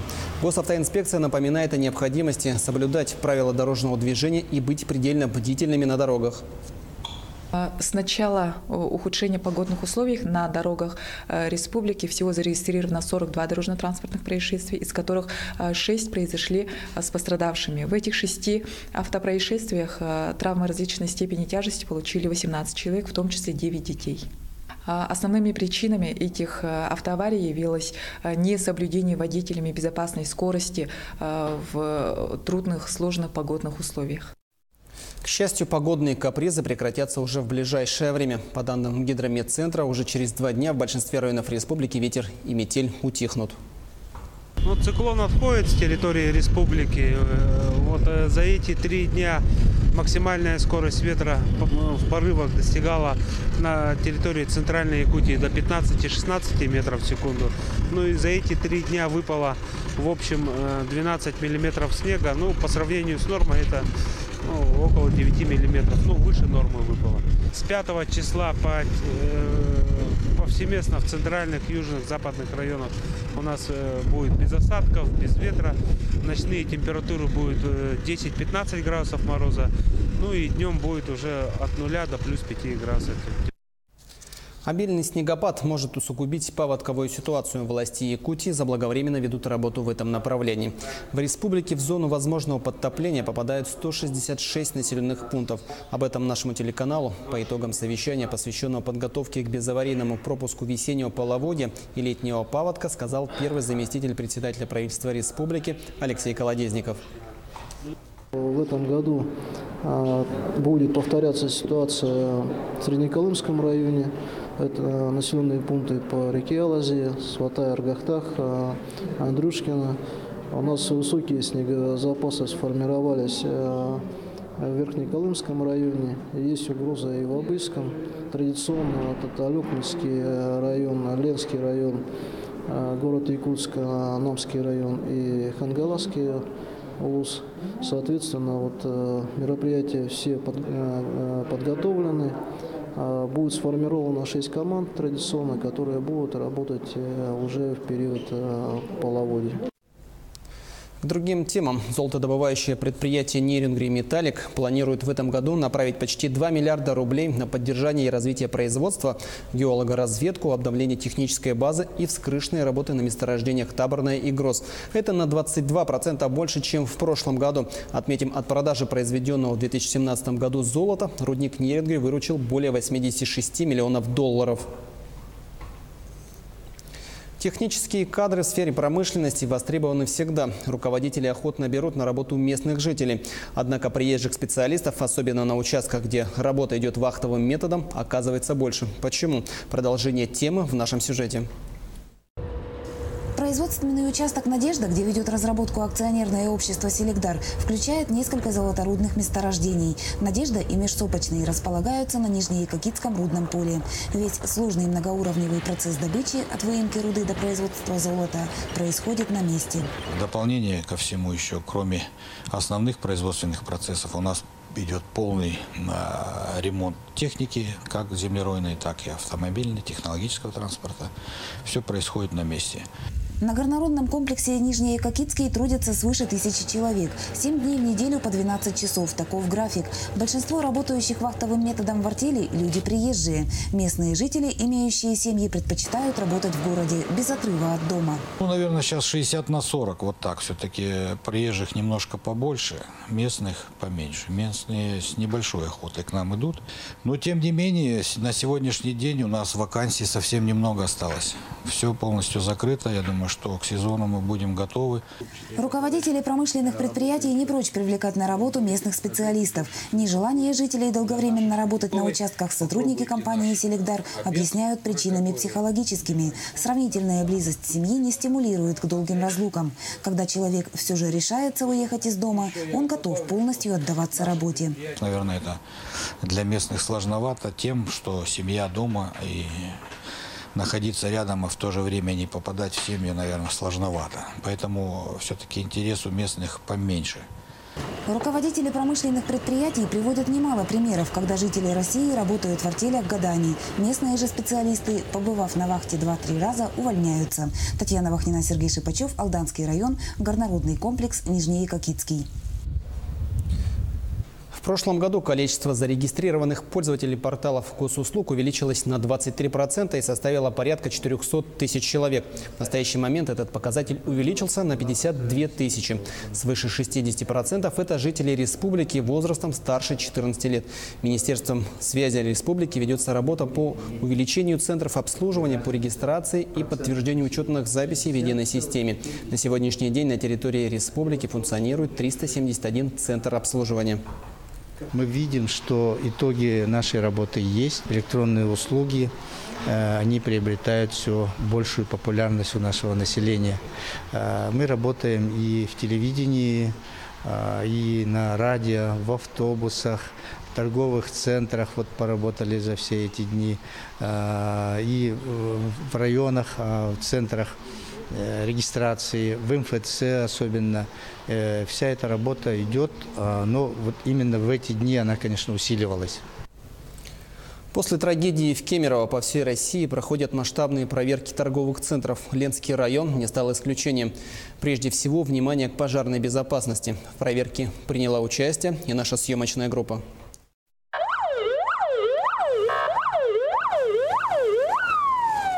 По всему Ленскому району с начала недели начались массовые проверки. Торгово-развлекательные центры, которых по примерным подсчетам около десятка, подвергаются ревизии везде. МЧС, прокуратура, полиция дни наперед теперь расписаны по выездам на объекты. На сегодняшний день прокуратурой Ленского района была проведена надзорная проверка в области охраны пожарной безопасности объектов с большим пребыванием людей. А именно в настоящее время были проверены торговый центр «Юпитер», также торговый центр «Север» и драгоценности Якутии. По результатам проверки будут сообщено дополнительно о мерах, принятых прокуратурой Ленского района. В первую очередь проверке подлежали эвакуационные выходы, система пожаротушения, сигнализация, электрощитовые зоны и подсобные помещения. Сначала комиссия проверила торговый центр «Юпитер». Здесь крупных нарушений выявлено не было. Следующий на очереди был «Север», на втором этаже которого располагается магазин ДНС. Здесь уже у проверяющих возникли вопросы. Аварийный выход был закрыт. Открыть его сотрудники магазина так и не смогли. По всей вероятности, дверь заклинила. Кнопку пожарной сигнализации они тоже не нашли. Это уже не говоря о мелких недочетах. Владельцы магазина будут привлечены к административной ответственности. На первом этаже торгового центра весь коридор был заставлен товаром одного из арендаторов. Это грубое нарушение. Владельцам было дано несколько часов, чтобы освободить проход. Также в ходе надзорной проверки были проверены и действия пожарных подразделений. Отрабатываем поступление сообщения, действия по прибытию, работа с персоналом, взаимодействие, отработка пожарной сигнализации, средства пожаротушения, первичные средства пожаротушения. То есть полный комплекс мероприятий. В ближайшие несколько дней проверки будут продолжены. Проверке подлежат несколько торговых точек, ресторан и кафе. Не только в городе, но и в поселках Витим и Пеледуй. Светлана Балеева, Виталий Андреев, Ленск. На этом у меня все. Прямо сейчас Марьяна Кутукова расскажет о том, как прошли масштабные пожарные учения в спорткомплексе Мирного и о том, как трудоустраивают местные кадры в промышленность. Не переключайтесь. Здравствуйте! В Мирном продолжается установка пожарных извещателей в многоквартирных деревянных домах. В приоритете отдаленные районы города. Сегодня противопожарная система есть в 53 домах. 106 извещателей установлены в подъездах на втором этаже. Всего остается обеспечить еще 163 деревянных двухэтажек. По выделению продуктов горения, то бишь дыма, происходит срабатывание. В данном датчике установлен GSM-модуль с сим-картой, который выведен у нас на пульт ЦВПС 01 пожарной охраны, также ЕДДС Миринского района и обслуживающая организация, в каком доме она установлена, то есть на 3 абонента. В случае его сработки сразу же идет оповещение, и на место выезжает оперативная служба. Сегодня в спорткомплексе «Кимберлит» прошли масштабные пожарно-тактические учения. На ликвидацию условного пожара и эвакуацию людей задействовали 7 единиц техники и более 40 пожарных. По легенде учений из здания самостоятельно эвакуировались 30 человек. 6 не смогли выбраться. В первую очередь все силы пожарно-спасательных подразделений были направлены именно на их поиски. В целом со всей операцией пожарные справились за 20 минут. Пожарные подразделения, они справились с поставленной задачей. Все 6 человек, которые не вышли самостоятельно, были выведены на свежий воздух, переданы каретам скорой помощи. Но хочу сказать, что пожарные не знали наперед количество пострадавших, которые останутся здесь, и не знали их места. То есть они, как в реальных условиях, обследовали все помещения, обследовали все здание до тех пор, пока не нашли данных пострадавших. На этой неделе также состоится выездное совещание «Илтумен», где обсудят трудоустройство местных кадров в промышленные компании. Кроме этого, запланированы благотворительная ярмарка в помощь одиноким отцам и лыжня России. Завершится неделя народными гуляниями. 8 апреля на стадионе «Металлург» пройдут проводы зимы. С 12:30 до 17:00 движение на личном транспорте по шоссе Кузакова будет ограничено. Разрешено проезжать рейсовым автобусом. Пройдут все различные конкурсы. Конкурс на поедание блинов, ледяной столб, веселые старты, спортивные соревнования. Также у нас пройдет новый конкурс. Это Инстаграм. Весна идет, весне дорогу. И объявление конкурса тоже пройдет в этот же день в 16:25. На этом все. До новых встреч!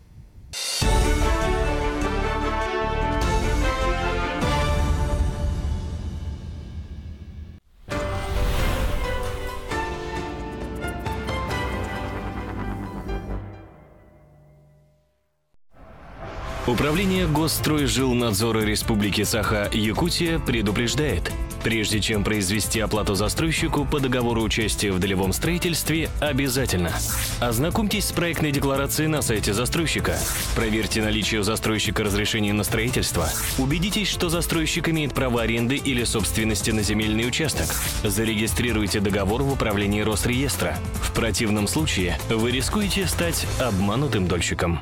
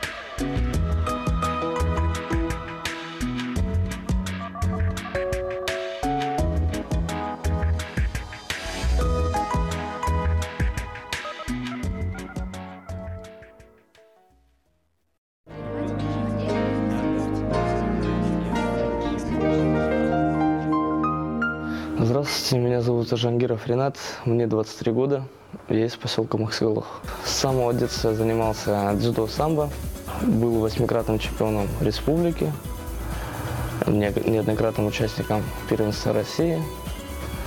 Выполнил норматив мастера спорта по самбо, кандидат в мастера спорта по дзюдо. Поступил в Омское летно-техническое училище гражданской авиации на авиатехника.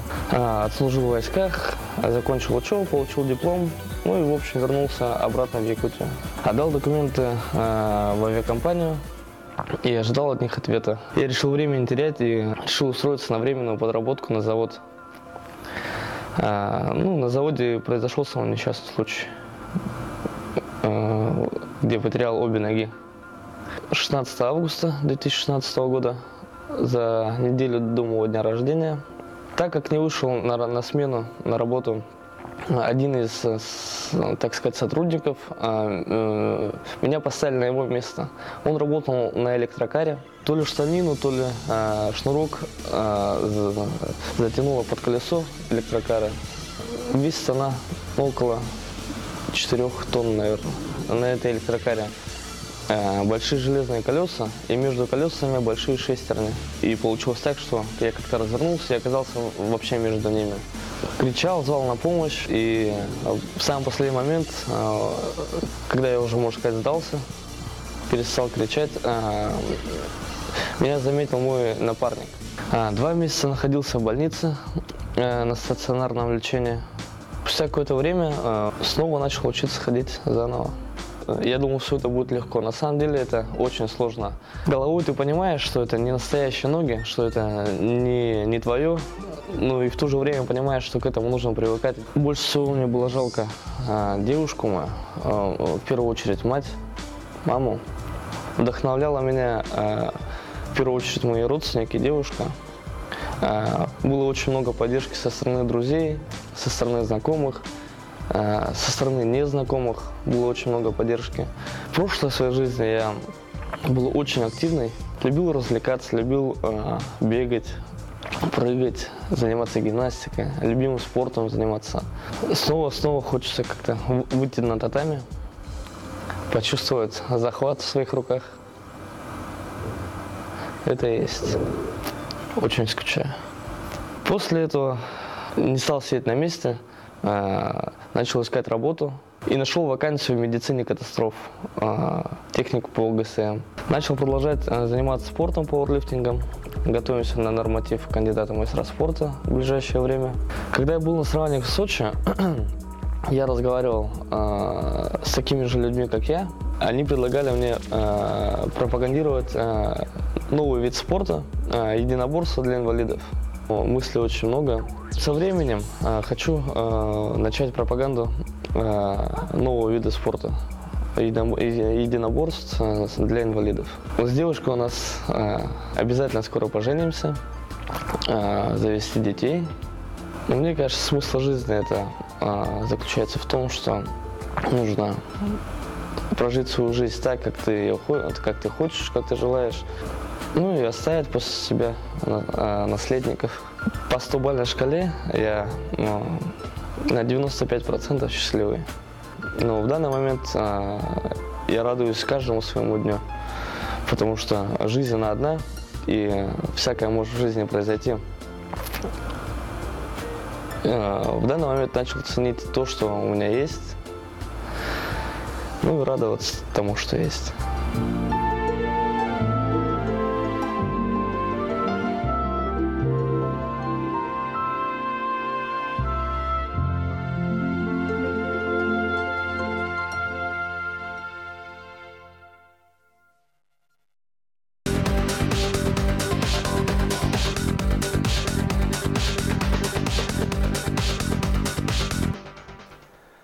Здравствуйте, в эфире новости спорта, в студии Власий Сергеев. Генеральный директор Российского антидопингового агентства Юрий Ганус заявил, что Всемирное антидопинговое агентство не собирается делать уступки в вопросе восстановления в правах РУСАДА. Российская организация была признана несоответствующей Всемирному антидопинговому кодексу в ноябре 2015 года. Спустя 2 года Совет учредителей ВАДА решил продлить отстранение, так как, по их мнению, не были выполнены некоторые пункты требований, одним из которых является признание выводов доклада Ричарда Макларена, в том числе о господдержке допинга. Также ВАДА требует предоставить доступ к пробам, хранящимся в опечатанной из-за следственных действий московской лаборатории. Общая позиция ВАДА принципиальная. Мы не уступим. Для того, чтобы решить эту проблему, никакой косметики, никаких деклараций недостаточно. Необходимо работать по докладу Ричарда Макларена. Комитет по соответствию определил техническое соответствие РУСАДА. Остались эти 2 вопроса. Следующее заседание Совета в мае. До мая есть еще время. Вашингтон нанес поражение Сент-Луису в матче регулярного чемпионата Национальной хоккейной лиги. Овечкин и Тарасенко забросили по одной шайбе, передает РИА Новости. Встреча, проходившая в Сент-Луисе, завершилась со счетом 4-2 в пользу гостей, в составе которых отличились Ларс Никлас Бёкстрём, Алекс Шейсон, Андрей Бураковский и Александр Овечкин. Отмечу, что последнему ассистировал другой российский форвард Евгений Кузнецов. За Сент-Луис результативные броски провели Патрик Берглунд и Владимир Тарасенко. Таким образом, Овечкин набрал 84 очка в 80 матчах, из них 46 шайб и 38 передач. По этому показателю он лидирует в списке бомбардиров лиги. На счету Тарасенко 64 очка, в том числе 32 шайбы и столько же голевых пасов. Вашингтон занимает третье место в таблице Восточной конференции, набрав 103 очка в 80 матчах. Сент-Луис идет девятым на Западе с 92 очками в 79 играх.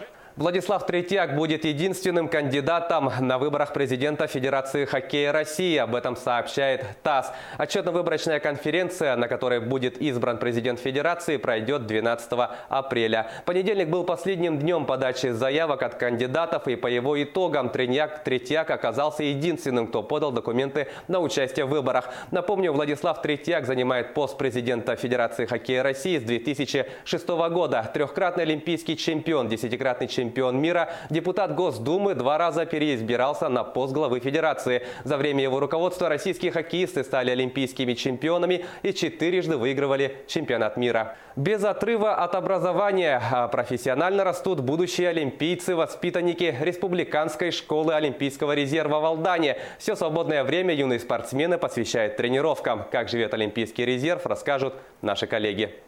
Каникулы семиклассник Антон Уваров, уроженец Усть-Алданского района, провел за книгами. Режим тренировок прервала простуда. Антон – воспитанник Республиканской детско-юношеской школы Олимпийского резерва по зимним видам спорта. На лыжах ходит с малых лет. Тренеры прочили ему блестящую карьеру, и Антон приехал в Алдан, чтобы профессионально расти в школе Олимпийского резерва. Немножко скучаю по родителям. Детско-юношеская спортивная школа образовалась при Центре подготовки лыжников в 2013-м. Спустя 2 года ей был присвоен статус школы Олимпийского резерва. Каникул здесь нет. Летом ребята оттачивают мастерство на ройлерах, зимой на лыжах. В период учебно-тренировочных сборов школа собирает более 100 воспитанников. По итогам пятилетия у нас воспитано более 10 мастеров спорта, более 20 кандидатов мастера спорта, и практически всю республику, имеется в виду лыжную, мы охватываем. С дисциплиной и успеваемостью в общеобразовательных школах у ребят проблем нет. Дружны они и между собой. Конечно, отрываться от дома и родных подросткам непросто. Однако спортсменам выдержки и умения достигать поставленных целей не занимать. Конечно, у нас дети приезжают со всей Якутии, и проблемы есть. Это прежде всего языковой барьер. Мы стараемся справиться с этой проблемой. Дети обучаются у нас в школе номер 2. Сегодня в подавляющем большинстве воспитанниками детско-юношеской спортивной школы по зимним видам спорта становятся подростки. Однако в Олимпийский резерв могут войти дети с 9 лет. Татьяна Вахнина, Сергей Шипачев, Алдан. Якутский борец вольного стиля Николай Хлопков стал триумфатором международного турнира на призы ректора Балтийского федерального университета в Калининграде. Об этом сообщает sahapress.ru. Уроженец Сунтарского района выступал в весовой категории до 61 килограмма, в которой борьбу за медали вели 12 участников. До финальной схватки Хлопков одержал досрочные победы с одинаковым счетом 10-0 над 3 представителями Калининграда: мастерами спорта России Виктором Булатовым, Айдамиром Казбековым и Владимиром Ердиным. В схватке за золото якутянин одолел призера чемпионата Европы, участника Олимпийских игр в Рио-де-Жанейро Ивана Гуйдя из Румынии. Недели ранее Николай Хлопков также отметился успехом, заняв 2 место на международном турнире на призы заслуженного мастера спорта Андрея Шумилина. Победителями третьих игр народов Севера стала команда Бухурук Эвена-Бутантайского района. 30 марта в Батагай-Алыта в рамках празднования 125-летия государственного политического деятеля Романа Шадрина состоялись игры народов Севера. Участники состязались на оленях-упряжках, выявляли лучших в гонках на верховых оленях, прыгали через нарты и не только. В главном заезде на 10 километров за суперприз главы района снегоход «Ямаха» состязались 47 оленьих упряжек из Эвена-Бутантайского, Тампонского, Булунского, а также Верхоянского районов. Очень приятно, что здесь много участников, приехали издалека. Конечно же, я и раньше участвовал сам также неоднократно, когда учился в школе. Поэтому, конечно, желаю всем участникам, чтобы они выступили хорошо. Главное, чтобы никто не был без травм и все были рады. Наш весенний праздник День Орлевода всегда сплочал нас. Вот для меня лично интересно вот комбинированная эстафета сейчас будет. И я, конечно же, от себя тоже приз поставил 100 тысяч рублей. Это были новости спорта. Всего доброго.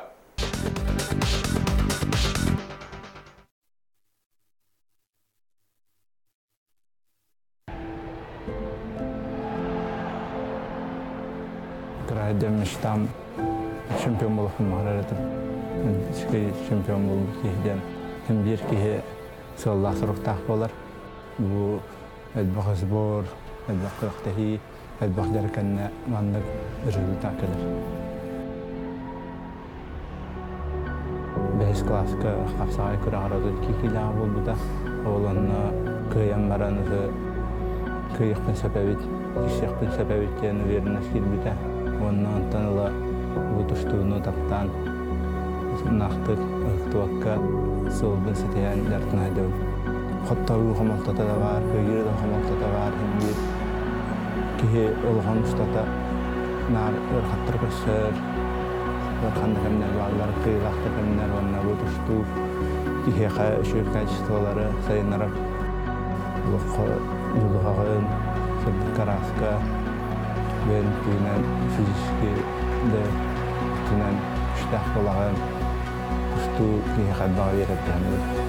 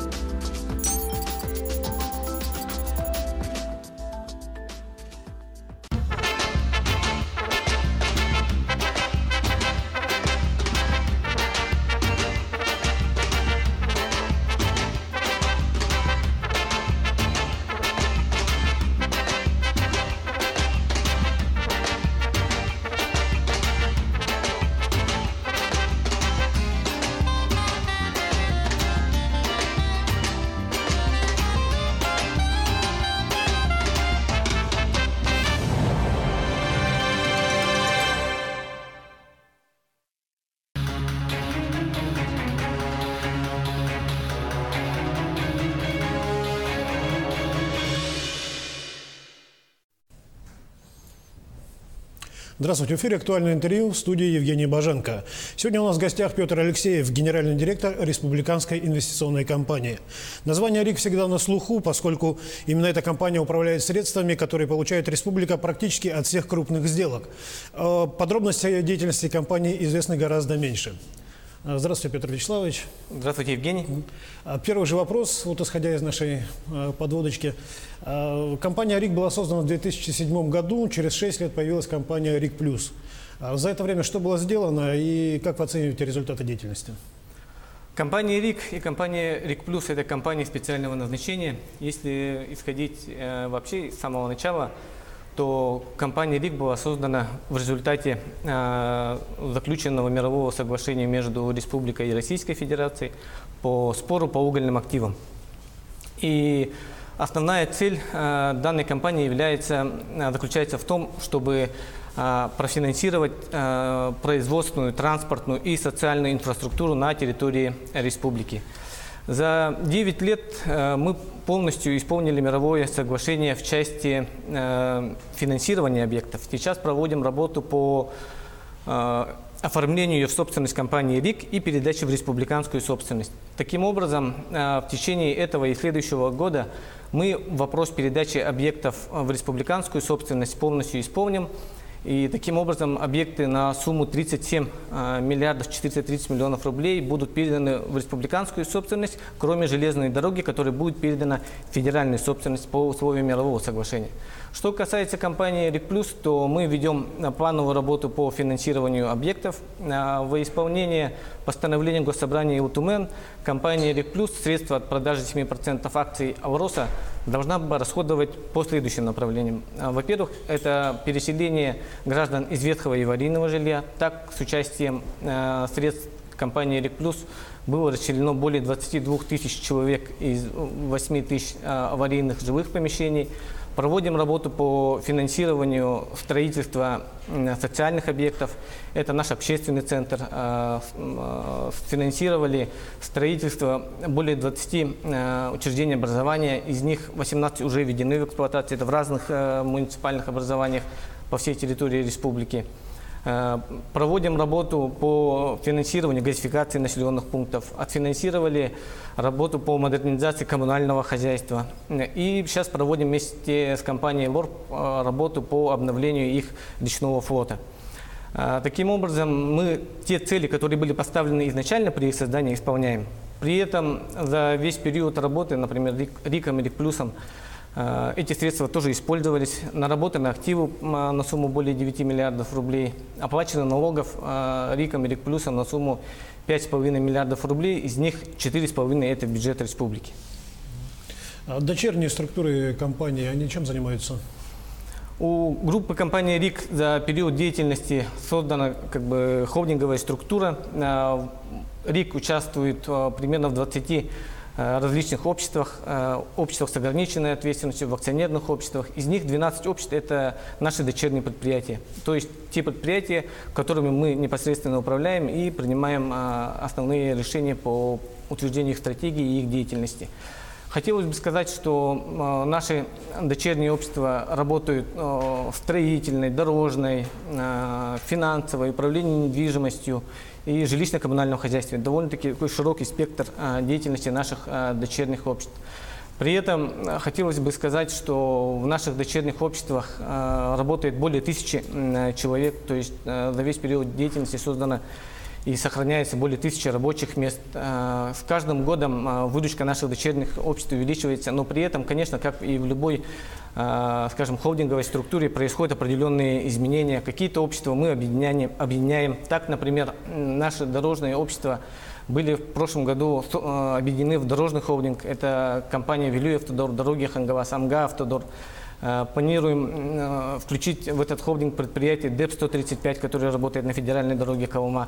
Целью объединения является то, чтобы мы на территории республики создали крупное дорожное предприятие, которое сможет конкурировать с другими предприятиями, которые приходят извне республики. При этом наша основная цель, конечно, и требования к нашим дочерним обществам, чтобы они стали коммерчески привлекательными и самоокупаемыми. Скажите, в обществе, в общем-то, довольно, скажем так, настороженное отношение к компании РИК. Чем вы это объясните? Ну, хотелось бы тут сказать о следующем. Да. Во-первых, наше население очень грамотное, и когда мы рассказываем информацию о деятельности РИК, РИК+, о строительстве объектов по всей территории республики, какие объекты были построены, ну, например, это та же самая железная дорога, тот же аэровокзальный комплекс аэропорта нашего города, спортивный зал «Триумф» на 3000 мест, ну и такие крупные объекты, да, как учреждения образования по всей республике, газификацию населенных пунктов, то, конечно, население оценивает положительно. Когда мы рассказываем о рабочих местах, которые мы на сегодняшний день создаем, то тоже получаем полное понимание и поддержку со стороны населения. Но вместе с тем, конечно, хотелось бы отметить, что и ведется определенная плановая работа по дискредитации нашей деятельности. Но в ответ мы можем только больше информировать о нашей деятельности. Поэтому я думаю, что понимание и отношение к нашей компании у нашего населения соответствующие. Будем проводить работу о разъяснении нашей деятельности, конечно. А кто ведет такую работу по дискредитации? Ну, я тут, наверное, фамилии, имена называть не буду, но у них есть определенные, скажем, личные, какие-то политические очки пытаются заработать. Но, тем не менее, деятельность нашей компании, она довольно-таки прозрачная. Мы каждый год проходим на проверки всех надзорных органов. Нас контролирует совет директоров, ревизионная комиссия, общественный совет. Поэтому я думаю, что компания довольно-таки открыта. Вся информация о деятельности нашей компании РИК и РИК+, она находится на сайте. Мы ведем работу по освещению деятельности. Поэтому я думаю, что тут вопросов никаких. То есть ваша деятельность прозрачна? Да, абсолютно верно. А вы сказали только что о том, что создаете рабочие места. Сколько было создано рабочих мест за эти годы? Более 1000 рабочих мест, если взять вот наше дочернее общество. Но я думаю, что мы в данном направлении еще будем больше работать, потому что, например, наше дочернее общество, как венчурная компания Якутия, да, финансирует новые производства на территории республики. Они отфинансировали за несколько лет более 40 новых проектов, которые в том числе стали резидентами территории опережающего развития, как Кангаласы, работают в районах республики. Если мы будем плюсовать, скажем, те же наши, скажем, вновь созданные рабочие места нашими дочерними предприятиями, то, конечно, цифра будет намного больше.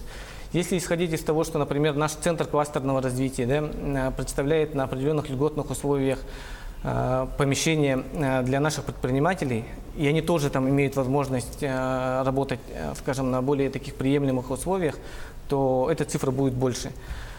При этом вот именно в нашей группе компании РИК, в наших дочерних обществах работает примерно более 1000 человек.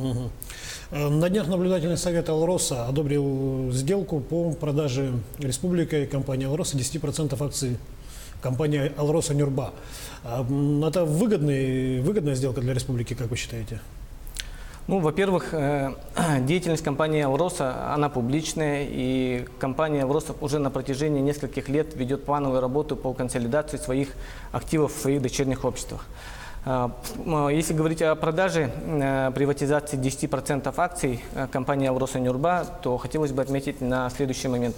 Во-первых, если исходить чисто юридически, в корпоративном плане 10% акций компании «Алроса Нюрба», к сожалению, не дают возможности оказывать сильное влияние на принимаемые решения. 87% принадлежит компании «Алроса», поэтому вся деятельность подконтрольна изначально уже сегодня компании «Алроса». Во-вторых, сама компания «Алроса Нюрба» не занимается добычей полезных ископаемых, то есть алмазов. Да? Добычу полезных ископаемых ведет структурное подразделение компании «Алроса». «Алроса Нюрба» является на сегодняшний день только владельцем лицензий на добычу полезных ископаемых.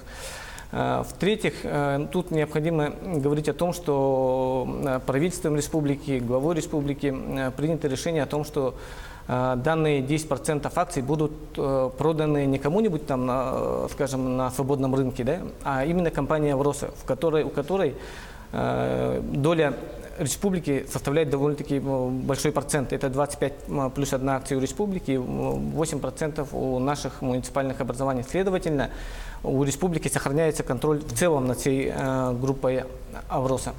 Также хотелось бы поговорить о том, что вообще компания «Алроса Нюрба» сама является публичной, ее акции торгуются, и стоимость акций, она очень волатильна. Если в прошлом году стоила 13 миллиардов, то в этом году уже 12. При этом мы исходим из того, что, например, если какая-то будет уменьшение стоимости, там, или делистинг, или вообще переоформление на материнскую компанию лицензии, мы просто потеряем деньги. Вы недавно назначены руководителем корпорации развития Якутии. Какие задачи представлены перед этой корпорацией? Перед корпорацией стоят задачи по содействию развитию экономики путем реализации крупных, сложных инвестиционных проектов. Это не менее чем 200 миллионов рублей. И вторая задача – это управление территориями опережающего развития. Их у нас две на территории республики. Это ТОР Кангавас и ТОР Южная Якутия. И содействие их резидентам в реализации их бизнес-проектов на территории опережающего развития.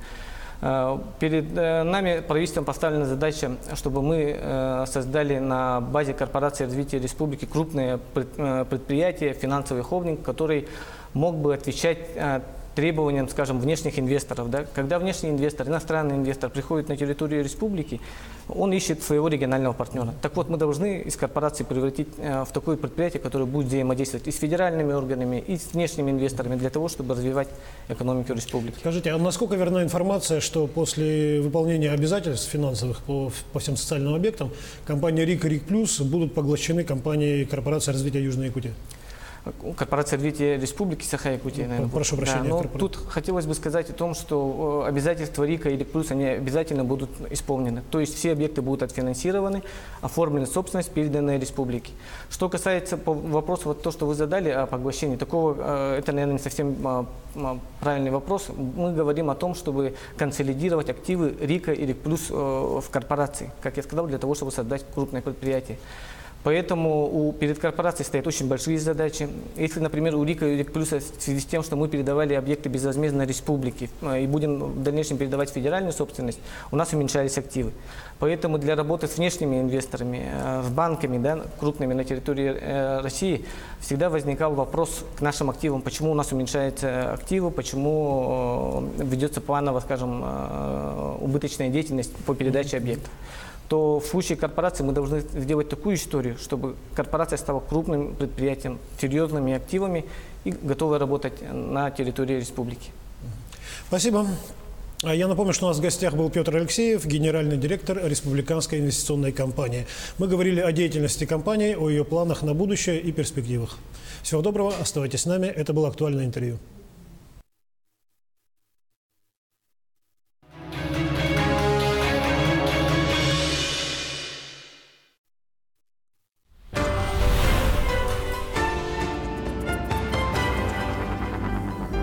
Весна – пора перемен и новых возможностей. Планировать заранее, не откладывать мечты на потом поможет кредит «Простые решения» в Алмаз-Эргиен-банке. Реализуй мечту сегодня. Для милых, заботливых, самых красивых магазин «Блеск» предлагает в подарок все самое лучшее, а также вас ждет приятный сюрприз при покупке от 3000 рублей. Ленина, 25. Крестьянский рынок, первый этаж. Невыдуманные истории от Бисквит. ИПшник Алеша в апреле заплатил штраф 187 тысяч рублей. Сдавайте налоговую отчетность вовремя. Бисквит. Управляйте бизнесом. Бухгалтерию доверьте профессионалам. Пока вы думаете, другие покупают. Старт продаж квартир в новом доме от застройщика АО ДСК. Только до 1 июня со скидкой 3%. Подробности по телефону 33 13 28. Кто не успел, тот опоздал.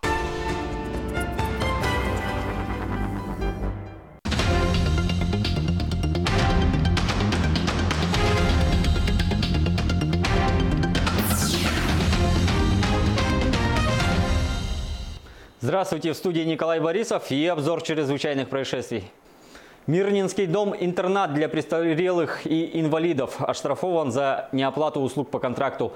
К ответственности привлечен директор. Нарушения устранены, имеющаяся задолженность погашена в полном объеме. Государственным бюджетным учреждением республики Мирнинский дом-интернат для престарелых и инвалидов не произведена оплата за предоставленную услугу по контракту в размере свыше 95 тысяч рублей.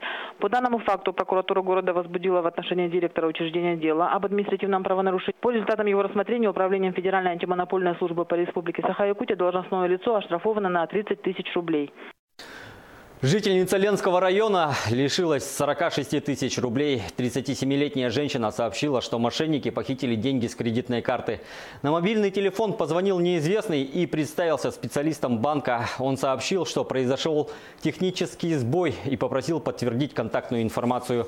Женщина продиктовала требуемое. Через некоторое время ей снова перезвонили и предложили увеличить лимит на карте, на что она также согласилась. Тогда лжеспециалист попросил ее назвать коды подтверждения, которые были отправлены в СМС-сообщениях, а после чего сразу же удалить сообщение. Потерпевшая, не задумываясь, сообщила звонившему необходимые сведения. А через некоторое время с ее счета были похищены деньги. Уважаемые граждане, помимо этого способа распространенной схемой обмана, стали звонки от сотрудников операторов сотовой связи. Они сообщают о переплате за мобильные услуги и просят назвать реквизиты банковской карты для того, чтобы якобы вернуть деньги. Полиция призывает вас быть бдительными и не реагировать на подобные телефонные звонки. Но в случае, если вы попались на уловки мошенников, то незамедлительно обращайтесь в полицию. Доведите эту информацию до своих пожилых родственников, чтобы уберечь их от мошеннических действий. Судя по всему, несмотря на непогоду, в Ленске наступила горячая пора. Недавно там произошла подготовленная кража, которая совершила 18-летняя девушка, одетая в черную маску и куртку. Девушка начала подготовку к преступлению месяц назад. Предусмотрительно сшила из старой кофты маску с прорезями для глаз, изучила работу камер видеонаблюдения в салоне и следила за графиком работы персонала. Отправившись в ювелирный салон, она первым делом перерезала плоскогубцами провода сигнализации и разбила окно. Затем, убедившись, что оповещение не сработало, проникла в помещение. Однако злоумышленница не заметила осколки, торчащие из рамы окна, и случайно порезалась. В итоге эти порезы ее и выдали. Кстати, преступница долго не могла выбрать себе подходящие по размеру ювелирные украшения и оставила сильный беспорядок в салоне. На вопрос полицейских, зачем ей 3 золотых кольца, 1 перстень с камнем и 3 золотые цепочки, подозреваемая ответила, что любит ювелирные изделия и хотела оставить похищенные украшения у себя. Материальный ущерб составил порядка 100 тысяч рублей. В Момском районе ранее судимый безработный пнул ребенка в живот, чтобы отобрать портативный компьютер и пропить. Он распивал алкоголь в доме своего знакомого, зашел в комнату, где находилась 9-летняя дочь хозяина квартиры, потребовал у ребенка отдать ему портативный компьютер. Получив решительный отказ, стал угрожать девочке. Когда и это не помогло, ударил ее ногой в живот. Школьница упала и ударилась головой. На шум в комнату вошел отец девочки и выгнал вымогателя из квартиры. На следующий день мужчина принес извинения. Также в ходе предварительного расследования признал вину в совершенном преступлении и раскаялся в содеянном. Согласно уголовному законодательству, такое преступление относится к категории тяжких и влечет за собой наказание до 7 лет лишения свободы. 63 предписания было выдано в Алдане надзорными органами по состоянию дорог. К ответственности привлечены несколько должностных лиц, в том числе первый заместитель главы города. Напомним, что с начала года в Алданском районе зарегистрировано 16 дорожно-транспортных происшествий, в результате которых 5 человек погибли, в том числе 2 ребенка. 23 человека получили травмы различной степени тяжести. Почти в каждом из них сотрудники госавтоинспекции усматривают причины в виде неудовлетворительных дорожных условий. Администрацией не проводилась подсыпка и ремонт дорог, а также не удаляли снег и наледь с проезжей части. За 2 дня непогоды в Якутии произошло 42 дорожно-транспортных происшествия. Несколько человек пострадали, среди которых дети. Автоинспекция напоминает о необходимости соблюдать осторожность и быть предельно бдительными на дорогах. Всего зарегистрировано 42 дорожно-транспортных происшествий, из которых 6 произошли с пострадавшими. В этих 6 автопроисшествиях травмы различной степени тяжести получили 18 человек, в том числе 9 детей. Госавтоинспекция настоятельно рекомендует жителям республики не выезжать в дальние поездки. Перед тем, как выехать, необходимо взвесить все за и против этой опасной поездки. Кроме того, в случае крайней необходимости, если вы все-таки уже решили выехать, необходимо обязательно взять с собой инструменты, теплую одежду. Кроме того, надо учитывать, что на некоторых участках дорог ограничено движение транспортных средств. Министр внутренних дел России Владимир Колокольцев подписал распоряжение о создании специализированных подразделений туристической полиции к чемпионату мира по футболу. Комплектовать новые подразделения будут из числа сотрудников, владеющих иностранными языками. На этом у меня все. Берегите себя.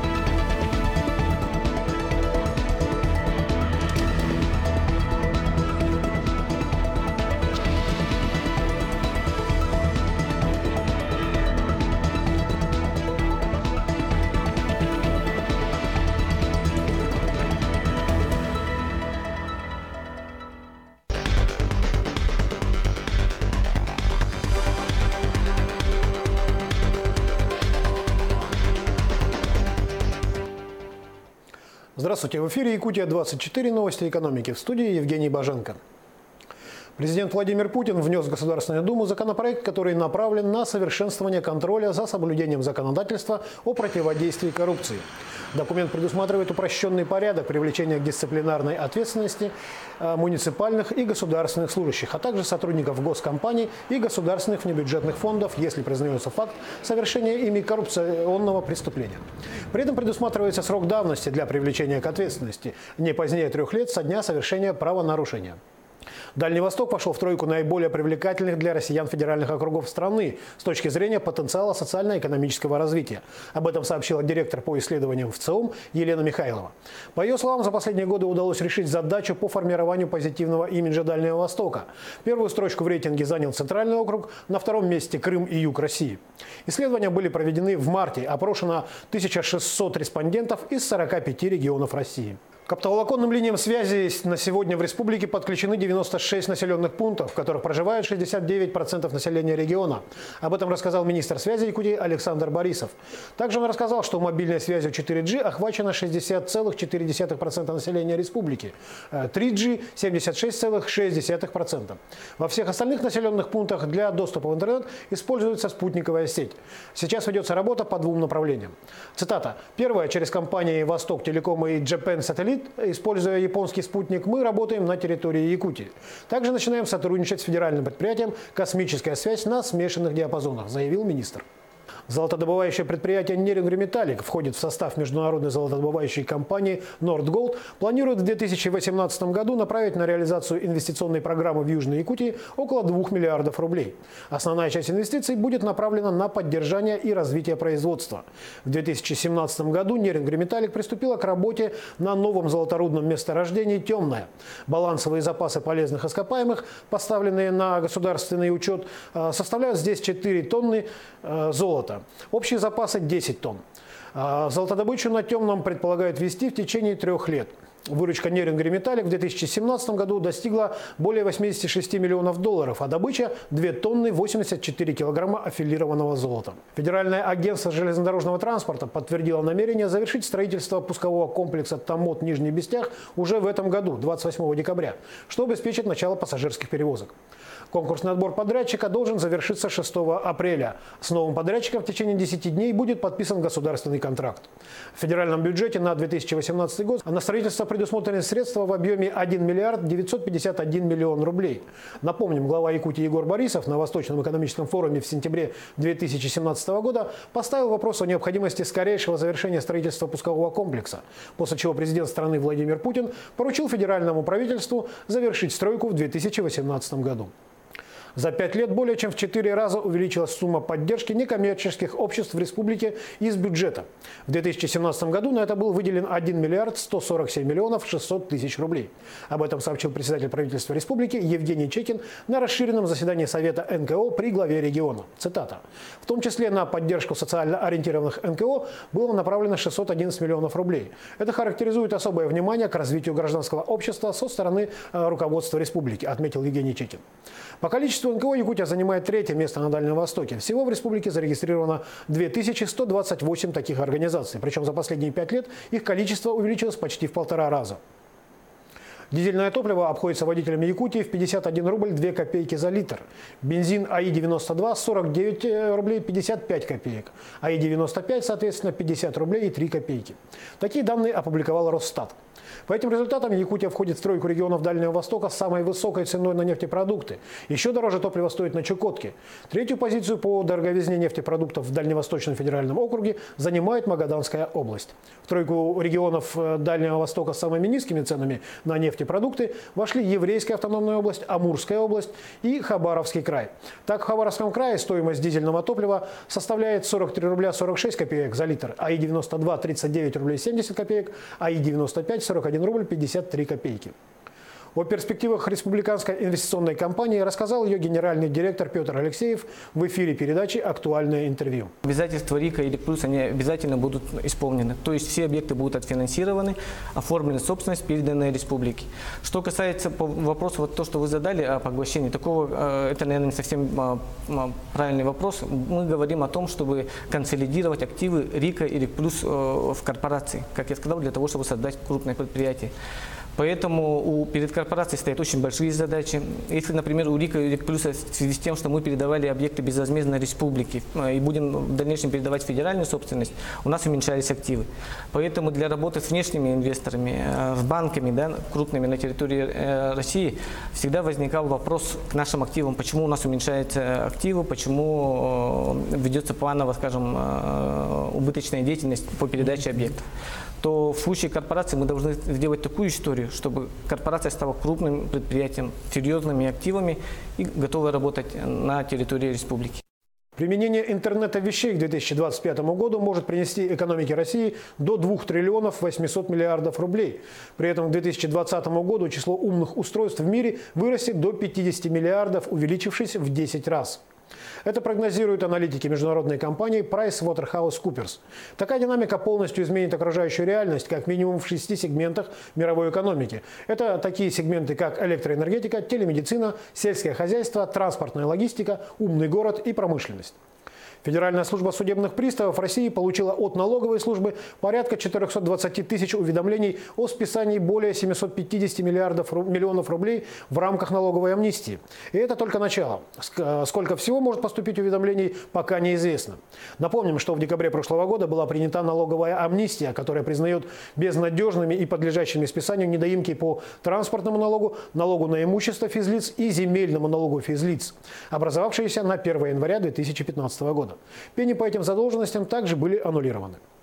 Первый вице-премьер российского правительства Игорь Шувалов дал задание проработать новые требования к интернет-магазинам, которые занимаются поставкой и продажей в стране детских товаров. Об этом сообщает газета «Коммерсант». Тема ужесточения торговли детскими товарами через интернет обсуждалась на совещании Кабинета министров под руководством Шувалова в середине марта. Проработкой вопроса займется Министерство экономического развития, а также Федеральная таможенная служба. Речь идет в первую очередь о детских товарах из иностранных интернет-магазинов. Цель мероприятия – защита прав потребителей.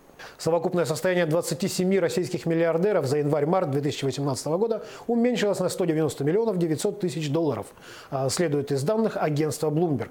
Самым богатым в России по-прежнему является основной акционер компании «Северсталь» Алексей Мордашов. Его состояние оценивается в 19 миллиардов 300 миллионов долларов. Второе место у президента Норильского никеля Владимира Потанина – 19 миллиардов 100 миллионов. Третью позицию занимает глава «Новатэка» Леонид Михельсон, чей капитал составляет 18 миллиардов 600 миллионов долларов. При этом у последних двух состояние с начала года выросло. Индекс рассчитывается на основе стоимости акций и данных отчетностей компаний, в которых миллиардеры имеют свои доли. На этом все. Оставайтесь в курсе экономических событий на Якутия-24.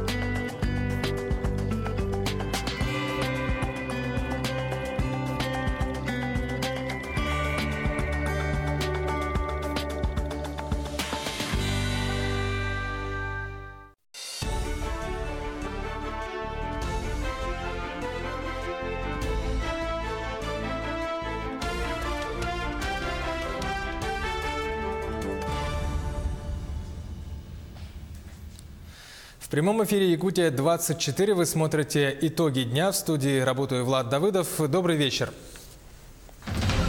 Последствия непогоды. В некоторых районах закрыто движение. В городах произошли ДТП. Коммунальщики борются со снегом. Синоптики отвечают на вопрос, что будет с погодой дальше.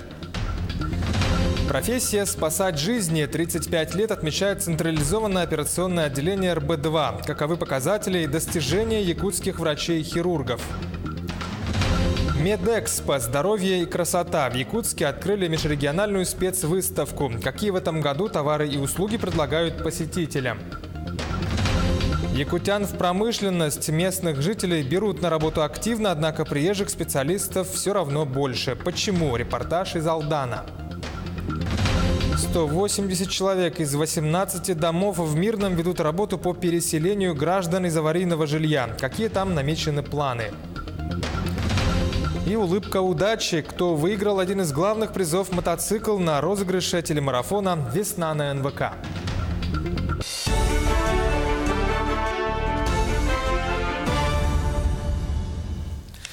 За 2 дня непогоды в Якутии произошло более 40 дорожно-транспортных происшествий. Несколько человек пострадали, среди которых дети.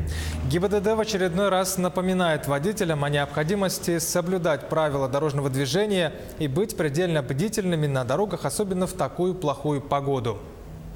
С начала ухудшения погодных условий на дорогах республики всего зарегистрировано 42 дорожно-транспортных происшествий, из которых 6 произошли с пострадавшими. В этих 6 автопроисшествиях травмы различной степени тяжести получили 18 человек, в том числе 9 детей.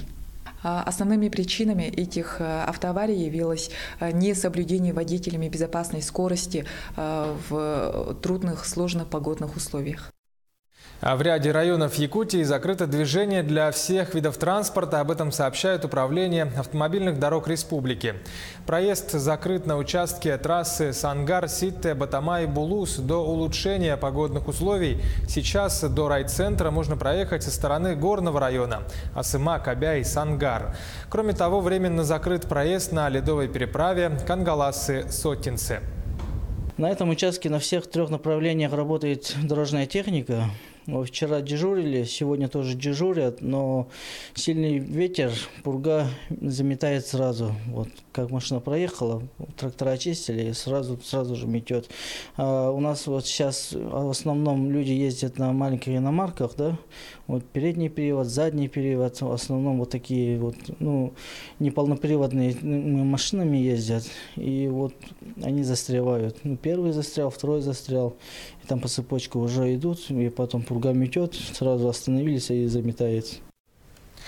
Прошедший обильный снегопад может усугубить паводковую обстановку. В этой связи власти Якутии заблаговременно обращают на это внимание и ведут необходимую работу.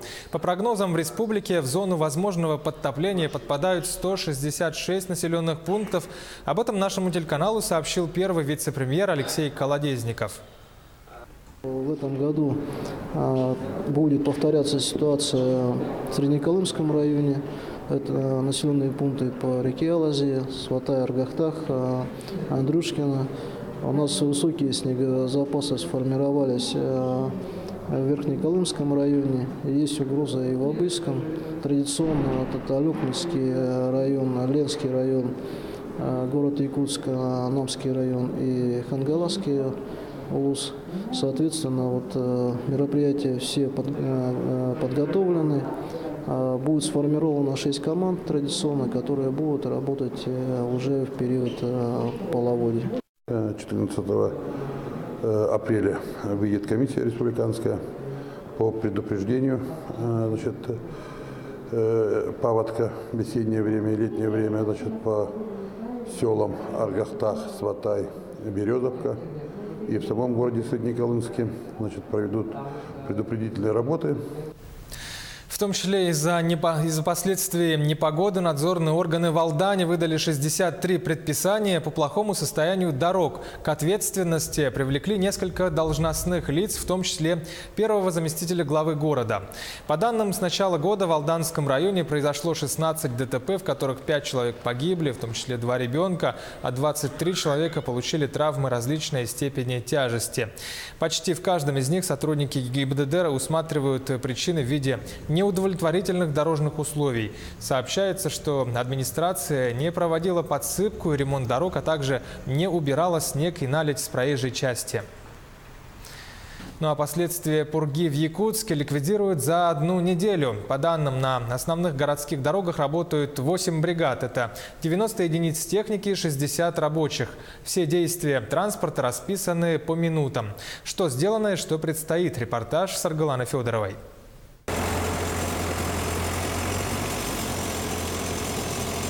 Затяжная пурга и выпавший снег принесли проблемы и лишние хлопоты. Пробки на трассах, аварии. Бригада дорожников, вооружившись лопатами, работает днем и ночью. В первую очередь расчищают центральные улицы, чтобы снизить накат на автомобилей. Вот эти 2 дня уже много выпало снега. Приходится работать. Наверное, будем работать допоздна. Постараемся убрать побыстрее. Сейчас в основном лопатами. Снег потом чем убирать? Конечно, лопаты. Разгребают снежные кучи. Бульдозеры, погрузчики, самосвалы. Грейдеры убирают снег с улицы. Затем тракторы расчищают карманы остановок и заездов. Каждый погрузчик, каждый самосвал и работники делятся по группам, и каждый по заданию свои улицы убирает. Первая смена с 8 утра до 8 вечера, а вторая смена с 8 вечера до 8 утра работаем. Мы за март, получается, мы вывезли где-то 40 тысяч кубов метра. Загруженный снег вывозят на полигон. КАМАЗы совершают по 15 рейсов в день. Площадь полигона 5-6 гектар. Его заполняют послойно. Когда первый слой заполняется, бульдозер выравнивает снег, затем заливает водой. Собранный за зиму снег высоту может достичь 2-этажного дома. Максимум за зиму 4 слоя снега. С 1 апреля с улиц столицы уже вывезли 4300 кубометров снега. А уборка с дворовых территорий – забота управляющих компаний и жителей частного сектора. Саргалана Федорова, Георгий Григорьев, Якутск. Ну а чего же ждать от погоды в ближайшие дни? По данным Гидромедцентра, уже через 2 дня в большинстве районов ветер и метель прекратятся. Циклон отходит с территории республики.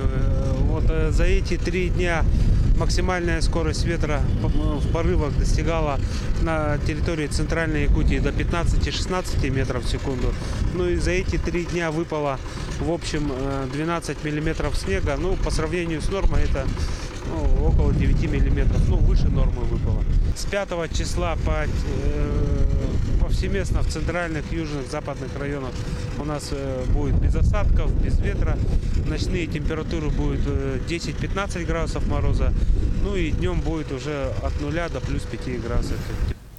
К другим новостям. В Мирном загорелся спорткомплекс «Кимберлит». Такова легенда пожарно-тактических учений в столице Алмазного края. Для этого привлекли силы и средства 2 отрядов противопожарной службы и военизированного горно-спасательного отряда. Репортаж нашего СОПКОРа в Мирном Евгения Тайтонова. Сигналом о возгорании спорткомплекса «Кимберлит» дети и персонал спешат эвакуироваться. Уже через 3 минуты подъезжают пожарные. Стало известно, что условный пожар возник в спортзале на 1-м этаже. Центр 6-го. На приеме. По информации представителя объекта, из объекта выведено около 30 человек. Предположительно, в здании еще остались около 6 человек. Проводим разведку на поиск пострадавших, как поняли. В первую очередь все силы пожарно-спасательных подразделений направлены на поиски оставшихся людей и возможных пострадавших. Дверь за дверью, разделившись на группы, пожарные осматривают каждое помещение. Чтобы спастись от пожара, люди в панике могли взобраться куда угодно. И вот первый из 6 человек найден в теплопункте. Спасатели сразу надевают на него кислородную маску и выводят из здания. Пожарные не знали наперед количество пострадавших, которые останутся здесь, и не знали их места. То есть они как в реальных условиях, обследовали все помещения, обследовали все здание до тех пор, пока не нашли данных пострадавших. Пожарные подразделения, они справились с поставленной задачей. Все отработали замечательно. Тренерский состав собрал своих детей, вывел оперативно на улицу. Ребята оделись и побежали в ближайшее укрытие на рынок. После эвакуации пожар ликвидировали. Казалось, все закончено. Но вдруг дежурный бьет тревогу. В течение 10 минут звено не выходит на связь. Требую отправить резервное звено БНСС на поиски 921 звена. Вас понял, где вы находились?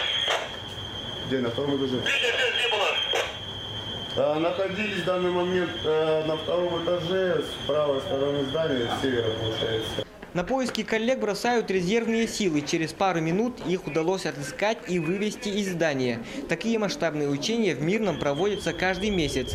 На поиски пропавших и ликвидацию возгорания пожарным потребовалось 20 минут. Евгений Тайтонов, Марьяна Кутукова, Мирный. Сейчас короткая реклама. Оставайтесь с нами и смотрите во второй половине итогов дня.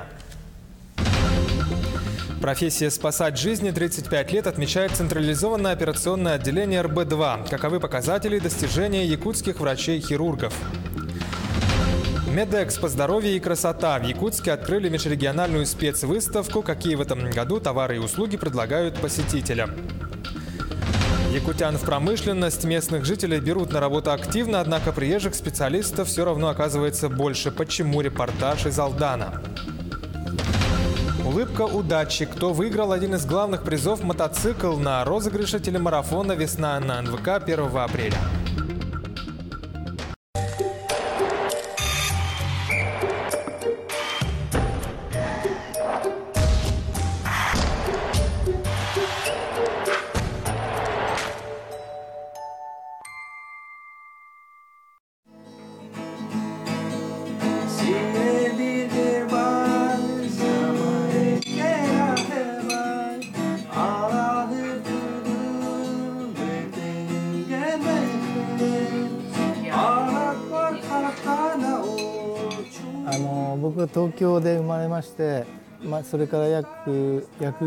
Ты в Сибири живешь, да?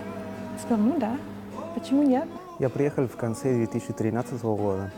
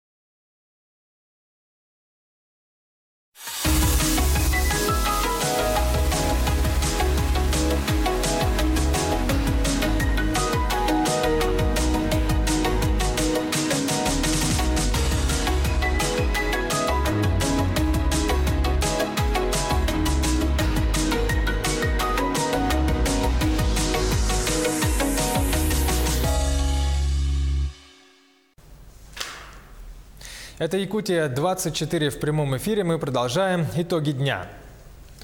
В Мирном ведут работу по переселению граждан из аварийного жилья. Для обсуждения вопросов по программе переселения приглашают жителей города. Предложения и замечания необходимо предоставить в письменном виде до 20 апреля. Общий объем финансирования программы в районе 133 миллионов рублей. На эту сумму планируют переселить из аварийного жилфонда 180 человек из 18 домов. Всего в аварийном жилфонде, признанном таковым после 2012 года, проживают более 4000 человек. Это почти 6% от общего количества жителей города.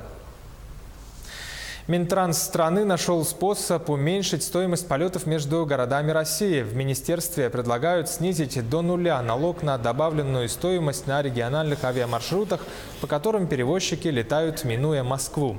А на московских рейсах налог сохранить прежним на уровне 10%. Такой НДС сейчас и на региональных рейсах. Этот налоговый маневр необходим, чтобы поддержать и развивать региональные авиаперевозки, но при этом не навредить экономике московского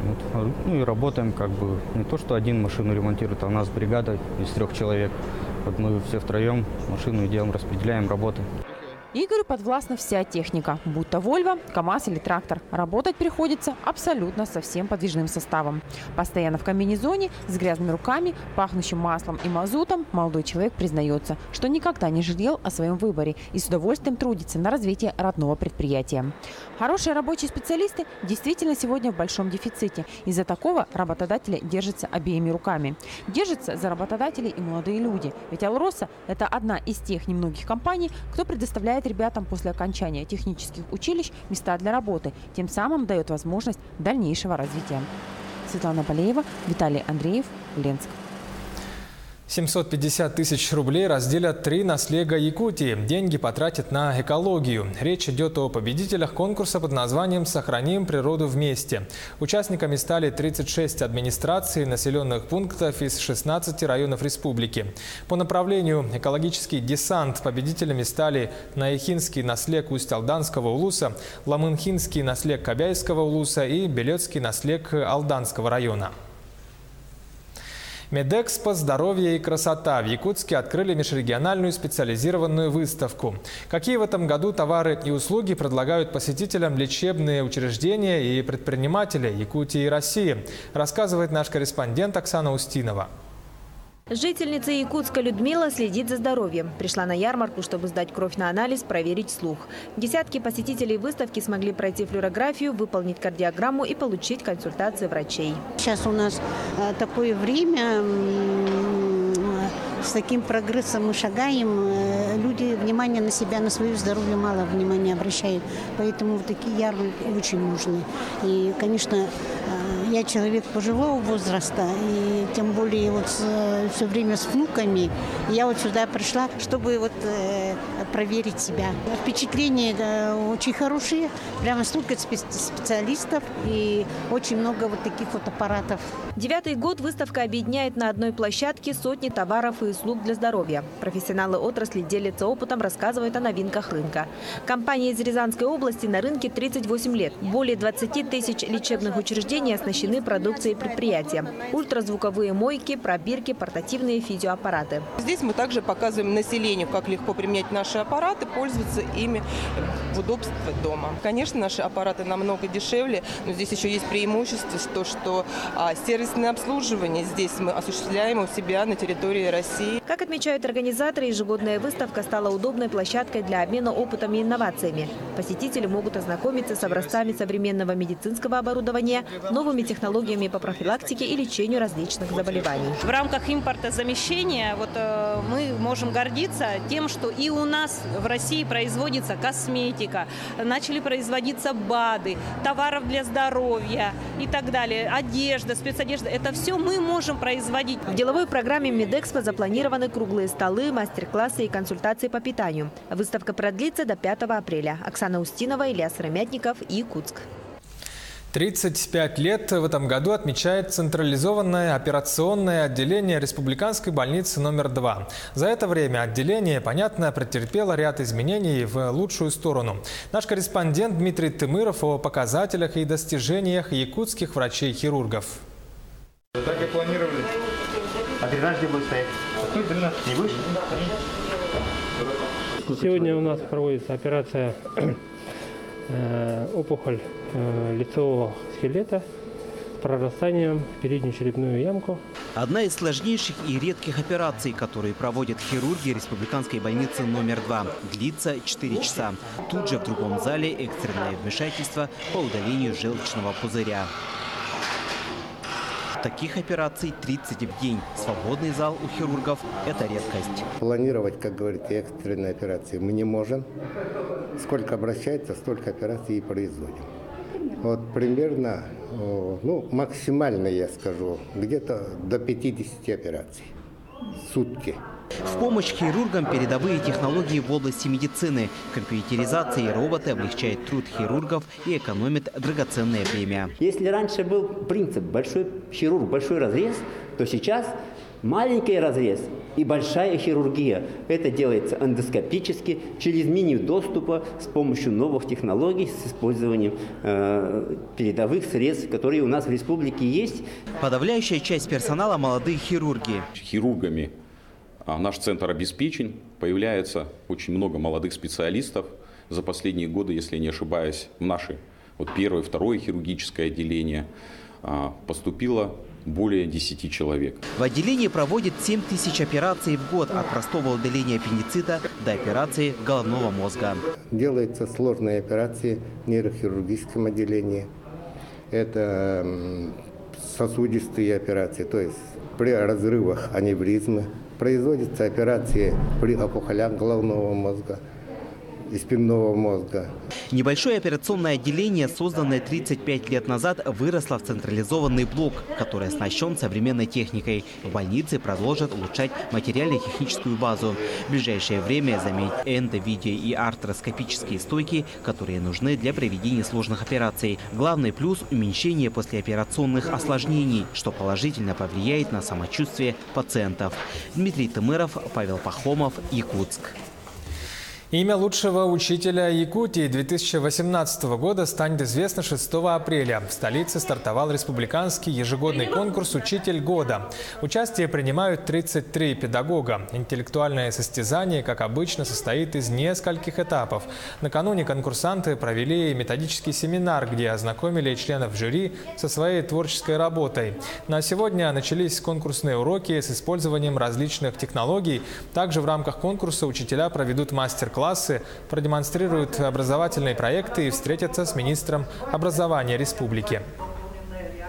33 участника, но это связано с тем, что в этом году республиканский клуб «Учитель года» проводил свой конкурс «Серебряный пеликан», и победители этого конкурса добавились к общему количеству представителей районов. И еще здесь же находятся победители конкурса «Молодой педагог». Первое задание очного этапа стало называться методический семинар, на котором участник говорит о своей конкретной методической концепции, какой-то такой генеральной линии, на которой потом он будет строить и свой мастер-класс, и свой урок и так далее. Но я думаю, что это правильно, справедливо, потому что по одному какому-то уроку, который выдернут из общей линии, судить о мастерстве учителя невозможно. Накануне, как известно, определились все победители розыгрыша телемарафона «Весна на НВК». Призы были выставлены дорогостоящие, и 5000 купонов народ разобрал быстро. А вот повезло только единицам. Наш корреспондент Кристина Якупова о счастливом обладателе одного из главных призов – мотоцикла. Алло. Алло, бегинес тагатто. Ким деңгини? Атың солдың ким деді? Иванова Ксения Ивановна. Ксения Ивановна, да?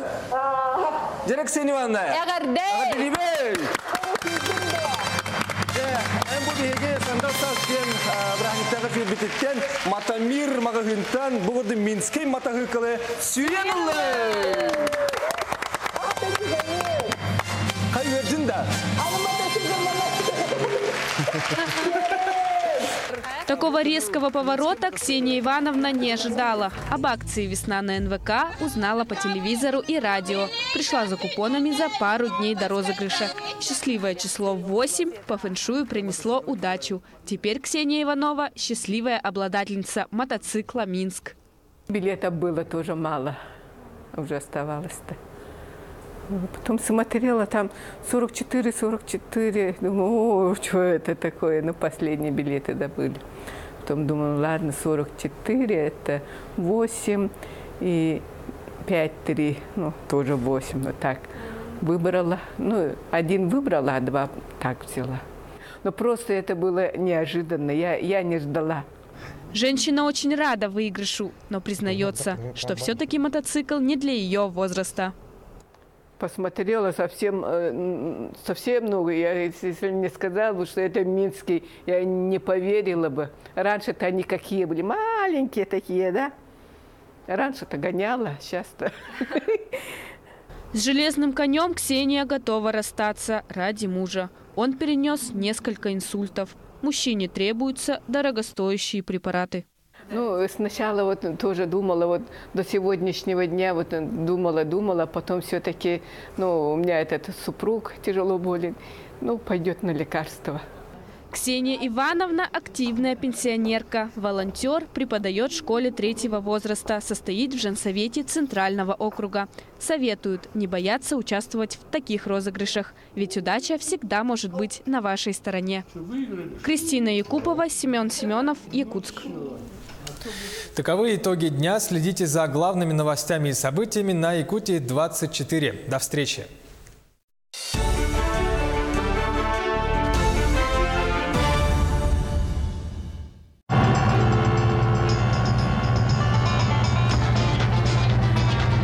Эко навалило, а? Да. А едешь-то куда? В Москву.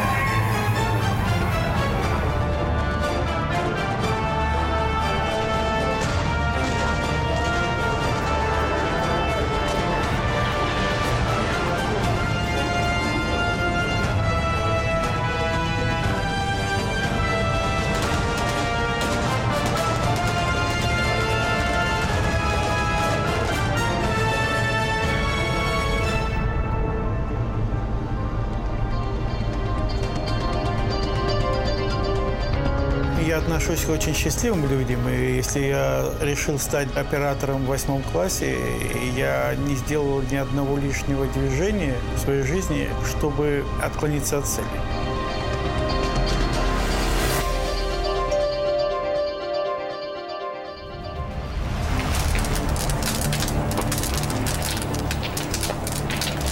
Когда мне сообщили, что дом горит, у меня лицо-то вытянулось. Но я сразу после пожара понял, что мне сил хватит заново построить дом. А я вот решил, что я его уже построю иначе. Не так, как он был вот заложен. Интуиция мне подсказала, что я выдержу. Вот эта территория будет огорожена такая, вот такой растительной изгородью. Я не люблю заборы сплошные, за ними ничего не видно. За исключением комнат на 2-м этаже, вот все было построено за 4 месяца. 60% готово уже помещений. Они не отделаны, естественно. Сейчас покажу. Алло. Хочу напомнить по поводу 8 ноября. У меня 60 лет неожиданно подкралось. Незаметно. Там все будут свои люди, так что давай. Вот эти останутся 2 столба только, а это все будет убрано. Это технологические были столбы. Вот, а сейчас это будет на таких силовых элементах повешено. Все это я рассчитываю и уже преодолею скоро. Почему и мне интересно это? Потому что это мое. Это не какой-то купленный проект, а именно разработанный. Я немного образован в плане архитектуры. Нам преподавали историю, искусство, все. Здесь вот как бы кресло и все такое. Можно, почитывая книгу, слушать хорошую музыку. Это давняя моя мечта.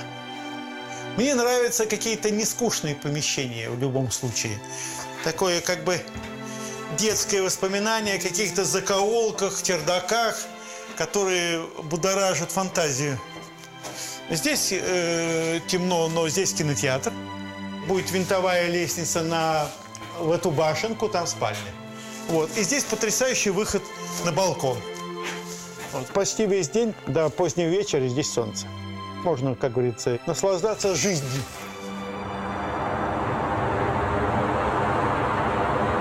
Я был распределен на Свердловскую киностудию выпускником в ГИКа, но у меня было уже 2 детей и жена, и поэтому мне там не могли дать ни жилья, ничего. На Ленфильме была ситуация, когда принимали молодых. Я пошел к Долинину, и я ему показал дипломную работу. И он сказал, что она ему нравится, и он позвонит Ильюше. Я тогда не очень понимал, кому. Вот, это был Илья Александрович Авербах. Он посмотрел эту работу, ему так понравилось сразу. Он сказал, что это серьезно. И мне через какое-то время дали жилье, работу дали сразу, естественно, ассистентом оператора.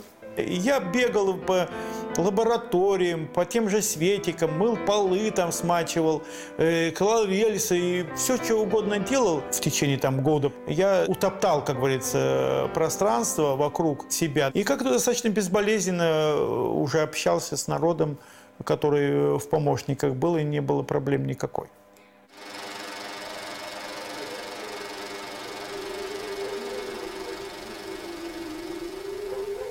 Я решил стать оператором в 8 классе в деревне в Мордовии.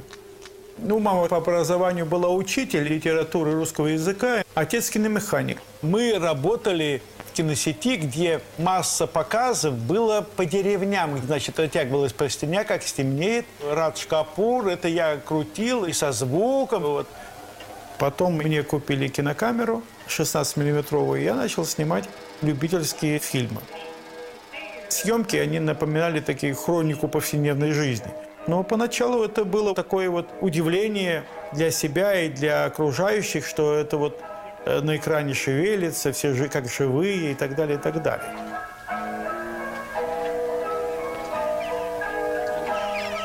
Реакция матери была достаточно спокойной в плане того, что я хочу быть оператором. И у отца не было никаких проблем с этим. Но я прекрасно помню даже, как говорится, как я сидел, как сидела мать, какое было состояние, как что светило. Она мне сказала: знаешь, Сережа, по-моему, трактористом ты всегда успеешь быть.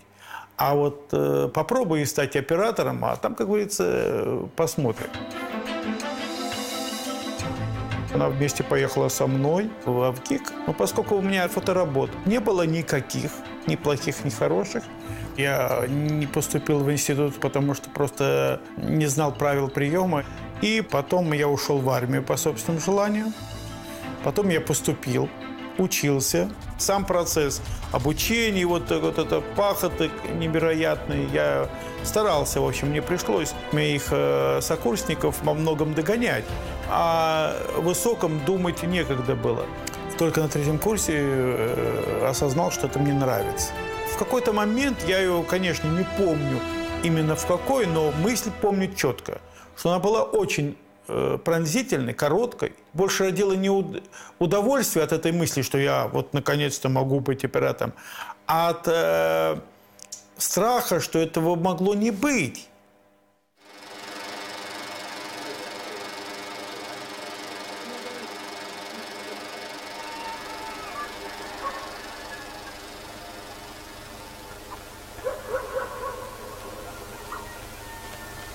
Дипломное кино – это была авторская работа. Я тогда решил сделать приятное с полезным, на родине снять кино такое в жанре документально-поэтического рассказа.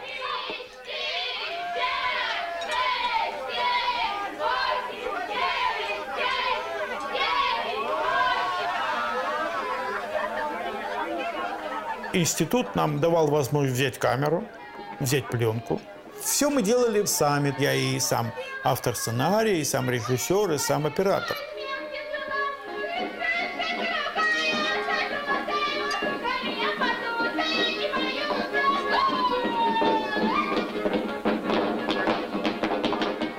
Я достаточно удачно снял дипломную работу, потому что благодаря этому кино я построил всю свою карьеру, в начале имеется в виду, и мои работы таскали из зала в зал. Их стерли до подложки, эти работы вместе со мной. Все меня хвалили, всех предлагали с собой снимать. Только Оскара не давали. Потом, где-то зимой, меня Долинин позвал уже 2-м оператором на «Голос» картину с Авербахом. И тут каким-то образом мою дипломную работу увидел Микелян. И тогда он начал умолять Долинина и Авербаха, чтобы они меня отпустили и стать оператором на картине «Влюблен по собственному желанию». Я технически снимать уже мог. Я снимал, как говорится, не стыдно уже. Режиссер опытный сразу сказал, что он прикроет. То есть он понимал, на что шел. И я тогда стал снимать с Микеляном, снял эту картину.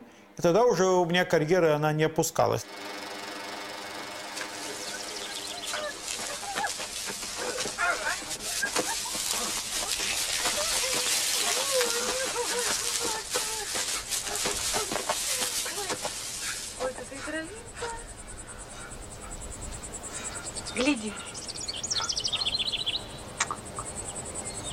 Зачем ты это сделал?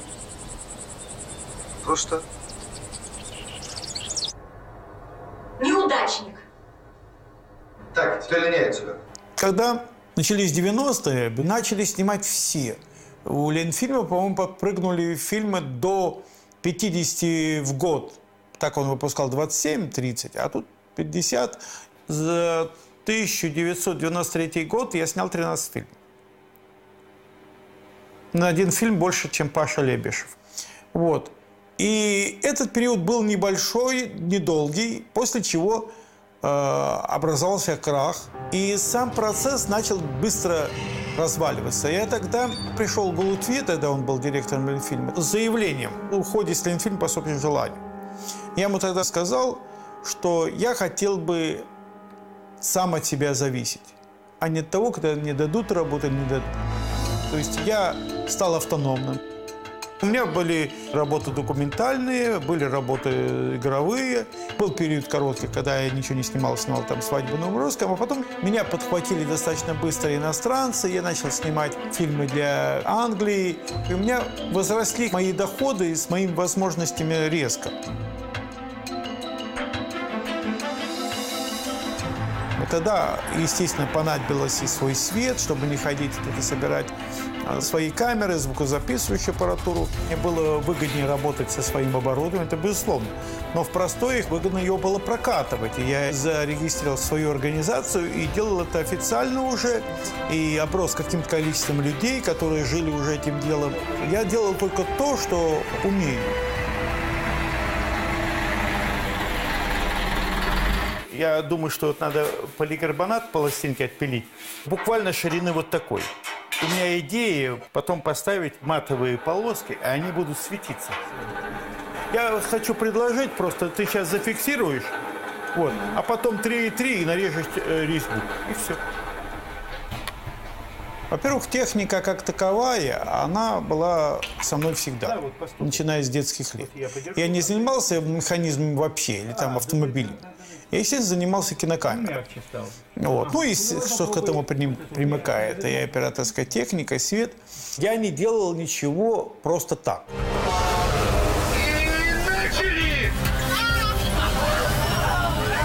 Чаще всего я делаю это для себя сначала, под конкретный какой-то проект. Это в основном касалось достаточно востребованных устройств, которые нужны были бы мне или моим друзьям. Это, собственно, и до сих пор происходит. Я думаю, мы снимем конфликт и сделаем здесь вот течение. Во-первых, они будут выливать не рывком. И оттуда еще разбойками будем по передней Я делаю это в своей области для кинооператора. Для того, чтобы расширился язык кино, чтобы у оператора появились какие-то новые инструменты, с помощью которых он мог раствориться, как вот та таблетка в материале, эффектном, ярком, чтобы был органичным, я бы сказал. Ну, я не горжусь. Почему я должен гордиться канатной дорогой, и не я ее придумал? Я не я ее придумал. Просто канатная дорога, она доведена сейчас до хорошего уровня. Ее использовали до меня и на «Войне и мире». Поэтому в этом смысле я никаким образом не хочу себе присваивать первенство.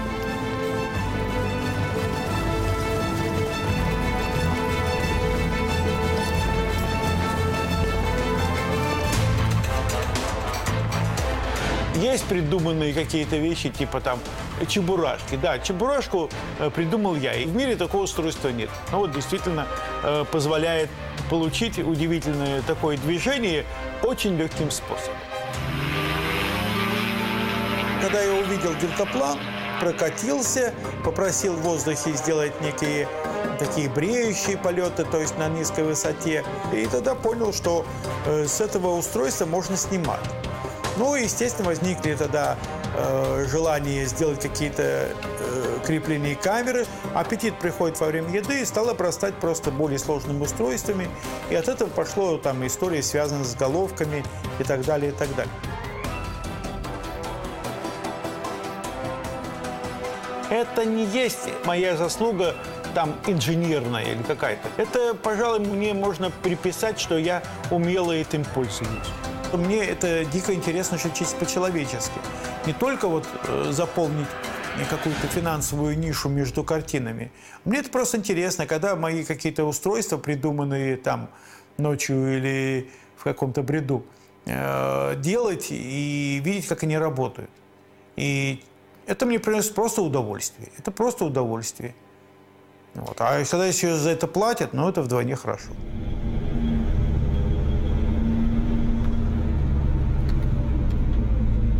Когда иногда меня спрашивают, а какой ваш любимый фильм?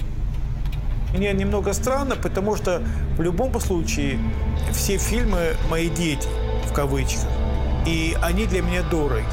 И оценить их, очевидно, должен все-таки тот человек, который сидит в зале. Я делаю любое кино как последнее. То есть для меня важен честное отношение к процессу. Атмосферу, передача атмосферы для меня первоочередное и не выпячивание своих способностей, талантов или тому подобных вещей. Как обычно говорят, не тянуть одеяло на себя. Потому что если зритель вышел из зала и сказал, что это кино потрясающе снято, значит, это большой минус оператору прежде всего. Он должен был раствориться, как таблетка шипучая в материале, чтобы не было и следа. Меня знают по тому же брату, и по тому же «Влюблен по простому желанию». Или его сделали режиссеры, а не я. Я помогал. Это значит, что здесь.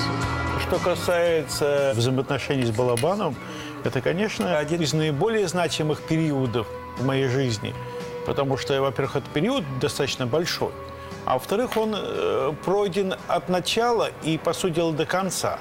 Леша мне предложил снимать «Брата». Ни о каком культовом фильме никто-то не мечтал. Была симпатичная история, был герой, было желание многих людей, по крайней мере, нас троих, там Сельянова, Балабанова и я в том числе. Вот. А народ, который мы привлекли к этому, они были нашими друзьями и помощниками, и тоже не особо за какие-то деньги работали. Это были просто нищенские какие-то деньги, и Сельянов со мной расплатился через несколько лет. Я абсолютно уверен в том, что снимать простое кино и найти в нем некоторую эстетику во много раз сложнее. Потому что нету стиля, который диктует тема. Вот. И, допустим, это удалось во большей степени в «Брате». И он меня спрашивает, поднимешь? «Брат» есть атмосфера Петербурга, есть вот такая вот музыка, есть музыка города, есть музыка взаимоотношений определенных. И оно не романтизировано, с одной стороны, и достаточно жесткое само по себе кино, но оно вот покрыто вот таким налетом эстетики определенной. Снимать кино узнаваемое, как любил Балабанов, тем более комментируя словами убедительно, в общем, достаточно тяжело.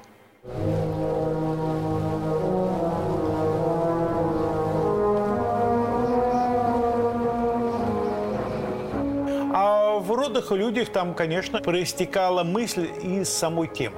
Старых фотографий, особенных решений, пластики города безлюдного.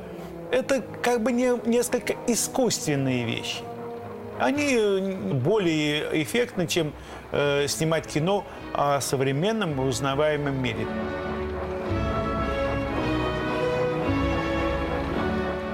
Я все-таки себя не отделяю от идеологической направленности фильма. За плохое кино я отвечу, и от хорошего не откажусь. Понимаете? Я снял кино «Хлеб и мясо существительное». Такой фильм честный, достаточно длинный, нудноватый. Вот. Он телевизионный, его смотрела, естественно, вся страна. Суть в том, что я вот приехал в свою деревню, зима, и уезжаю уже. Жду автобуса, подошел какой-то еще мужичок, Николай. Он так через минут 10 спрашивает: «Сережа, ты что ли это хлеб-то снимал?» Я говорю: «Да». Он так еще походил, а потом сказал: «Ты больше такого не снимай». Вот. Я как-то так смутился, вот. Потом как бы оценил его слова. Вот, пожалуй, он в одном этой фразе сумел совместить и рецензию, и напутствие.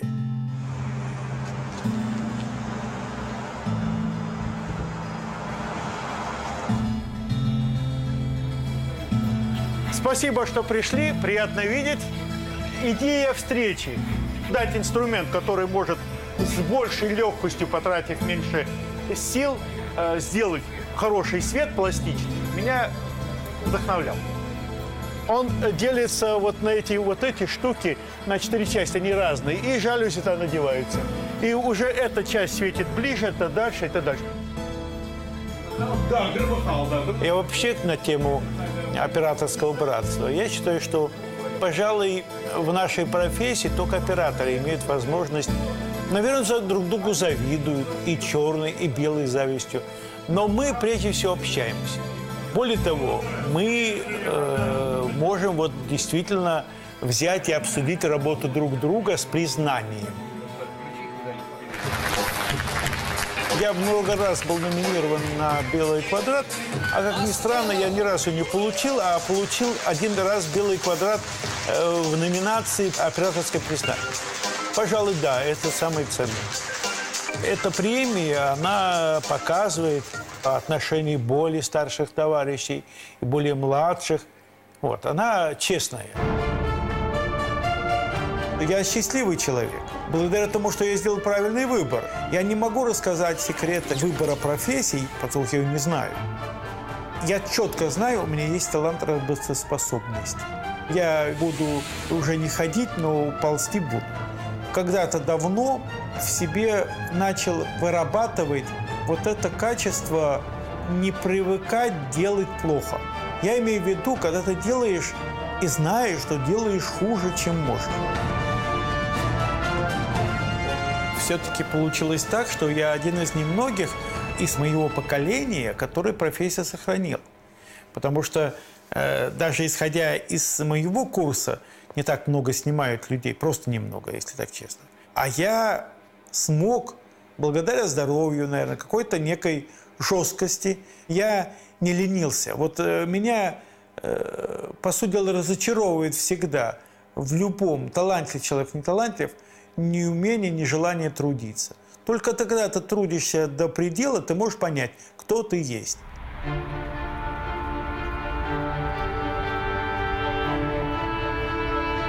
Дорогуша, ты родной человек. Здрасте. Здрасте. Да как я не помню, что ли? А это моя, это моя. Я помню, как у вас спал. Как я говорил, историю, связанную с... Никогда не забуду. А это они пришли к тебе с Синявина? Все, конечно, раз, идут, и вот пришли. Видишь, пришли, да. Это 300 Митьков. 300 Митьков. Опа. Астахов, день рождения от Митьков. Я заработаю. Ну, как хорошо. Мы как раз горячие еще даже не ели. Привет. Серега, не дождутся. Нет. Не дождутся. Привет. Ускакала моя косточка. Да, здравствуй, Вадим, привет. Сережа, здорово, дорогой. Ты чего? Ты тоже почему-то левой рукой? Потому что я вправо. Вот оно что. Более драгоценная вещь. Там вот идет этот рабочий момент, а там отрывки, как я их называю. Отрывки. Естественно, я тут начал их монтировать и понял, что очень много снял. Тут я формально знал, что за 50 там, например. Но больших фильмов. Сережка, это я там. Как тоже. Вот, Сухоруковым.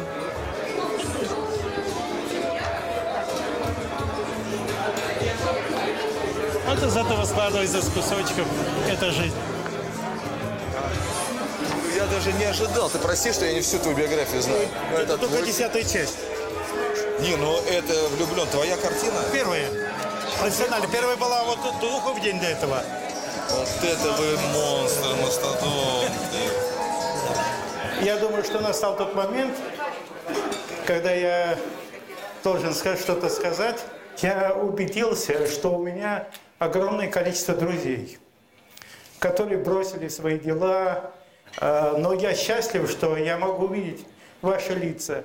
Есть возможность поговорить, встретиться, и прошу выпить за нашу встречу, за здоровье всех, кто пришел. Спасибо вам.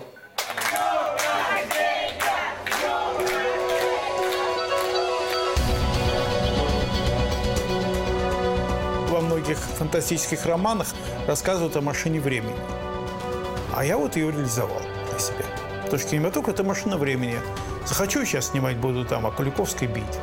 Захочу, буду снимать о временах Наполеона. Захочу, снимать буду о будущем. Не хочу ничего ни у кого брать. Вот я хочу снять вот только так, как я умею. Я не живу ради денег, я живу ради удовольствия.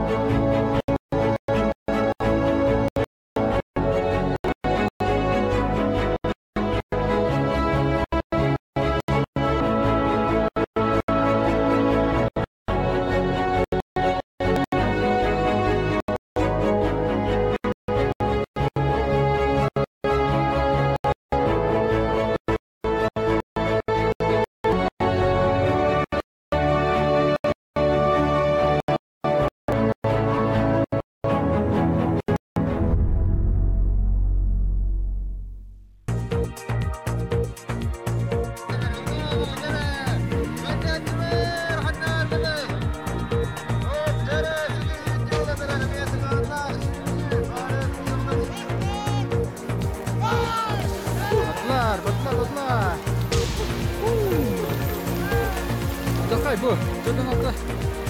Давай, сырстай.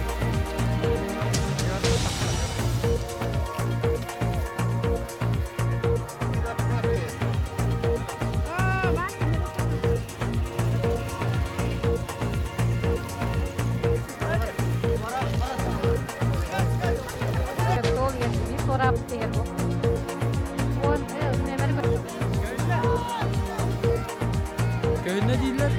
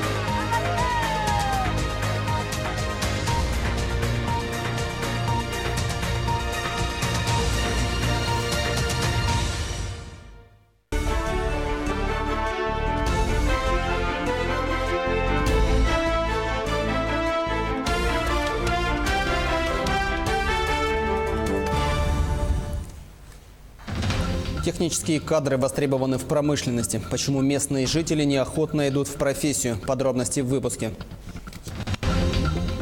Циклон отступает. По данным Гидрометцентра, в ближайшее время в большинстве районов погода наладится.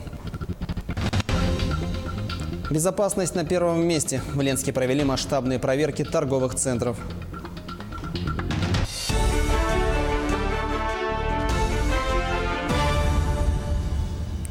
Вы смотрите новости в прямом эфире. В студии работает Андрей Погорелов. За 2 дня непогоды в Якутии произошло более 40 дорожно-транспортных происшествий. Несколько человек пострадали, среди которых дети. Госавтоинспекция напоминает о необходимости соблюдать правила дорожного движения и быть предельно бдительными на дорогах.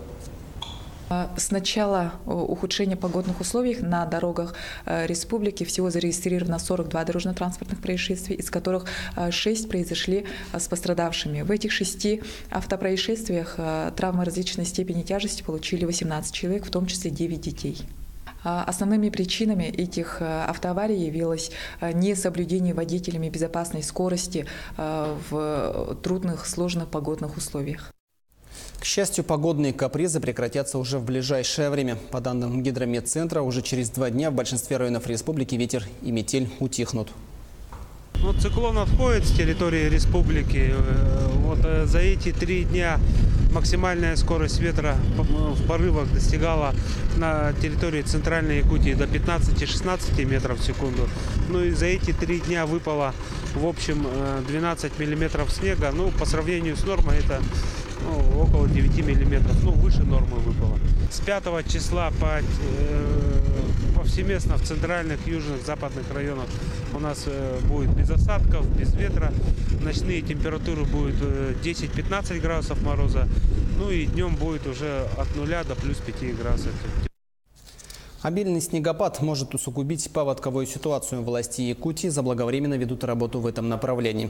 В республике в зону возможного подтопления попадают 166 населенных пунктов. Об этом нашему телеканалу по итогам совещания, посвященного подготовке к безаварийному пропуску весеннего половодья и летнего паводка, сказал первый заместитель председателя правительства республики Алексей Колодезников. В этом году будет повторяться ситуация в Среднеколымском районе. Это населенные пункты по реке Алазе, Сватай, Аргахтах, Андрюшкино.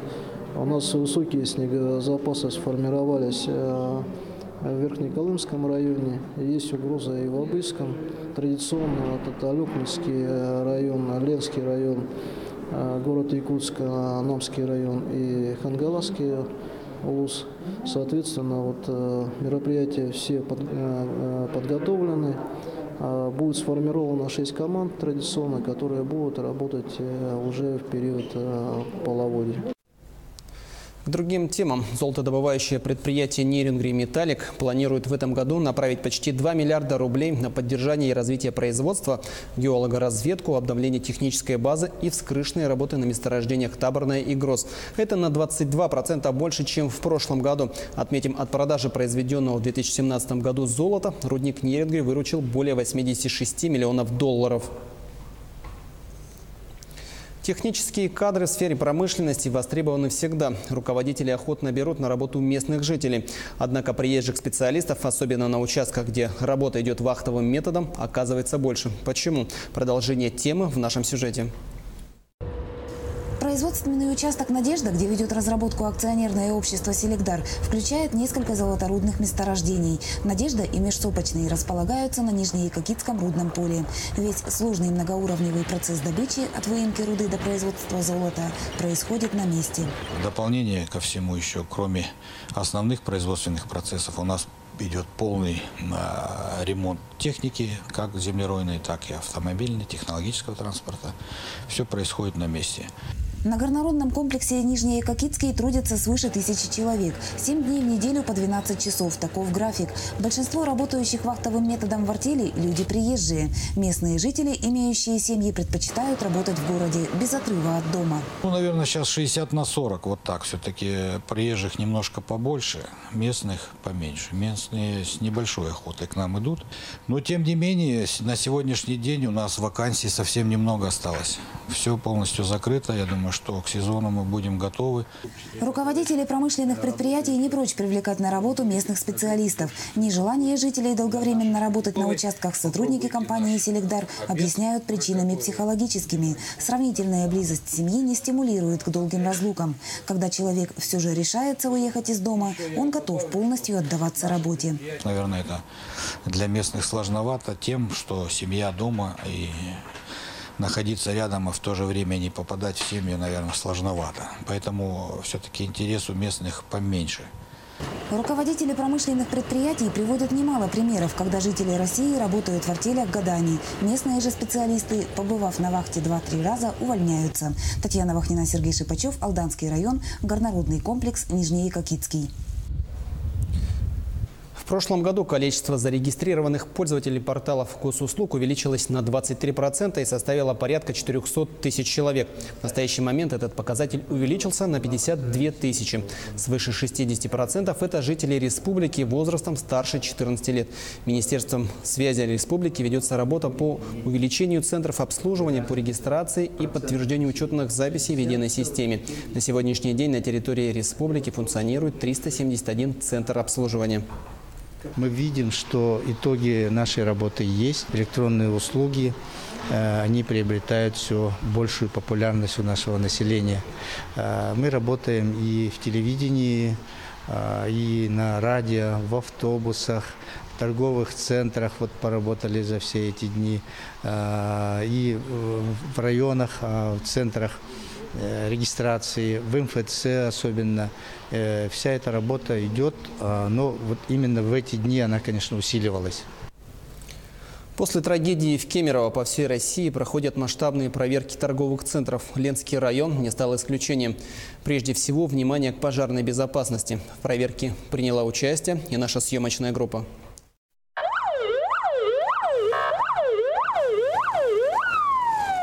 По всему Ленскому району с начала недели начались массовые проверки. Торгово-развлекательные центры, которых по примерным подсчетам около десятка, подвергаются ревизии везде. МЧС, прокуратура, полиция. Дни наперед теперь расписаны по выездам на объекты.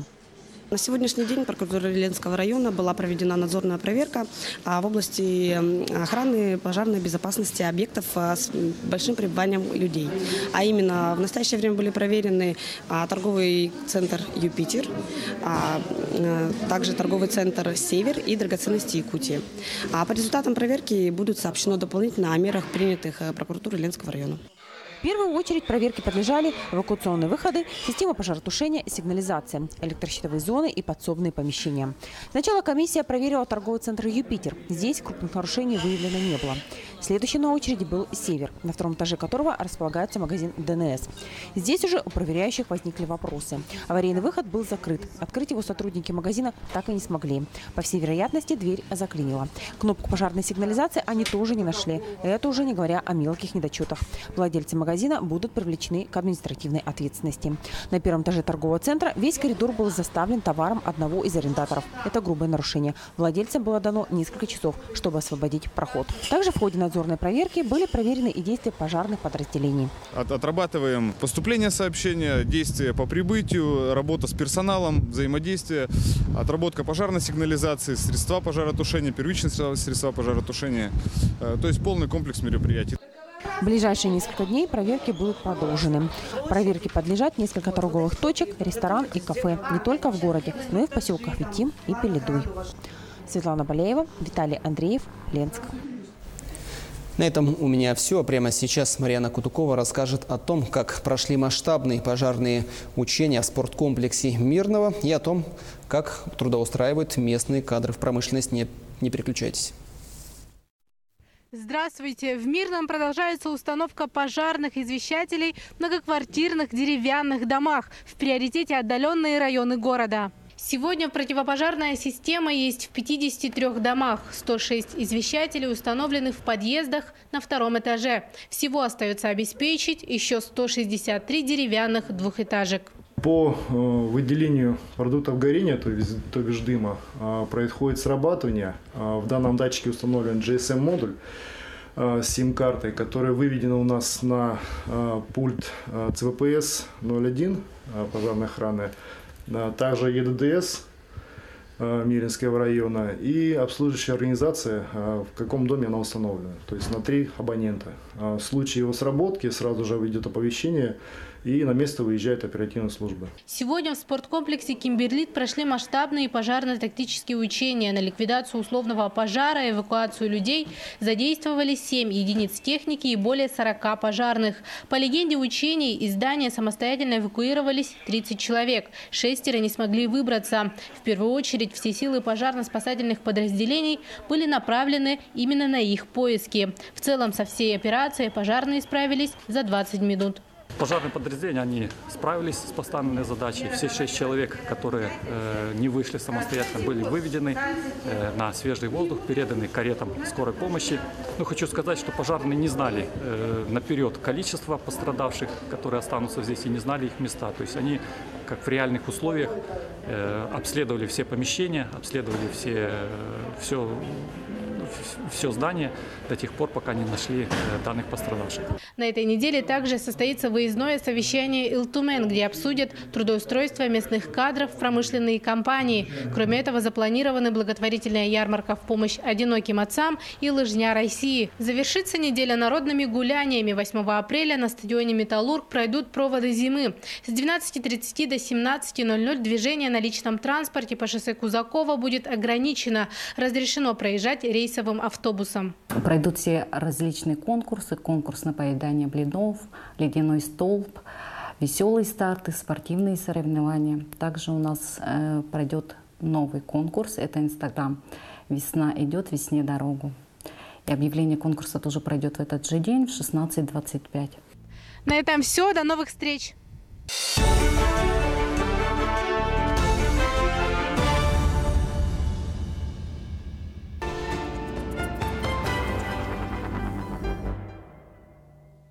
Сынок, я как сейчас помню приход первого поезда к нам в Алдан. В путешествиях на поездах нужно соблюдать энциклопедию безопасности. Слышал о таком? Нет. Чтобы в купе был порядок, нужно сумки сложить вот так. А которые нужны с документами поближе. И двери в купе держать закрытыми, как дома. Правильно, сынок. А еще нельзя брать посылки у незнакомых людей. И за своими вещами следить на станциях очень внимательно. Ваш чай. Спасибо большое. Простите, а где телефон можно подзарядить? Розетки находятся по проходу, пожалуйста, не забывайте. Я буду соблюдать все правила. Транспортная полиция Якутии.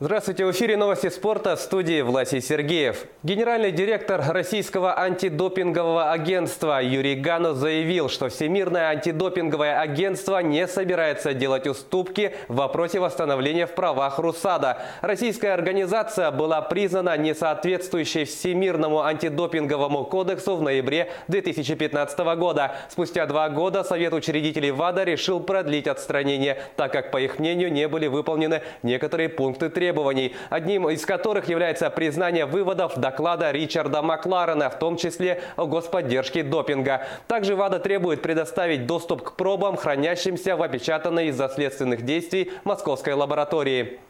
Общая позиция ВАДА принципиальная. Мы не уступим. Для того, чтобы решить эту проблему, никакой косметики, никаких деклараций недостаточно. Необходимо работать по докладу Ричарда Макларена. Комитет по соответствию определил техническое соответствие РУСАДА. Остались эти 2 вопроса. Следующее заседание Совета в мае. До мая есть еще время.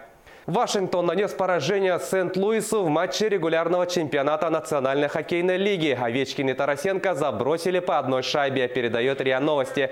Встреча, проходившая в Сент-Луисе, завершилась со счетом 4-2 в пользу гостей, в составе которых отличились Ларс Никлас Бёкстрём, Алекс Шейсон, Андрей Бураковский и Александр Овечкин. Отмечу, что последнему ассистировал другой российский форвард Евгений Кузнецов. За Сент-Луис результативные броски провели Патрик Берглунд и Владимир Тарасенко. Таким образом, Овечкин набрал 84 очка в 80 матчах, из них 46 шайб и 38 передач. По этому показателю он лидирует в списке бомбардиров лиги. На счету Тарасенко 64 очка, в том числе 32 шайбы и столько же голевых пасов. Вашингтон занимает 3-е место в таблице Восточной конференции, набрав 103 очка в 80 матчах. Сент-Луис идет 9-м на Западе с 92 очками в 79 играх. Владислав Третьяк будет единственным кандидатом на выборах президента Федерации хоккея России. Об этом сообщает ТАСС. Отчетно-выборочная конференция, на которой будет избран президент Федерации, пройдет 12 апреля. Понедельник был последним днем подачи заявок от кандидатов, и по его итогам Третьяк оказался единственным, кто подал документы на участие в выборах. Напомню, Владислав Третьяк занимает пост президента Федерации хоккея России с 2006 года. Трехкратный олимпийский чемпион, 10-кратный чемпион мира, депутат Госдумы 2 раза переизбирался на пост главы Федерации. За время его руководства российские хоккеисты стали олимпийскими чемпионами и 4-жды выигрывали чемпионат мира. Без отрыва от образования профессионально растут будущие олимпийцы, воспитанники Республиканской школы Олимпийского резерва в Алдане. Все свободное время юные спортсмены посвящают тренировкам. Как живет Олимпийский резерв, расскажут наши коллеги. Каникулы семиклассник Антон Уваров, уроженец Усть-Алданского района, провел за книгами. Режим тренировок прервала простуда. Антон – воспитанник Республиканской детско-юношеской школы Олимпийского резерва по зимним видам спорта. На лыжах ходит с малых лет. Тренеры прочили ему блестящую карьеру, и Антон приехал в Алдан, чтобы профессионально расти в школе Олимпийского резерва. Немножко скучаю по родителям. Детско-юношеская спортивная школа образовалась при Центре подготовки лыжников в 2013-м. Спустя 2 года ей был присвоен статус школы Олимпийского резерва. Каникул здесь нет. Летом ребята оттачивают мастерство на ройлерах, зимой на лыжах. В период учебно-тренировочных сборов школа собирает более 100 воспитанников. По итогам пятилетия у нас воспитано более 10 мастеров спорта, более 20 кандидатов мастера спорта, и практически всю республику, имеется в виду лыжную, мы охватываем. С дисциплиной и успеваемостью в общеобразовательных школах у ребят проблем нет. Дружны они и между собой. Конечно, отрываться от дома и родных подросткам непросто. Однако спортсменам выдержки и умения достигать поставленных целей не занимать. Конечно, у нас дети приезжают со всей Якутии, и проблемы есть. Это прежде всего языковой барьер. Но мы стараемся справиться с этой проблемой. Дети обучаются у нас в школе номер 2. Сегодня в подавляющем большинстве воспитанниками детско-юношеской спортивной школы по зимним видам спорта становятся подростки. Однако в Олимпийский резерв могут войти дети с 9 лет. Татьяна Вахнина, Сергей Шипачев, Алдан.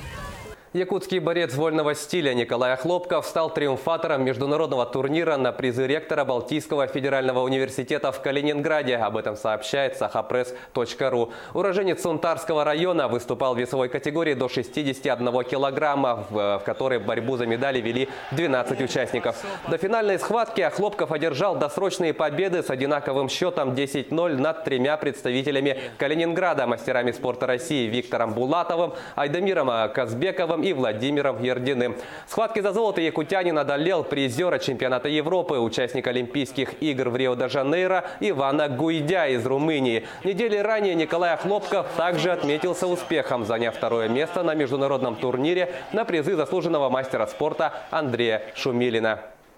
Победителями третьих игр народов Севера стала команда Бухурук Эвена-Бутантайского района. 30 марта в Батагай-Алыта в рамках празднования 125-летия государственного политического деятеля Романа Шадрина состоялись игры народов Севера. Участники состязались на оленях-упряжках, выявляли лучших в гонках на верховых оленях, прыгали через нарты и не только. В главном заезде на 10 километров за суперприз главы района снегоход «Ямаха» состязались 47 оленьих упряжек из Эвена-Бутантайского, Тампонского, Булунского, а также Верхоянского районов.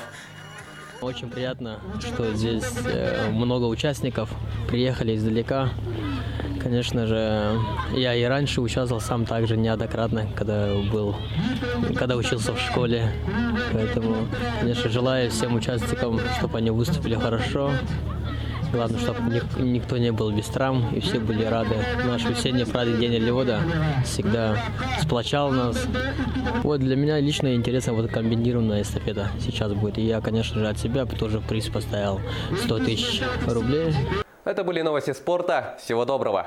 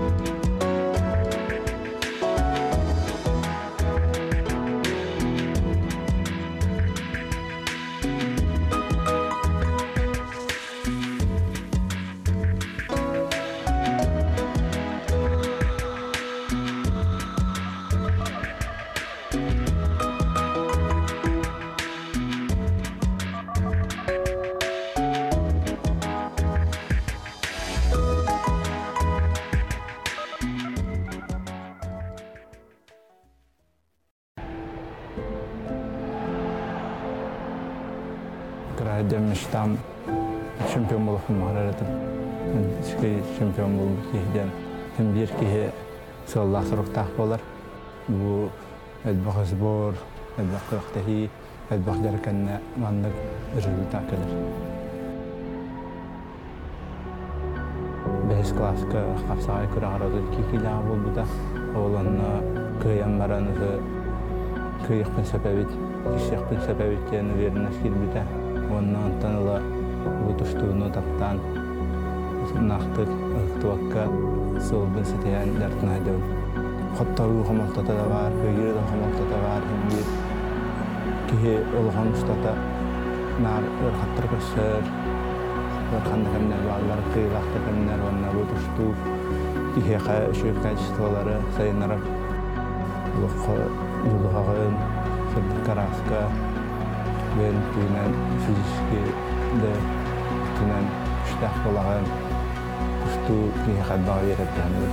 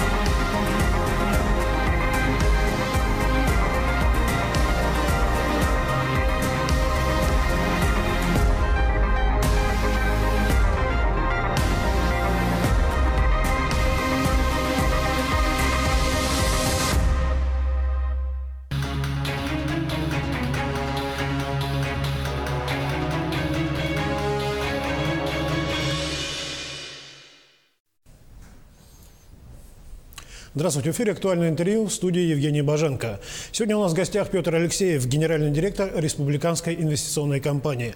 Название РИК всегда на слуху, поскольку именно эта компания управляет средствами, которые получает республика практически от всех крупных сделок. Подробности деятельности компании известны гораздо меньше. Здравствуйте, Петр Вячеславович. Здравствуйте, Евгений.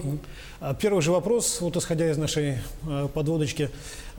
Компания РИК была создана в 2007 году, через 6 лет появилась компания РИК Плюс. За это время что было сделано и как вы оцениваете результаты деятельности? Компания РИК и компания РИК Плюс – это компании специального назначения. Если исходить вообще с самого начала, то компания РИК была создана в результате заключенного мирового соглашения между Республикой и Российской Федерацией по спору по угольным активам.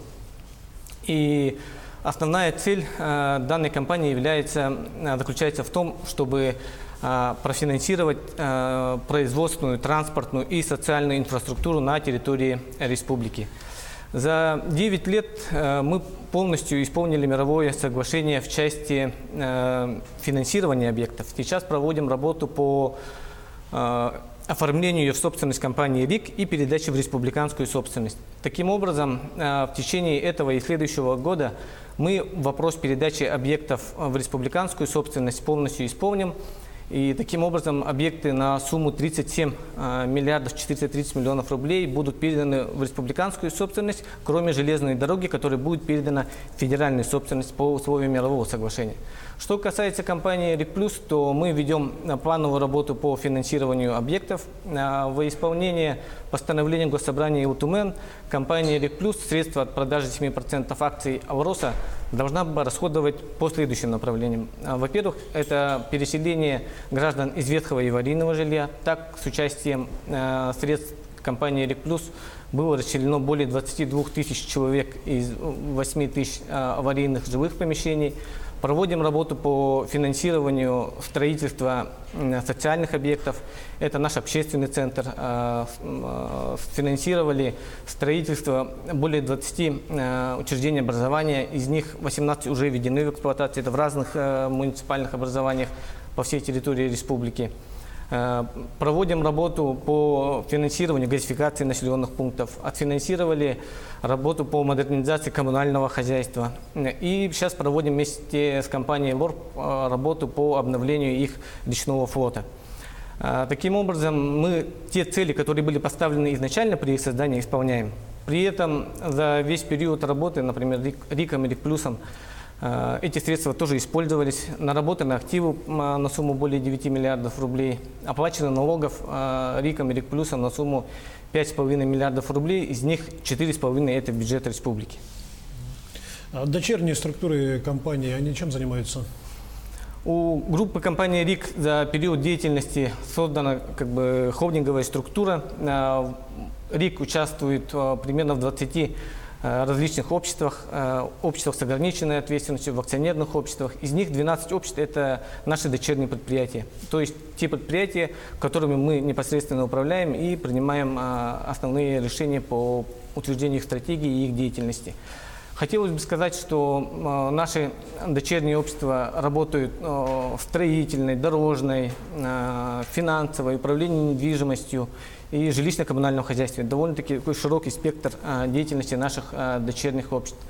При этом хотелось бы сказать, что в наших дочерних обществах работает более 1000 человек, то есть за весь период деятельности создано и сохраняется более 1000 рабочих мест. С каждым годом выручка наших дочерних обществ увеличивается, но при этом, конечно, как и в любой, скажем, холдинговой структуре, происходят определенные изменения. Какие-то общества мы объединяем. Так, например, наши дорожные общества были в прошлом году объединены в дорожный холдинг. Это компания «Вилюй-Автодор», «Дороги Хангавас», «Амга-Автодор».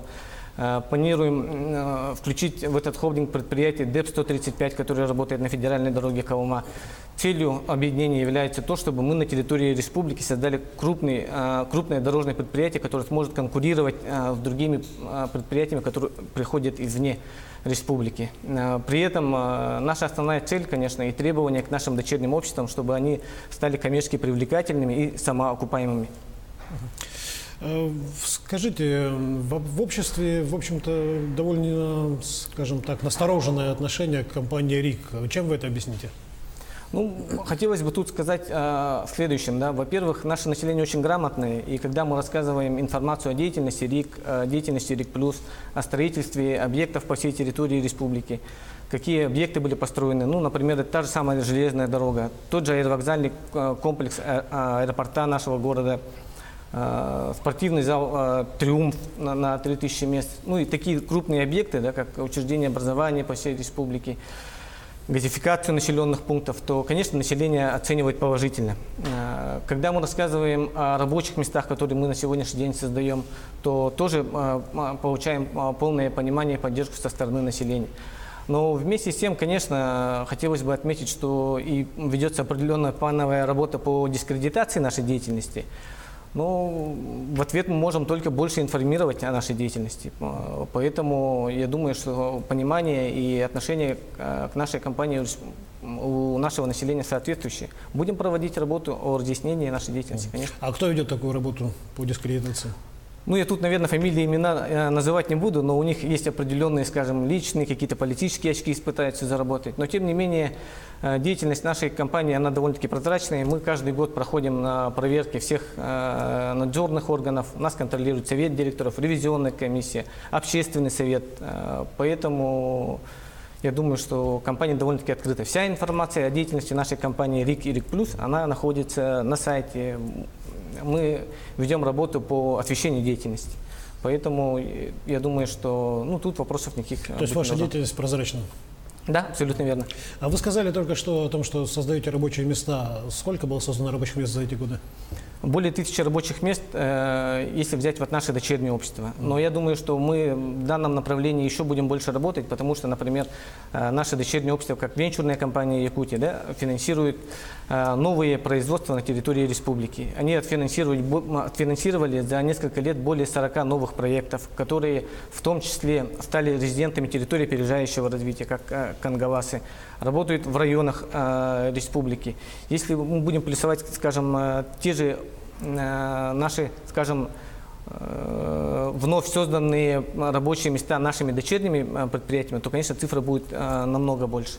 Если исходить из того, что, например, наш центр кластерного развития, да, представляет на определенных льготных условиях помещения для наших предпринимателей, и они тоже там имеют возможность работать, скажем, на более таких приемлемых условиях, то эта цифра будет больше. При этом вот именно в нашей группе компании РИК, в наших дочерних обществах работает примерно более 1000 человек. На днях наблюдательный совет «Алроса» одобрил сделку по продаже республикой компании «Алроса» 10% акций компании «Алроса Нюрба». Это выгодная сделка для республики, как вы считаете? Ну, во-первых, деятельность компании «Алроса», она публичная, и компания «Алроса» уже на протяжении нескольких лет ведет плановую работу по консолидации своих активов в своих дочерних обществах. Если говорить о продаже, приватизации 10% акций компании «Алроса Нюрба», то хотелось бы отметить на следующий момент. Во-первых, если исходить чисто юридически, в корпоративном плане 10% акций компании «Алроса Нюрба», к сожалению, не дают возможности оказывать сильное влияние на принимаемые решения. 87% принадлежит компании «Алроса», поэтому вся деятельность подконтрольна изначально уже сегодня компании «Алроса». Во-вторых, сама компания «Алроса Нюрба» не занимается добычей полезных ископаемых, то есть алмазов. Да? Добычу полезных ископаемых ведет структурное подразделение компании «Алроса». «Алроса Нюрба» является на сегодняшний день только владельцем лицензии на добычу полезных ископаемых. В-третьих, тут необходимо говорить о том, что правительством республики, главой республики принято решение о том, что данные 10% акций будут проданы не кому-нибудь там, скажем, на свободном рынке, да, а именно компании «Алроса», у которой доля республики составляет довольно-таки большой процент. Это 25 плюс 1 акция у республики, 8% у наших муниципальных образований. Следовательно, у республики сохраняется контроль в целом над всей группой «Алроса». Также хотелось бы поговорить о том, что вообще компания «Алроса Нюрба» сама является как бы публичной, ее акции торгуются, и стоимость акций, она очень волатильна. Если в прошлом году стоила 13 миллиардов, то в этом году уже 12. При этом мы исходим из того, что, например, если какая-то будет уменьшение стоимости, там, или делистинг, или вообще переоформление на материнскую компанию лицензии, мы просто потеряем деньги. Вы недавно назначены руководителем корпорации развития Якутии. Какие задачи представлены перед этой корпорацией? Перед корпорацией стоят задачи по содействию развитию экономики путем реализации крупных, сложных инвестиционных проектов. Это не менее чем 200 миллионов рублей. И вторая задача – это управление территориями опережающего развития. Их у нас две на территории республики. Это ТОР Кангавас и ТОР Южная Якутия. И содействие их резидентам в реализации их бизнес-проектов на территории опережающего развития. Перед нами правительством поставлена задача, чтобы мы создали на базе корпорации развития республики крупное предприятие, финансовый холдинг, который мог бы отвечать требованиям, скажем, внешних инвесторов. Да? Когда внешний инвестор, иностранный инвестор приходит на территорию республики, он ищет своего регионального партнера. Так вот, мы должны из корпорации превратить в такое предприятие, которое будет взаимодействовать и с федеральными органами, и с внешними инвесторами для того, чтобы развивать экономику республики. Скажите, а насколько верна информация, что после выполнения обязательств финансовых по всем социальным объектам компания РИК и РИК Плюс будут поглощены компанией корпорации развития Южной Якутии? Корпорация развития республики Саха-Якутия, наверное. Прошу прощения. Да, но тут хотелось бы сказать о том, что обязательства РИКа или Плюс, они обязательно будут исполнены. То есть все объекты будут отфинансированы, оформлены собственность, переданная республике. Что касается вопроса, вот то, что вы задали о поглощении, такого, это, наверное, не совсем правильный вопрос. Мы говорим о том, чтобы консолидировать активы РИКа или Плюс в корпорации, как я сказал, для того, чтобы создать крупное предприятие. Поэтому перед корпорацией стоят очень большие задачи. Если, например, у РИКа и РИК Плюса в связи с тем, что мы передавали объекты безвозмездно республике и будем в дальнейшем передавать федеральную собственность, у нас уменьшались активы. Поэтому для работы с внешними инвесторами, с банками, да, крупными на территории России, всегда возникал вопрос к нашим активам, почему у нас уменьшаются активы, почему ведется планово, скажем, убыточная деятельность по передаче объектов. То в случае корпорации мы должны сделать такую историю, чтобы корпорация стала крупным предприятием, серьезными активами и готовой работать на территории республики. Спасибо. Я напомню, что у нас в гостях был Петр Алексеев, генеральный директор Республиканской инвестиционной компании. Мы говорили о деятельности компании, о ее планах на будущее и перспективах. Всего доброго, оставайтесь с нами. Это было актуальное интервью.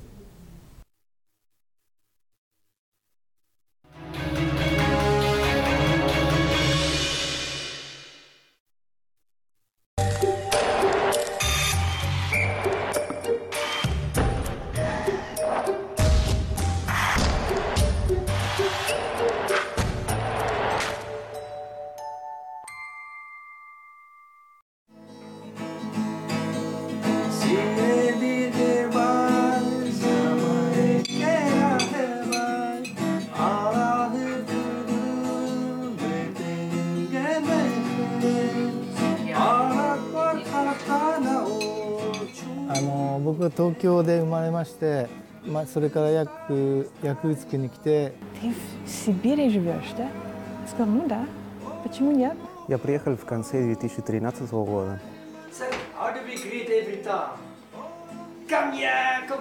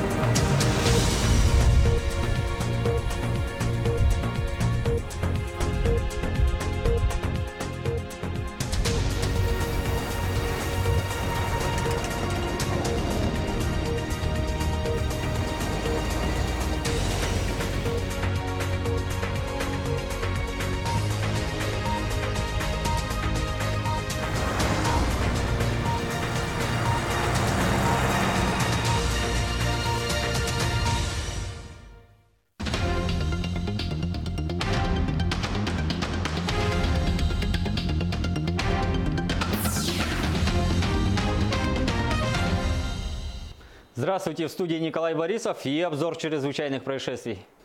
Мирнинский дом-интернат для престарелых и инвалидов оштрафован за неоплату услуг по контракту. К ответственности привлечен директор. Нарушения устранены, имеющаяся задолженность погашена в полном объеме. Государственным бюджетным учреждением республики Мирнинский дом-интернат для престарелых и инвалидов не произведена оплата за предоставленную услугу по контракту в размере свыше 95 тысяч рублей.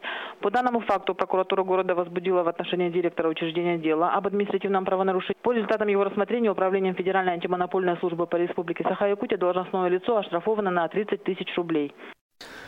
Жительница Ленского района лишилась 46 тысяч рублей. 37-летняя женщина сообщила, что мошенники похитили деньги с кредитной карты. На мобильный телефон позвонил неизвестный и представился специалистом банка. Он сообщил, что произошел технический сбой и попросил подтвердить контактную информацию. Женщина продиктовала требуемое. Через некоторое время ей снова перезвонили и предложили увеличить лимит на карте, на что она также согласилась. Тогда лжеспециалист попросил ее назвать коды подтверждения, которые были отправлены в СМС-сообщениях, а после чего сразу же удалить сообщение. Потерпевшая, не задумываясь, сообщила звонившему необходимые сведения. А через некоторое время с ее счета были похищены деньги. Уважаемые граждане, помимо этого способа распространенной схемой обмана, стали звонки от сотрудников операторов сотовой связи. Они сообщают о переплате за мобильные услуги и просят назвать реквизиты банковской карты для того, чтобы якобы вернуть деньги. Полиция призывает вас быть бдительными и не реагировать на подобные телефонные звонки. Но в случае, если вы попались на уловки мошенников, то незамедлительно обращайтесь в полицию. Доведите эту информацию до своих пожилых родственников, чтобы уберечь их от мошеннических действий. Судя по всему, несмотря на непогоду, в Ленске наступила горячая пора. Недавно там произошла подготовленная кража, которая совершила 18-летняя девушка, одетая в черную маску и куртку. Девушка начала подготовку к преступлению месяц назад. Предусмотрительно сшила из старой кофты маску с прорезями для глаз, изучила работу камер видеонаблюдения в салоне и следила за графиком работы персонала. Отправившись в ювелирный салон, она первым делом перерезала плоскогубцами провода сигнализации и разбила окно. Затем, убедившись, что оповещение не сработало, проникла в помещение. Однако злоумышленница не заметила осколки, торчащие из рамы окна, и случайно порезалась. В итоге эти порезы ее и выдали. Кстати, преступница долго не могла выбрать себе подходящие по размеру ювелирные украшения и оставила сильный беспорядок в салоне. На вопрос полицейских, зачем ей 3 золотых кольца, 1 перстень с камнем и 3 золотые цепочки, подозреваемая ответила, что любит ювелирные изделия и хотела оставить похищенные украшения у себя. Материальный ущерб составил порядка 100 тысяч рублей. В Момском районе ранее судимый безработный пнул ребенка в живот, чтобы отобрать портативный компьютер и пропить. Он распивал алкоголь в доме своего знакомого, зашел в комнату, где находилась 9-летняя дочь хозяина квартиры, потребовал у ребенка отдать ему портативный компьютер. Получив решительный отказ, стал угрожать девочке. Когда и это не помогло, ударил ее ногой в живот. Школьница упала и ударилась головой. На шум в комнату вошел отец девочки и выгнал вымогателя из квартиры. На следующий день мужчина принес извинения. Также в ходе предварительного расследования признал вину в совершенном преступлении и раскаялся в содеянном. Согласно уголовному законодательству, такое преступление относится к категории тяжких и влечет за собой наказание до 7 лет лишения свободы. 63 предписания было выдано в Алдане надзорными органами по состоянию дорог. К ответственности привлечены несколько должностных лиц, в том числе первый заместитель главы города. Напомним, что с начала года в Алданском районе зарегистрировано 16 дорожно-транспортных происшествий, в результате которых 5 человек погибли, в том числе 2 ребенка. 23 человека получили травмы различной степени тяжести. Почти в каждом из них сотрудники госавтоинспекции усматривают причины в виде неудовлетворительных дорожных условий. Администрацией не проводилась подсыпка и ремонт дорог, а также не удаляли снег и наледь с проезжей части. За 2 дня непогоды в Якутии произошло 42 дорожно-транспортных происшествия. Несколько человек пострадали, среди которых дети. Автоинспекция напоминает о необходимости соблюдать осторожность и быть предельно бдительными на дорогах. Всего зарегистрировано 42 дорожно-транспортных происшествий, из которых 6 произошли с пострадавшими. В этих 6 автопроисшествиях травмы различной степени тяжести получили 18 человек, в том числе 9 детей. Госавтоинспекция настоятельно рекомендует жителям республики не выезжать в дальние поездки. Перед тем, как выехать, необходимо взвесить все за и против этой опасной поездки. Кроме того, в случае крайней необходимости, если вы все-таки уже решили выехать, необходимо обязательно взять с собой инструменты, теплую одежду. Кроме того, надо учитывать, что на некоторых участках дорог ограничено движение транспортных средств. Министр внутренних дел России Владимир Колокольцев подписал распоряжение о создании специализированных подразделений туристической полиции к чемпионату мира по футболу. Комплектовать новые подразделения будут из числа сотрудников, владеющих иностранными языками. На этом у меня все. Берегите себя.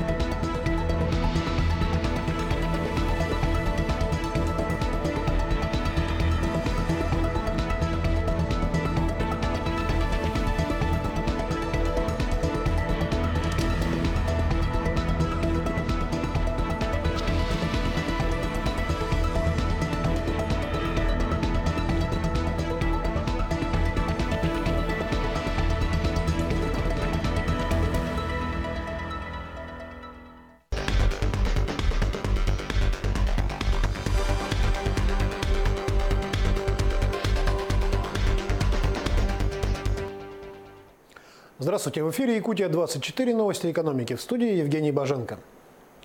Президент Владимир Путин внес в Государственную Думу законопроект, который направлен на совершенствование контроля за соблюдением законодательства о противодействии коррупции. Документ предусматривает упрощенный порядок привлечения к дисциплинарной ответственности муниципальных и государственных служащих, а также сотрудников госкомпаний и государственных внебюджетных фондов, если признается факт совершения ими коррупционного преступления. При этом предусматривается срок давности для привлечения к ответственности не позднее 3 лет со дня совершения правонарушения. Дальний Восток вошел в тройку наиболее привлекательных для россиян федеральных округов страны с точки зрения потенциала социально-экономического развития. Об этом сообщила директор по исследованиям ВЦИОМ Елена Михайлова. По ее словам, за последние годы удалось решить задачу по формированию позитивного имиджа Дальнего Востока. Первую строчку в рейтинге занял Центральный округ, на втором месте Крым и Юг России. Исследования были проведены в марте, опрошено 1600 респондентов из 45 регионов России. К оптоволоконным линиям связи на сегодня в республике подключены 96 населенных пунктов, в которых проживает 69% населения региона. Об этом рассказал министр связи Якутии Александр Борисов. Также он рассказал, что мобильной связью 4G охвачено 60,4% населения республики, 3G – 76,6%. Во всех остальных населенных пунктах для доступа в интернет используется спутниковая сеть. Сейчас ведется работа по 2 направлениям. Цитата. Первое. Через компании «Восток Телеком» и Japan Satellite, используя японский спутник, мы работаем на территории Якутии. Также начинаем сотрудничать с федеральным предприятием «Космическая связь» на смешанных диапазонах, заявил министр. Золотодобывающее предприятие «Нерингметаллик» входит в состав международной золотодобывающей компании «Нордголд», планирует в 2018 году направить на реализацию инвестиционной программы в Южной Якутии около 2 миллиардов рублей. Основная часть инвестиций будет направлена на поддержание и развитие производства. В 2017 году «Нерингметаллик» приступила к работе на новом золоторудном месторождении «Темное». Балансовые запасы полезных ископаемых, поставленные на государственный учет, составляют здесь 4 тонны золота. Общие запасы 10 тонн. Золотодобычу на Темном предполагают вести в течение 3 лет. Выручка «Нерингметаллик» в 2017 году достигла более 86 миллионов долларов, а добыча – 2 тонны 84 килограмма аффилированного золота. Федеральное агентство железнодорожного транспорта подтвердило намерение завершить строительство пускового комплекса Томмот Нижний Бестях уже в этом году, 28 декабря, что обеспечит начало пассажирских перевозок. Конкурсный отбор подрядчика должен завершиться 6 апреля. С новым подрядчиком в течение 10 дней будет подписан государственный контракт. В федеральном бюджете на 2018 год на строительство предусмотрены средства в объеме 1 миллиард 951 миллион рублей. Напомним, глава Якутии Егор Борисов на Восточном экономическом форуме в сентябре 2017 года поставил вопрос о необходимости скорейшего завершения строительства пускового комплекса, после чего президент страны Владимир Путин поручил федеральному правительству завершить стройку в 2018 году. За 5 лет более чем в 4 раза увеличилась сумма поддержки некоммерческих обществ в республике из бюджета. В 2017 году на это был выделен 1 миллиард 147 миллионов 600 тысяч рублей. Об этом сообщил председатель правительства республики Евгений Чекин на расширенном заседании Совета НКО при главе региона. Цитата. В том числе на поддержку социально ориентированных НКО было направлено 611 миллионов рублей. Это характеризует особое внимание к развитию гражданского общества со стороны руководства республики, отметил Евгений Чекин. По количеству НКО Якутия занимает 3-е место на Дальнем Востоке. Всего в республике зарегистрировано 2128 таких организаций. Причем за последние 5 лет их количество увеличилось почти в 1,5 раза. Дизельное топливо обходится водителям Якутии в 51 рубль 2 копейки за литр. Бензин АИ-92 – 49 рублей 55 копеек. АИ-95, соответственно, 50 рублей и 3 копейки. Такие данные опубликовал Росстат. По этим результатам Якутия входит в тройку регионов Дальнего Востока с самой высокой ценой на нефтепродукты. Еще дороже топливо стоит на Чукотке. 3-ю позицию по дороговизне нефтепродуктов в Дальневосточном федеральном округе занимает Магаданская область. В тройку регионов Дальнего Востока с самыми низкими ценами на нефтепродукты вошли Еврейская автономная область, Амурская область и Хабаровский край. Так, в Хабаровском крае стоимость дизельного топлива составляет 43 рубля 46 копеек за литр, АИ-92 – 39 рублей 70 копеек, АИ-95 – 41 рубль 53 копейки. О перспективах республиканской инвестиционной компании рассказал ее генеральный директор Петр Алексеев в эфире передачи «Актуальное интервью». Обязательства РИКа или +, они обязательно будут исполнены. То есть все объекты будут отфинансированы, оформлена собственность, переданная республике. Что касается вопроса, вот то, что вы задали о поглощении, такого, это, наверное, не совсем правильный вопрос. Мы говорим о том, чтобы консолидировать активы РИКа или +, в корпорации, как я сказал, для того, чтобы создать крупное предприятие. Поэтому перед корпорацией стоят очень большие задачи. Если, например, у РИКа или Плюса в связи с тем, что мы передавали объекты безвозмездно республике и будем в дальнейшем передавать федеральную собственность, у нас уменьшались активы. Поэтому для работы с внешними инвесторами, с банками, да, крупными на территории России, всегда возникал вопрос к нашим активам, почему у нас уменьшаются активы, почему ведется планово, скажем, убыточная деятельность по передаче объектов. То в случае корпорации мы должны сделать такую историю, чтобы корпорация стала крупным предприятием, серьезными активами и готовой работать на территории республики. Применение интернета вещей к 2025 году может принести экономике России до 2 триллионов 800 миллиардов рублей. При этом к 2020 году число умных устройств в мире вырастет до 50 миллиардов, увеличившись в 10 раз. Это прогнозируют аналитики международной компании PricewaterhouseCoopers. Такая динамика полностью изменит окружающую реальность как минимум в 6 сегментах мировой экономики. Это такие сегменты, как электроэнергетика, телемедицина, сельское хозяйство, транспортная логистика, умный город и промышленность. Федеральная служба судебных приставов России получила от налоговой службы порядка 420 тысяч уведомлений о списании более 750 миллионов рублей в рамках налоговой амнистии. И это только начало. Сколько всего может поступить уведомлений, пока неизвестно. Напомним, что в декабре прошлого года была принята налоговая амнистия, которая признает безнадежными и подлежащими списанию недоимки по транспортному налогу, налогу на имущество физлиц и земельному налогу физлиц, образовавшиеся на 1 января 2015 года. года. Пени по этим задолженностям также были аннулированы. Первый вице-премьер российского правительства Игорь Шувалов дал задание проработать новые требования к интернет-магазинам, которые занимаются поставкой и продажей в стране детских товаров. Об этом сообщает газета «Коммерсант». Тема ужесточения торговли детскими товарами через интернет обсуждалась на совещании Кабинета министров под руководством Шувалова в середине марта. Проработкой вопроса займется Министерство экономического развития, а также Федеральная таможенная служба. Речь идет в первую очередь о детских товарах из иностранных интернет-магазинов. Цель мероприятия – защита прав потребителей. Совокупное состояние 27 российских миллиардеров за январь-март 2018 года уменьшилось на 190 миллионов 900 тысяч долларов, следует из данных агентства Bloomberg. Самым богатым в России по-прежнему является основной акционер компании «Северсталь» Алексей Мордашов. Его состояние оценивается в 19 миллиардов 300 миллионов долларов. Второе место у президента Норильского никеля Владимира Потанина – 19 миллиардов 100 миллионов. Третью позицию занимает глава «Новатэка» Леонид Михельсон, чей капитал составляет 18 миллиардов 600 миллионов долларов. При этом у последних двух состояние с начала года выросло. Индекс рассчитывается на основе стоимости акций и данных отчетностей компаний, в которых миллиардеры имеют свои доли. На этом все. Оставайтесь в курсе экономических событий на Якутия-24.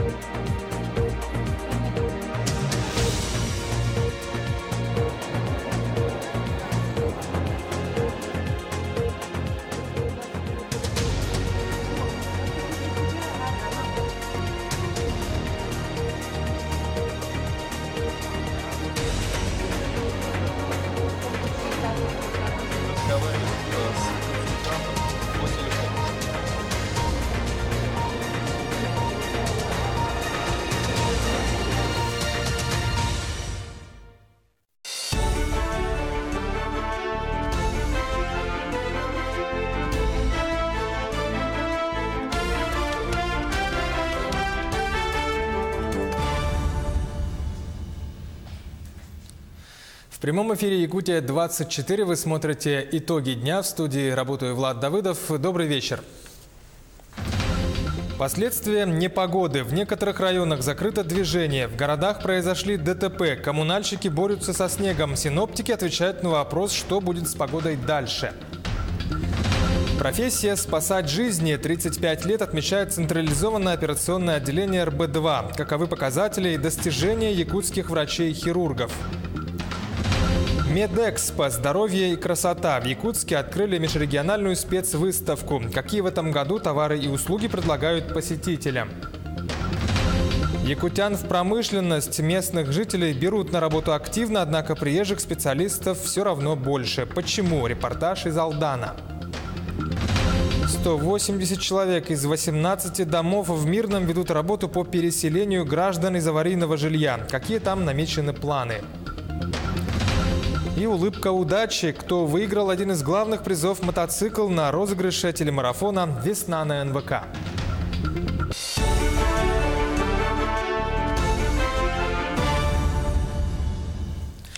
За 2 дня непогоды в Якутии произошло более 40 дорожно-транспортных происшествий. Несколько человек пострадали, среди которых дети. ГИБДД в очередной раз напоминает водителям о необходимости соблюдать правила дорожного движения и быть предельно бдительными на дорогах, особенно в такую плохую погоду. С начала ухудшения погодных условий на дорогах республики всего зарегистрировано 42 дорожно-транспортных происшествий, из которых 6 произошли с пострадавшими. В этих 6 автопроисшествиях травмы различной степени тяжести получили 18 человек, в том числе 9 детей.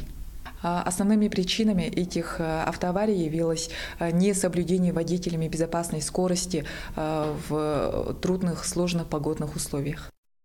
А в ряде районов Якутии закрыто движение для всех видов транспорта. Об этом сообщает Управление автомобильных дорог республики. Проезд закрыт на участке трассы Сангар, Ситте, Батама и Булус. До улучшения погодных условий сейчас до райцентра можно проехать со стороны горного района – Асыма, Кабя и Сангар. Кроме того, временно закрыт проезд на ледовой переправе Кангаласы-Сотинцы.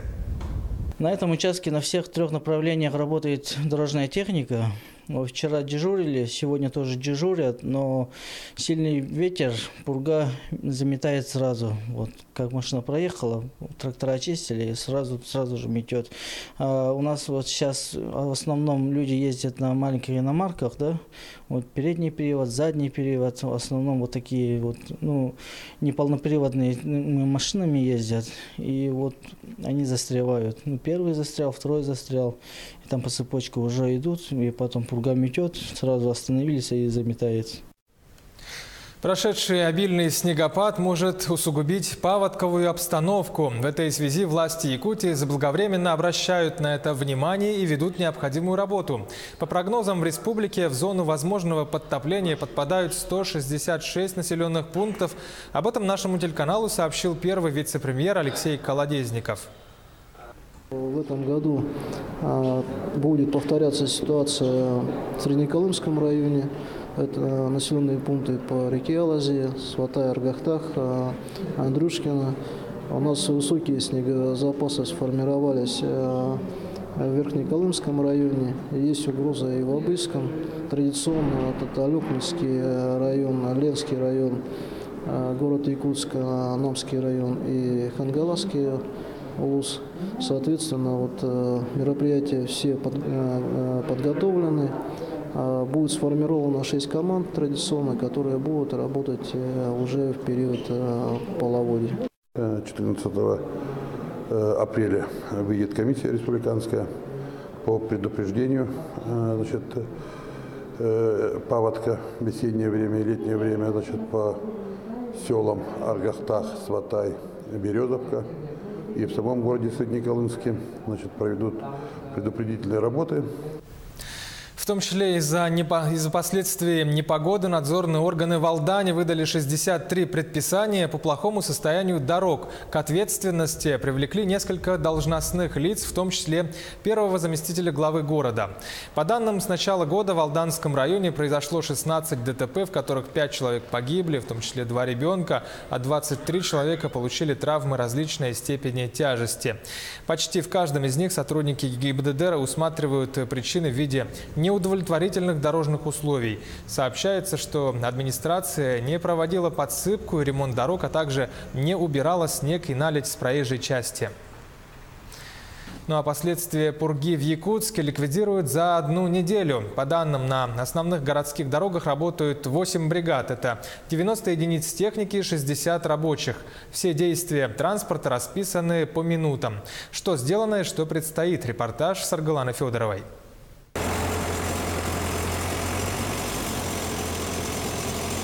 Затяжная пурга и выпавший снег принесли проблемы и лишние хлопоты.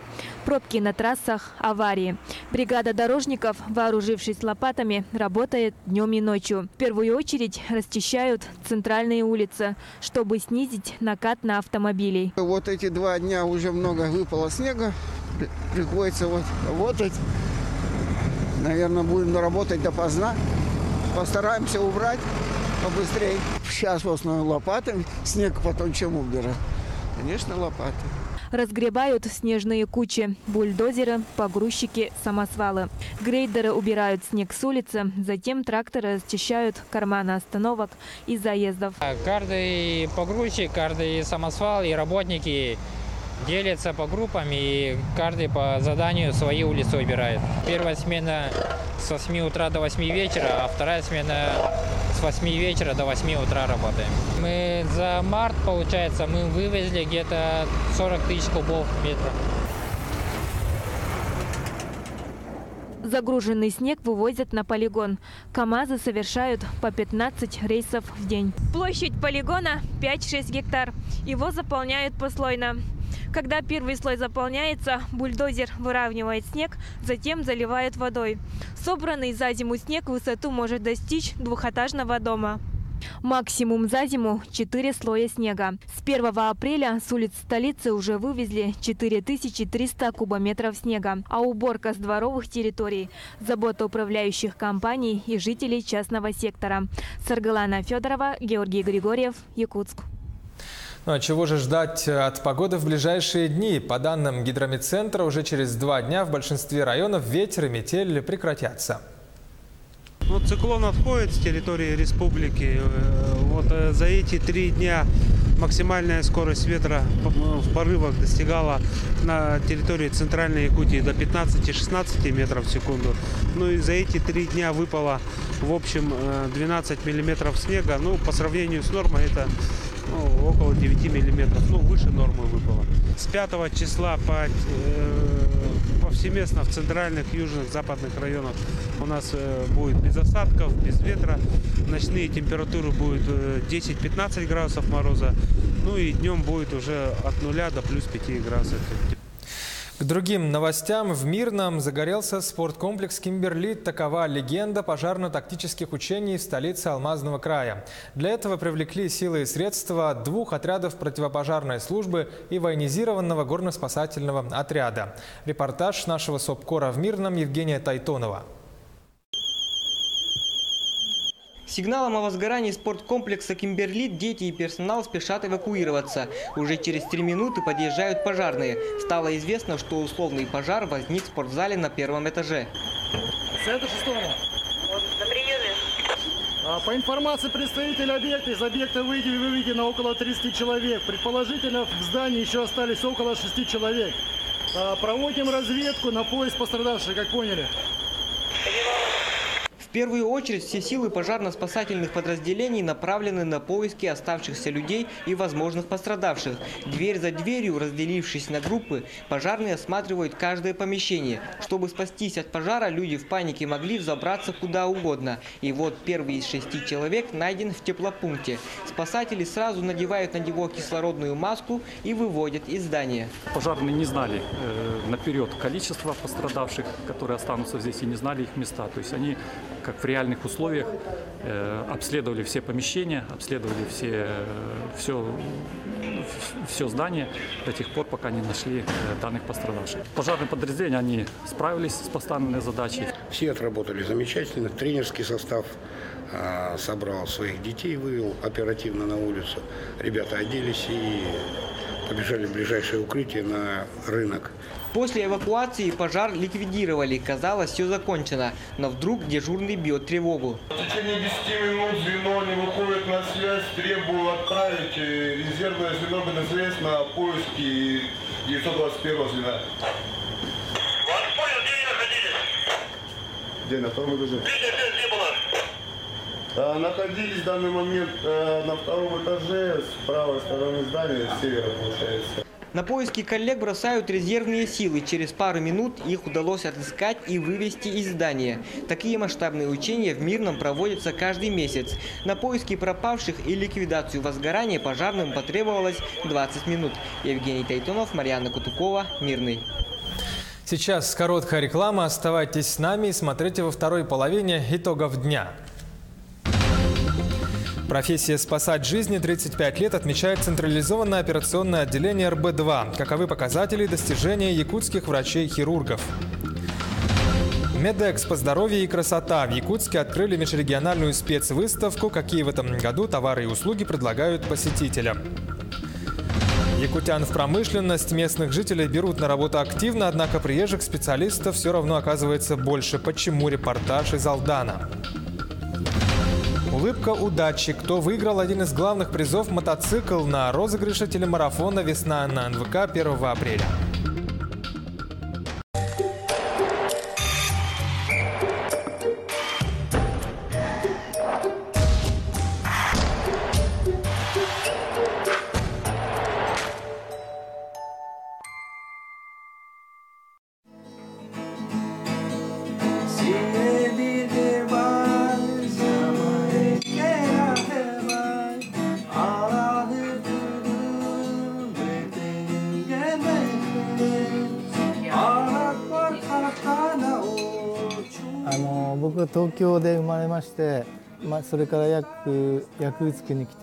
Ты в Сибири живешь, да?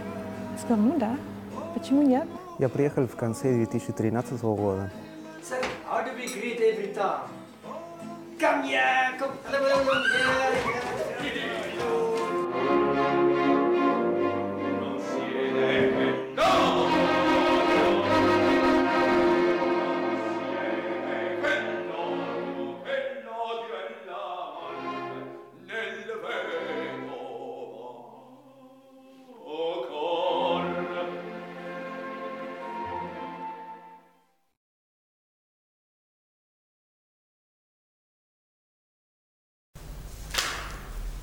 Это Якутия-24 в прямом эфире. Мы продолжаем итоги дня. В Мирном ведут работу по переселению граждан из аварийного жилья. Для обсуждения вопросов по программе переселения приглашают жителей города. Предложения и замечания необходимо предоставить в письменном виде до 20 апреля. Общий объем финансирования программы в районе 133 миллионов рублей. На эту сумму планируют переселить из аварийного жилфонда 180 человек из 18 домов. Всего в аварийном жилфонде, признанном таковым после 2012 года, проживают более 4000 человек. Это почти 6% от общего количества жителей города. Минтранс страны нашел способ уменьшить стоимость полетов между городами России. В министерстве предлагают снизить до нуля налог на добавленную стоимость на региональных авиамаршрутах, по которым перевозчики летают, минуя Москву. А на московских рейсах налог сохранить прежним на уровне 10%. Такой НДС сейчас и на региональных рейсах. Этот налоговый маневр необходим, чтобы поддержать и развивать региональные авиаперевозки, но при этом не навредить экономике московского авиационного узла. Сегодня через него идут 3/4 всех внутрироссийских авиаперевозок. Золотодобывающее предприятие «Нерюнгри Металлик» планирует в этом году направить почти 2 миллиарда рублей на поддержание и развитие производства, геологоразведку, обновление технической базы и вскрышные работы на месторождениях Таборное и Гроз. Это на 22% больше, чем в прошлом году. Отметим, что от продажи произведенного в прошлом году золота рудник «Нерюнгри» выручил более 86 миллионов долларов. Что касается трудоустройства в этой сфере, то технические кадры в промышленности востребованы были всегда, и компании охотно берут на работу местных жителей. Однако приезжих специалистов, особенно на участках, где работа идет вахтовым методом, оказывается больше. Почему так получается? Сюжет Татьяны Вахниной из Алдана. Производственный участок «Надежда», где ведет разработку акционерное общество «Селегдар», включает несколько золоторудных месторождений. «Надежда» и «Межсопочный» располагаются на Нижнеякокитском рудном поле. Весь сложный многоуровневый процесс добычи от выемки руды до производства золота происходит на месте. В дополнение ко всему еще, кроме основных производственных процессов, у нас идет полный ремонт техники, как землеройной, так и автомобильной, технологического транспорта. Все происходит на месте. На горнорудном комплексе Нижний Кокитский трудятся свыше 1000 человек. 7 дней в неделю по 12 часов. Таков график. Большинство работающих вахтовым методом в артели – люди приезжие. Местные жители, имеющие семьи, предпочитают работать в городе без отрыва от дома. Ну, наверное, сейчас 60/40, вот так. Все-таки приезжих немножко побольше, местных поменьше. Местные с небольшой охотой к нам идут. Но, тем не менее, на сегодняшний день у нас вакансий совсем немного осталось. Все полностью закрыто. Я думаю, что к сезону мы будем готовы. Руководители промышленных предприятий не прочь привлекать на работу местных специалистов. Нежелание жителей долговременно работать на участках сотрудники компании «Селегдар» объясняют причинами психологическими. Сравнительная близость семьи не стимулирует к долгим разлукам. Когда человек все же решается уехать из дома, он готов полностью отдаваться работе. Наверное, это для местных сложновато тем, что семья дома и находиться рядом, а в то же время не попадать в семью, наверное, сложновато. Поэтому все-таки интерес у местных поменьше. Руководители промышленных предприятий приводят немало примеров, когда жители России работают в артелях годами. Местные же специалисты, побывав на вахте 2-3 раза, увольняются. Татьяна Вахнина, Сергей Шипачев, Алданский район, горнорудный комплекс Нижний Кокитский. Есть и обратные примеры, когда местные жители работают на промышленных предприятиях десятки лет и вполне успешно. К ним можно отнести работников ленских авторемонтных мастерских компании «Алроса». С людьми труда встретилась Светлана Балеева. Токарь 4-го разряда Виктор Макрыгин. В авторемонтных мастерских работает уже 15 лет. В профессию пришел после окончания Ленского профессионального училища. В 2002 году устроился учеником токаря. И так здесь сдал на разряд и продолжил работать. С 2004 по 2006 в армию сходил, после армии опять вернулся на это предприятие. И так продолжал здесь работать. Отучился здесь, соответственно, шлифовщика, росточника. Ну и продолжаю работать. Вот уже 50 лет на этом же предприятии работает отец Виктора. Он-то и привил сыну интерес к этой профессии. Придя на предприятие токарем, молодой человек, имея большое желание трудиться, быстро начал осваивать и другие рабочие специальности. Да, шлифовщиком тоже работаю. Тоже здесь же отучился, сдал на 4-й разряд на шлифовщика. И в основном занимаюсь коленчатыми валами на двигателя. Шлифую коленчатые валы и головки.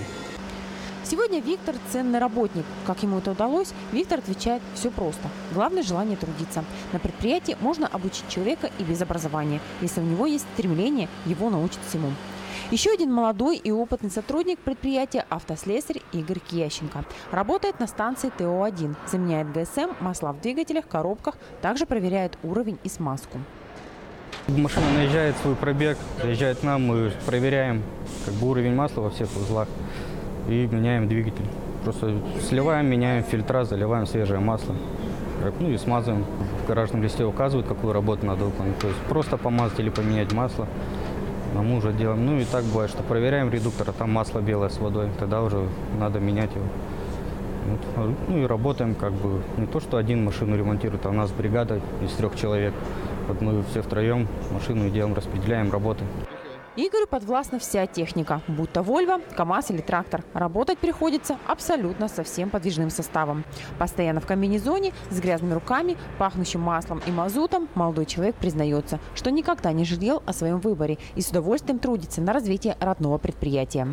Хорошие рабочие специалисты действительно сегодня в большом дефиците. Из-за такого работодатели держатся обеими руками. Держатся за работодателей и молодые люди. Ведь «Алроса» – это одна из тех немногих компаний, кто предоставляет ребятам после окончания технических училищ места для работы, тем самым дает возможность дальнейшего развития. Светлана Балеева, Виталий Андреев, Ленск. 750 тысяч рублей разделят 3 наслега Якутии. Деньги потратят на экологию. Речь идет о победителях конкурса под названием «Сохраним природу вместе». Участниками стали 36 администраций населенных пунктов из 16 районов республики.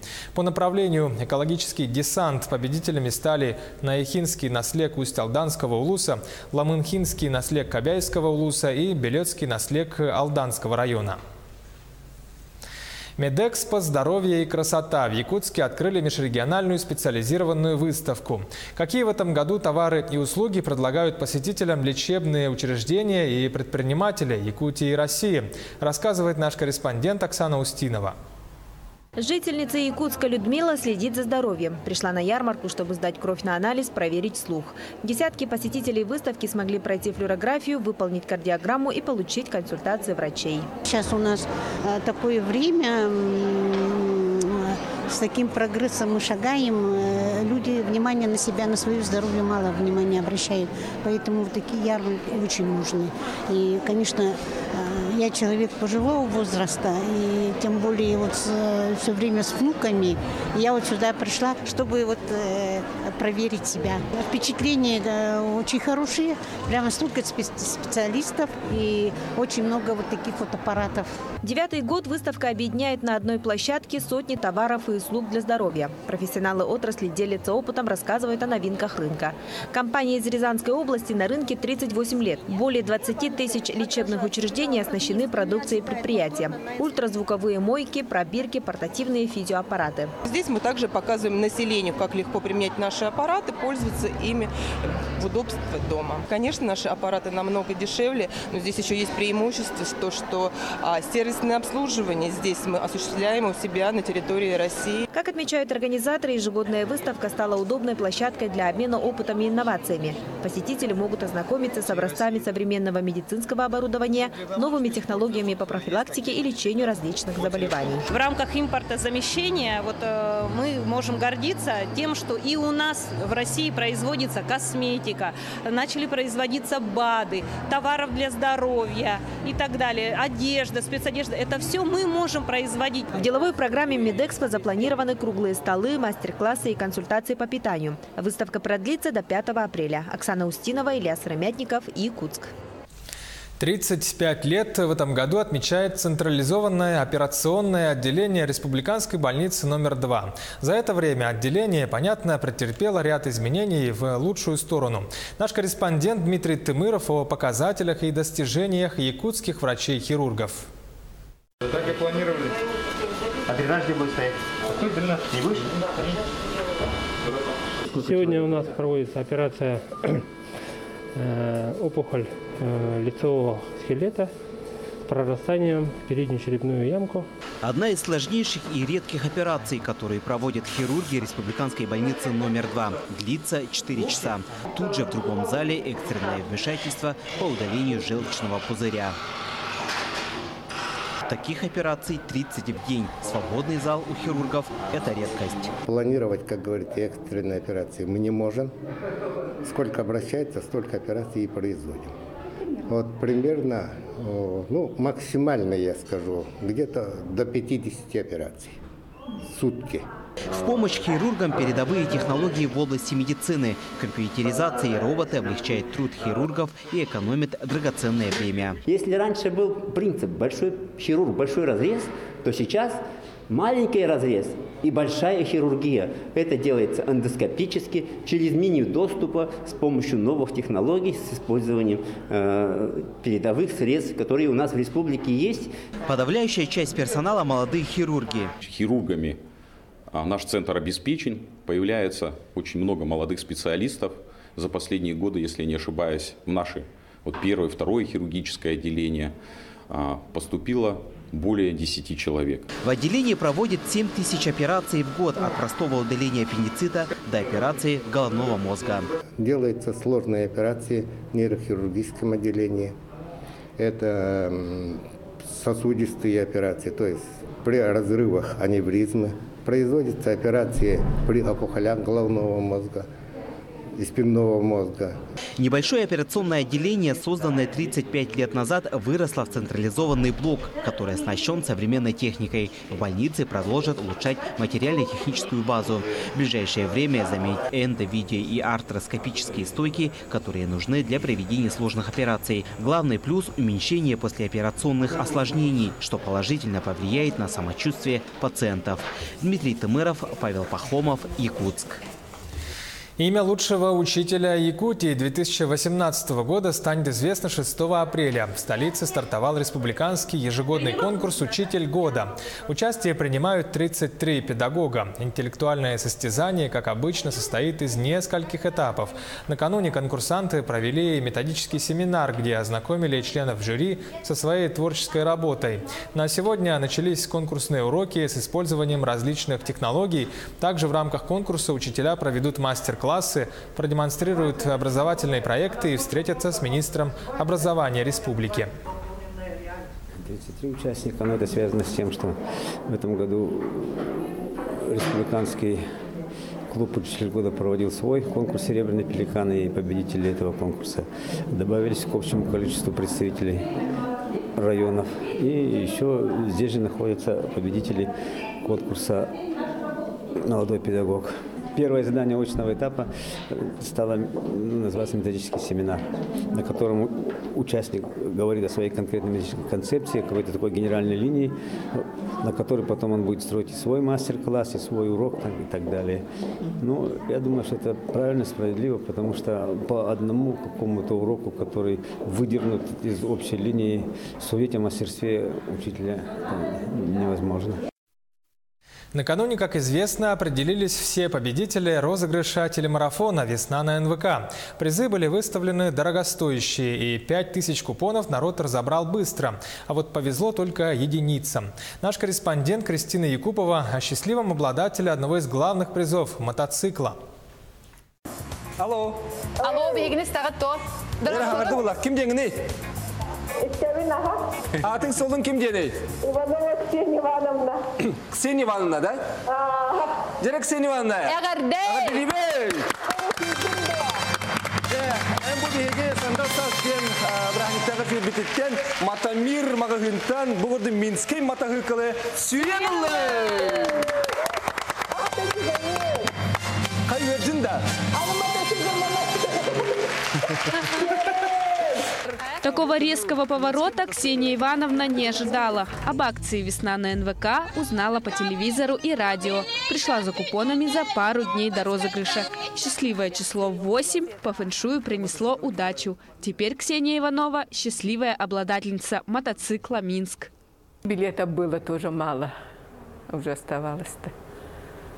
Потом смотрела, там 44. Думаю, о, что это такое? Ну, последние билеты добыли. Потом думаю, ладно, 44, это 8 и 5-3, ну, тоже 8. Вот так выбрала. Ну, один выбрала, а 2 так взяла. Но просто это было неожиданно, я не ждала. Женщина очень рада выигрышу, но признается, что все-таки мотоцикл не для ее возраста. Посмотрела совсем много. Я, если не сказала бы, что это Минский, я не поверила бы. Раньше-то они какие были? Маленькие такие, да? Раньше-то гоняла, сейчас-то. С железным конем Ксения готова расстаться ради мужа. Он перенес несколько инсультов. Мужчине требуются дорогостоящие препараты. Ну, сначала вот тоже думала, вот до сегодняшнего дня вот думала, потом все-таки, ну, у меня этот супруг тяжело болен, ну, пойдет на лекарства. Ксения Ивановна – активная пенсионерка, волонтер, преподает в школе 3-го возраста, состоит в женсовете Центрального округа. Советуют не бояться участвовать в таких розыгрышах, ведь удача всегда может быть на вашей стороне. Кристина Якупова, Семен Семенов, Якутск. Таковы итоги дня. Следите за главными новостями и событиями на Якутии 24. До встречи.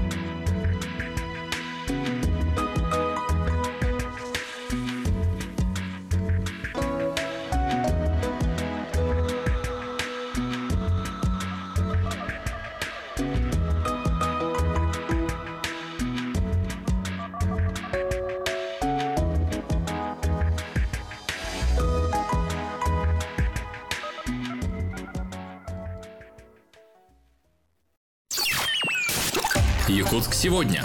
Жизнь столицы. Слушай и смотри. Радио Тетим на волне 107,1. Добрый день, дорогие друзья! В эфире программа «Якутск сегодня». Микрофон ведущей Сергеевна Антонова. В этих выходные Федерация профсоюзов Республики Саха-Якутия провела первый слет молодых профсоюзных активистов.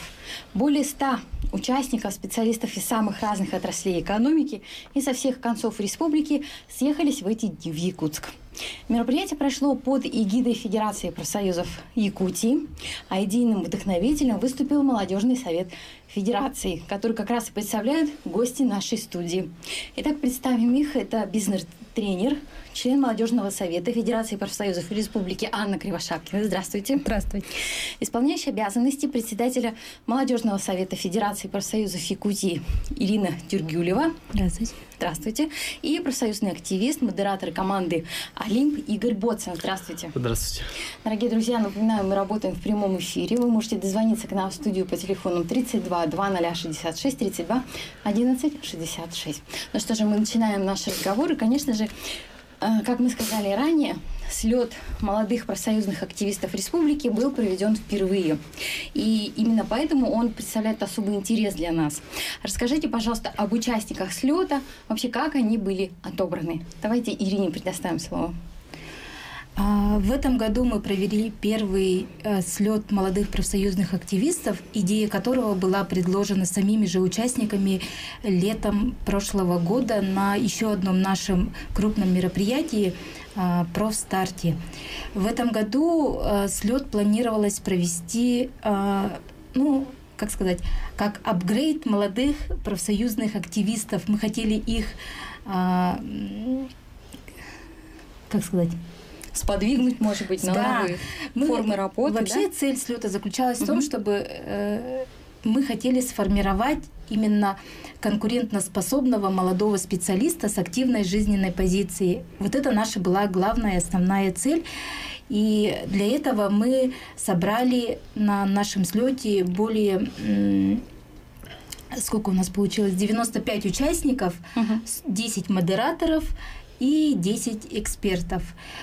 Были представлены такие районы, как Микино-Хангаласский, Чурапчинский, Амгинский, Намский, Горный, Улусы и Хангаласский. И представители также с разных отраслей профсоюзов. Хорошо, Ирина, мы сказали, что идейным вдохновителем вот этого мероприятия, в общем-то, выступил Молодежный совет. Да? Несколько слов о самом совете, как давно он у нас работает, сколько человек он объединяет на сегодня.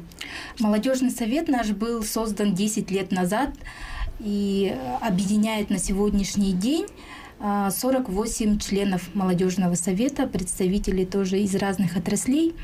Но по всей республике у нас молодежь в профсоюзах представлена в количестве 70 тысяч человек. Очень, можно сказать, объемный, большой совет, действительно. Главной целью команд, насколько я информирована, была разработка проектов по 5 основным направлениям. И в этом им помогали приглашенные эксперты. А кого вы пригласили и почему выбрали именно эти 5 направлений? Можете обосновать? Да, действительно, у нас слет проходил по 5 направлениям. Это первый, самый основной, это законотворчество, по которому команды должны были разработать проект. Второе направление – это профсоюзы в действии. Третье направление у нас было молодежный совет как будущее профсоюзов. Четвертое направление – спорт и труд рядом идут. И пятое направление – это по финансово-экономической грамотности молодежи. По каждому направлению мы пригласили экспертов,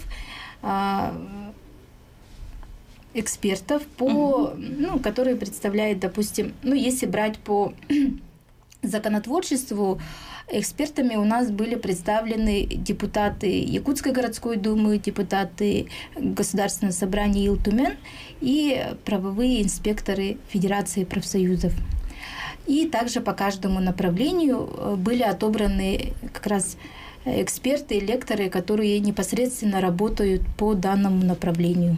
И которые действительно могут высказать свое компетентное мнение, дать какие-то определенные советы молодым людям. Да? Ну и вот вопрос я задавала, почему именно вот эти 5 направлений вы выбрали? Дело в том, что почему мы основным блоком взяли законотворчество, потому что несколько лет назад у нас как раз-таки профсоюзам было дано именно законотворчество, дано право на законодательную инициативу. Да, законодательную инициативу. Да, это право Федерации существует с 2007 года, если я не ошибаюсь. И вот как раз-таки Федерация имеет право какой-либо законопроект выдвинуть либо на государственное собрание, на РТМ, либо на федеральном уровне. И этим правом Федерация уже пользуется. И вот мы посчитали, что, и сами участники нас поддержали, что вот как молодежь, их мнение, их вот законодательная инициатива тоже была бы интересна. И мы получили 10 проектов, 10 законодательных инициатив. Они все очень разные.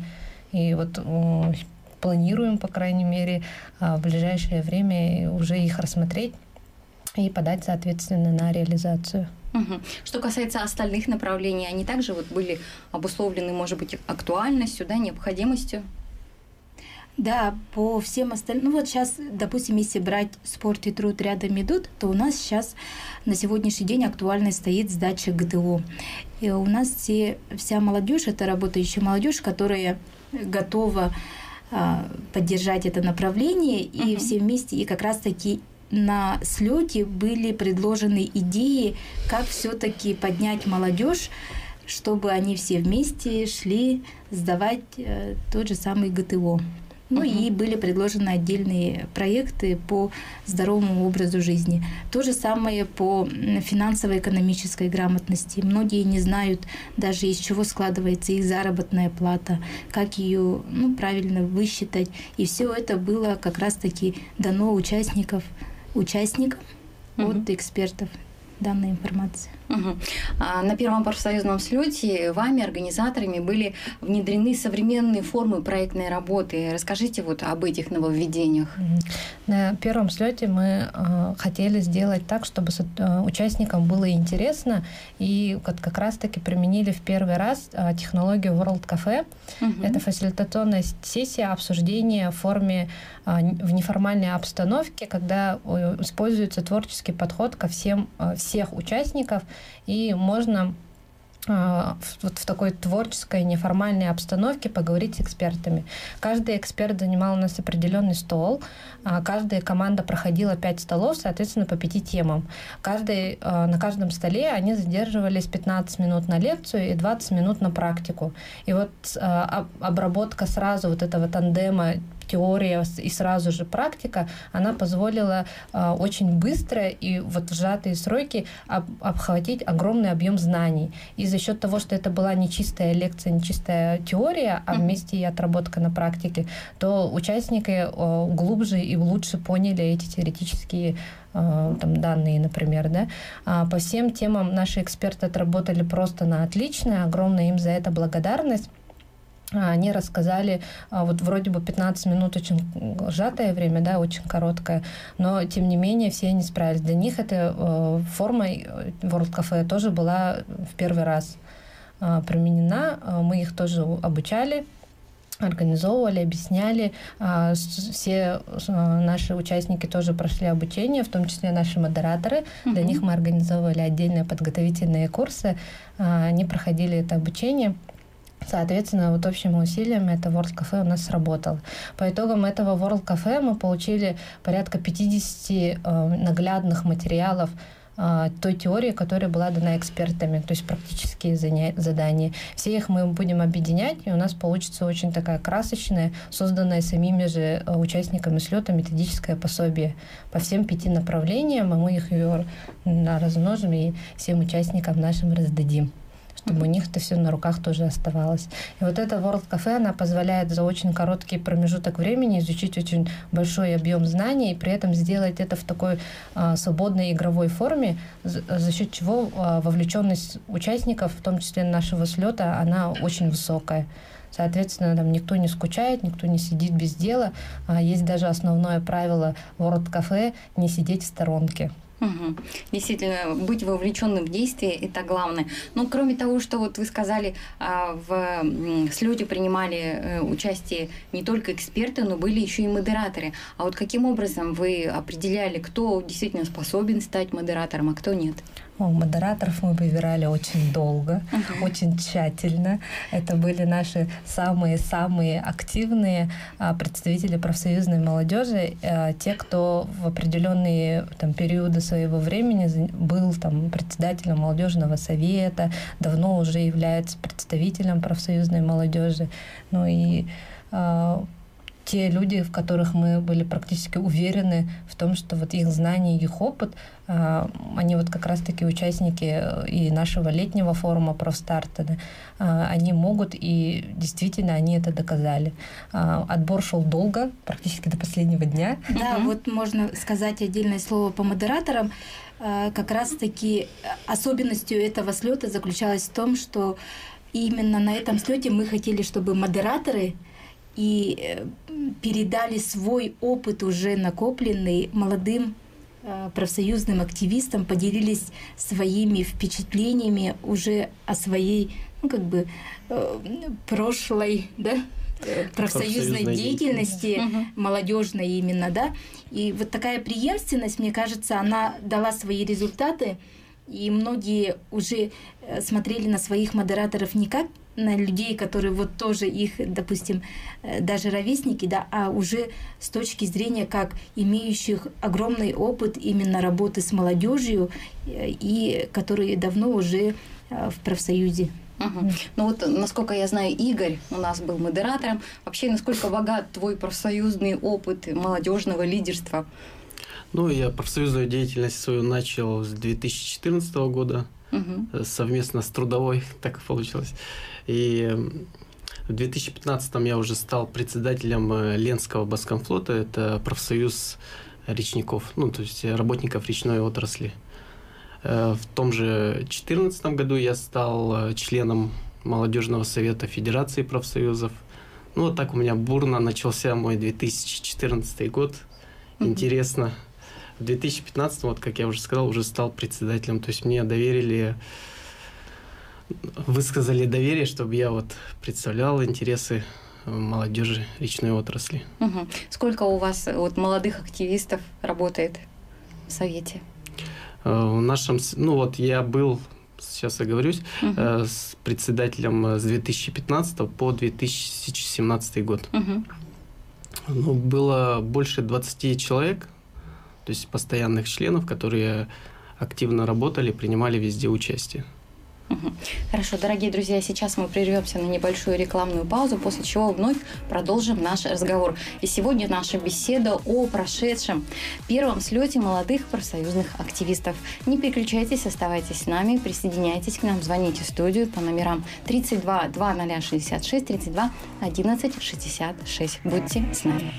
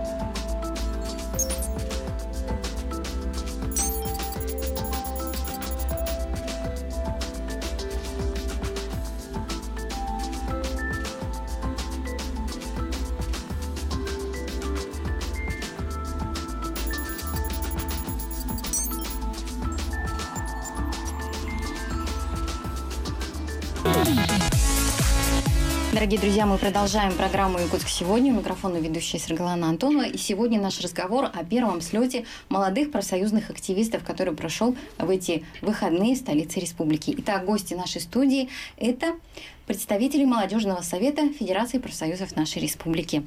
Анна Кривошапкина, Ирина Тюргюлева и Игорь Боцан. Итак, Игорь, ты как раз-таки был модератором команды «Олимп». Расскажи, пожалуйста, вообще, как были восприняты нововведения, которые подготовили для вас организаторы, да, и вообще, как проходила работа по разработке проектов?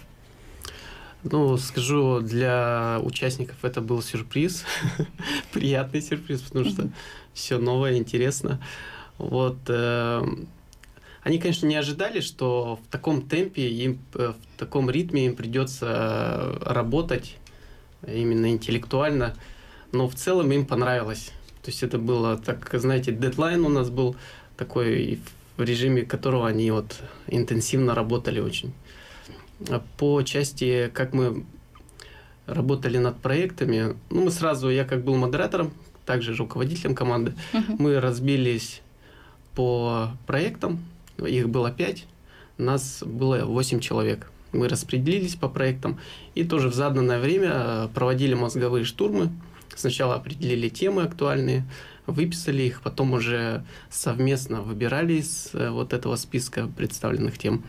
Когда уже определились, мы конкретно разбились по участникам, по темам. И потом также, вот, как и World Cafe, мы тоже также менялись, чтобы дополнять основную тему, чтобы каждый участник мог внести свой взгляд, свою мысль в вот этот проект, в решение задачи. Как вообще формировались команды, да? Наверное, это были представители различных улусов нашей республики, да? Вот как шел отбор? Ну, это происходило, как я понимаю... Давайте я скажу, да? Вот у нас было... Да, по всем отраслям и по координационным нашим советам в районах мы сделали квоту по зависимости от количества членов профсоюзов. Допустим, Риском госучреждения был представлен 10 молодыми профсоюзными активистами. И так по каждой отрасли. Затем мы разбили эти 100 участников на 10 команд по 10 человек. В каждой команде должны были быть представители от разных отраслей: образование, госучреждения, здравоохранение, авиация, культура, электропрофсоюз и так далее. И вот по каждому. То есть команды были шерстные, да. То есть, чтобы на проект можно было посмотреть именно с точки зрения именно всех отраслей, и были затронуты интересы всей молодежи. Игорь, ваша команда, насколько я знаю, победила. Да, мы выиграли в номинации «Законотворчество», и в целом в общекомандном зачете тоже выиграли первое место. По законотворчеству у вас какой проект был? Мы разработали проект закона о молодом специалисте в Республике Саха-Якутия. То есть посчитали, что это для нас очень актуально. Вот, и решили все силы бросить на это всю ночь. Хорошо. Анна, а вообще какие еще интересные проекты были предложены командами? Проекты все были очень интересные, и вот что нас обрадовало в большей степени, они были разбросаны буквально вот по всем темам, которые возможны и невозможны, да? Начиная вот как раз-таки от таких больших глобальных, как о молодом специалисте, так и более узконаправленные о молодых специалистах-учителях, в том числе и самые такие простые, может быть, например, по нашим акциям, это велопробег до Юсхатына в летнее время, это установка различных памятников, сооружений, вплоть до создания мобильного приложения для профсоюзника и ребрендинг сайта Федерации профсоюзов. Даже такое предложение вносили. У нас вот по всем 5 направлениям были номинации, по каждому направлению был свой победитель, и его общий зачет первые 3 места. И вот на каждый был вот прям очень большой такой выбор проектов, и все они были настолько интересные, что наша экспертная комиссия, она очень долго заседала, почти час они выбирали, смотрели и вот разбирались, что и как какие проекты вот можно реализовать.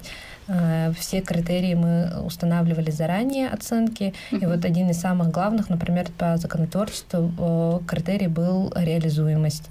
По мероприятиям, по молодежному совету, по акциям и по спорту «Труд вместе идут» самый главный критерий был новаторство. То есть нам хотелось узнать что-то вот новое, что мы никогда раньше не делали, не проводили, но вот что у молодежи нашей профсоюзной в мыслях, как говорится, витает.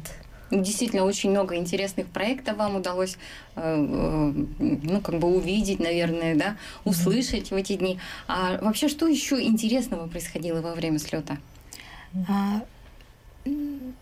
На слет у нас было дано всего лишь-то, если брать по часам, 1,5 дня.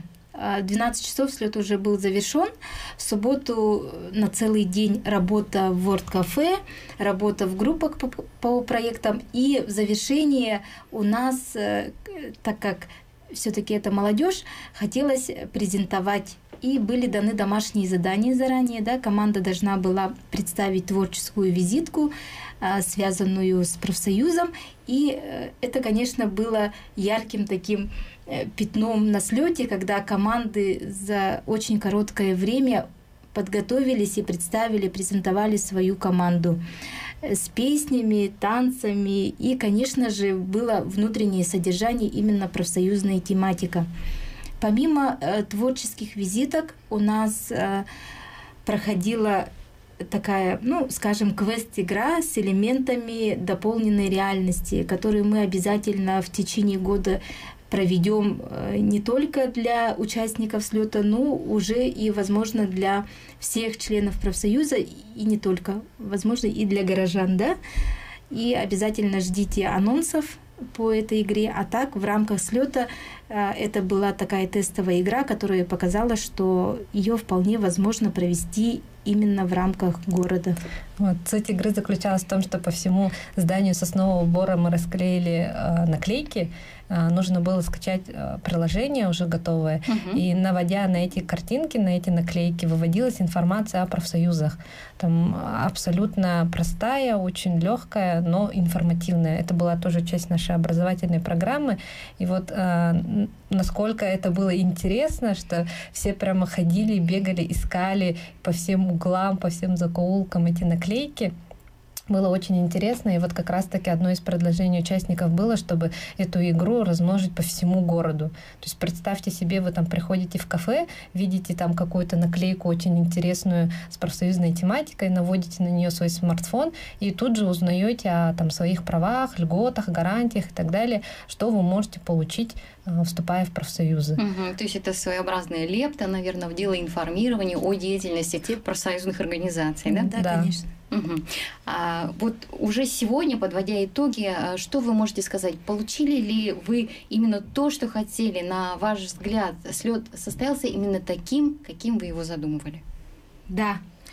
Сегодня мы можем с уверенностью сказать, что то, что мы задумывали месяц или даже 2 месяца назад, и когда придумывали концепцию, в каком формате мы будем проводить данный слет, мы можем сказать с уверенностью, что да, у нас получилось, мы получили именно то, что хотели.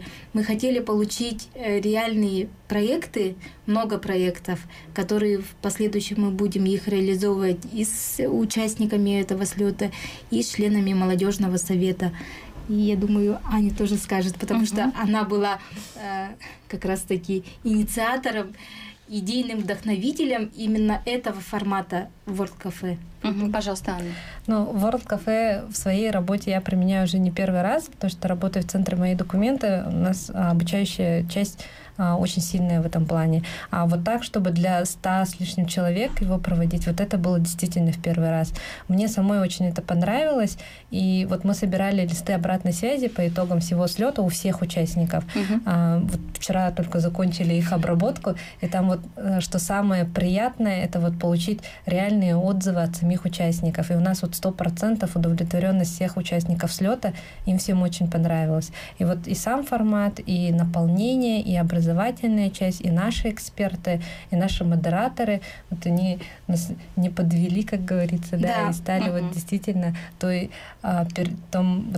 передаточным пунктом, можно сказать, да, между нами, организаторами и участниками. И очень вот хорошо себя показали и уже агитируют новых членов, активистов на вступление в молодежный совет, ну и просто на проявление своей гражданской инициативы. И вот вчера мы как раз праздновали наш, можно сказать, праздник профессиональный. Вчера был объявлен 2 апреля, да, День гражданского активиста, да. И вот у нас по всем группам, у нас есть везде группа WhatsApp по всем направлениям, да, он просто все взорвалось, все друг друга поздравляли. Было очень интересно, и вот у нас наша семья профсоюзная, она стала еще больше. И это действительно радует. А вообще, что вам дает участие вот в профсоюзной жизни? Коротко, буквально в нескольких словах. Участие в профсоюзной жизни дает лично мне реализовать какие-то наши проекты, скорее всего, да, потому что многие любят просто говорить, но при этом ничего не предлагают.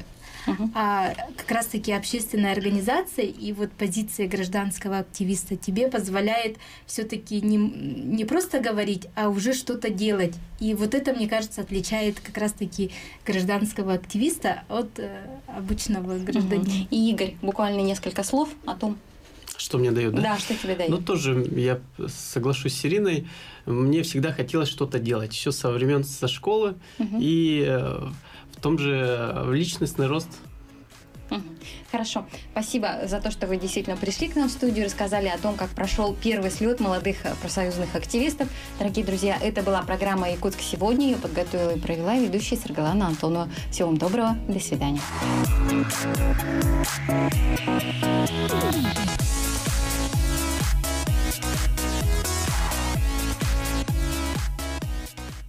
Якутск сегодня. Жизнь столицы. Слушай и смотри. Радио Т-Тим на волне 107,1.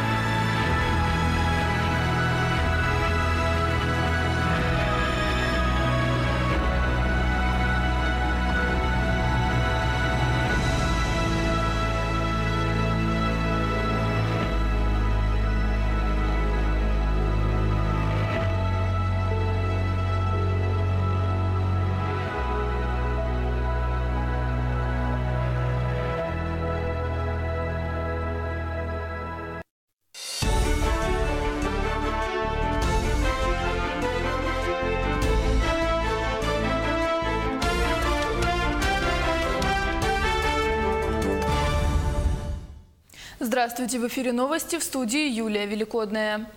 Сегодня временно ограничат электроснабжение. Часть потребителей Якутска, Верхневилюйского, Вилюйского, Ленского, Алекминского, Нюрбинского и Сунтарского районов на несколько часов останутся без света. Это связано с проведением работ по ремонту и техобслуживанию линий электропередачи и оборудования. График отключений вы видите на своих экранах, в нем возможны изменения.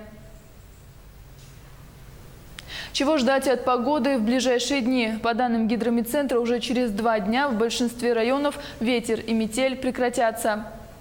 С 5 числа повсеместно в центральных, южных, западных районах у нас будет без осадков, без ветра.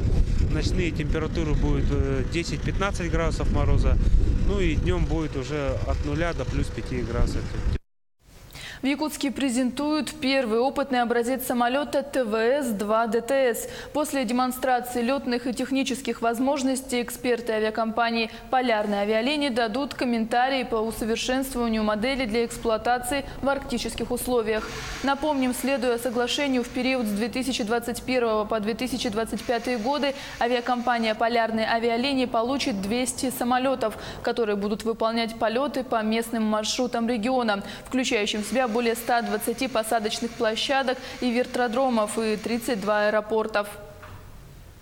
Государственные жилищные сертификаты получили 6 граждан. Общая сумма социальных выплат из госбюджета составит свыше 9 миллионов рублей. В Мирнинском районе продолжается реализация подпрограммы, которая предусматривает обеспечение жильем граждан, выезжающих из районов Крайнего Севера и приравненных к ним местностей. Основные критерии при постановке в очередь для выезда из северных районов – прибытие на Крайний Север до 1 января 1992 года. Стаж работы до выхода на пенсию в этой местности не менее 15 лет. Отсутствие жилья за пределами Крайнего Севера. Регулярные автобусные маршруты запущены в села Бичинча и Артон-Ахара. В Бичинчу рейсовый автобус будет ходить по вторникам и четвергам, в Артон-Ахара по понедельникам и пятницам. На маршруты поставлена «Газель». Поездка до Бичинчи обойдется в 235 рублей, до Амурьи можно добраться за 85, до Артон-Ахара за 250 рублей. Ранее местным жителям приходилось пользоваться услугами такси. В Алдане определили площадки, где напишут тотальный диктант. Ими стали Центральная районная библиотека имени Некрасова и Алданский политехнический техникум. Ежегодная всероссийская акция «Тотальный диктант» пройдет 14 апреля. Регистрация участников начинается сегодня. В этом году участники напишут текст Гузели Яхиной, автора романа «Зулейка открывает глаза», который получил в 2015 году премию «Большая книга».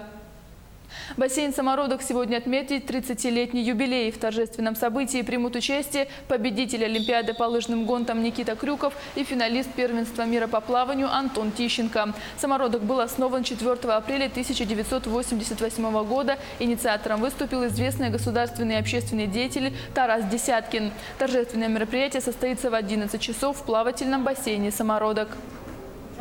Олимпийский чемпион Никита Крюков также примет участие в гонке звезд. Лучшие лыжники Якутии выступят сегодня на стадионе «Юность». В рамках проведения гонок сильнейшие лидеры сборной оспорят медали в командном спринте. На трассу выйдут 12 пар. Крюков выступит с молодым дарованием Николаем Зыковым. Отдельно стартуют дети 12 лет и младше. В прошлом году состязания выиграли Никита Крюков и выпускник ДЮСШ Алдана Иларион Захаров. Сборная Якутска провела контрольные тренировки перед предстоящим чемпионатом республики по хоккею с шайбой, который стартует в пятницу в Ледовом дворце Элейботур. Столичная команда выйдет на лед в ранге действующих чемпионов. Основа команды – хоккеисты из клуба «Якутскэнерго» и тренерский штаб Республиканской школы хоккея. Соперниками сборной Якутска станут игроки из Нюрнгринского, Мирнинского и Усть-Алданского районов. Победитель по итогам 3 игровых дней будет определен по круговой системе. Прямые трансляции матчей чемпионата можно будет увидеть на нашем телеканале, а также на нашем сайте yak24.ru. Таковы новости к этому часу.